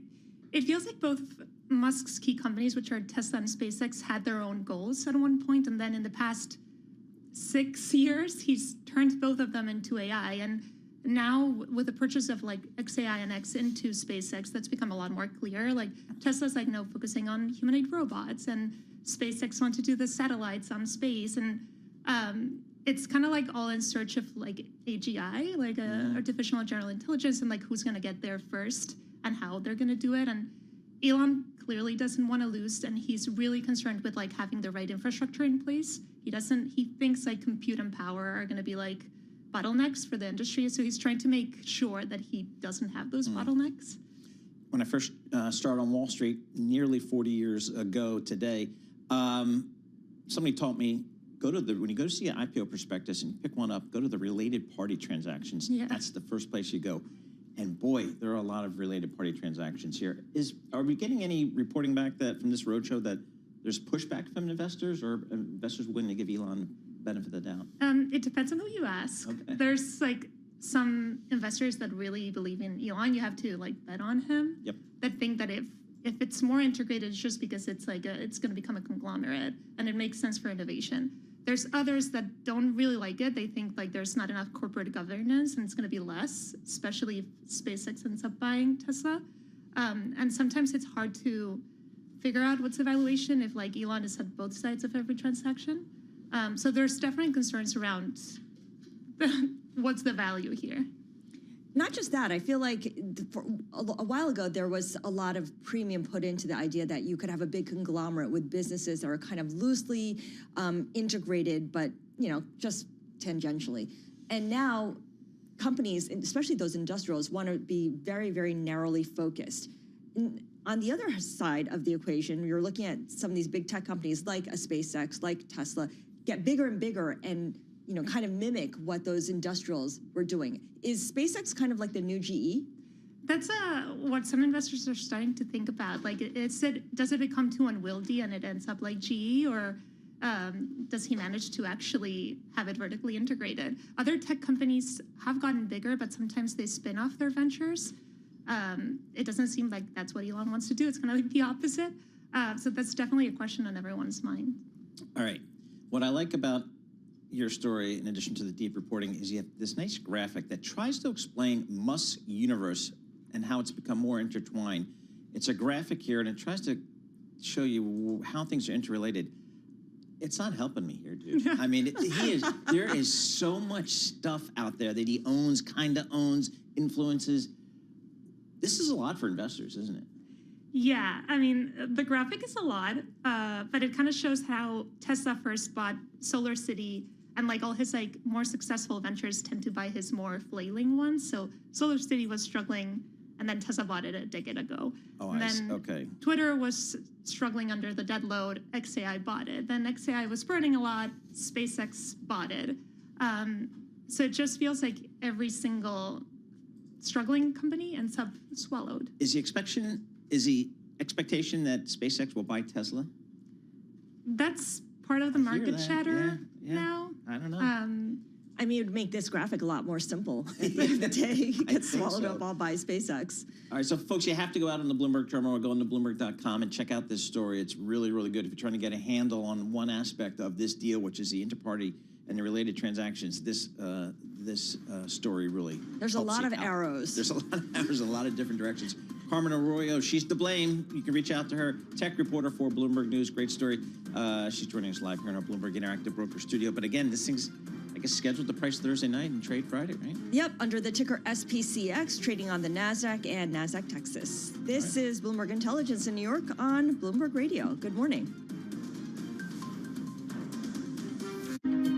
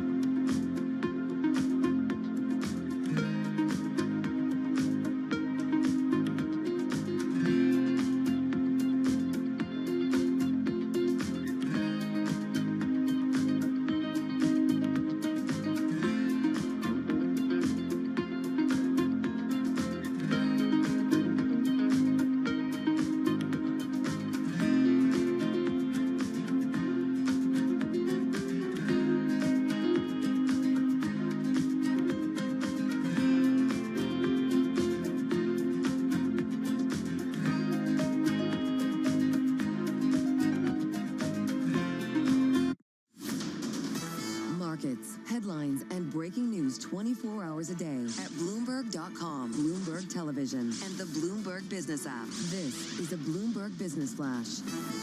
From the Bloomberg Interactive Brokers Studio, I'm Matt Piper. This Bloomberg Business Flash is brought to you by Golden Crest Metals. Inflation, tariffs, and volatility have some investors turning to gold for stability. To get a free gold and silver info guide and learn how to add metals to your IRA or 401k tax and penalty free, go to goldencrestmetals.com/guide. That's goldencrestmetals.com/guide. Let's go to the numbers. Everything is now in the red. The S&P is down 0.5%. The Dow is down just slightly, 0.1%. The NASDAQ down 277 points or 1%. Brent lower by 3% at $91 a barrel. WTI is down 4% at $88. The Bloomberg Dollar Spot Index down 0.2%. The 2-year yield is down 2 basis points at 4.14. The 10-year is down 1 point. Chip makers and AI still the name of the game on Wall Street this week. After Friday's tech sell-off, chip stocks are poised to continue their recovery. Marvell Technology, shares of the chip maker, jumped 5% in the pre-market. Right now, they are down 8% after surging nearly 10% just yesterday. Elsewhere, NVIDIA also down about 1.6%. Qualcomm is down nearly 7%. Let's talk food now. Things are pretty sweet at Smucker's. Food company J.M. Smucker posted quarterly profit that topped Wall Street expectations. Higher prices for its Hostess baked goods are helping, and it says it will lower coffee prices next year. That's good news as the cost comes down for that. Plus, they said there's lots of demand for those Uncrustables, which I usually pack for the beach. Paul, I don't know about you. Yep. I love an Uncrustable. It's Sure, easy. it doesn't. Smucker's shares right now are up 12.5%. That is good for that company. For on-demand news 24 hours a day, subscribe to Bloomberg News Now wherever you get your podcasts. I'm Matt Piper, and that is a Bloomberg Business Flash. Paul and Scarlett. All right, Matt, thanks so much. Appreciate that. I'm looking at NASDAQ here. I mean, just in the last few days on the drawdown, 5-6% drawdown on the NASDAQ. I'm not sure what's going on there. People just selling some of their tech names to get ready for some of these IPOs. I don't know. Or people You got to make a lot of room because it's not what just happened SpaceX. to the $8 trillion of Anthropic. money market funds everybody's been talking about forever? That just gets bigger and bigger. That doesn't go down. Okay, all right, because I thought that might have been source of funds maybe. James Abate, he does this stuff for a living. We'll check in with him. He's a managing director and head of fundamental strategies at Horizon Investments. James, a little bit of a pullback here in the tech names, but maybe it's just a healthy kind of 5-6% among friends here. What do you make of it? Well, I think really what we're seeing here is the debate on whether or not, it's different this time with regard to the secular nature of the AI build out or whether or not it's just a cyclical trade. And, when you look back, the most painful time for investors is when they extrapolate a cyclical boom falsely into a permanent secular trend. But it's also true that there are moments, when structural shifts have uncoupled, certain industries and companies from the historic boom and bust cycles. I mean, you look at a positive example being the mega mergers in the airline industry back in 2010, 2011, that essentially created an oligopoly amongst the major U.S. carriers. Now, it didn't completely eliminate cyclicality, but, the average gross profit margins of the big airlines, such as United and Delta, are 50% higher now. Negative example of extrapolation was during the peak of the housing bubble in 2005, when so-called, high Q but no common sense experts like Professor Michael Porter of Harvard Business School were making the very public argument that home builders were no longer cyclical and structural shifts that transformed the industry into a secular investment thesis. That proved spectacularly wrong, as we know, because that industry is too fragmented. Clearly today, the most debated area regarding secular versus cyclical was within the semiconductor space and other AI-related industries. We have companies like Micron, only trading at 9 times forward earnings, but that, in my opinion, reflects a great degree of apprehension over its future bargaining power over its customers due to high CapEx. The high CapEx depreciation ratio that we see now at 2.3 it's the highest in its history. and its competitors are growing as well. So I think that's what we're seeing here is the digesting of the waterfall of cash that's coming from investors, going to the hyperscalers, going to the semiconductor companies and other build-out companies, down to the semiconductor capital equipment stocks, and people are trying to figure out how long this is going to last. As people try to figure that out, which is very dangerous, timing never works out for most people. There's a lot of sell-side research that seems to suggest that we are near a top, or that it's time to be cautious. Savita Subramaniam of Bank of America cites too many red flags. She says 70% of bear market signals have been triggered. Citi says that there's a bifurcated market. Traders are aggressively building short selling positions in stocks, while a lot of the legacy longs on tech remains pretty stretched. That's in direct contrast to what investors keep saying, which is there's a lot of money that needs to be put to work, and the earnings season was blockbuster, so let's just keep moving forward. How do you reconcile these conflicting signals? Yeah, I think, unfortunately, we've become a market where technical signals, I think, seem to dominate fundamentals, unfortunately. And I think if you look, the simplest argument that people are making right now is that valuations are extreme, relative to history and what have you. But, if you look at the PE multiple on the S&P 500 at 22 times, it doesn't look that abnormal relative to the last 5 years. But, the bears will point out that if you look at other metrics like price to sales or normalized earnings, they exceed, those of the prior peaks. And, it's not just the top heavy Mag 7 that are contributing to that overvaluation on those various metrics, because even if you look at it on an equal weighted basis, I think what people are missing is that the reconciling factor is that profit margins are exceptionally high and are trending even higher due to sustained operating leverage. A couple of things which have really impacted, comparing today versus the dot-com bubble is the reduction in corporate tax rates, which are about 50% lower, which has boosted profit margins. The other thing is interest costs have gone down. But however, when you look at today, you've got to determine if this paradigm that we're seeing here, where, as you mentioned, 12% earnings growth in the first quarter, sales growth in the first quarter leading to 30% earnings growth. We're seeing, various metrics like sales per employee up 35%. So I think you have an environment where operating leverage driven by strong sales growth in certain cyclical segments of the market continue to be the driver of forward returns. James, thanks so much. As always, appreciate it. James Abate, Managing Director and Head of Fundamental Strategies at Horizon Investments, joining us here, giving us his thoughts on these markets. One of the things that was a topic of conversation for a while, but is not, is this whole deal for Paramount to buy, that's right. Scarlet Fu is leaving for a TV assignment, top secret. She's just, it's a secret. It's a secret. Top secret. You'll hear about it in a couple of weeks. Okay, we'll hear about it in a couple of weeks. All right, so Scarlett's hitting the exits. John Tucker sitting in for Scarlett. How big is that? Scrubs are coming in. How big is that? So that's a good thing. So John will take care of us for this last half hour here. We're looking at Paramount Skydance, $110 billion takeover, Warner Brothers Discovery. This is right in my backyard.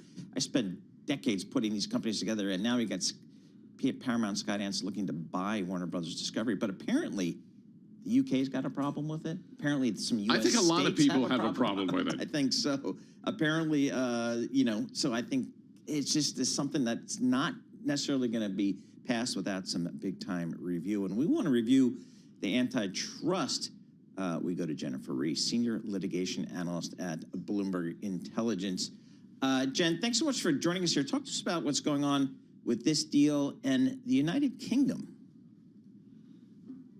Having me, Paul and John. I mean, what's happening here is that, like most big global deals, this deal triggered these notification requirements across the world, not just in the US and the EU and UK, but elsewhere also. And they have to get clearance from these entities before they can go ahead and close their deal legally. So, you've heard, as you mentioned, there's been a lot of opposition. There's been political opposition. There's been opposition from labor groups coming for this deal. And so these agencies really have to investigate. This is just the position they're in, and you have a lot of different markets that they're going to be looking at. So the UK's opened an investigation. They've set an end date for that phase 1 investigation of August 7th. And at that point, they're going to have to decide what they want to do. Do they have some concerns about the impact on different markets from this combination? Are there remedies that have been offered that could resolve those concerns so they can get it closed up more quickly? Or do they need to continue to investigate, which would be opening a phase 2, which I think would be, a difficult thing for these companies that intend to close in the third quarter and also have a ticking fee that's going to start to kick in for Paramount as of September 30. So they're going to want to get this cleared up before then. Is there one concern that trumps everything else? I mean, are my streaming prices going up?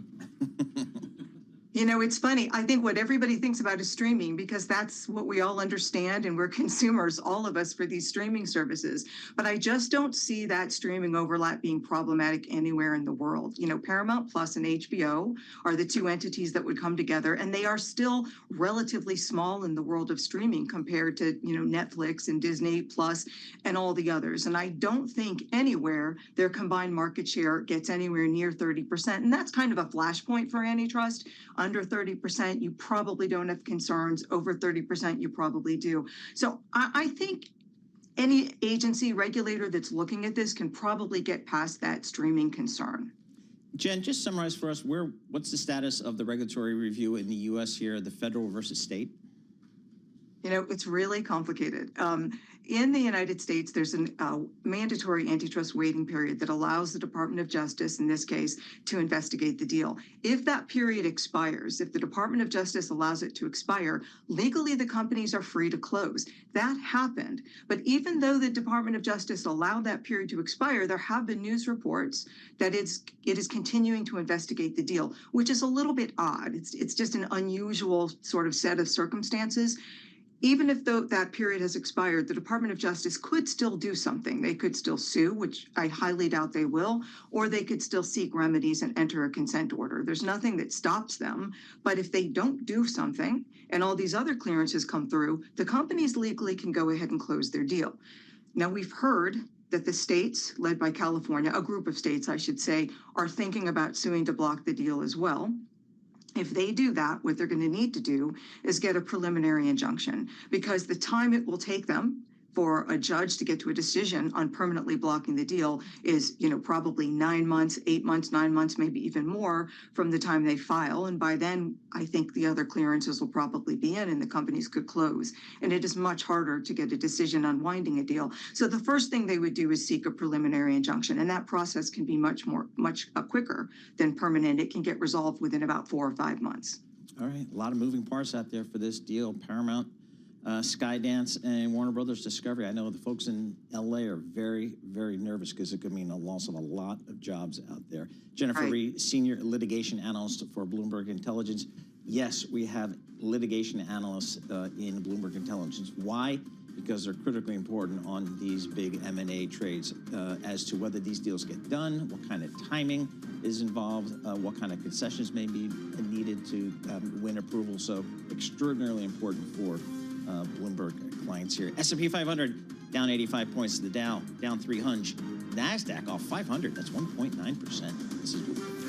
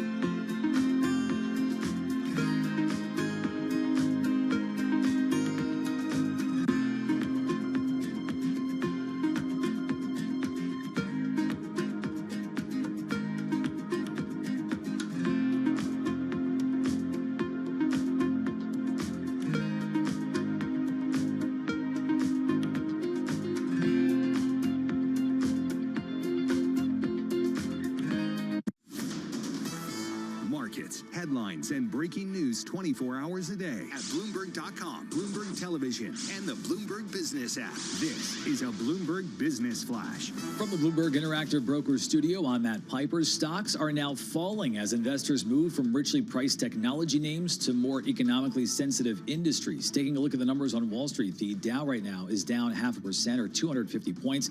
The S&P is down a full percentage point, and the NASDAQ is down 1.8% or 460 points. Just want to mention the rebound on tech shares has lost steam already after a bounce yesterday, and that was after Friday's equity sell-off. Marvell Technology, Intel, Micron Technology, all down anywhere between 4 and 9% right now. The Bloomberg Dollar Spot Index is down 0.1.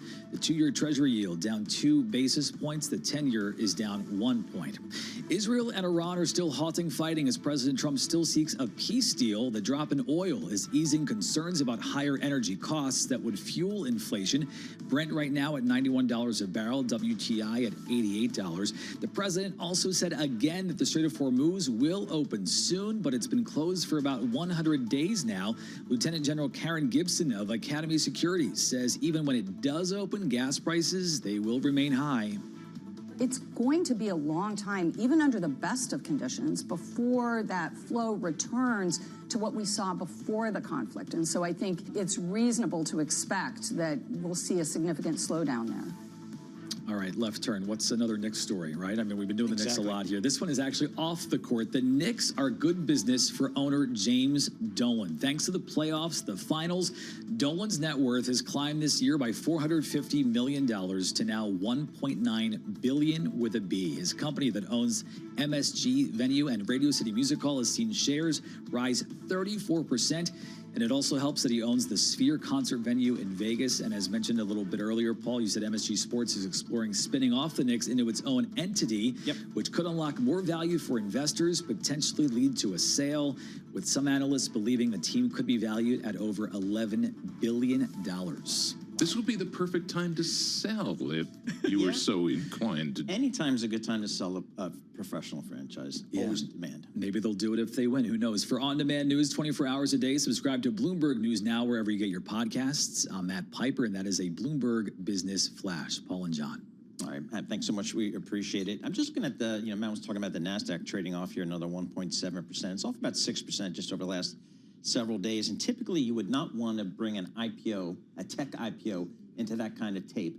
But I think if it's Elon Musk, you just don't care what the market's doing. You're going to get what you're going to get, I think. I mean, I'm not sure there's much. So you say at this point. I don't know. I'm a little skeptical at this point. Again, if I were running the books on this one, I would be nervous into this tape. But again, this might be just, you're just buying Elon and don't worry about it. Because I don't think there's a valuation call here at all. So it's a question of, you believe that total addressable market.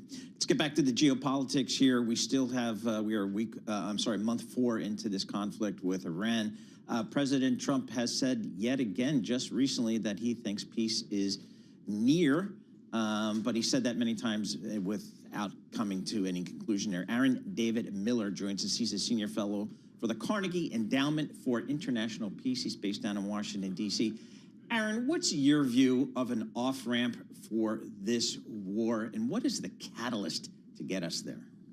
Thanks for having me. 2 really good questions. Look, I think the issues are so complicated and the negotiations so seemingly broken that right now the best you can hope for, and if you could get it, I take it, is a 1 or 2 page memorandum of understanding, which is more or less a letter of intent, which identifies the core issues, might contain some parameters, negotiating parameters, that the Americans and the Iranians might ascribe to, would find a way to begin easing the naval blockade, which is costing the Iranians $500 million a day, and opening the straits. And a 30 to 60 day period of negotiation, which is going to take much longer if it's going to succeed, that's going to address the other issues in this conflict, the highly enriched uranium, what to do about Iran's frozen assets, what about mutual security guarantees, what about enrichment. All of these issues are undermined by 2 things right now: the absence of trust and confidence, and what you've seen in Lebanon over the course of the last several days contains the possibility that if the main event, that is to say the U.S.-Iranian MOU, memorandum of understanding doesn't close, Lebanon's going to explode. The wash, rinse, and repeat is only a matter of time. Can Lebanon be separated, or is that forever linked in these negotiations?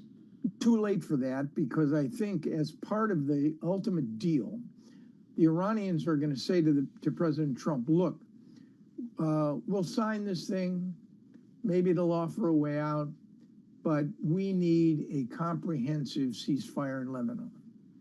And if Trump believes that in fact that agreement could get him out of this war and he could somehow spin a win, he's going to call up Netanyahu and he's going to say, look, we need a real ceasefire here, and I expect you to comply.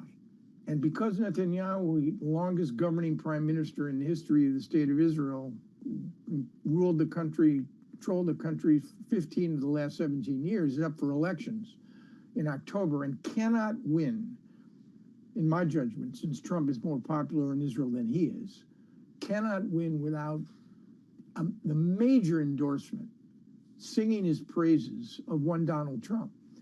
When Trump calls Netanyahu and says ceasefire, Netanyahu is going to comply. Aaron, if I'm in the business of insuring oil tankers in the Mideast, I don't care what piece of paper you give me. I'm not going to do that, I don't think. Can I trust these people not to send out a Boston Whaler with an RPG? I mean, nope. How does that work? I think that the Iranians have weaponized geography, which is their new nuclear weapon. They may, in fact, agree over time to open the straits up. You've got enormous numbers of large cruise carriers, 1,000 ships on one side or the other. The insurance companies can fail to insure if the Iranians threaten or launch drones. The smart money is already, the Iraqis, the Emiratis are constructing alternative pipelines. The Saudis already have one east-west, anywhere from 5 to 7 million barrels a day. That's going to take time, but it is absolutely essential to invest in renewables and find alternate means of delivery other than the Straits of Hormuz. I don't know what you do about natural gas. I mean, the majority of natural gas is supplied by Qatar in the United States, Ras Laffan facility. It may take years to repair. What do you do about a natural gas that produces ammonia and urea? What about helium? I just think the Straits of Hormuz are a damaged commodity right now. As you point out, in a place where geography dictates the outcome, can Iran outlast its enemies? As long as the regime finds some way to compensate for the fact that they're going to need funds for reconstruction, either sanctions relief, unfrozen assets, in order to deal with the electricity shortages, the water shortages, the hyperinflation that's occurring because 90% of their imports are seaborne. Yeah, they have routes to the Caspian Sea. There are rail links they can use, but no, the conflict needs to come to an end. Iran is hurting. There's no question about it. It's just that in a conflict that's existential for the guys who are running this country, who control the oil, the money, the guns, the information, and the enriched uranium, for these guys, it's not just politics.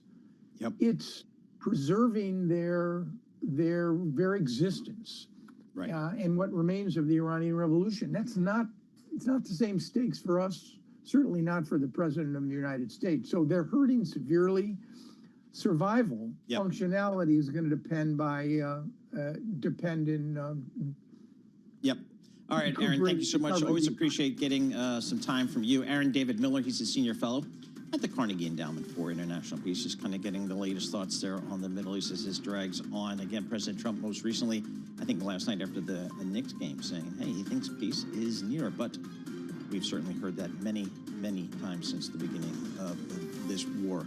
S&P 500 down 75 points, the Dow off 250, NASDAQ off 440 points, that's 1.7%. We'll have more coming up. This is Bloomberg.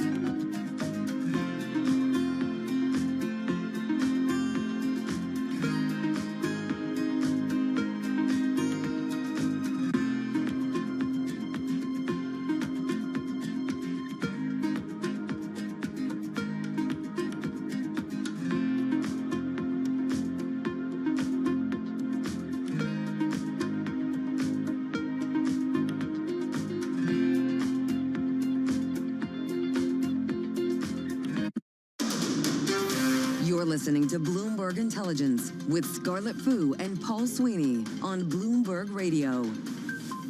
All right, John Tucker sitting in for Scarlett Fu. She is on assignment, as Tom. Secret assignment. Secret assignment. She wouldn't tell us. Exactly. We're in the Bloomberg Interactive Broker Studio in New York City. We're streaming live on YouTube as well. All right, starting Friday, we're going to get a bunch of these mega IPOs hitting the market. We got SpaceX, Anthropic filed, the OpenAI filed confidentially. I don't know what that is. We didn't do that in my day. We just filed our IPO and hit the road. Carmen Reinecke, she covers all this stuff, deputy team leader for U.S. equities, joining us live here in our Bloomberg Interactive Broker Studio. Carmen, what's the history with some of these mega cap IPOs? Because we've had a bunch of them, and we're going to get a bunch more here. We are, and the first year of trading can be really mixed. So I was looking at this great report from Truist that looked at 30 big tech IPOs over the last 15 years. After the first year, most of them were down. The stock price had fallen. But overarchingly, for all of them, the average drawdown in the first year was 55%. So it really speaks to the amount of volatility that we've seen in some of these IPOs. I mean, we know they can have incredible run-ups and then really, sell off just as quickly, especially in that first year as, lockups expire, as retail gets in and gets out. And there are catalysts such as, earnings reports and just new information that we're getting about these newly publicly traded companies. And from a risk management perspective, this has got to be a little worrying, I would imagine. Yeah, and I mean, a lot of investors that I've spoken to have said, especially for retail clients, that they're, sort of recommending some caution around IPOs and especially buying on day one. I mean, we see huge jumps in IPO prices, especially on the first day of trading. That's really what you want. You want this sort of bullish entrance to the public market. But if you're a retail investor, that might not be the time to buy, right? You might want to wait a little bit and sort of see what happens. So investors or portfolio managers point out that if you look at these huge mega cap IPOs and some of these tech companies, all of them have been great investments, right? Like even Tesla, which has been super volatile, and the stock just, a lot of choppiness there. It's up 24,000% from its IPO. So you don't have to necessarily get in on day one for it to be a good investment. Well, as we've heard some reporting that maybe 30% of the IPO will be allocated to retail. Yeah. Is that typical, or is that more than average, less than average? It seems like a lot. I don't know. It's definitely more than average. I mean, retail has been a very large focus here for the SpaceX IPO. And I mean, it kind of makes sense. I think Elon knows that the retail crowd really likes his companies. I mean, we see that a lot in Tesla. So this is obviously no exception. But yeah, it is something that's very different, I think, about the SpaceX IPO compared to some of the other more traditional ones that we've seen. The other thing is having this fixed price. Yes. That's super interesting. I mean, usually we kind of have a range, and then when they price, we see, are they at the top end or the bottom end, and that actually really affects sentiment going into that first day of trading, right? It's different this time. We have the fixed price. That's really what people are expecting on, to see it pricing on Thursday. And then we'll see, how the stock opens on Friday. So tangential to all this, do all these IPOs kind of suck the oxygen out of the room? They definitely can, especially when you consider how much money is coming to the public markets, and it could be, just a matter of a few months here.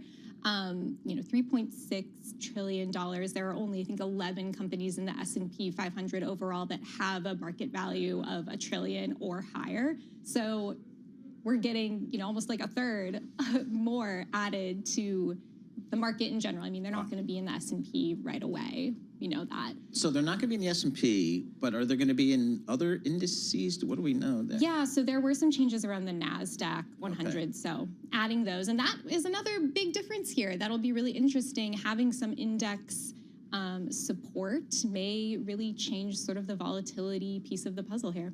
And when do the lockups expire? What you were saying, Paul? Typically 180 days, but... Yeah, it can depend. It's sort of... I mean, can we gauge, just the extent of selling or who's going to hold on to it at that point? Yeah, so we'll have some indication of when the lockups end, and usually you can even you can see, what investors are maybe eligible in certain lockups. Sometimes there are different rules around, like if the stock price is at a certain level before their first or after their first earnings is a as a public company than certain insiders can sell. So we'll see some of those stocks come online over the course of the next few months.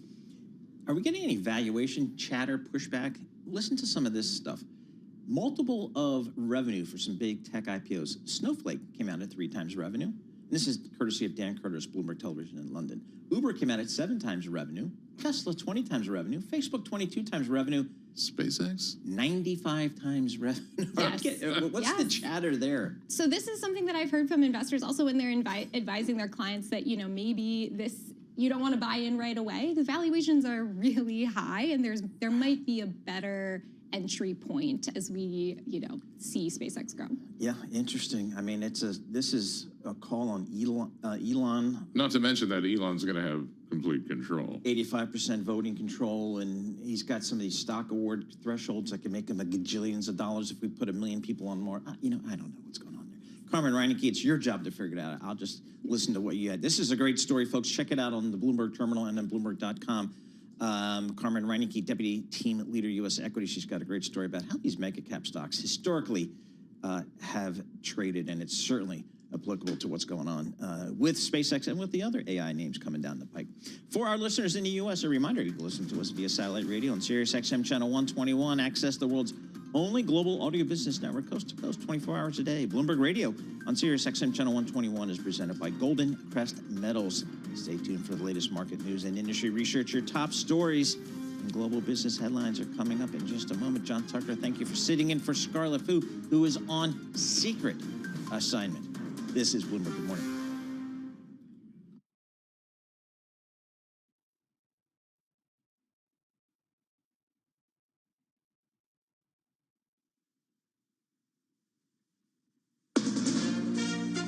From ABC News, I'm Wayne Cabot. Maine is the main focus today in primary elections that could reshape the Senate. Voters there will decide if they can overlook recent revelations about frontrunner Graham Plattner. ABC News political director Avery Harper says voters are also deciding on competitive races across America. In South Carolina, Republican Congresswoman Nancy Mace is seeking her party's nomination for governor in a competitive primary. And out west, Nevada Governor Joe Lombardo is running for re-election in a race that is expected to draw lots of attention in November. A U.S. Army helicopter has gone down near the Strait of Hormuz. Unknown what brought it down. ABC's Martha Raddatz reports 2 crew members were saved by a drone boat. The rescue was carried out by Navy and Air Force assets from what is called Task Force 59, the Navy's first ever drone task force. An unmanned Navy surface vessel, a drone boat, was sent to pick up the downed crew. The crew was able to climb aboard the boat, which then delivered them to shore. All of this happened within 2 hours of the helicopter going down. Martha Raddatz from Jerusalem. The House Oversight Committee is hearing more today about Jeffrey Epstein and how he operated. The witness is Epstein's executive assistant for 18 years. Her name, Leslie Groff, appears in the Epstein files more than 150,000 times. Groff scheduled Epstein's frequent encounters with celebrities, scientists, and politicians, booked travel for women, and according to federal prosecutors, numerous Epstein victims said Groff was responsible for scheduling massages during which they were sexually abused. Groff has denied any knowledge of Epstein's crimes or any participation in them. ABC News chief investigative correspondent Aaron Katersky.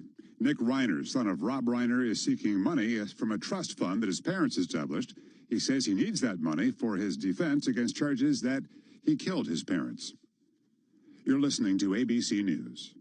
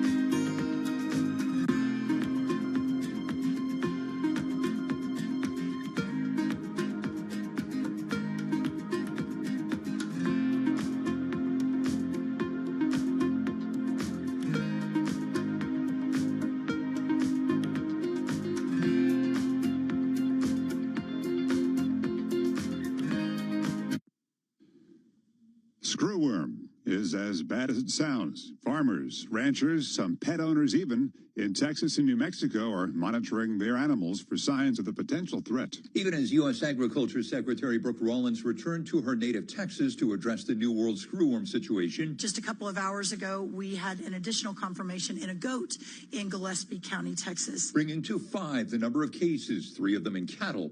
Rollins is confident that it can be contained. This is not a virus. It is not a disease. It is a pest. The plan is to release hundreds of millions of sterilized flies to break the New World screwworm's reproductive cycle. Jim Ryan, ABC News in Dallas-Fort Worth. Another security incident involving air travel. This time an Air Canada pilot is accused of flying thousands of passengers on hundreds of flights without the proper license. Here's ABC's Hannah Battah. Officials say the investigation began after a random certification check revealed inconsistencies.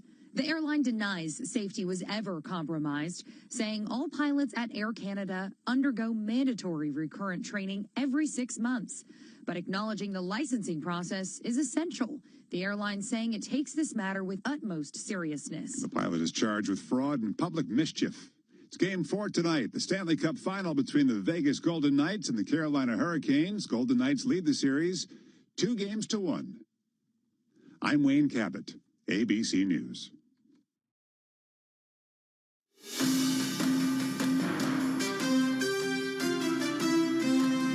Live from Washington, D.C., this is Balance of Power with Joe Matthew.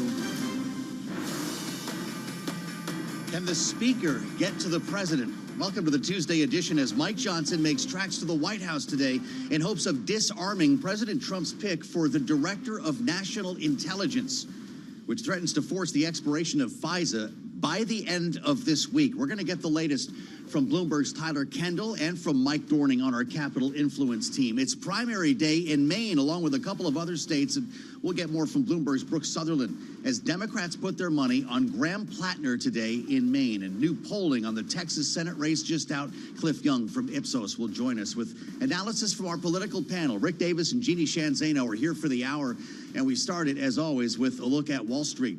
Charlie Pellet has the latest right now from World Headquarters in New York. Charlie, how's it going? Red Joe Matthew, we have got the Dow, the S&P, NASDAQ all selling off. Oil lower. We've got the stocks plunging. A group of chip makers that have powered the run from war-driven lows under renewed volatility.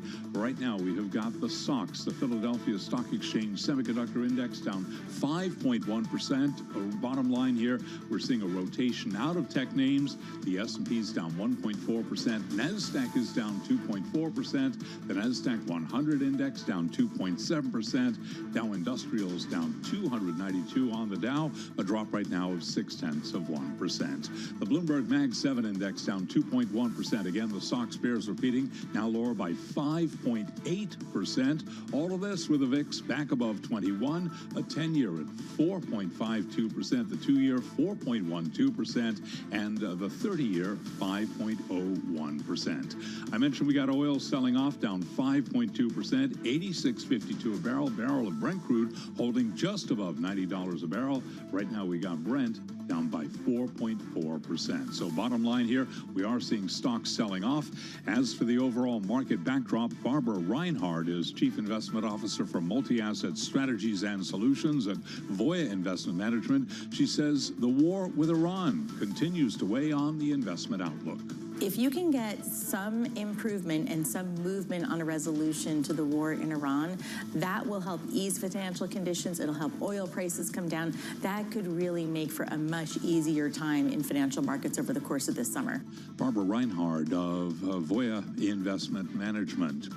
Some of the other stories that we're following for you. Sycamore Partners is in talks to sell the drugstore chain Boots for $10 billion, that according to the FT.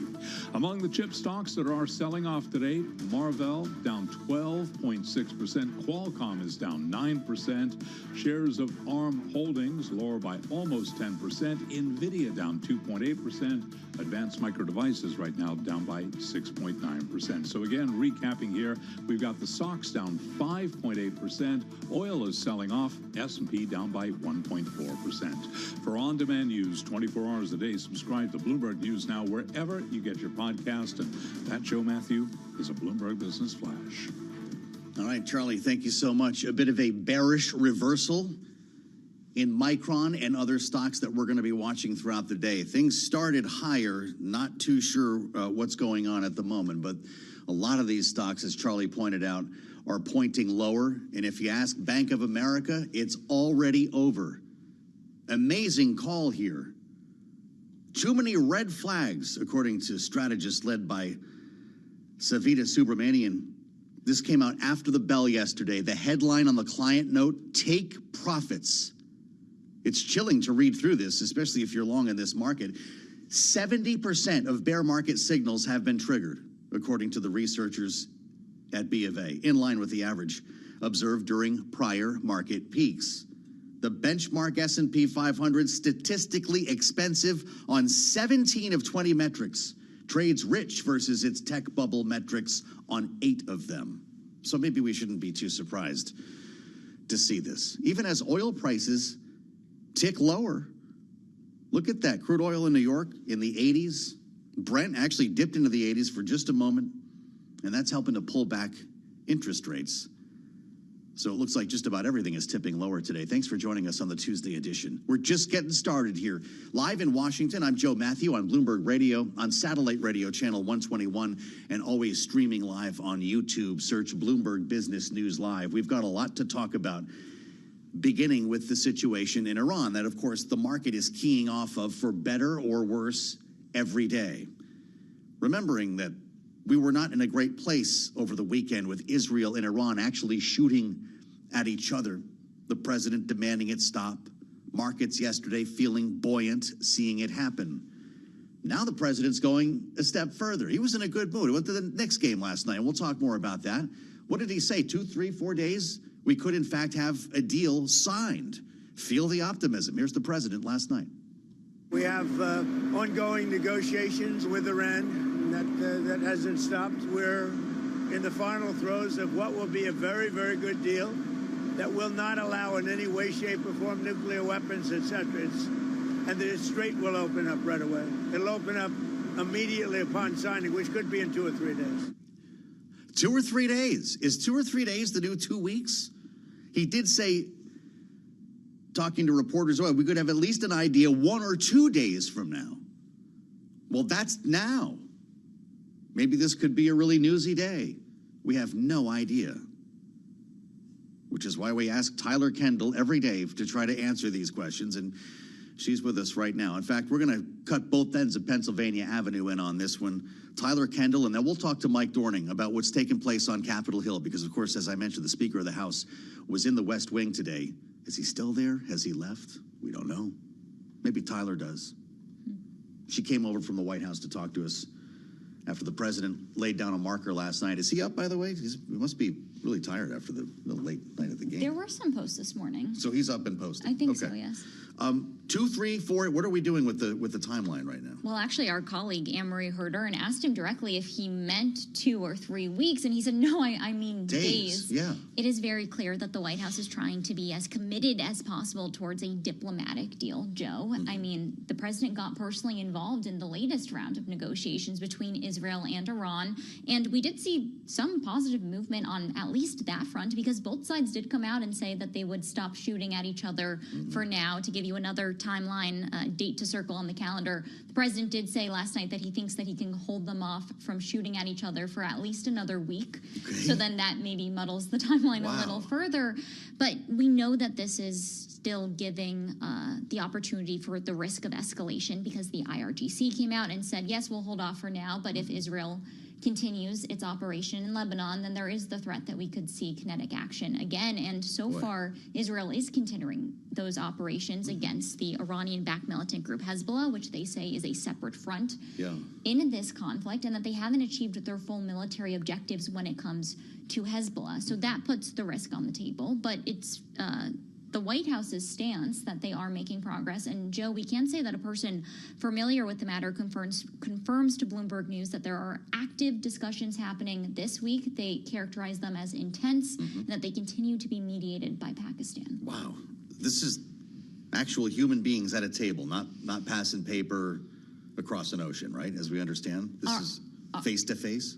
I don't know if it's face-to-face. Okay. I don't think our reporting goes that far yet. It's a very gray area right now. Exactly where we stand. And we've heard the red lines from the U.S. We've also have heard what's going to remain on the table while they do keep negotiating, which is that the economic pressure campaign will continue. The president has made pretty clear that the U.S. naval blockade isn't going anywhere, something that Iran has demanded needs to be lifted. In fact, I'm sure you saw the headlines earlier today. CENTCOM confirmed that it had targeted and hit an empty oil tanker with apparent links to the Iranian oil trade. And we know that also risks, again, the idea of escalation, and the Strait of Hormuz still remains effectively shut. Energy Secretary Christopher Wright earlier today did say that there's been some positive momentum, but also we should say now there's a risk in the Red Sea because the Iranian-backed proxies, the Houthis in Yemen, say that they could make efforts to ban Israeli ships from that corridor, and what that means for commercial shipping is still an unknown. Well, we also lost a helicopter, we should note. An Apache helicopter went down near the Strait of Hormuz.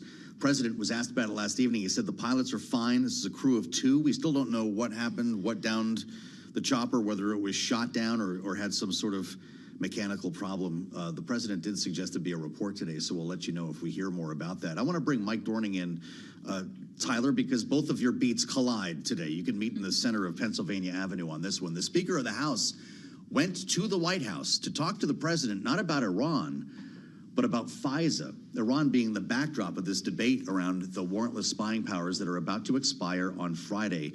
Mike Dorning, the rub here is a guy named Bill Pulte. Of course, the president is tapped to be his DNI. A lot of Republicans are uncomfortable with this. Certainly Democrats are on Capitol Hill. Can the speaker change the president's mind on this? Well, we don't really know what even the speaker's going to ask the president to do, much less what the president would do. Yep.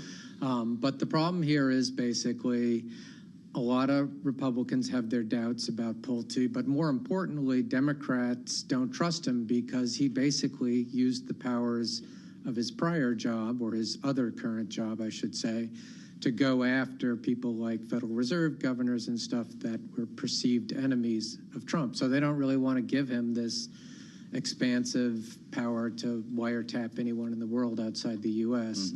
And they know that sucks up a lot of U.S. persons' conversations as well. So they're at a standoff, and this power is which has been controversial anyway, and there's a bunch of Republicans who have reservations about it and a bunch of Democrats who have reservations about it. Whether the Democrats will be willing to band together with the Republicans to pass an extension when it expires Friday. So they're just kind of looking at the White House right now, Tyler. So you guys figure this out. What are we supposed to do? And there's a thought that maybe if the president announced a permanent name, they might find a temporary Bill Pulte more palatable? Well, actually, it seems like maybe there was some movement. Senate Majority Leader John Thune did speak to reporters earlier today. He said that he's been in contact with the White House, and he seemed to suggest that we could soon get a longer-term announcement. We should keep in mind an acting director means that Pulte wouldn't have to go through that congressional process to be Senate approved. So he's basically in the job until you get that firmer replacement. So it does appear that there are these conversations that are actively happening, and Republicans do want to see this extended. And they've said there's a few different things coming up: the World Cup, the 250th anniversary, the UFC fight, maybe that we're going to see. We happen to have a war cooking that you and I were just talking about. Right. So definitely pressure mounting on the White House. Just got a minute left, Mike Dorning. Reconciliation is a more immediate matter. We're going to get a vote today, is the understanding. The plan. Does Mike Johnson have the votes? We'll see. He says he's confident he can prevail. There'll be a vote early in the afternoon on a sort of a procedural matter. That'll probably be a good test. And then the plan is later in the afternoon, measure to pass this $70 billion spending bill. It's not too bad. President said he wanted it on his desk the 1st of June, right? It's the 9th. Could have done worse, assuming they get it done. Big thanks to both of you, Tyler Kendall, Mike Dorning, getting us started on the stories that matter most today in Washington. We're walking up on a big primary night here, and we're going to turn to that news next. Maine and several other states are voting right now. This is the Graham Plattner primary that he's expected to win easily. We're going to talk to Cliff Young, who's got some new numbers on the campaign trail, including the latest on that Senate race in Texas. It's all ahead here. only on Bloomberg.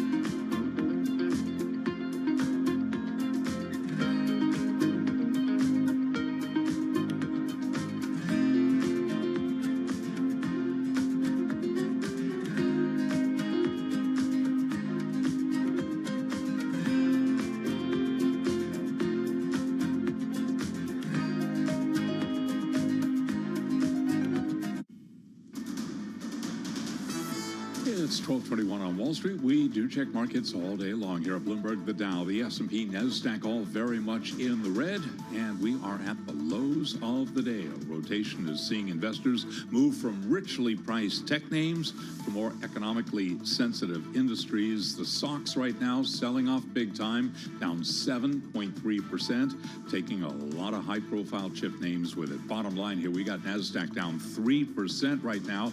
The NASDAQ 100 index down 3.3%.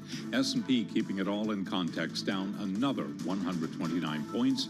S&P down 1.8%. Dow Industrials down 383. That is a drop of 0.7%. The Bloomberg Mag 7 index down 2.5%. Again, the SOX down 7.2%. All of this with an elevated VIX. The VIX now back above 22. The 10-year 4.52%. The 2-year 4.11%, and we've got the 30-year holding at 5.00%. Spot gold down $71 the ounce to $42.58. An ounce of the precious metal now down by 1.7%. West Texas Intermediate crude selling off down 5.2%. WTI $86.50 a barrel. Brent, the global benchmark, holding just above 90 a barrel, down by 4.4%. Earnings news: Vail Resorts has cut its net income guidance for the full year, attributing the reduction to historically challenging weather conditions. That would be record low snowfall and warm weather. Company uses the ticker MTN. It is down by 4.2%. And the jelly and coffee maker J.M. Smucker posted fourth quarter profits that beat Wall Street expectations. That stock surging on a down day for much of the market. Right now, shares of J.M. Smucker up by 11.8%. Recapping stocks lower: S&P down 1.8%, NASDAQ down 3%, NASDAQ 100 index down 3.3%. For on-demand news 24 hours a day, subscribe to Bloomberg News Now wherever you get your podcasts. Our next market update coming up in just about 17 minutes. Joe Matthew, that is a Bloomberg Business Flash. And we'll all be listening, Charlie, every day. He's a big part of this program. We'll have Charlie back here momentarily to take another reading on the markets that have not been feeling very good today. New lows for the session, with the S&P 500 down 129 points. Maybe there was more to that move on Friday than some made it out to be. It's going to take us a couple of days to distill this. Look at Bitcoin below 61,000. Interesting session here as we keep our eyes on voting that's taking place in a number of states around the country. Yes, including Maine. They're not the only ones. We've got 4 states in play today. But yeah, that's the big one. This Senate race and Democrats' hopes and dreams of flipping the Senate seat in Maine are critical to their hopes of taking control of the Senate. If they can't pull this off and actually beat Susan Collins, many would argue the rest of the map doesn't matter. They've got to get this one in the bag. And of course, it's now beyond a primary race on the Democratic side. Well, I guess on either side, after the governor dropped out of this thing. Janet Mills, by the way, still on the ballot, would like you to remember that. As Graham Plattner cruises to what appears to be a coronation here for the Democrats in Maine, knowing that he has been dealing, of course, with a great deal of controversy that has been, in some cases, aired out on this program. We haven't gone too deep into this, but you've heard about the text. You heard about the New York Times report about his relationship with a number of women who have come forward. And by the way, they've cooked that into an ad that's already running up there.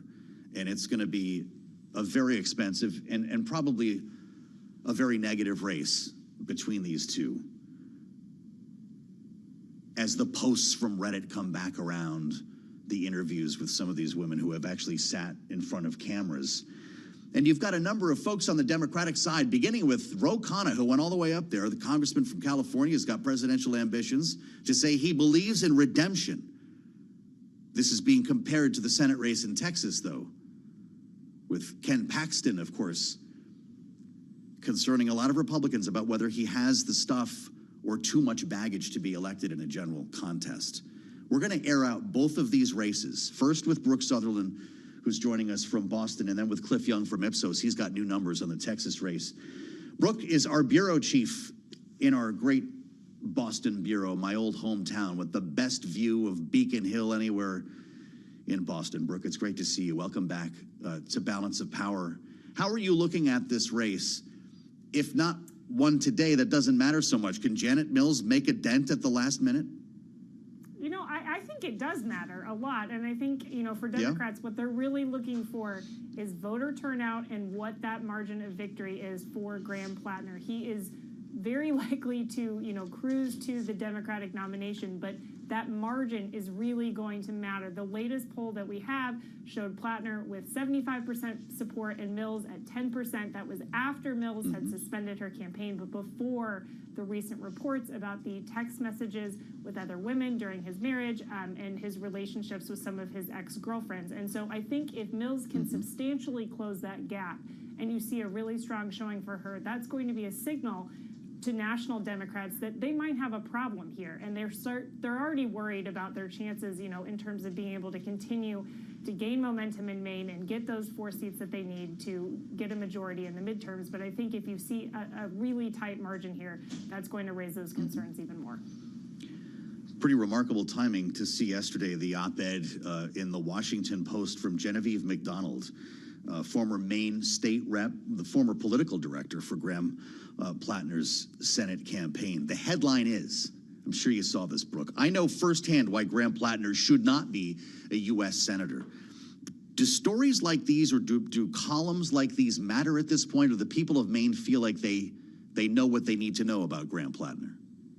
Our Boston Money and Power reporter, Greg Ryan, is actually on the ground today in Maine talking to a bunch of voters. And the overwhelming sentiment that he has gotten back from these Democratic voters is that they're not happy about, the steady drip of scandal that's surrounded Graham Plattner, but they're willing to hold their nose and vote for him because it's so important to them to topple Susan Collins, who's seeking a 6th term, and get those Democrats on the board in this push to retake the Senate in the midterms. And so I think you're seeing, nobody's happy about this, but I think you're seeing a number of people willing to look past it and focus on his message. And he is finding a lot of support with a campaign that's focused on criticism of billionaires and the political establishment. He's called for universal health care, higher taxes on the rich, and he's really tapping into that voter anger around rising costs and people in Washington who don't necessarily seem to be making it better. And so I think you do see people willing to sort of put his personal past in one corner and really focus on those messages that he's talking about.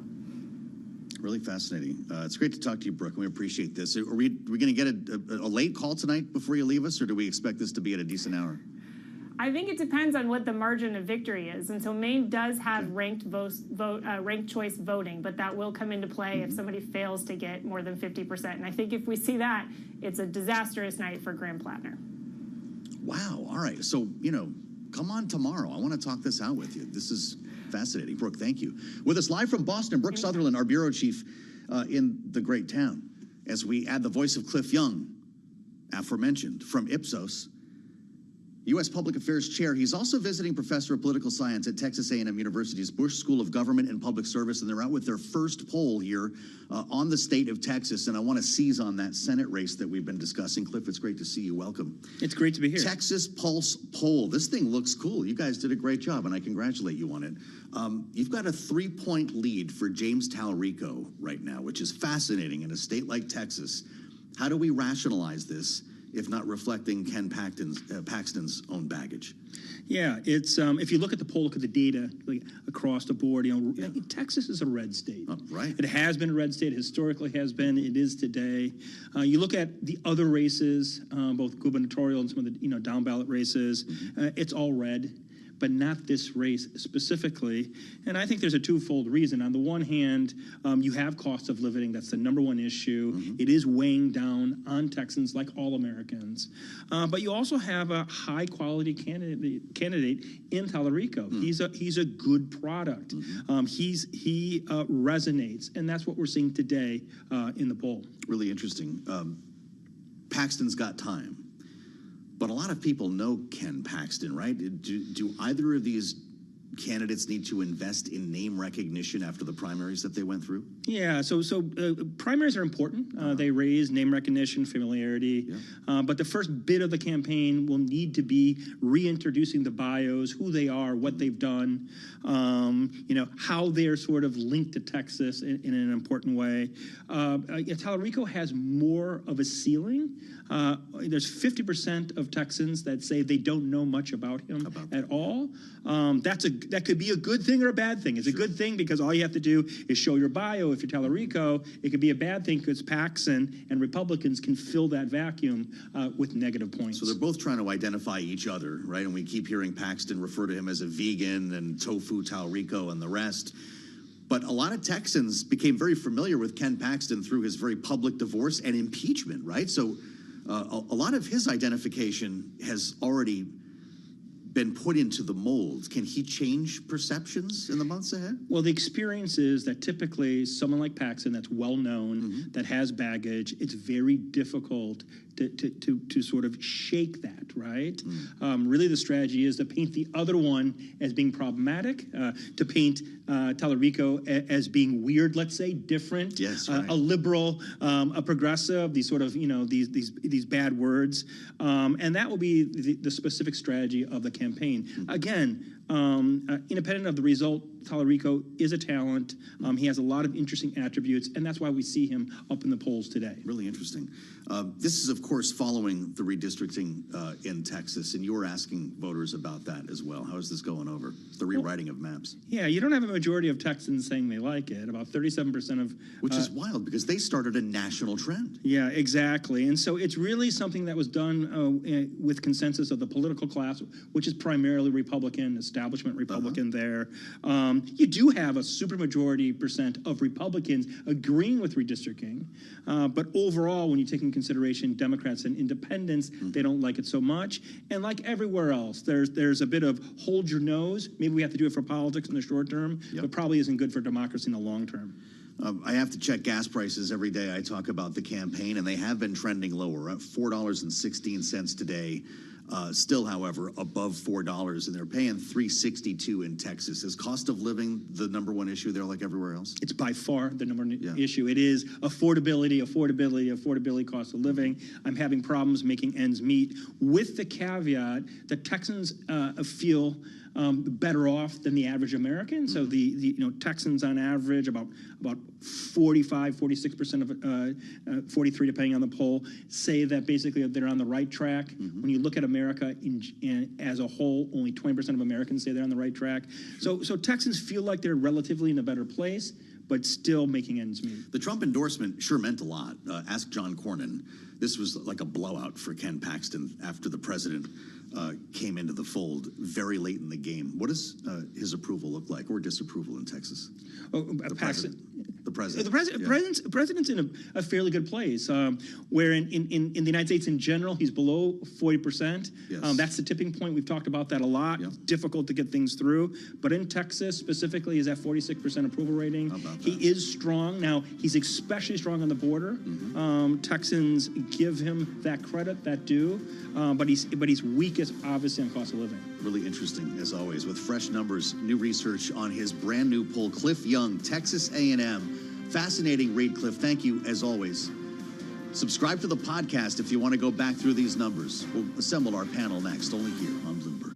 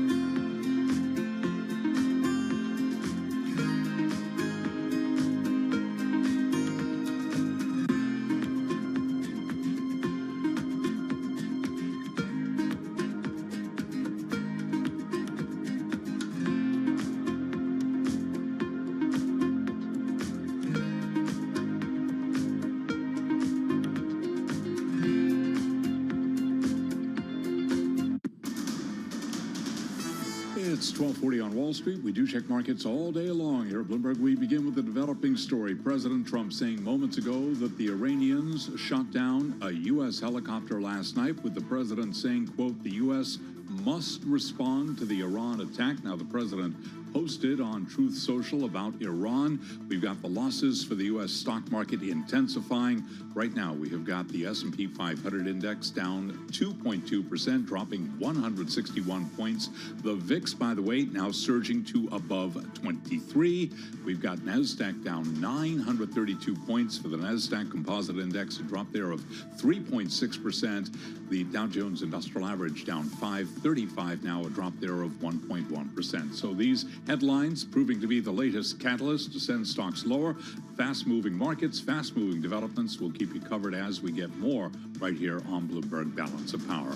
Again, underscoring, we do have the VIX at 23 right now. The SOX selling off, down 8.5%. Already before these headlines, a weekday for tech names, specifically semis. Again, the SOX now down by 8.3%. 10-year, 4.54% for the 2-year, 4.14%. The 30-year, 5.02%. Spot gold is down $87 the ounce to $42.42, drop there of 2%. And West Texas Intermediate crude oil down 2.7%, $88.88 for a barrel of WTI. Barrel of Brent right now at 92.27. Brent crude down by 2.1%. We are seeing crude oil pairing earlier losses. Bitcoin, meanwhile, holding just below $61,000, down 3.9%. So again, recapping and repeating, President Trump says Iran shot down a U.S. helicopter last night, and the U.S. must respond to that Iran attack. For on-demand news 24 hours a day,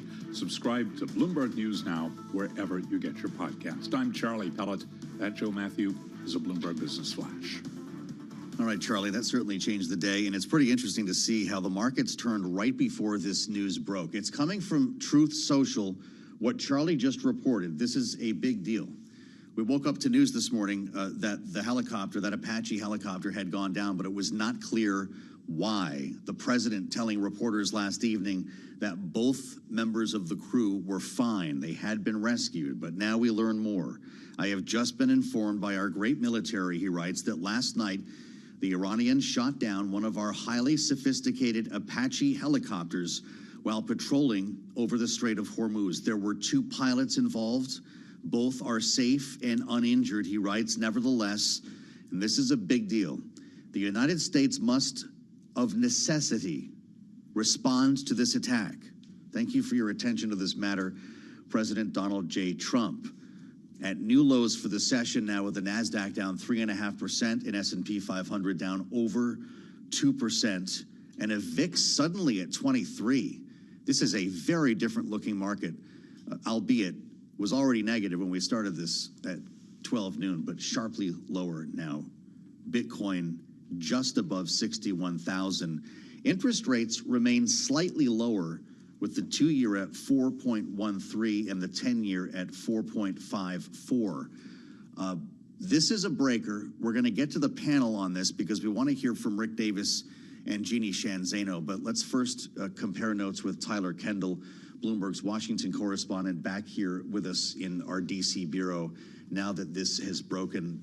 Tyler, how should we read into the United States must, of necessity, respond to this attack? Well, it appears that we could be veering towards kinetic action again. Yeah. We should say President Trump has previously said, when asked what his red lines would be in order to end the ceasefire, he said if U.S. troops were injured or if he felt that he couldn't make a deal or make a deal quickly. Now, both of these pilots are thankfully, luckily safe, it sounds like.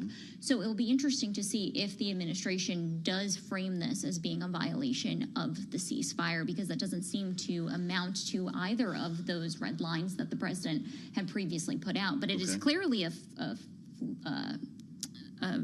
violation. I mean, you had Iran going after a Apache helicopter, so it's hard to see how the U.S. wouldn't respond. Well, and it flies in the face of this idea that their military is totally defeated, knowing, of course, that all it takes is a shoulder-fired missile or even a smaller arm to down a helicopter like this if they're in the wrong place at the wrong time. But you wonder, Tyler, if the president will speak publicly about this today, do we know anything further about his schedule? He has a few different things on his schedule later today, but so far they've been closed press. We hadn't heard from him really. A few posts on Truth Social earlier this morning. Today's also primary day, so I think that maybe the president would weigh in that regard. But I think that we should expect the president very likely will give us an update. CENTCOM may give us an update after any such attack has happened. Yep. We heard that earlier today when CENTCOM had updated that they went after this empty oil tanker with links to the Iranian oil trade, but it came after the fact. That's typically how we've heard it, or from local reports, depending on exactly what the U.S. would target here. We've seen Israel in recent days target Iranian infrastructure and energy sites. Yeah. That, of course, has been a main point in this, watching if the U.S. Would hit energy sites, something that we spoke about before the ceasefire had been in place. So what the U.S. chooses to target in retaliation will tell us a lot about perhaps the trajectory and what sort of escalation we could see, if it is infrastructure or if it is military targets that the U.S. hasn't already gone after in its military capacity. Tyler, thank you so much. I know you're going to be back in our second hour. We'll let you do some reporting, but I appreciate your jumping in here very much so. As we prepare to assemble our panel, remember the president spoke to reporters last evening when he said that both were fine. We knew there had been a successful rescue operation. We just did not know what downed that chopper. And the fact of the matter is, the president was still at that point speaking optimistically on his way back from the Knicks game in New York last evening about peace talks. Here's what he said. We have ongoing negotiations with Iran that hasn't stopped. We're in the final throes of what will be a very, very good deal that will not allow in any way, shape, or form nuclear weapons, etc. And the Strait will open up right away. It'll open up immediately upon signing, which could be in 2 or 3 days. 2 or 3 days. I'm not feeling so much like that now. As we assemble our political panel, Bloomberg Politics contributors Rick Davis and Jeannie Shanzano are with us. Jeannie is our Democratic analyst and democracy visiting fellow at Harvard Kennedy School's Ash Center. Rick is our Republican strategist, a partner at Stone Court Capital. Rick, is it back to war? You know, I don't think we've ever actually left war. I mean, we've had various moments of non-kinetic activity, not really a ceasefire in place.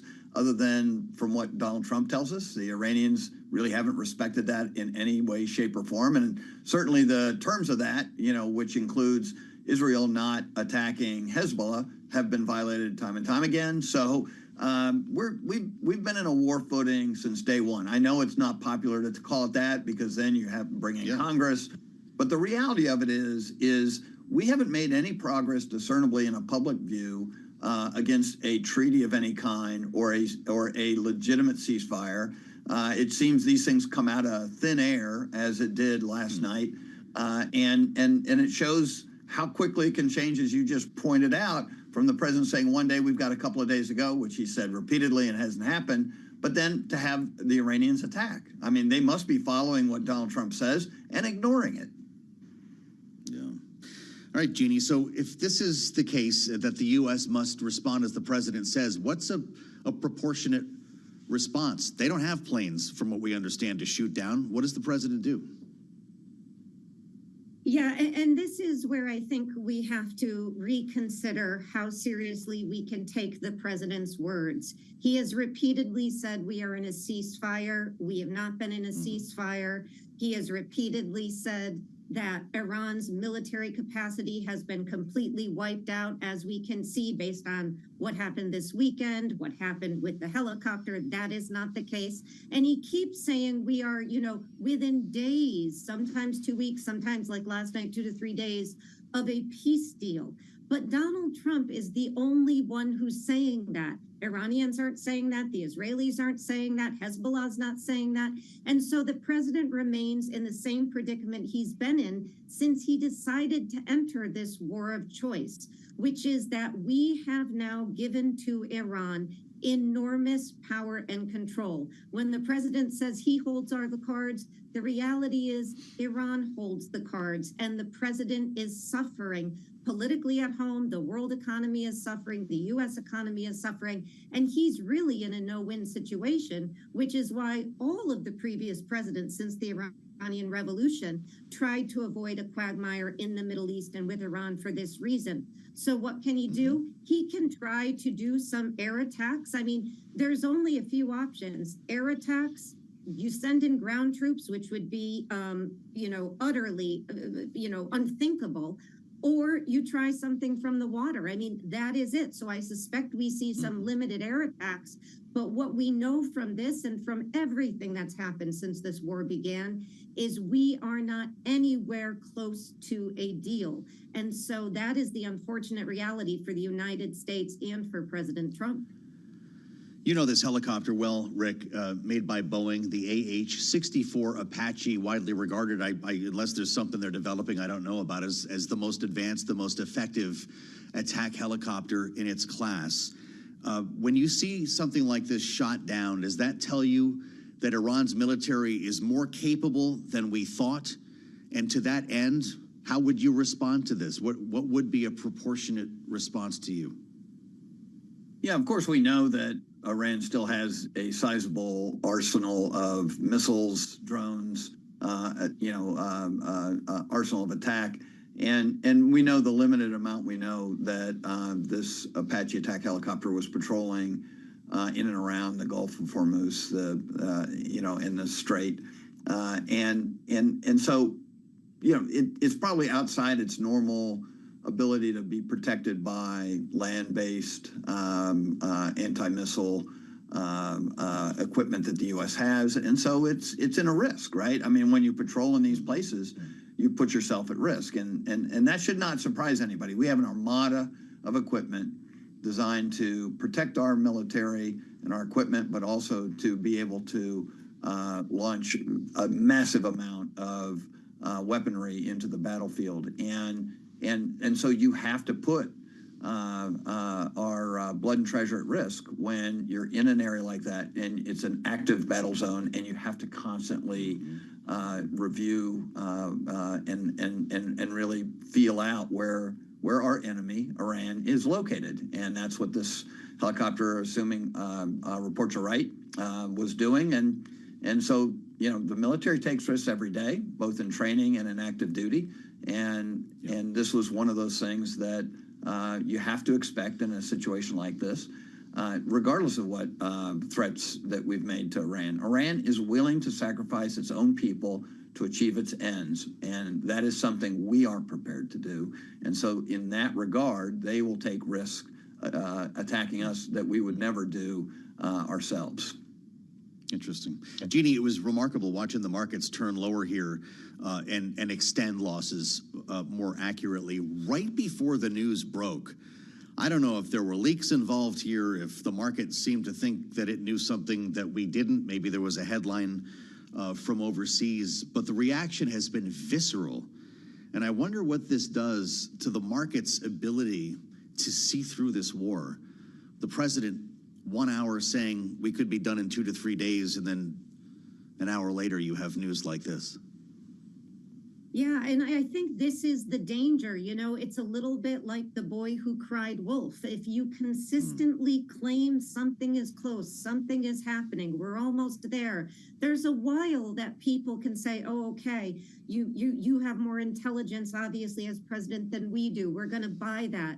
But after a while, when you look, I think, not just at this incident, but what happened over the weekend, which is Iran made good on its 2-month-long threat. It held out for a while, but it made good that it was going to extend where it would deter Israel.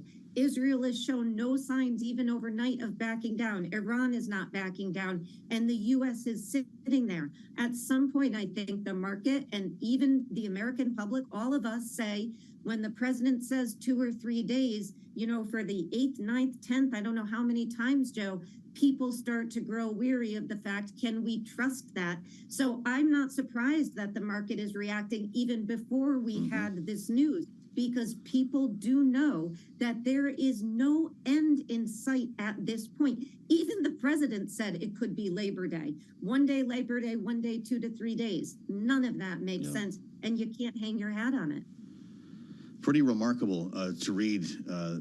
First reported by CBS News. This was a drone rescue, by the way. The 2 crew members who survived and are said to be in stable condition were, quote, picked up by a surface drone from the task force, a potential first for the U.S. military.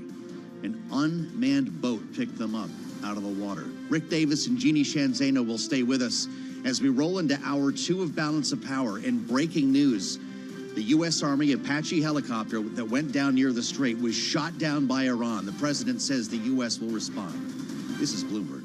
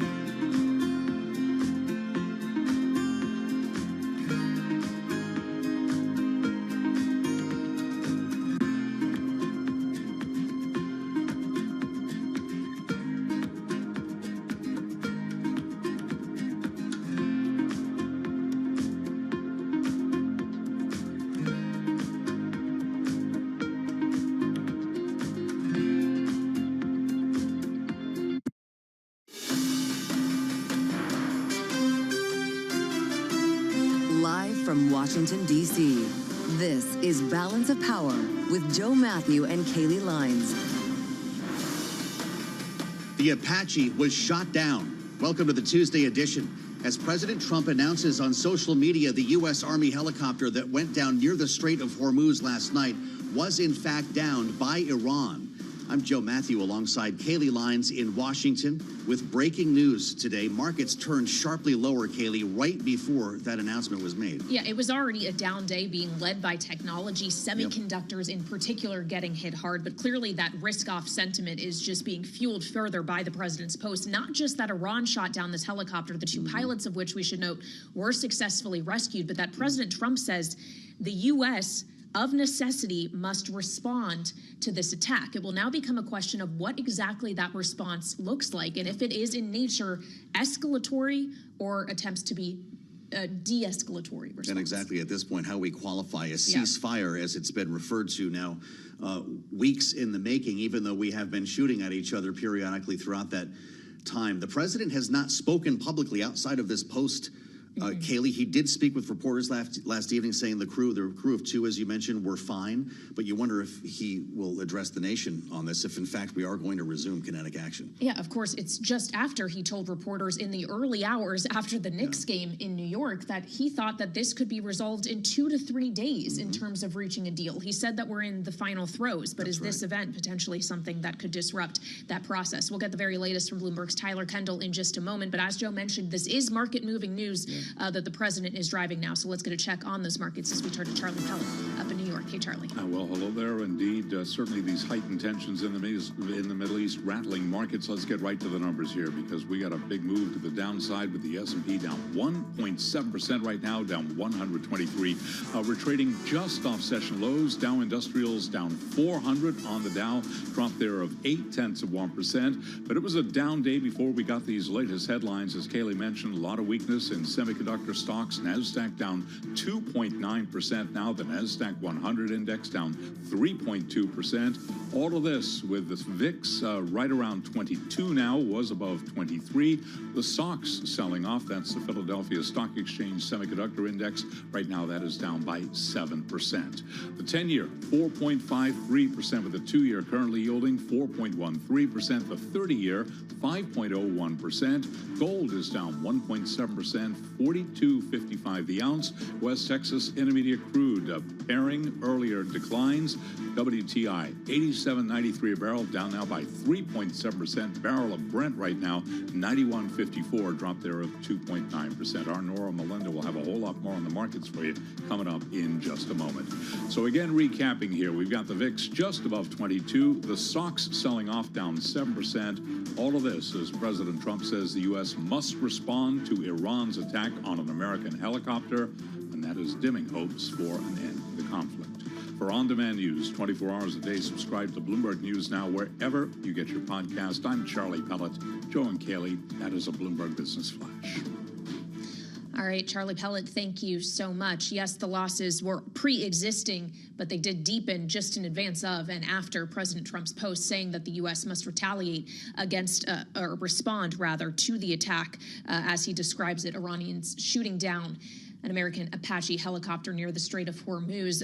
Obviously, this casts some doubt that already may have been pre-existing as well as to whether or not negotiations between the U.S. and Iran can prove successful. The president himself, when speaking to the press pool, traveling back from the Knicks game from New York to D.C. last night, still seemed optimistic about the prospects for a diplomatic breakthrough in the near term. This is how he characterized it.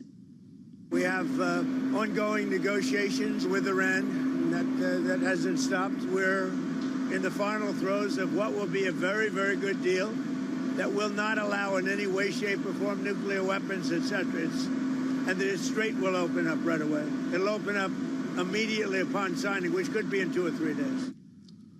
2 or 3 days, the final throes of a very good deal. We wonder how that has changed now. Bloomberg Washington correspondent Tyler Kendall has made her way from the White House back to our bureau here in Washington with this breaking story. Tyler, it's great to have you with us.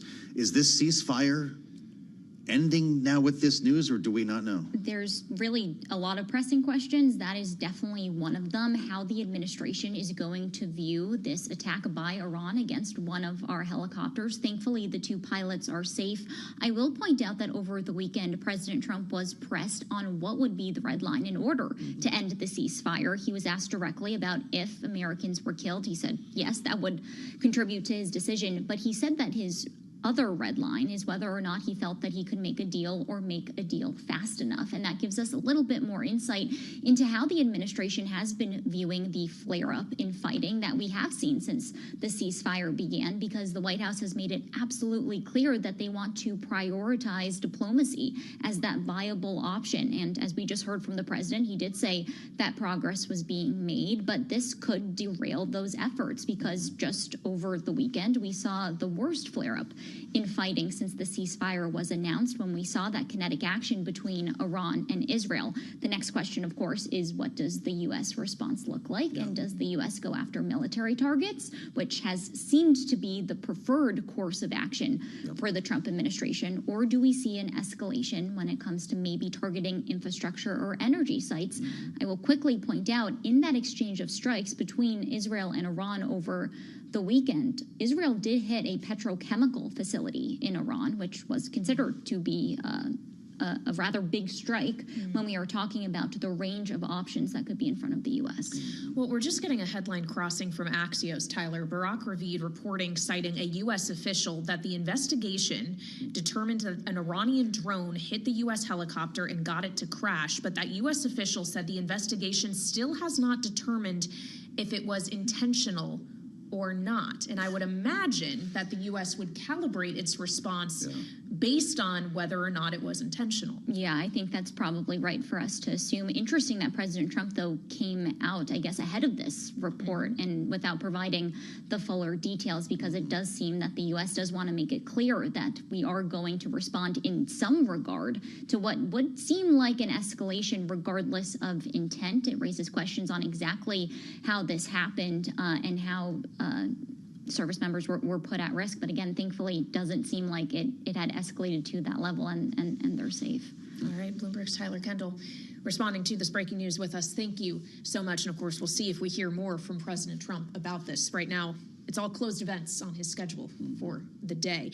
But obviously, his written words, if not spoken words, do have the power to move markets, as we've seen repeatedly, and we saw once again in this scenario. So for more on the market action, we turn to Bloomberg TV markets correspondent Nora Melinda, who's joining us from New York. So Nora, clearly we saw stocks falling to session lows. We're just off them now. How much of this can we attribute to expectation of and the president's post itself regarding Iran, and how much is this just, once again, a pretty painful rotation out of some technology stocks?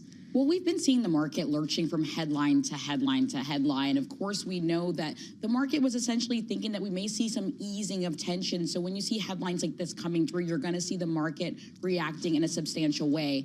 You see the NASDAQ 100 earlier dropping as much as 4.1% in the session. As we know, this is just coming off of just last week. On Friday, the NASDAQ 100 seeing its worst day since Liberation Day of last year. So we're seeing a bit of a rotation, a sharp rotation out of tech. And what I find to be particularly interesting is that if you take a look under the hood of the S&P 500 right now, about 300 stocks are still in the green. So it really just talks and explains to you how heavy the concentration of tech names is when we think about leadership in the market. It's so heavily concentrated in these tech names that when you see some sort of pullback on their end, it actually affects the entire market. So we're still seeing some strength as people try to rely on some of the more economically sensitive sectors as we're really pulling away from tech. Well, it's a great point that you're making here. And to see us pulling off the lows like this, Nora, I don't know if it's even possible to qualify these moves in real time, but this headline that the Apache may have been downed unintentionally or accidentally somehow by this Iranian drone, is that seeming to lift some spirits in the market? Well, it's interesting. I'm taking a look at kind of the breakdown right now. We know that, of course, tech in the S&P 500, as I'm pulling up SPX Index IMAP, we see that tech is the worst performing sector. But the bright spots that I do want to call out for you: real estate, utilities, consumer staples. We know that real estate is what people always think about, rates really being tied and impacting a name like real estate. So the fact that we're still seeing this in the green, it shows you that the market is essentially being decisive about which names they actually want to pull out of. And you're really seeing growth stocks seeing the brunt of the damage here. And especially as we just think about the broader leadership in the market, as I was laying out before, what my sources have been telling me is the fact that, you know, maybe this was expected. Maybe we need a little bit of a correction, especially as we think about some sort of broadening out of great returns outside of just tech. Yeah. Nora, thank you so much. Bloomberg's markets correspondent Nora Melinda live from World Headquarters in Manhattan. We thank you. Romaine's going to have a doozy of a market to review on the late edition of Balance of Power, but that's nothing new. In fact, Romaine brings us a very important conversation right now against the backdrop of this market.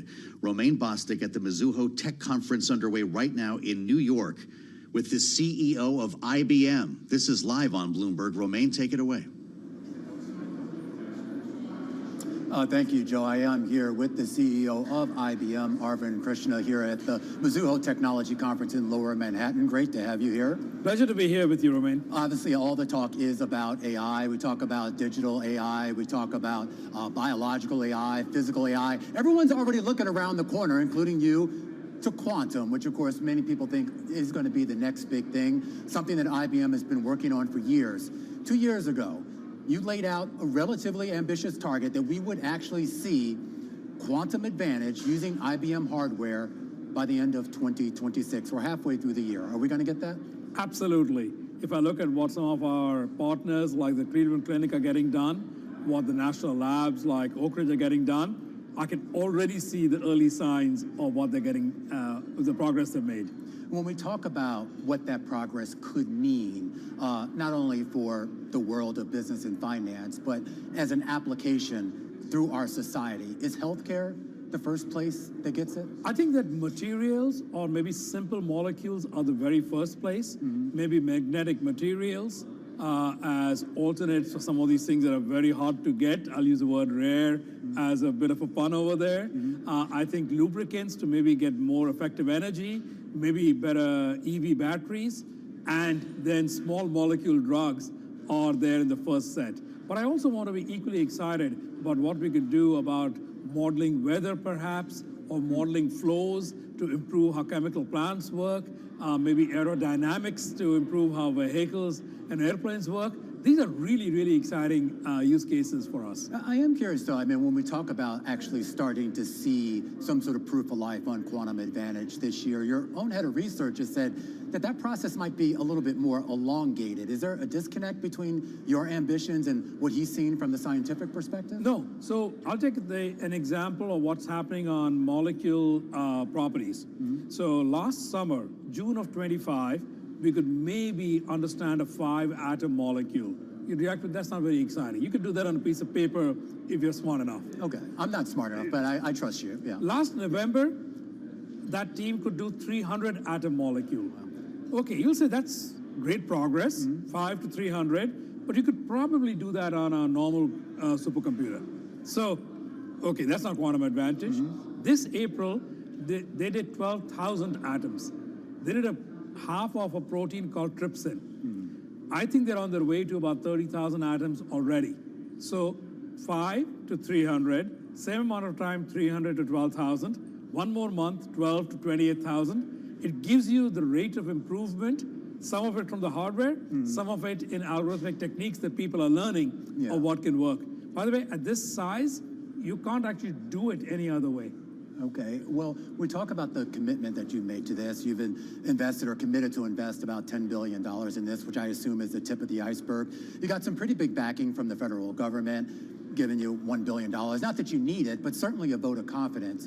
When you start to see the government getting involved, obviously you have a lot of, I guess, quasi-competitors in this space also getting involved. Does that accelerate this pace? That's what I believe the government investment is for. So if you look at it, it's not so big that it's controlling everything. However, it's a sign of endorsement, and it is a signal of them wanting to get speed, meaning, IBM, you were going to do this. If we commit to do this, will you do it faster? Will you open it up to everybody else so it's open to the ecosystem? And we said yes, because we actually believe an ecosystem is important, and if government investment gets us there a year or 2 or 3 before we might otherwise, both of those are worth it. And that is what is important about that. The $1 billion investment from the Trump administration is specifically to build up a chip foundry, if you will, a quantum chip foundry. A quantum foundry that we have committed will be open to all comers that are acceptable to the United States. So the 36 odd companies that are here, we are happy to give them our best technology, the same as we use for ourselves at that level, that they all get access to. And you say all comers as to what's been approved. This is the idea that this is about furthering the U.S.'s aims to make sure that they have an advantage with regards to what gets made, and I would presume so that it doesn't get in the hands of the countries that we don't want it to happen. Well, I think that is easy. I mean, like, there have always been restrictions on advanced technologies that you cannot sell it or provide it to certain places. I think that is fine. But in a new area, it's really important to be first, both for the economic competitiveness long term, but also for national security. I think for those two reasons, it's imperative that we get there first. Do you think the U.S. will be there first? On quantum, absolutely. You're not concerned about some of the reports that we've heard about some of the progress that we've already seen in China? I'm paid to be paranoid, so I wouldn't say I'm not concerned. Yeah. However, from everything I can see, I think we are ahead. Are we ahead by a decade? Probably not. But are we ahead by a couple of years? That would be my guess.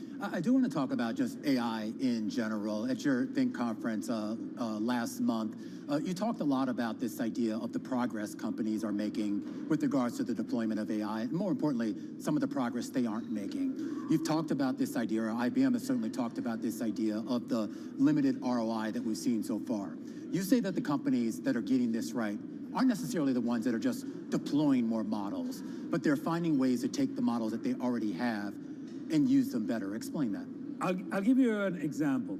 So you can certainly improve productivity of individuals. We'll call that productivity apps. That's where both economists and CFOs get very concerned. But where's my bottom line on that? Is it leading to less expense or more revenue? Where is that? And that's hard to find. But let me give you a second example, and you'll say, okay, I can see that. We are pretty acquisitive. Anybody who does M&A, you often bring the entity in, and actually normally your profits might decrease for the first year or two until you take all of the cost and get the cost synergy. Using AI tools now, we can probably add 10 points of profit synergy on day one. Because the amount of time it used to take to move contracts over, to do all of the sales automation, to do all of the revenue forecasting, all of that now using AI can be shrunk down to literally a few weeks. If you can do that, I can now take that 10%. I'm not saying it's 90%, but 10%, and invest it instead in marketing and R&D and innovation to drive the revenue growth even higher. That's an example of what I mean by use the AI to really fundamentally change how you do business. It's got to become part of your operating model of the company.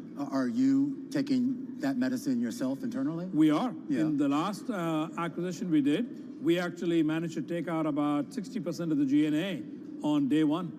What's the message, though, that you have, not only for your partners, but also internally for your own workforce with regards to how this actually not only helps, but maybe the idea that maybe it requires a smaller headcount?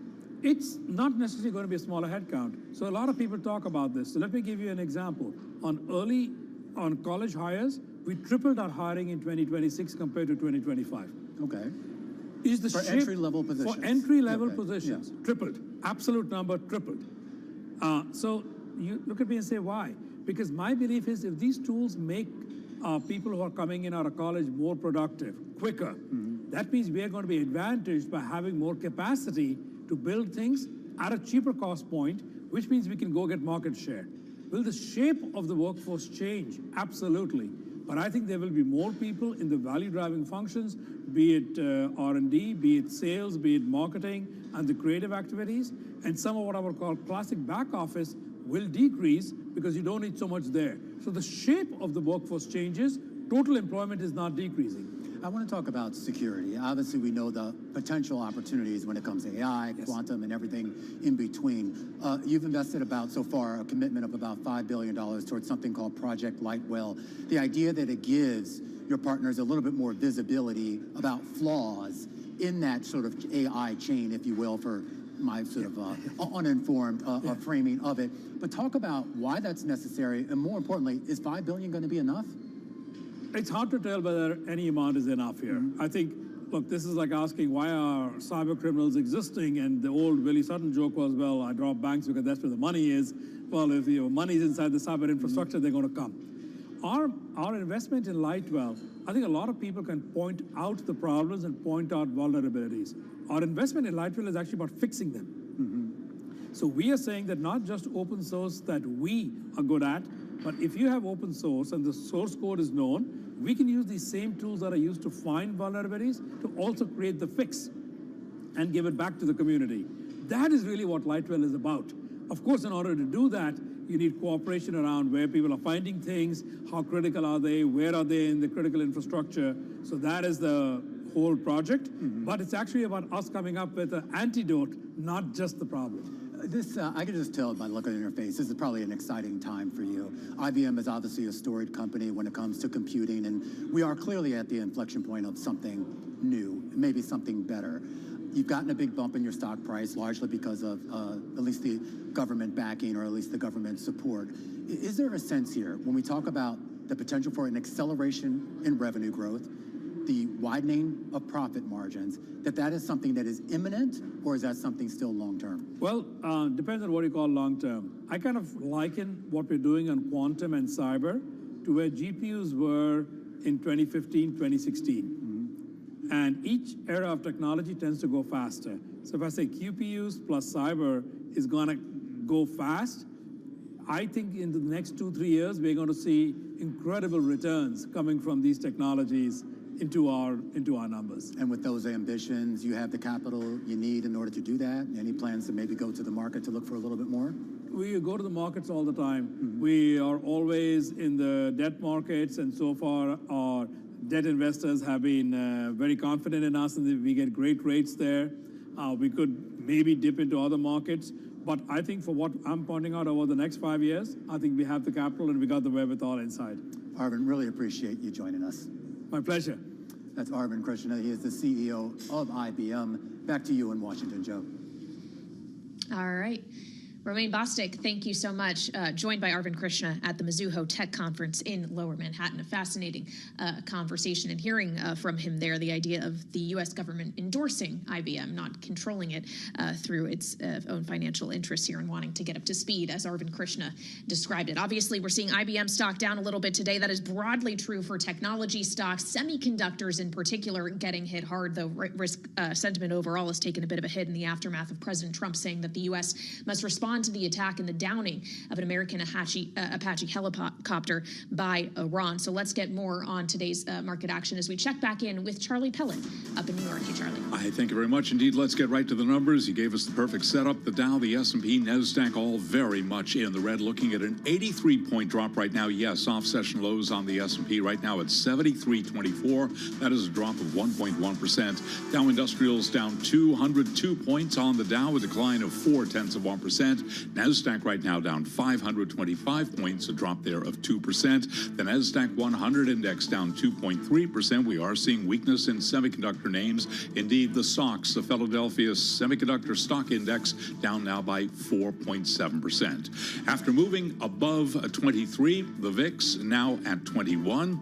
The 10-year, 4.53%. The 2-year, 4.12%. The 30-year, 5.01%. Gold is down 1.5%, $42.66 the ounce. West Texas Intermediate crude at $87.34 a barrel. WTI does remain lower, down 4.3%. Barrel of Brent just below 91 right now, down 3.5%. So bottom line here, fresh wave of selling sweeping through global equity markets as an escalation in the Middle East collides with mounting anxiety over tech names. Again, recapping here, NASDAQ 100 index down 2.4%, the SOX down 4.9%, and the VIX just above 21. For on-demand news 24 hours a day, subscribe to Bloomberg News Now, wherever you get your podcast. Joe and Kaylee, that is a Bloomberg Business Flash. All right, Charlie Pellet, thank you so much, giving us what we know to the minute in financial markets. What we know here in Washington, meantime, is a few things for sure. One being that an Apache helicopter went down near the Strait of Hormuz. The 2 pilots were injured and rescued by a drone boat. We also know, based on President Trump, that Iran was responsible for that downing, and that President Trump's view is that the U.S. must respond to that attack. What we don't know is what that response will look like and how escalatory in nature it will be, and that may be informed by the other thing we don't know, which is whether or not this was actually an intentional attack. As Axios reported just a few minutes ago, Joe, that the U.S. investigation has not yet determined whether or not that Iran intended to do this. It's true. Knowing that the president of the United States just late yesterday was talking about a peace deal being signed in the next 2 to 3 days. So there's some pretty big questions on how all of these storylines meet, with the New York Times now reporting that the U.S. believes Iran will settle on 15 years of suspension to enrich uranium, knowing that the United States had demanded at least 20 years. And when we started talking about duration, this really gave the markets a lift weeks ago, knowing that if we had gotten to this point, that a deal would be likely. We're simply working out the timelines, and it appears that we are back to that, or at least some parties are, with the U.S. demanding for months that Iran agree to conduct no enrichment for at least 20 years. The Iranians countered by offering 10. American officials believe they will settle for 15 years. But the added layer of this Apache helicopter being shot down really complicates things. And we're glad to have a couple of moments with Mick Mulvaney. It's been a while since we've spent some time with the former acting White House chief of staff from President Trump's first term, co-founder of the Freedom Caucus when he was a congressman, former OMB director, former acting CFPB director. Mick, it's great to have you back as part of our conversation. Give us a sense of how the shooting down of this Apache helicopter, while still being investigated, might change the contours of this peace deal. Sure. Well, I mean, it's sort of been the strangest ceasefire I think any of us have experienced in a long time, sort of the hottest ceasefire I remember in recent memory. But that's always the risk, right? When you've got a ceasefire that's not really a ceasefire, what are the chances of escalation, whether or not it's intentional escalation or unintentional? You just don't know. So look, the fact that we're talking about 10 years versus 15 years versus 20 years, that's a really good sign towards getting a deal. Why? Because I used to tell President Trump, you know, when you're down to just arguing about the price of something, you're going to get a deal done. So it sounds like they're speaking each other's language, at least in terms of the number of years, if that's the case. But could things get out of hand? Yeah. Look, the bottom line is this. I don't think anybody believes the president anymore when he says it's 2 days, it's 3 days, it's 2 weeks, it's 3 weeks. It's just, I think they see what he's doing, which is he's trying to build momentum and build optimism, but they can't take that literally. Keep in mind, you take Donald Trump seriously, but not literally. And I don't think we're 2 or 3 days away from anything. So we'll see where that goes. Well, so how are the Iranians supposed to take the president, Mick? Yeah. Doesn't he need to be a credible, believable negotiator? Oh, no, he's absolutely credible. Keep in mind, the big thing about making threats, of course, is if they are credible. And any threat that the Americans make, especially to use military power, is absolutely 100% credible. The threats to use economic weaponry, sanctions, and so forth is absolutely credible. So when I say it's not 2 or 3 days, I don't think the Iranians care if it's 2 or 3 days. They see what's happening on the ground. They know who they are talking to. Actions are speaking louder than words there. I'm talking about the domestic audience back home, the markets and so forth. If the markets are listening to him literally and thinking, oh, my goodness, we'll have a deal. You know, how long ago has it been, Kaylee, since he gave the national press address? It was going to be 2 to 3 weeks. This war will be over. Has that been 6 weeks ago? Yeah. So, look. That was early April, right? Yeah, exactly. So it's just, at some point, you have to have the actions back things up. It sounds like there is some progress, so that's good. But I don't take a 2 to 3 day timeline literally at all. CNN counted the number of times the president has indicated we're on the verge of a deal like this. It was 37 in what is now a conflict lasting just over 100 days. Mick, when you read down the president's truth post about the Apache being shot down, he said, nevertheless, the United States must of necessity respond to this attack. What would be proportionate in your view? Yeah, something minor. A lot of it depends, Joe, on where they really are with the negotiations. If Trump thinks that they are really close to getting a deal, and I'm not just talking about saying that we are, but if he's actually getting the feedback that there's a close to getting a deal, I think you might see a relatively minor sort of response. If, however, there really isn't anything happening now in discussions, and we've sort of reached this stasis, this status quo where Iran is waiting for Trump to give in and Trump is waiting for Iran to give in. By the way, I think they're both mistaken about how long the other side can hold out. Trump thinks they're going to give up economically. They aren't. They think he's going to give up politically because of the midterms. He's not. So something has to change that balance. So if they're not close at the table right now, then I think you might see a larger retaliation. So let's watch for the scope. Okay. And again, actions speaking louder than words. That'll tell us a lot about where they were in the discussions. You raised the notion, Mick, of the president giving in, and as we consider whether or not he'll give in on domestic issues, like, for example, the anti-weaponization fund that at least the DOJ had to renounce last week in order to get reconciliation through the Senate, do you expect he's going to have to give in on the Director of National Intelligence and tap someone else for that on a permanent basis other than Bill Pulte, knowing that Bill Pulte's tapping is what could lead FISA Section 702 to going dark after the deadline on Friday? Yeah, and I can't remember what senator it was who was talking last week when Pulte was named to the acting position, that there's actually statutory requirements now as to the qualifications for the permanent director. Again, acting is different than permanent.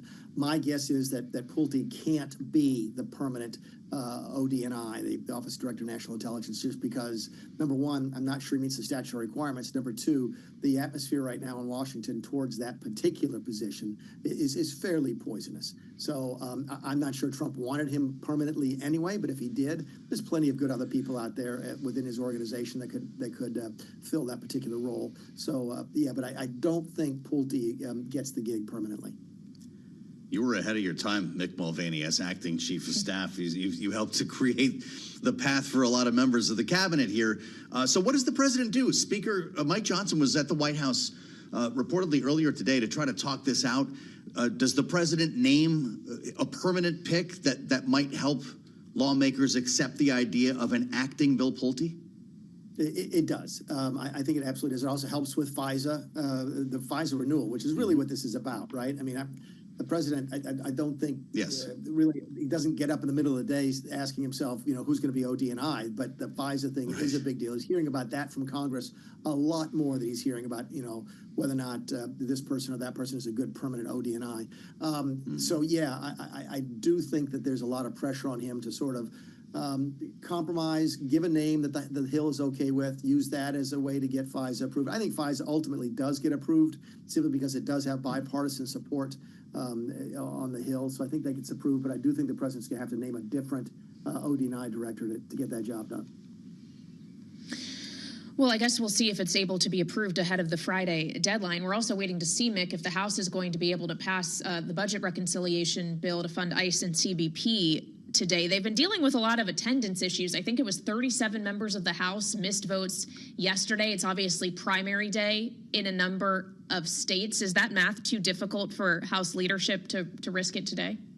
Probably today, yeah. I mean, I'm from South Carolina. I'm not there today, obviously, but we've got a primary today. There's a primary in Maine. Listen, if you're a sitting member of Congress and you've watched over the course of the last several years, this goes all the way back to Eric Cantor losing in 2012. What's the common thread of people who lost their primaries unexpectedly was that they were in Washington on the day of the primary. I think Joe Crowley lost to AOC when he was in Washington as well. So you are going to be home for your primary day, whether or not you're a Democrat or Republican. To your point, Kaylee, yeah, it creates a math problem for the Republicans, but it also creates a math problem for Democrats. So it's a multivariable equation. You might know who of your members are going to show up or not show up, but you're not going to know who the other team is bringing onto the field. So it could be a while before they've got sort of confidence levels of who's going to show up on any given day.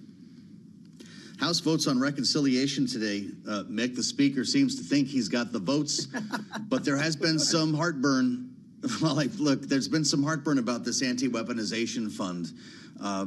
Do you think this is dead, as Todd Blanche indicated? Every time the president's asked, he seems to bring it back to life. No, I don't think it's dead. Look, and I'm not going to rehash here January 6th. I have some very strong feelings about it, as you know. But I think the issue may have been more with how the money was going to be paid out than the money, and who the president was going to put on this board to make these decisions. And I think there may be a compromise available here to get that done. They're not going to give it to him the way that he wanted it originally. Blanche, I think, look, if Todd Blanche goes back on that word now under Senate, he'll probably end up being impeached, just because you can't you can't tell the Senate X, Y, Z and then immediately go back on your word. They would make the accusation you were lying to them under oath, which is a serious problem. So no, I don't think they can go back to the fund the exact same way that it was, but there might be some tweaks that make it a little bit more palatable to everybody. Of course, might be tougher for Todd Blanche to get confirmed to be Attorney General as the president officially nominated him yesterday. Mick, just quickly, you mentioned you're a South Carolina native. It is primary day. Do you have a call on how the gubernatorial race on the Republican side is likely to shake out? No, it's absolutely fascinating. I've not seen a race like this in a long time where you've got 5 people all within 4 or 5 points of each other, which is fascinating. But the one thing we do know is this, is that Donald Trump endorsed the sitting lieutenant governor. She's doing okay, but she's not running away with it. In fact, there's a chance she doesn't finish in the top 2. Only the top 2 will move on tonight after the primary. So it's a rare occasion, Kaylee, a rare occasion of Trump endorsing somebody who wasn't sort of really on the arc to winning anyway. This was a fairly deep sort of endorsement for him. She was in the pack. So we'll see how she does tonight. There's a chance she comes out on top. There's also a chance that she doesn't finish in the top 2, which would be a stunning blow to the president. Yeah, and would 2 blows a pattern make after Randy Feenstra in Iowa? I guess we'll see. Mick Mulvaney, the former acting White House chief of staff in the first Trump administration and former congressman from South Carolina. Thanks for being here on Bloomberg.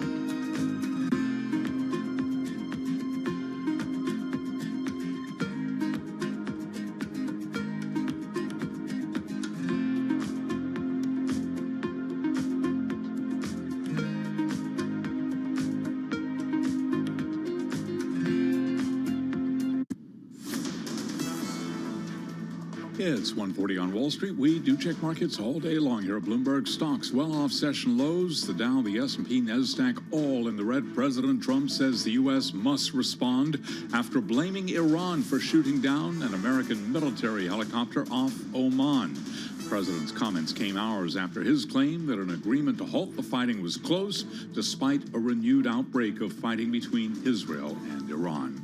S&P 500 index now stands at 73.36, again to underscore well-off session lows, but still down 0.9%. We're looking at a loss now of 67 points. The Dow is down 75, a decline there of 0.1%. Tech, though, where the real damage is being done. We've got NASDAQ now down 1.8%. The NASDAQ 100 index down 2.1%. All of this with the stocks down 4.3% right now, and the VIX just above 20. The VIX last hour was as high as just above 23. 10-year 4.52%, the 2-year 4.12%, and the 30-year 5.00%. Gold down 1.5%. Spot gold now at $42.64 the ounce. West Texas Intermediate crude down 3.4%. 88.19 a barrel. Barrel of Brent right now 91.60. Brent is down 2.8%. Bitcoin, meanwhile, at 61,700, down another 2.7%. The automaker Stellantis is recalling more than 1 million Jeep vehicles in the U.S. over an electrical issue that could result in a fire, saying that owners should park outside and away from other cars until the problem is fixed. Stellantis shares down now by 1.1%. Recapping, stocks are trading lower. The stocks down 4.1%. S&P down 0.9. The NASDAQ 100 index now down by 2%. For on-demand news 24 hours a day, subscribe to Bloomberg News Now wherever you get your podcasts. I'm Charlie Pellet. Joe and Kaylee, that is a Bloomberg Business Flash. All right, Charlie Pellet, we're going through something together today. It looks like the dip buyers are busy. We are way off our lows of the session, prompted by news from Iran, more specifically from the President of the United States, who made it clear after the lunch hour today that the Apache helicopter that went down near the Strait of Hormuz late yesterday was in fact shot down by Iran. Markets plummeted on that news. The NASDAQ was down over 4% at one point, now down less than 2%. And we are still seeing weakness broadly through tech, but there is less selling pressure and maybe some dip buying that's going on right now. We're going to get to our panel in just a moment. Rick Davis and Jeannie Shanzano are hanging in there a bit later with us as we bring Becca Wasser back into our conversation.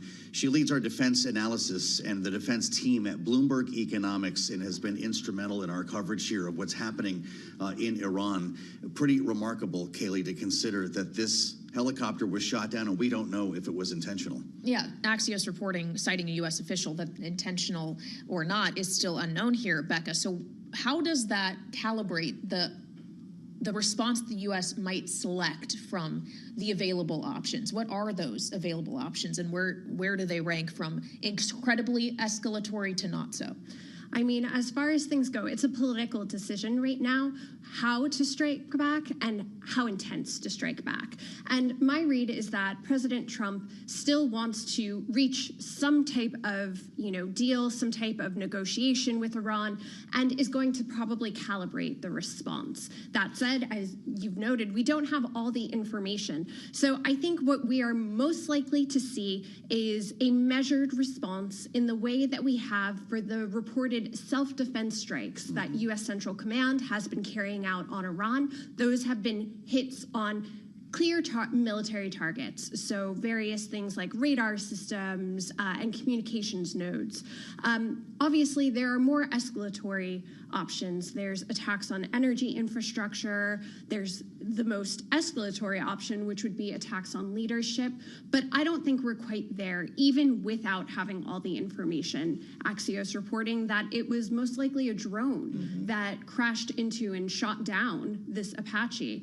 And, it probably was something that could have been either an accident, although frankly, it's very hard to envision in the airspace that it would be an accident given sort of the size and scope.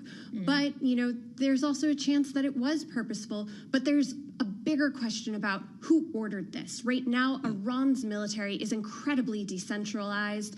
Trump himself has noted that there are some communications issues within leadership, and that also goes down to the very, very lowest levels of the military. So this could essentially be a rogue actor at play. Fascinating. Just to get back to what you said, and I think you just answered this. If in fact it was a drone that took down the helicopter, as Axios reports, and we're allowing for that to be unintentional, does that indicate how much stuff Iran is throwing into the air at one time that we could inadvertently be crashing into it? I mean, that could be the case. You don't know exactly the flight patterns, and some drones are essentially pre-programmed to do a specific flight pattern. Okay. But we've also seen in places like Russia's invasion of Ukraine, the way that drones could be scoping out an area and, if they identify a target, can veer toward that target in a kamikaze style and try and bring it down. So it could be technology that's more akin to that. Right now, we just don't know, and we don't have the available information. Well, really something. Becca, thank you so much. Becca Wasser from Bloomberg Economics, as we assemble our political panel to talk about this and more. Bloomberg Politics contributors Jeannie Shanzano and Rick Davis are with us. Jeannie, our Democratic analyst and democracy visiting fellow at Harvard Kennedy School's Ash Center. Rick is a partner at Stone Core Capital and our Republican strategist for our panel today. What are you thinking here, Jeannie? If this turns out to have been inadvertent somehow, or a rogue actor sent a drone up into the sky, Donald Trump has been pretty clear that he's averse to resuming heavy military activity, that going back to war with Iran is something he would prefer to avoid, constantly talking about a peace deal that could be only days away. Is that enough, if this was inadvertent or chalked up to a rogue actor, that the president can move on and continue talks? Yeah, it's hard to imagine that he does not retaliate in some fashion. And we know the U.S. military has a list of targets. And since this seems to have been the result of a drone hit, potentially they hit some of those drone and missile launch sites near the Strait of Hormuz. And that would be sort of a proportional response to avoid the escalation.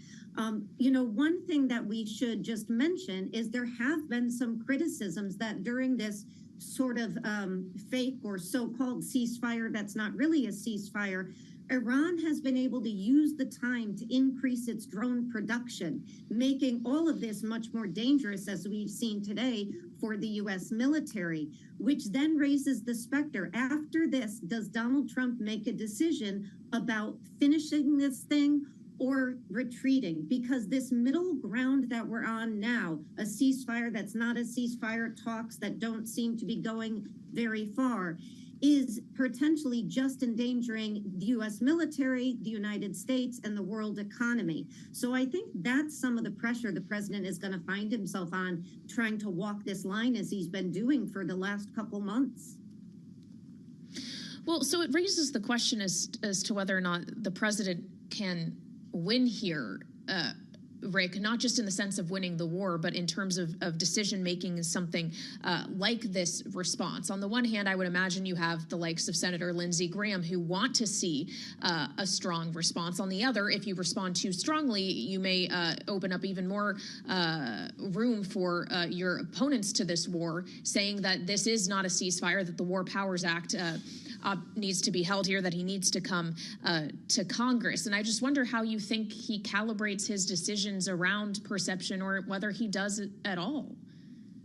Yeah, there's really nothing new here. I mean, there's a host of hawkish senators who've been suggesting that the only way to actually bring Iran to a serious negotiation around their nuclear material is to hit them hard and hit them often. And at only that time would the despotic regime that's currently in place be willing to cry uncle and sign a deal.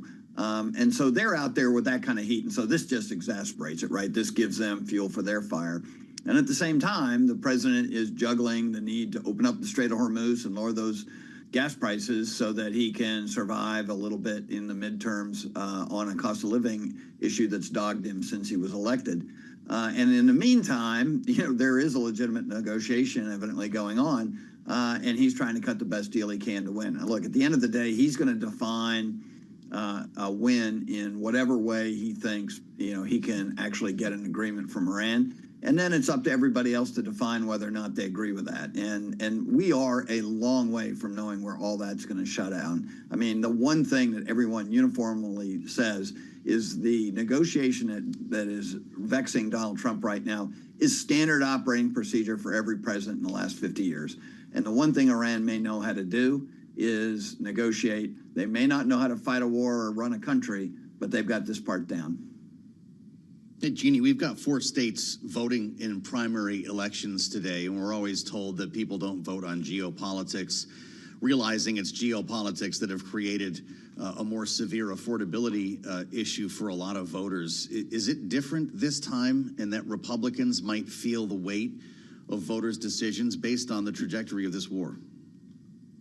Yeah, I mean, Joe, you're exactly right. We don't usually see foreign issues, foreign entanglements, unless we have troops on the ground really playing into certainly primaries or even general elections.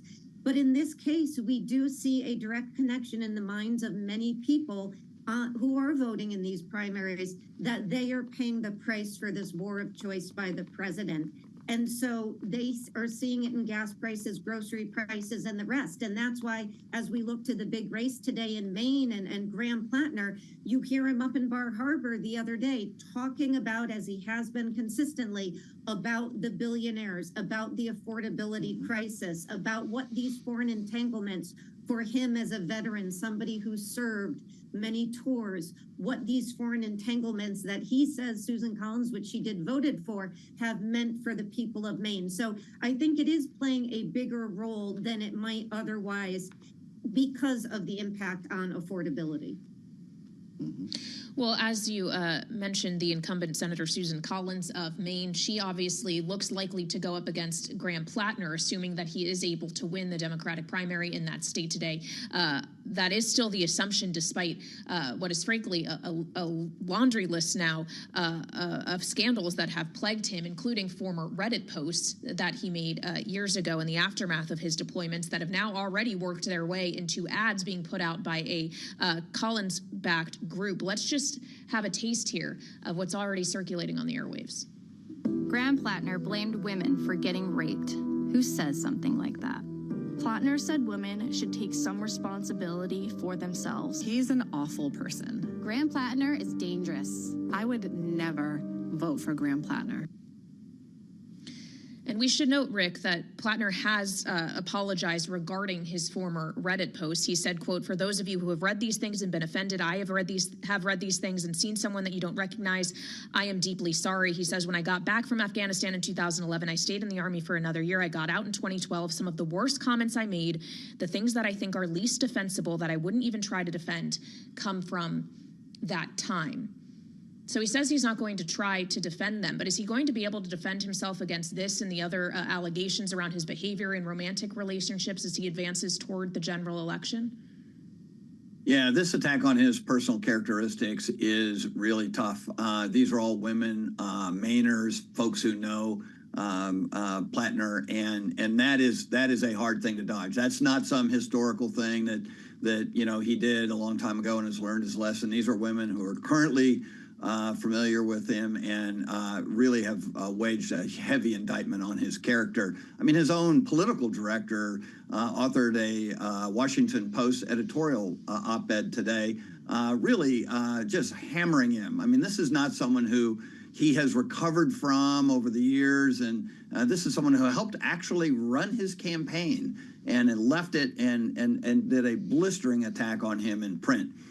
So I don't think this is something he can escape with a throwaway line, but it's going to be a really tough year for Republicans. And Maine is a classic example, where, even though Susan Collins is a tried and true Mainer with 40 years of experience in the Senate and a powerful chairman of the Appropriations Committee, she's going to have trouble because the current is flowing against Republicans in the entire country.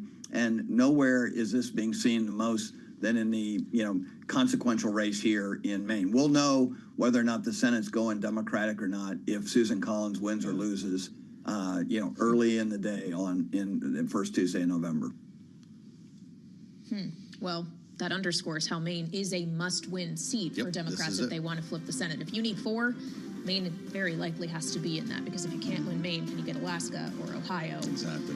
Or Iowa, perhaps. Rick Davis and Jeannie Shanzano, Bloomberg Politics contributors, the both of them. Thank you so much for joining us on this primary day. And of course, we'll have more coverage at 5 p.m. You said it. We'll meet you on the late edition of Balance of Power, only here on Bloomberg TV and radio.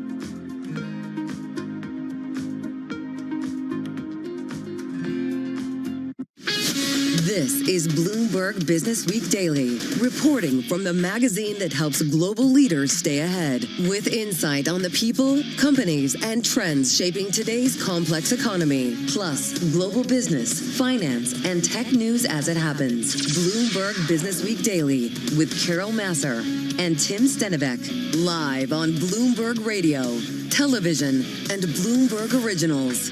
And a very good afternoon, everybody. Yes, indeed, this is Bloomberg Business Week Daily. Tim is off today. I'm Carol Massar, and lucky for us, Emily Grafeo's in the house. Yeah, thank you for having me. I always love to have you with us. And we got a lot going on. We're going to do some interesting things, some deep dives, but it's coming on a day where I feel like the market giveth and the market taketh away. Yeah, we got a pretty significant sell-off on Wall Street, Carol. If we look at tech stocks, the NASDAQ 100 down 2%. If you actually go into the S&P 500, the breadth is pretty good. More advancers than decliners. Yeah. But that's just showing kind of how much power tech has over the indexes. And I've got to say, a quick look at the top gainers in the S&P. It's not like the tickers are household tickers to me. It's not the names that we maybe always see, and it's certainly not the chip names today because we're seeing the semis pull back. All right, we're going to get into the trade. We did also have the president saying that the U.S. must respond to Iranian shooting of a U.S. Apache helicopter, so we continue to watch the Middle East situation. So what do we do in this big hour? We're going to talk about big tech because we're going to talk about Apple because Mark Gurman's going to join us. He's going to have a recap. I mean, I have to say, everybody we talked to yesterday, the Apple Worldwide Developers Conference, Mark really set the stage for us. We kind of knew what to expect, but we want to talk to him specifically about what we heard and what it all means. And we're going to do more on AI, Carol. We also have former U.S. Secretary of Commerce Gina Raimondo on AI's impact on jobs.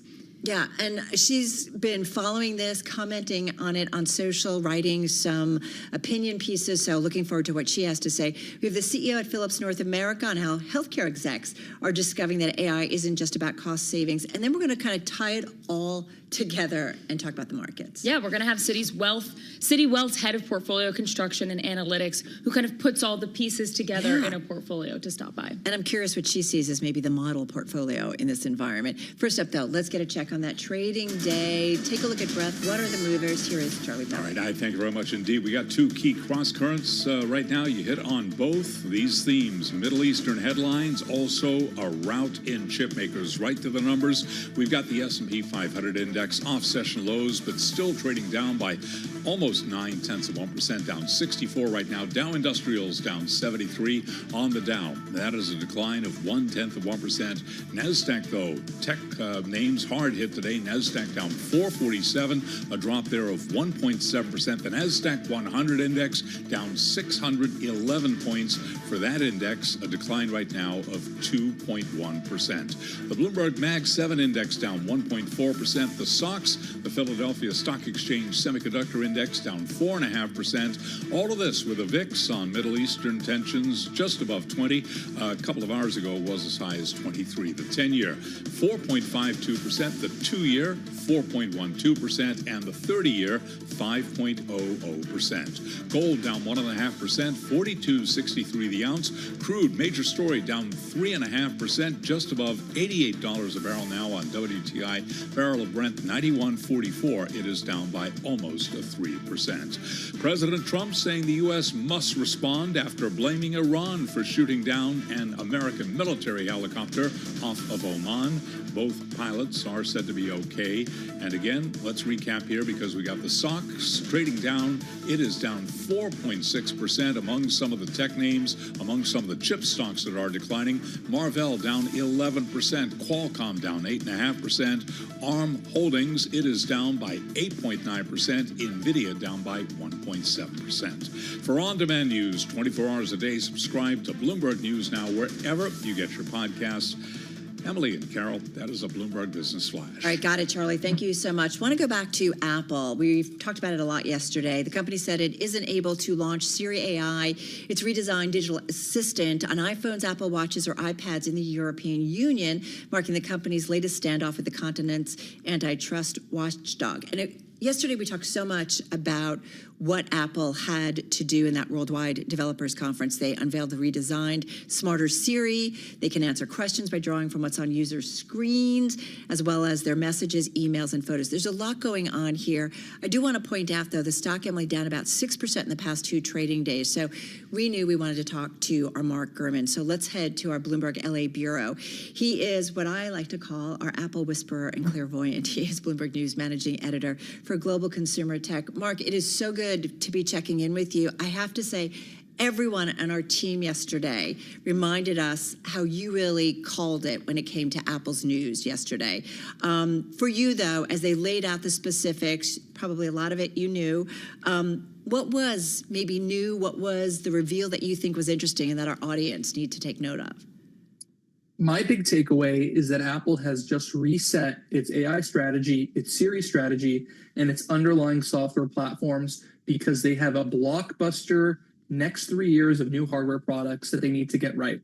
And what you've seen from Apple lately is that the gate to some of their hardware products coming out on time, being successful, working as advertised, has been AI and has been the underlying operating systems. And so for the foldable iPhone, AirPods with cameras, 3 smart home devices, new iPads and touchscreen Macs to come out and sell at their peak, it needs to work properly, and they need to get the software and AI story in shape, and they did just that.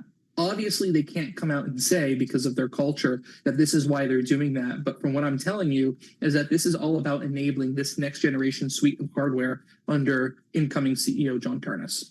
So are they finally caught up in AI compared to the other big tech companies? Because as Carol had mentioned, the stock is lower today. No, they're where they should have been 2 years ago. They're not caught up in any shape or form, and I think that's why you've seen the stock go down. Usually the stock trades higher because of whiz-bang features, new demos, things you've seen from Google over the past several weeks. You saw a very strong Google I/O conference in terms of new AI functionality. But what we also saw is Apple roll out AI in a way that is for mass consumers. Their new LLM, their new on-device Siri technology, also hitting to the cloud, is effective. This is what mass consumers are going to use. Don't forget, a third of the world is using these Apple products. And so I think their approach that they're taking is super smart for the mass consumer. But at the same time, I think if Apple was capable of rolling out these whiz-bang features and developer tools, things like Codex, things like OpenClaw, they would do just that. And they will probably get there eventually. Obviously, they got a helping hand from Google, Anthropic, and OpenAI this time around. But I do think they are in a very fair place for consumer expectations today. And their brand is super strong, and so people are going to keep buying the product. So I think they're in a decent place, an adequate place, not in an incredible place, but an adequate place. Whereas 2 days ago, they were in a pretty subpar state. All right, so decent place for consumers. I mean, the stock was up just about 8.5% last year.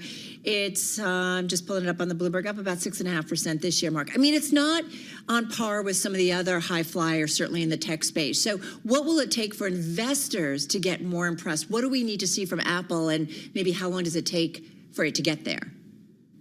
I think investors are going to need to understand that for the next few years, Apple's not going to be a AI winner in terms of the way they think about AI winners today. They're going to need to recalculate their investment thesis around, is the Apple product story, the overall cohesive story, strong?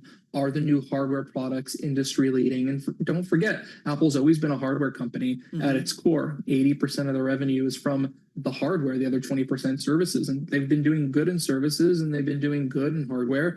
But the hardware needs to be in a place where it's actually excellent again. And my hope as a consumer is that these new software features are going to try to push the hardware into a great place, an excellent place. And so we'll see if that happens. And that includes, you did have another story out about the iOS 27 overhaul and all these related software updates, what it says about the foldable phone from Apple. So what did you glean from all of that? Yeah, this 3-year roadmap of major new hardware products. The first one is the foldable phone. You'll see the new CEO introduce that in early September. The new iOS obviously is going to run on this phone, so it's chock full of hints about the upcoming device. I'm pretty excited for it. It's going to have a widescreen display, excellent reliability and durability. So I think it's going to be a pretty compelling product. Mark, before we let you go, we do want to get your reaction to this Apple news saying that under EU regulators' extreme interpretation of the Block Digital Markets Act. What do you make of just the regulation in Europe and how much it's going to stifle Apple's growth projections here? I don't like what the EU is doing at all. Let's take Apple and growth and Apple's a company aside. if I'm a consumer in the EU, someone like me who loves tech, wants to try out these new features, wants these breakthrough new products and software enhancements, I'm upset with the EU because I just want this stuff and I want my Apple ecosystem to work as advertised as it's supposed to work. If I'm a developer, which the EU said they're putting these rules in place to protect competitors, to protect third-party app makers, I'm really angry because if I'm a developer in the EU, I'm not able to introduce new AI apps, all these features that take advantage of the new frameworks, these new platforms. And I want to be able to do that in order to make money for my small app business. So I'm not really sure who the EU is helping here. All right, good stuff. As always, so glad you could jump on with us. Mark Gurman, thank you so much. Always appreciate it. He is Bloomberg News Managing Editor for Global Consumer Tech. And as we mentioned, we've got Apple now down for 2 days in a row, so some selling despite all of this news. All right, let's get to today's overall trade. We've seen rotation. We've seen investors bail from some of those richly priced tech names in favor of more economically sensitive industries and dragging down the S&P while lifting the majority of its companies, which you pointed out. You look at the breadth. It's there today. Yeah, there's almost, I think, 350 advancers in the S&P 500 today. And again, this is on a day when the S&P's down a lot right now. I mean, 0.8%. That's a significant sell-off. All right, so I'm curious what our next guest has to say. Alalu Aganga, she is head of portfolio construction and analytics over at Citi Wealth, is back with us. Good to have you here. How are you? Really good. Thank you so much. Despite today's little bit of a reprieve, actually pretty good. All right, well, so pretty good about the market outlook? Pretty good about the market outlook. I mean, Friday kicked off the break of the 9-week up streak for the S&P, right? It's a little bit of a pullback. Our job... That's a good thing after such a run? It's a good thing, frankly. I mean, part of our job is to be able to put all of the pieces together, right? Because it's a lot of information, a lot of headlines. Now, within the CIO office, as we're thinking through all of that, we've aggregated everything that we're debating around 3 core areas. And the first is growth and the resilience in growth. Despite the conflict in the Middle East, we're crossed 100 days, right? So there are a lot of factors, and I'll talk about that in a second, that are showing resilience. The second area is inflation. We're seeing the data come out. We've got CPI tomorrow, but inflation taking us back to 2023 levels just about and broadening a little bit and what that implication means potentially for rates. And then the last, of course, you can't hide the mega cap IPOs that are coming, right? So those are some of the 3 things for us as we think of asset allocation, and we've been debating. So if I was just to double click on the growth aspect and resilience. Is that the most important one, you think? It's the most important one. And the gentleman that came before me was talking about Europe. Now, PMI data, global PMI data has been indicating expansion. Levels above 50 is expansionary. And most of the major economies, with the exception of Europe, surprise, surprise, unfortunately, has been indicating growth. So that's a positive. The jobs numbers, Friday, 172,000 jobs that were added. That was great. It was strong. The trend in the average over the last 3 months is actually close to 200,000. That's strong. That's strong. And then, yes, consumer sentiment, and we have to distinguish between sentiment data that's been ticking down and been weak and negative with consumer confidence and consumer spending. Consumers are still spending, right? They're still spending despite what we're seeing here. So those 3 aspects, we had deficit data come out this morning, right? So the deficit narrowed. So we're looking at all of those different pieces, and then you wrap it up with the end of Q1 earnings, 27% year-over-year growth, right? So take a step back. We didn't see 27% year-over-year growth walking into the earnings season, but every company was talking about AI, their strategy around AI, how that's affecting their profitability, helping really their profitability or their productivity and how they're thinking about it going forward.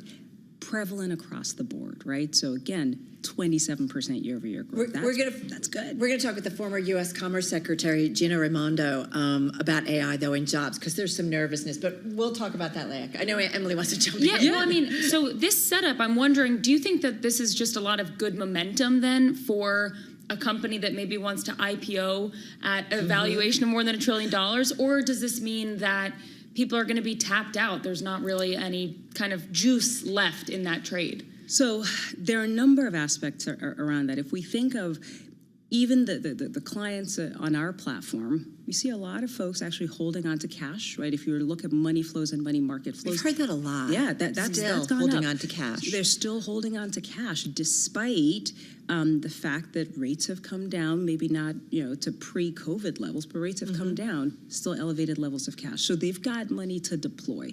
Even with this pullback, we've got money to deploy. Now, for these mega cap IPOs, to your point, the way we think about them, it's not just from an investment standpoint, but like how could that affect broader market participation or potential index inclusion, right? So if they were to come into an index, how would we really start thinking about that? Now, we've done a little bit of work there. Frankly, a lot of the index inclusion and free float rules and profitability, right? So mega cap IPOs, are they profitable today? No. So that's a little bit of a hurdle. So we don't see that really having a big, broad impact. Like the headlines are great. It's some of the largest IPOs we've seen ever, but from a broader market impact, especially with regards to index inclusion, we don't see it. It makes me, though, like I want to see what happens 3 months, 6 months after these IPOs and like how the stock is trading. I want to just counter if I can. We have a story on the terminal about B of A warning it's time to take profits as red flags multiply. And they say some 70% of bear market signals have recently triggered in line with the average observed during prior market peaks. This is according to their strategists. They talk about the S&P statistically expensive on 17 of 20 metrics and trades rich versus its tech bubble metrics on 8. They talk about measures including consumer confidence data, growth expectations, M&A scores, credit stress, as well as tightening conditions. I could go on and on and on. How do you counter that? I mean, I've listed just a handful of metrics that we look at, but broadly speaking, if you were to take a step back, for valuations and equity valuations, price to earnings, the earnings have grown, right? So like actually, if you were to look at valuation on that metric, we've seen a bit of a dip because the denominator has expanded. And the denominator expansion and the earnings growth expansion, again, 27% year-over-year growth, we didn't see coming. We actually think, yes, equities are not cheap. But if you were to look at it on that metric, it's actually pretty good. And then holistically, as you start thinking of, what are you buying? You are buying forward earnings. Now, it doesn't mean that the whole picture is rosy, right? Like there's still Because you inflation. cover credit, Emily. You see some of the concerns, the cracks, right? And follow it every day. And that actually is different. The valuations from a credit perspective is high. So while absolute yields are elevated, credit spreads are at actually multi-year tights. Right. So from our perspective, we've made adjustments in our portfolios, like we've mentioned. We've trimmed credit spreads. We've gone shorter duration. Inflation is still there. So credit spreads we don't think is an attractive risk reward, but equities we still do, and tech adjacent AI, just keep expanding from there. All right, we're going to have to leave it there. Thank you so much. No, thank you for having me. Always love having you come in. Alalu Aganga, she's head of portfolio construction and analytics over at City Wealth, joining Emily and me right here in studio. Hey, coming up next, we're going to get into, we said we were going to talk about AI, right? Yeah, we have a big AI show. We're going to talk about... It's out there a lot. Yeah, we're going to talk about the labor force too, Carol, and how AI is impacting. Is it ultimately going to be good or bad for the labor market? I feel like it's just so early, we don't know, but it feels a little nervous. We're also going to talk about AI in healthcare. We've got a study out from the folks over at Philips, how AI isn't just about cost savings. Jeff DeLulo, he is a CEO at Philips North America. He's going to join Emily and me when we come back on Bloomberg Business Week Daily. Folks, stick around. We're just getting started on this Tuesday.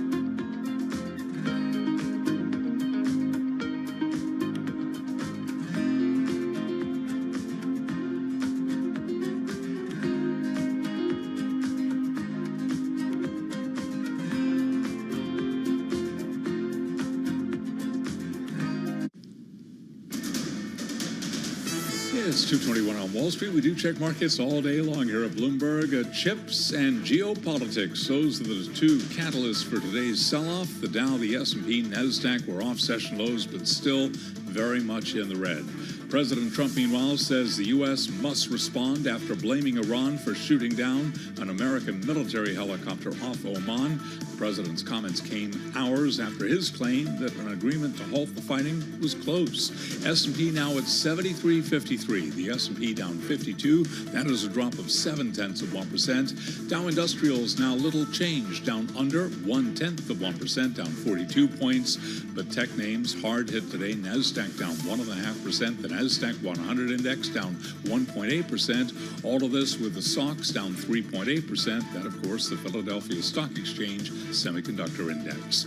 The VIX back below 20 a couple of hours ago, was above 23. The 10-year 4.53%, the 2-year 4.12%, and the 30-year 5.01%. Gold at $42.70 the ounce, down 1.4%. West Texas Intermediate Crude 88.30 a barrel, down 3.3%. Barrel of Brent 91.54, down now by 2.9%. Bank of America's trading desk says it is seeing momentum gaining steam, with revenue trending higher than the 15% increase that the bank forecast last month.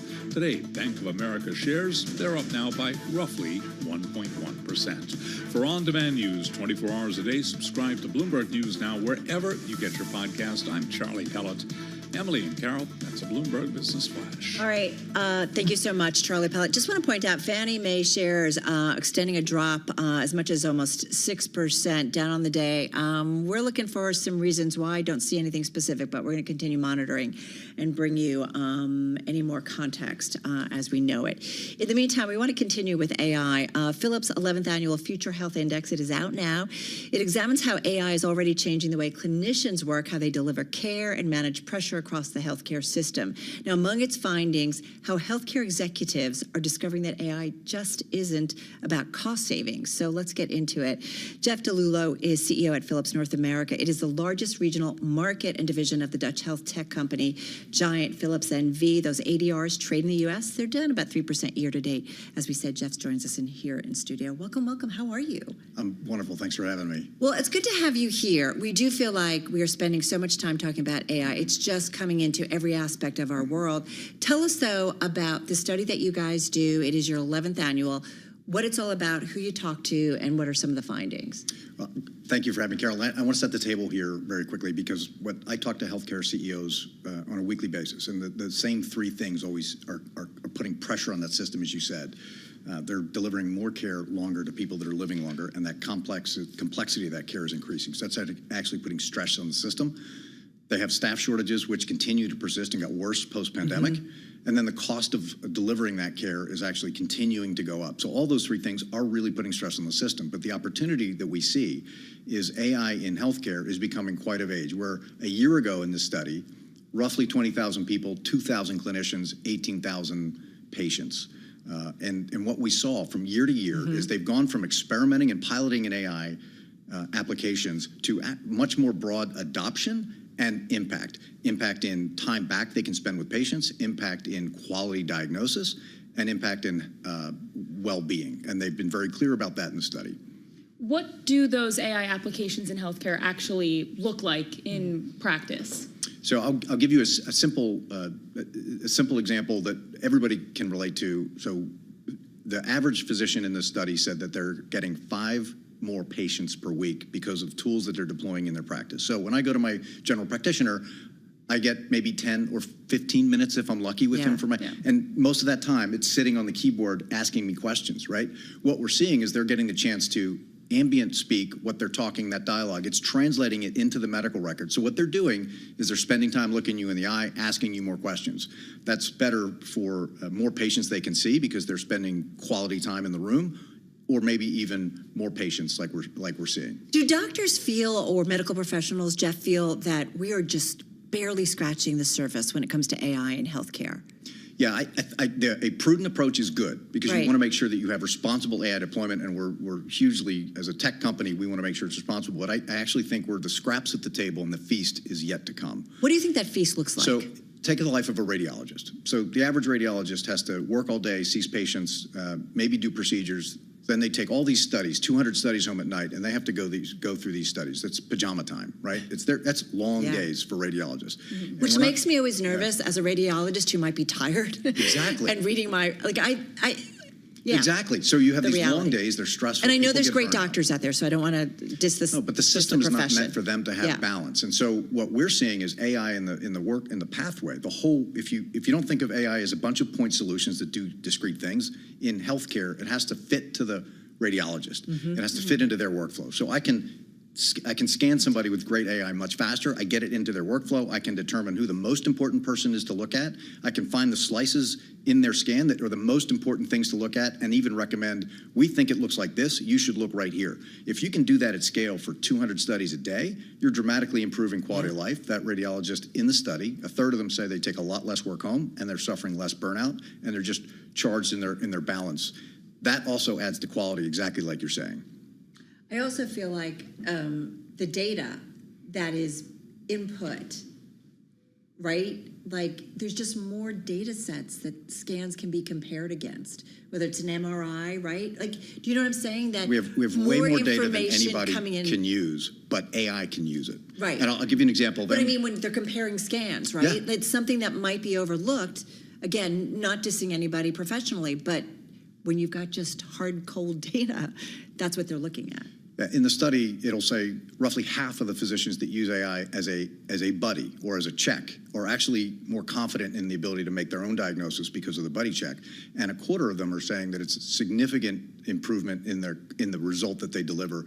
They're not missing medical issues, they're not misidentifying, and they're not missing things. And that's from the physicians themselves that are saying it's actually helping them have higher quality diagnostic, which if you're dealing with something like cancer potential, this is a big deal.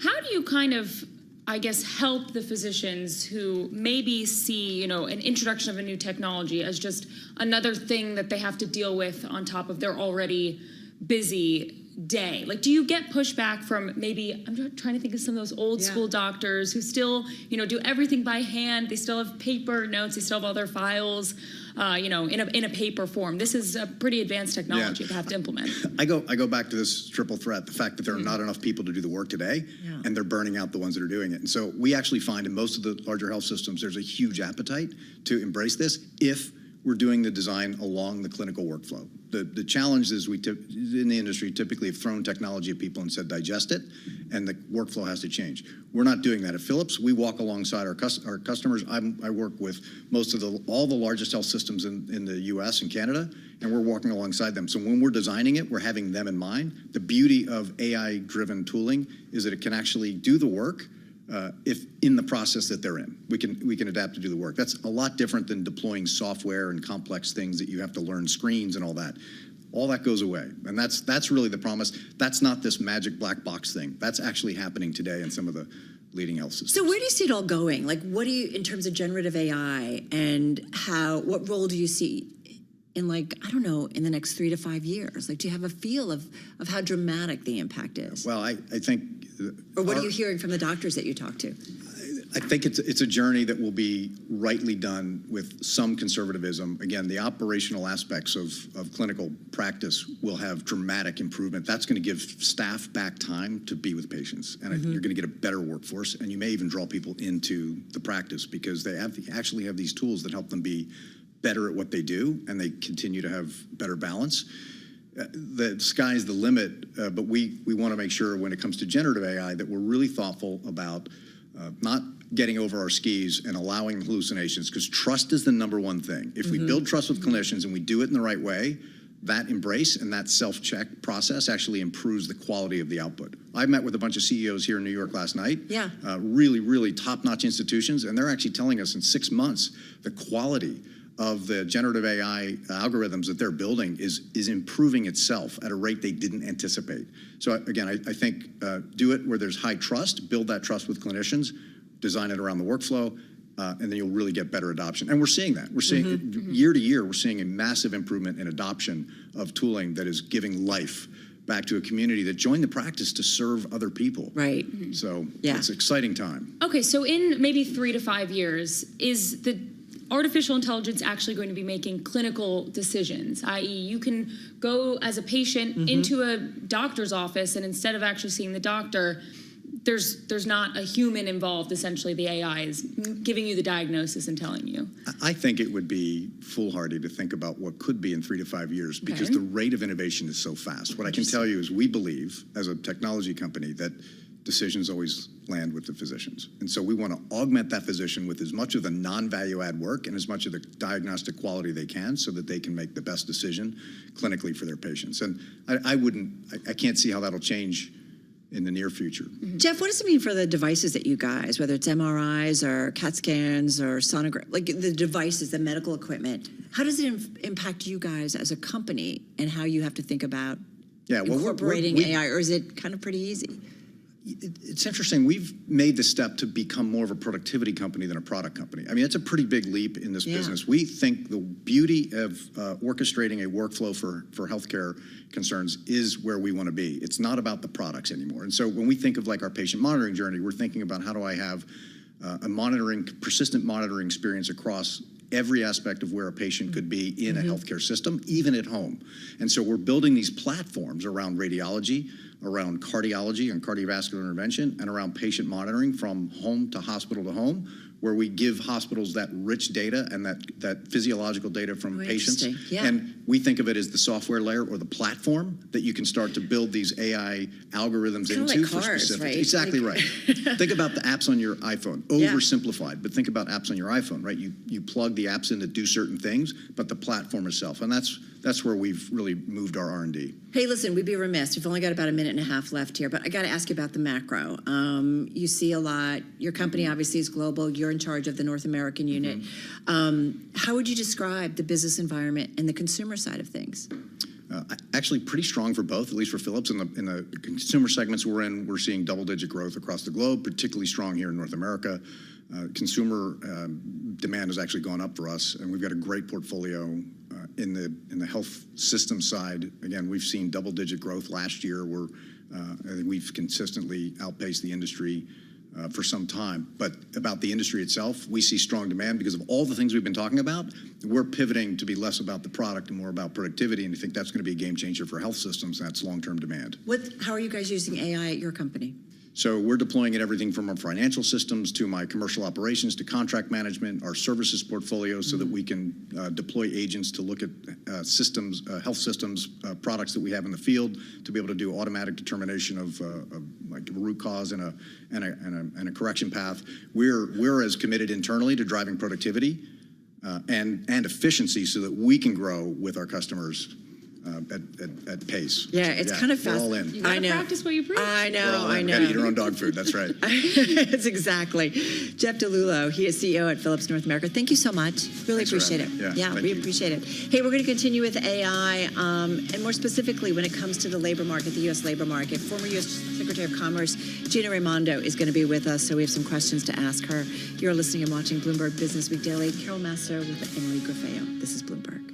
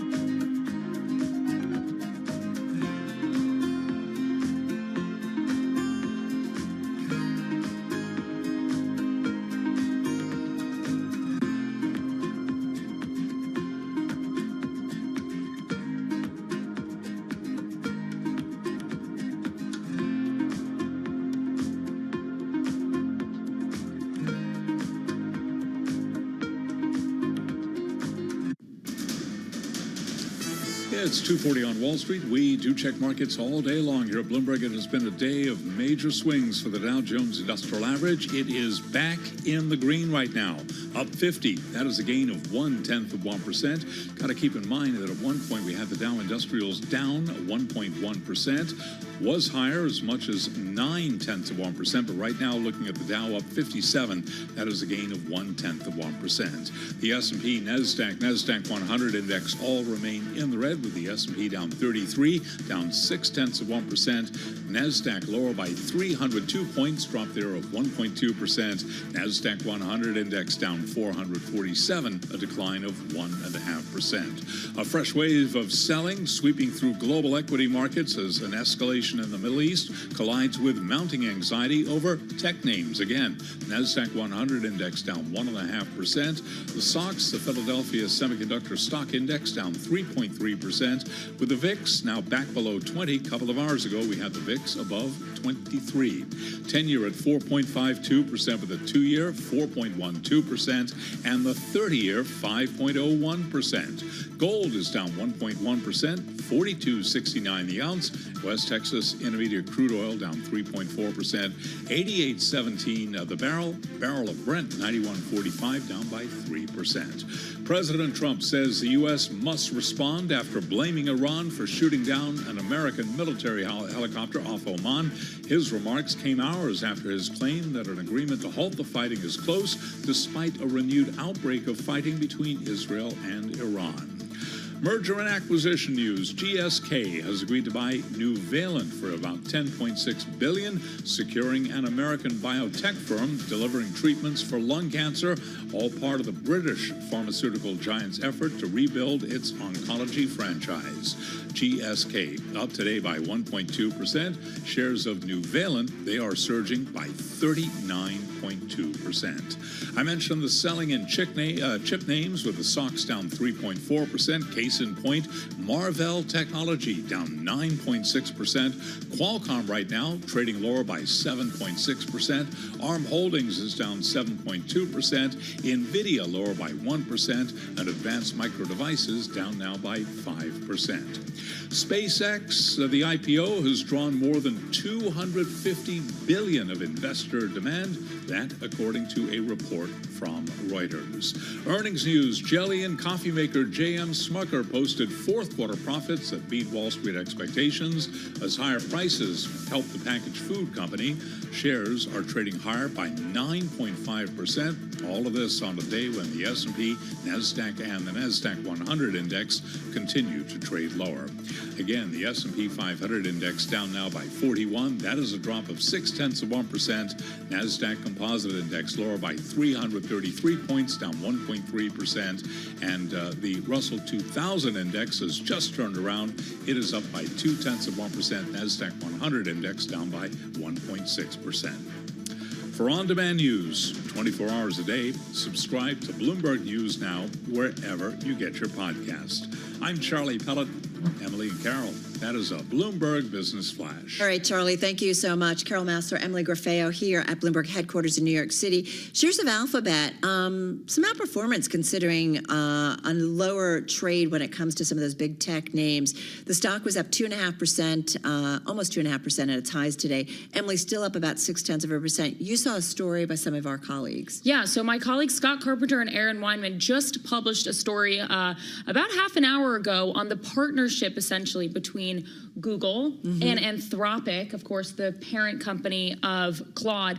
It's a profile I highly recommend. It's all about Google's backstop that is underpinning a $35 billion chip deal for Anthropic. Carol, I've been reporting this circular chip deal financing. It is all about the circular financing. It's kind of wild. And it's one of the largest private credit deals that we've ever seen. It brings in Apollo, it brings in Blackstone, and it also, this story specifically talks about how it's bringing in Google and Anthropic, and everyone's working together because they need money to to buy chips to power AI. Right, exactly. And if you're one of the big hyperscalers that need those chips to power the data centers and continue the build out of AI, you've got to make sure your suppliers are able to do it, right? And also the processing of the different models. So Google, keep in mind, was one of Anthropic's earliest investors, repeatedly buying equity in the AI firm. And as Emily mentioned, it's increasingly now backstopping the financing that underpins those data centers for the startup. So underscoring that complex business ties among the handful of largest tech companies pouring money into AI. Folks, it's AI's world, and we're just revolving around it. And that brings us to our next guest. Let's get to it with former U.S. Secretary of Commerce Gina Raimondo. She served as the 40th U.S. Secretary of Commerce and 75th Governor of the state of Rhode Island. She joins us from Washington, D.C. Secretary Raimondo, so nice to have you here with Emily and myself. I want to get right to it because I feel like every conversation we talk about artificial intelligence, the build out, the spend, but increasingly about the impact on the labor force globally and here in the United States. You recently responded to a comment on X by Meta Platforms Vice Chairman Dina Powell.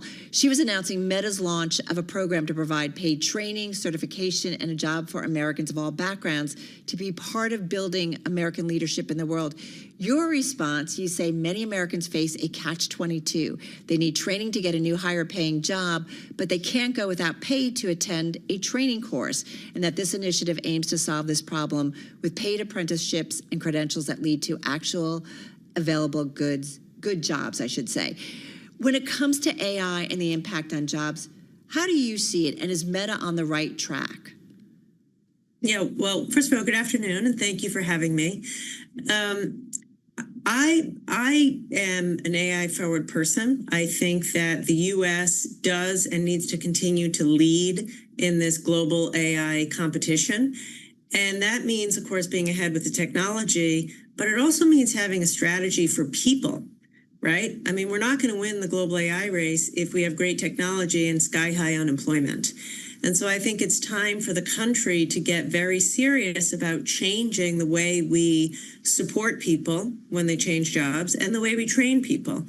And the thing that I like about, because we have to bring all Americans along. This cannot just be AI for the big tech and not bring everyone along. And so with this announcement, as I understand, what Meta's doing here, the thing I really liked about it was they're paying people while they do the training. And I know from when I was governor, I was a leader in a lot of these apprenticeship and training programs. People can't afford to do a 6-week or 6-month training program and not get paid, right?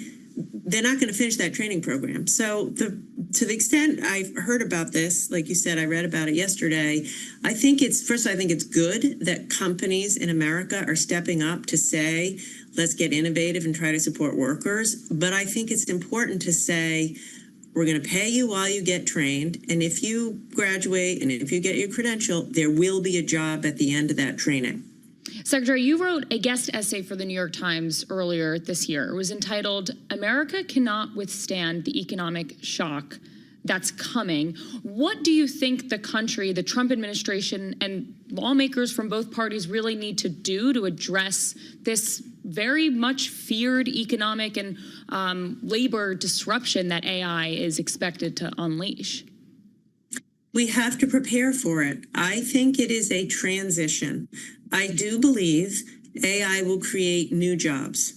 Every technology has created disruption and job loss, but over time, new jobs, new industries, many millions of jobs in our economy today did not exist even 20, 30 years ago. So I think we're going to get to that place. However, there will be a transition.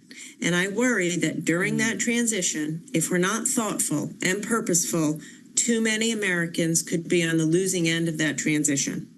And so we need to get very serious right now and create new training initiatives like the one we're talking about. But that is not enough. Training is not enough.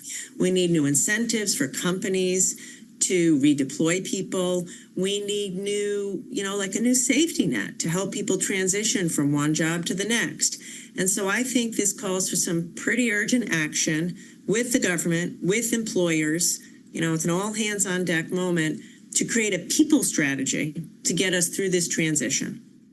You know, it's a U.S. race, it's a global race. And I think about what China's doing. They made some steps today in terms of being all in, and they do things differently, as we know, in China, Secretary Mondo. So I'm just curious, if we don't get this right in terms of how we are approaching it and protecting our labor force, but at the same time making sure that we are making the right investments and moves when it comes to AI, when you've got China and the government in their deep pockets, will that put potentially the U.S. at a disadvantage in many ways? Yes, it will. I've spent as much time as anyone thinking about how to protect America from China and how to compete with China technologically, economically, militarily. And we need to do both. I personally oppose, over-regulating AI or regulating the technology to a point that it would stifle innovation. I want America to lead. However, I also would oppose putting our blinders on and letting AI out into the world without a plan for our workforce, because truthfully, if we do that, and if we wound up with extremely high unemployment, we won't win the AI race with China. We won't.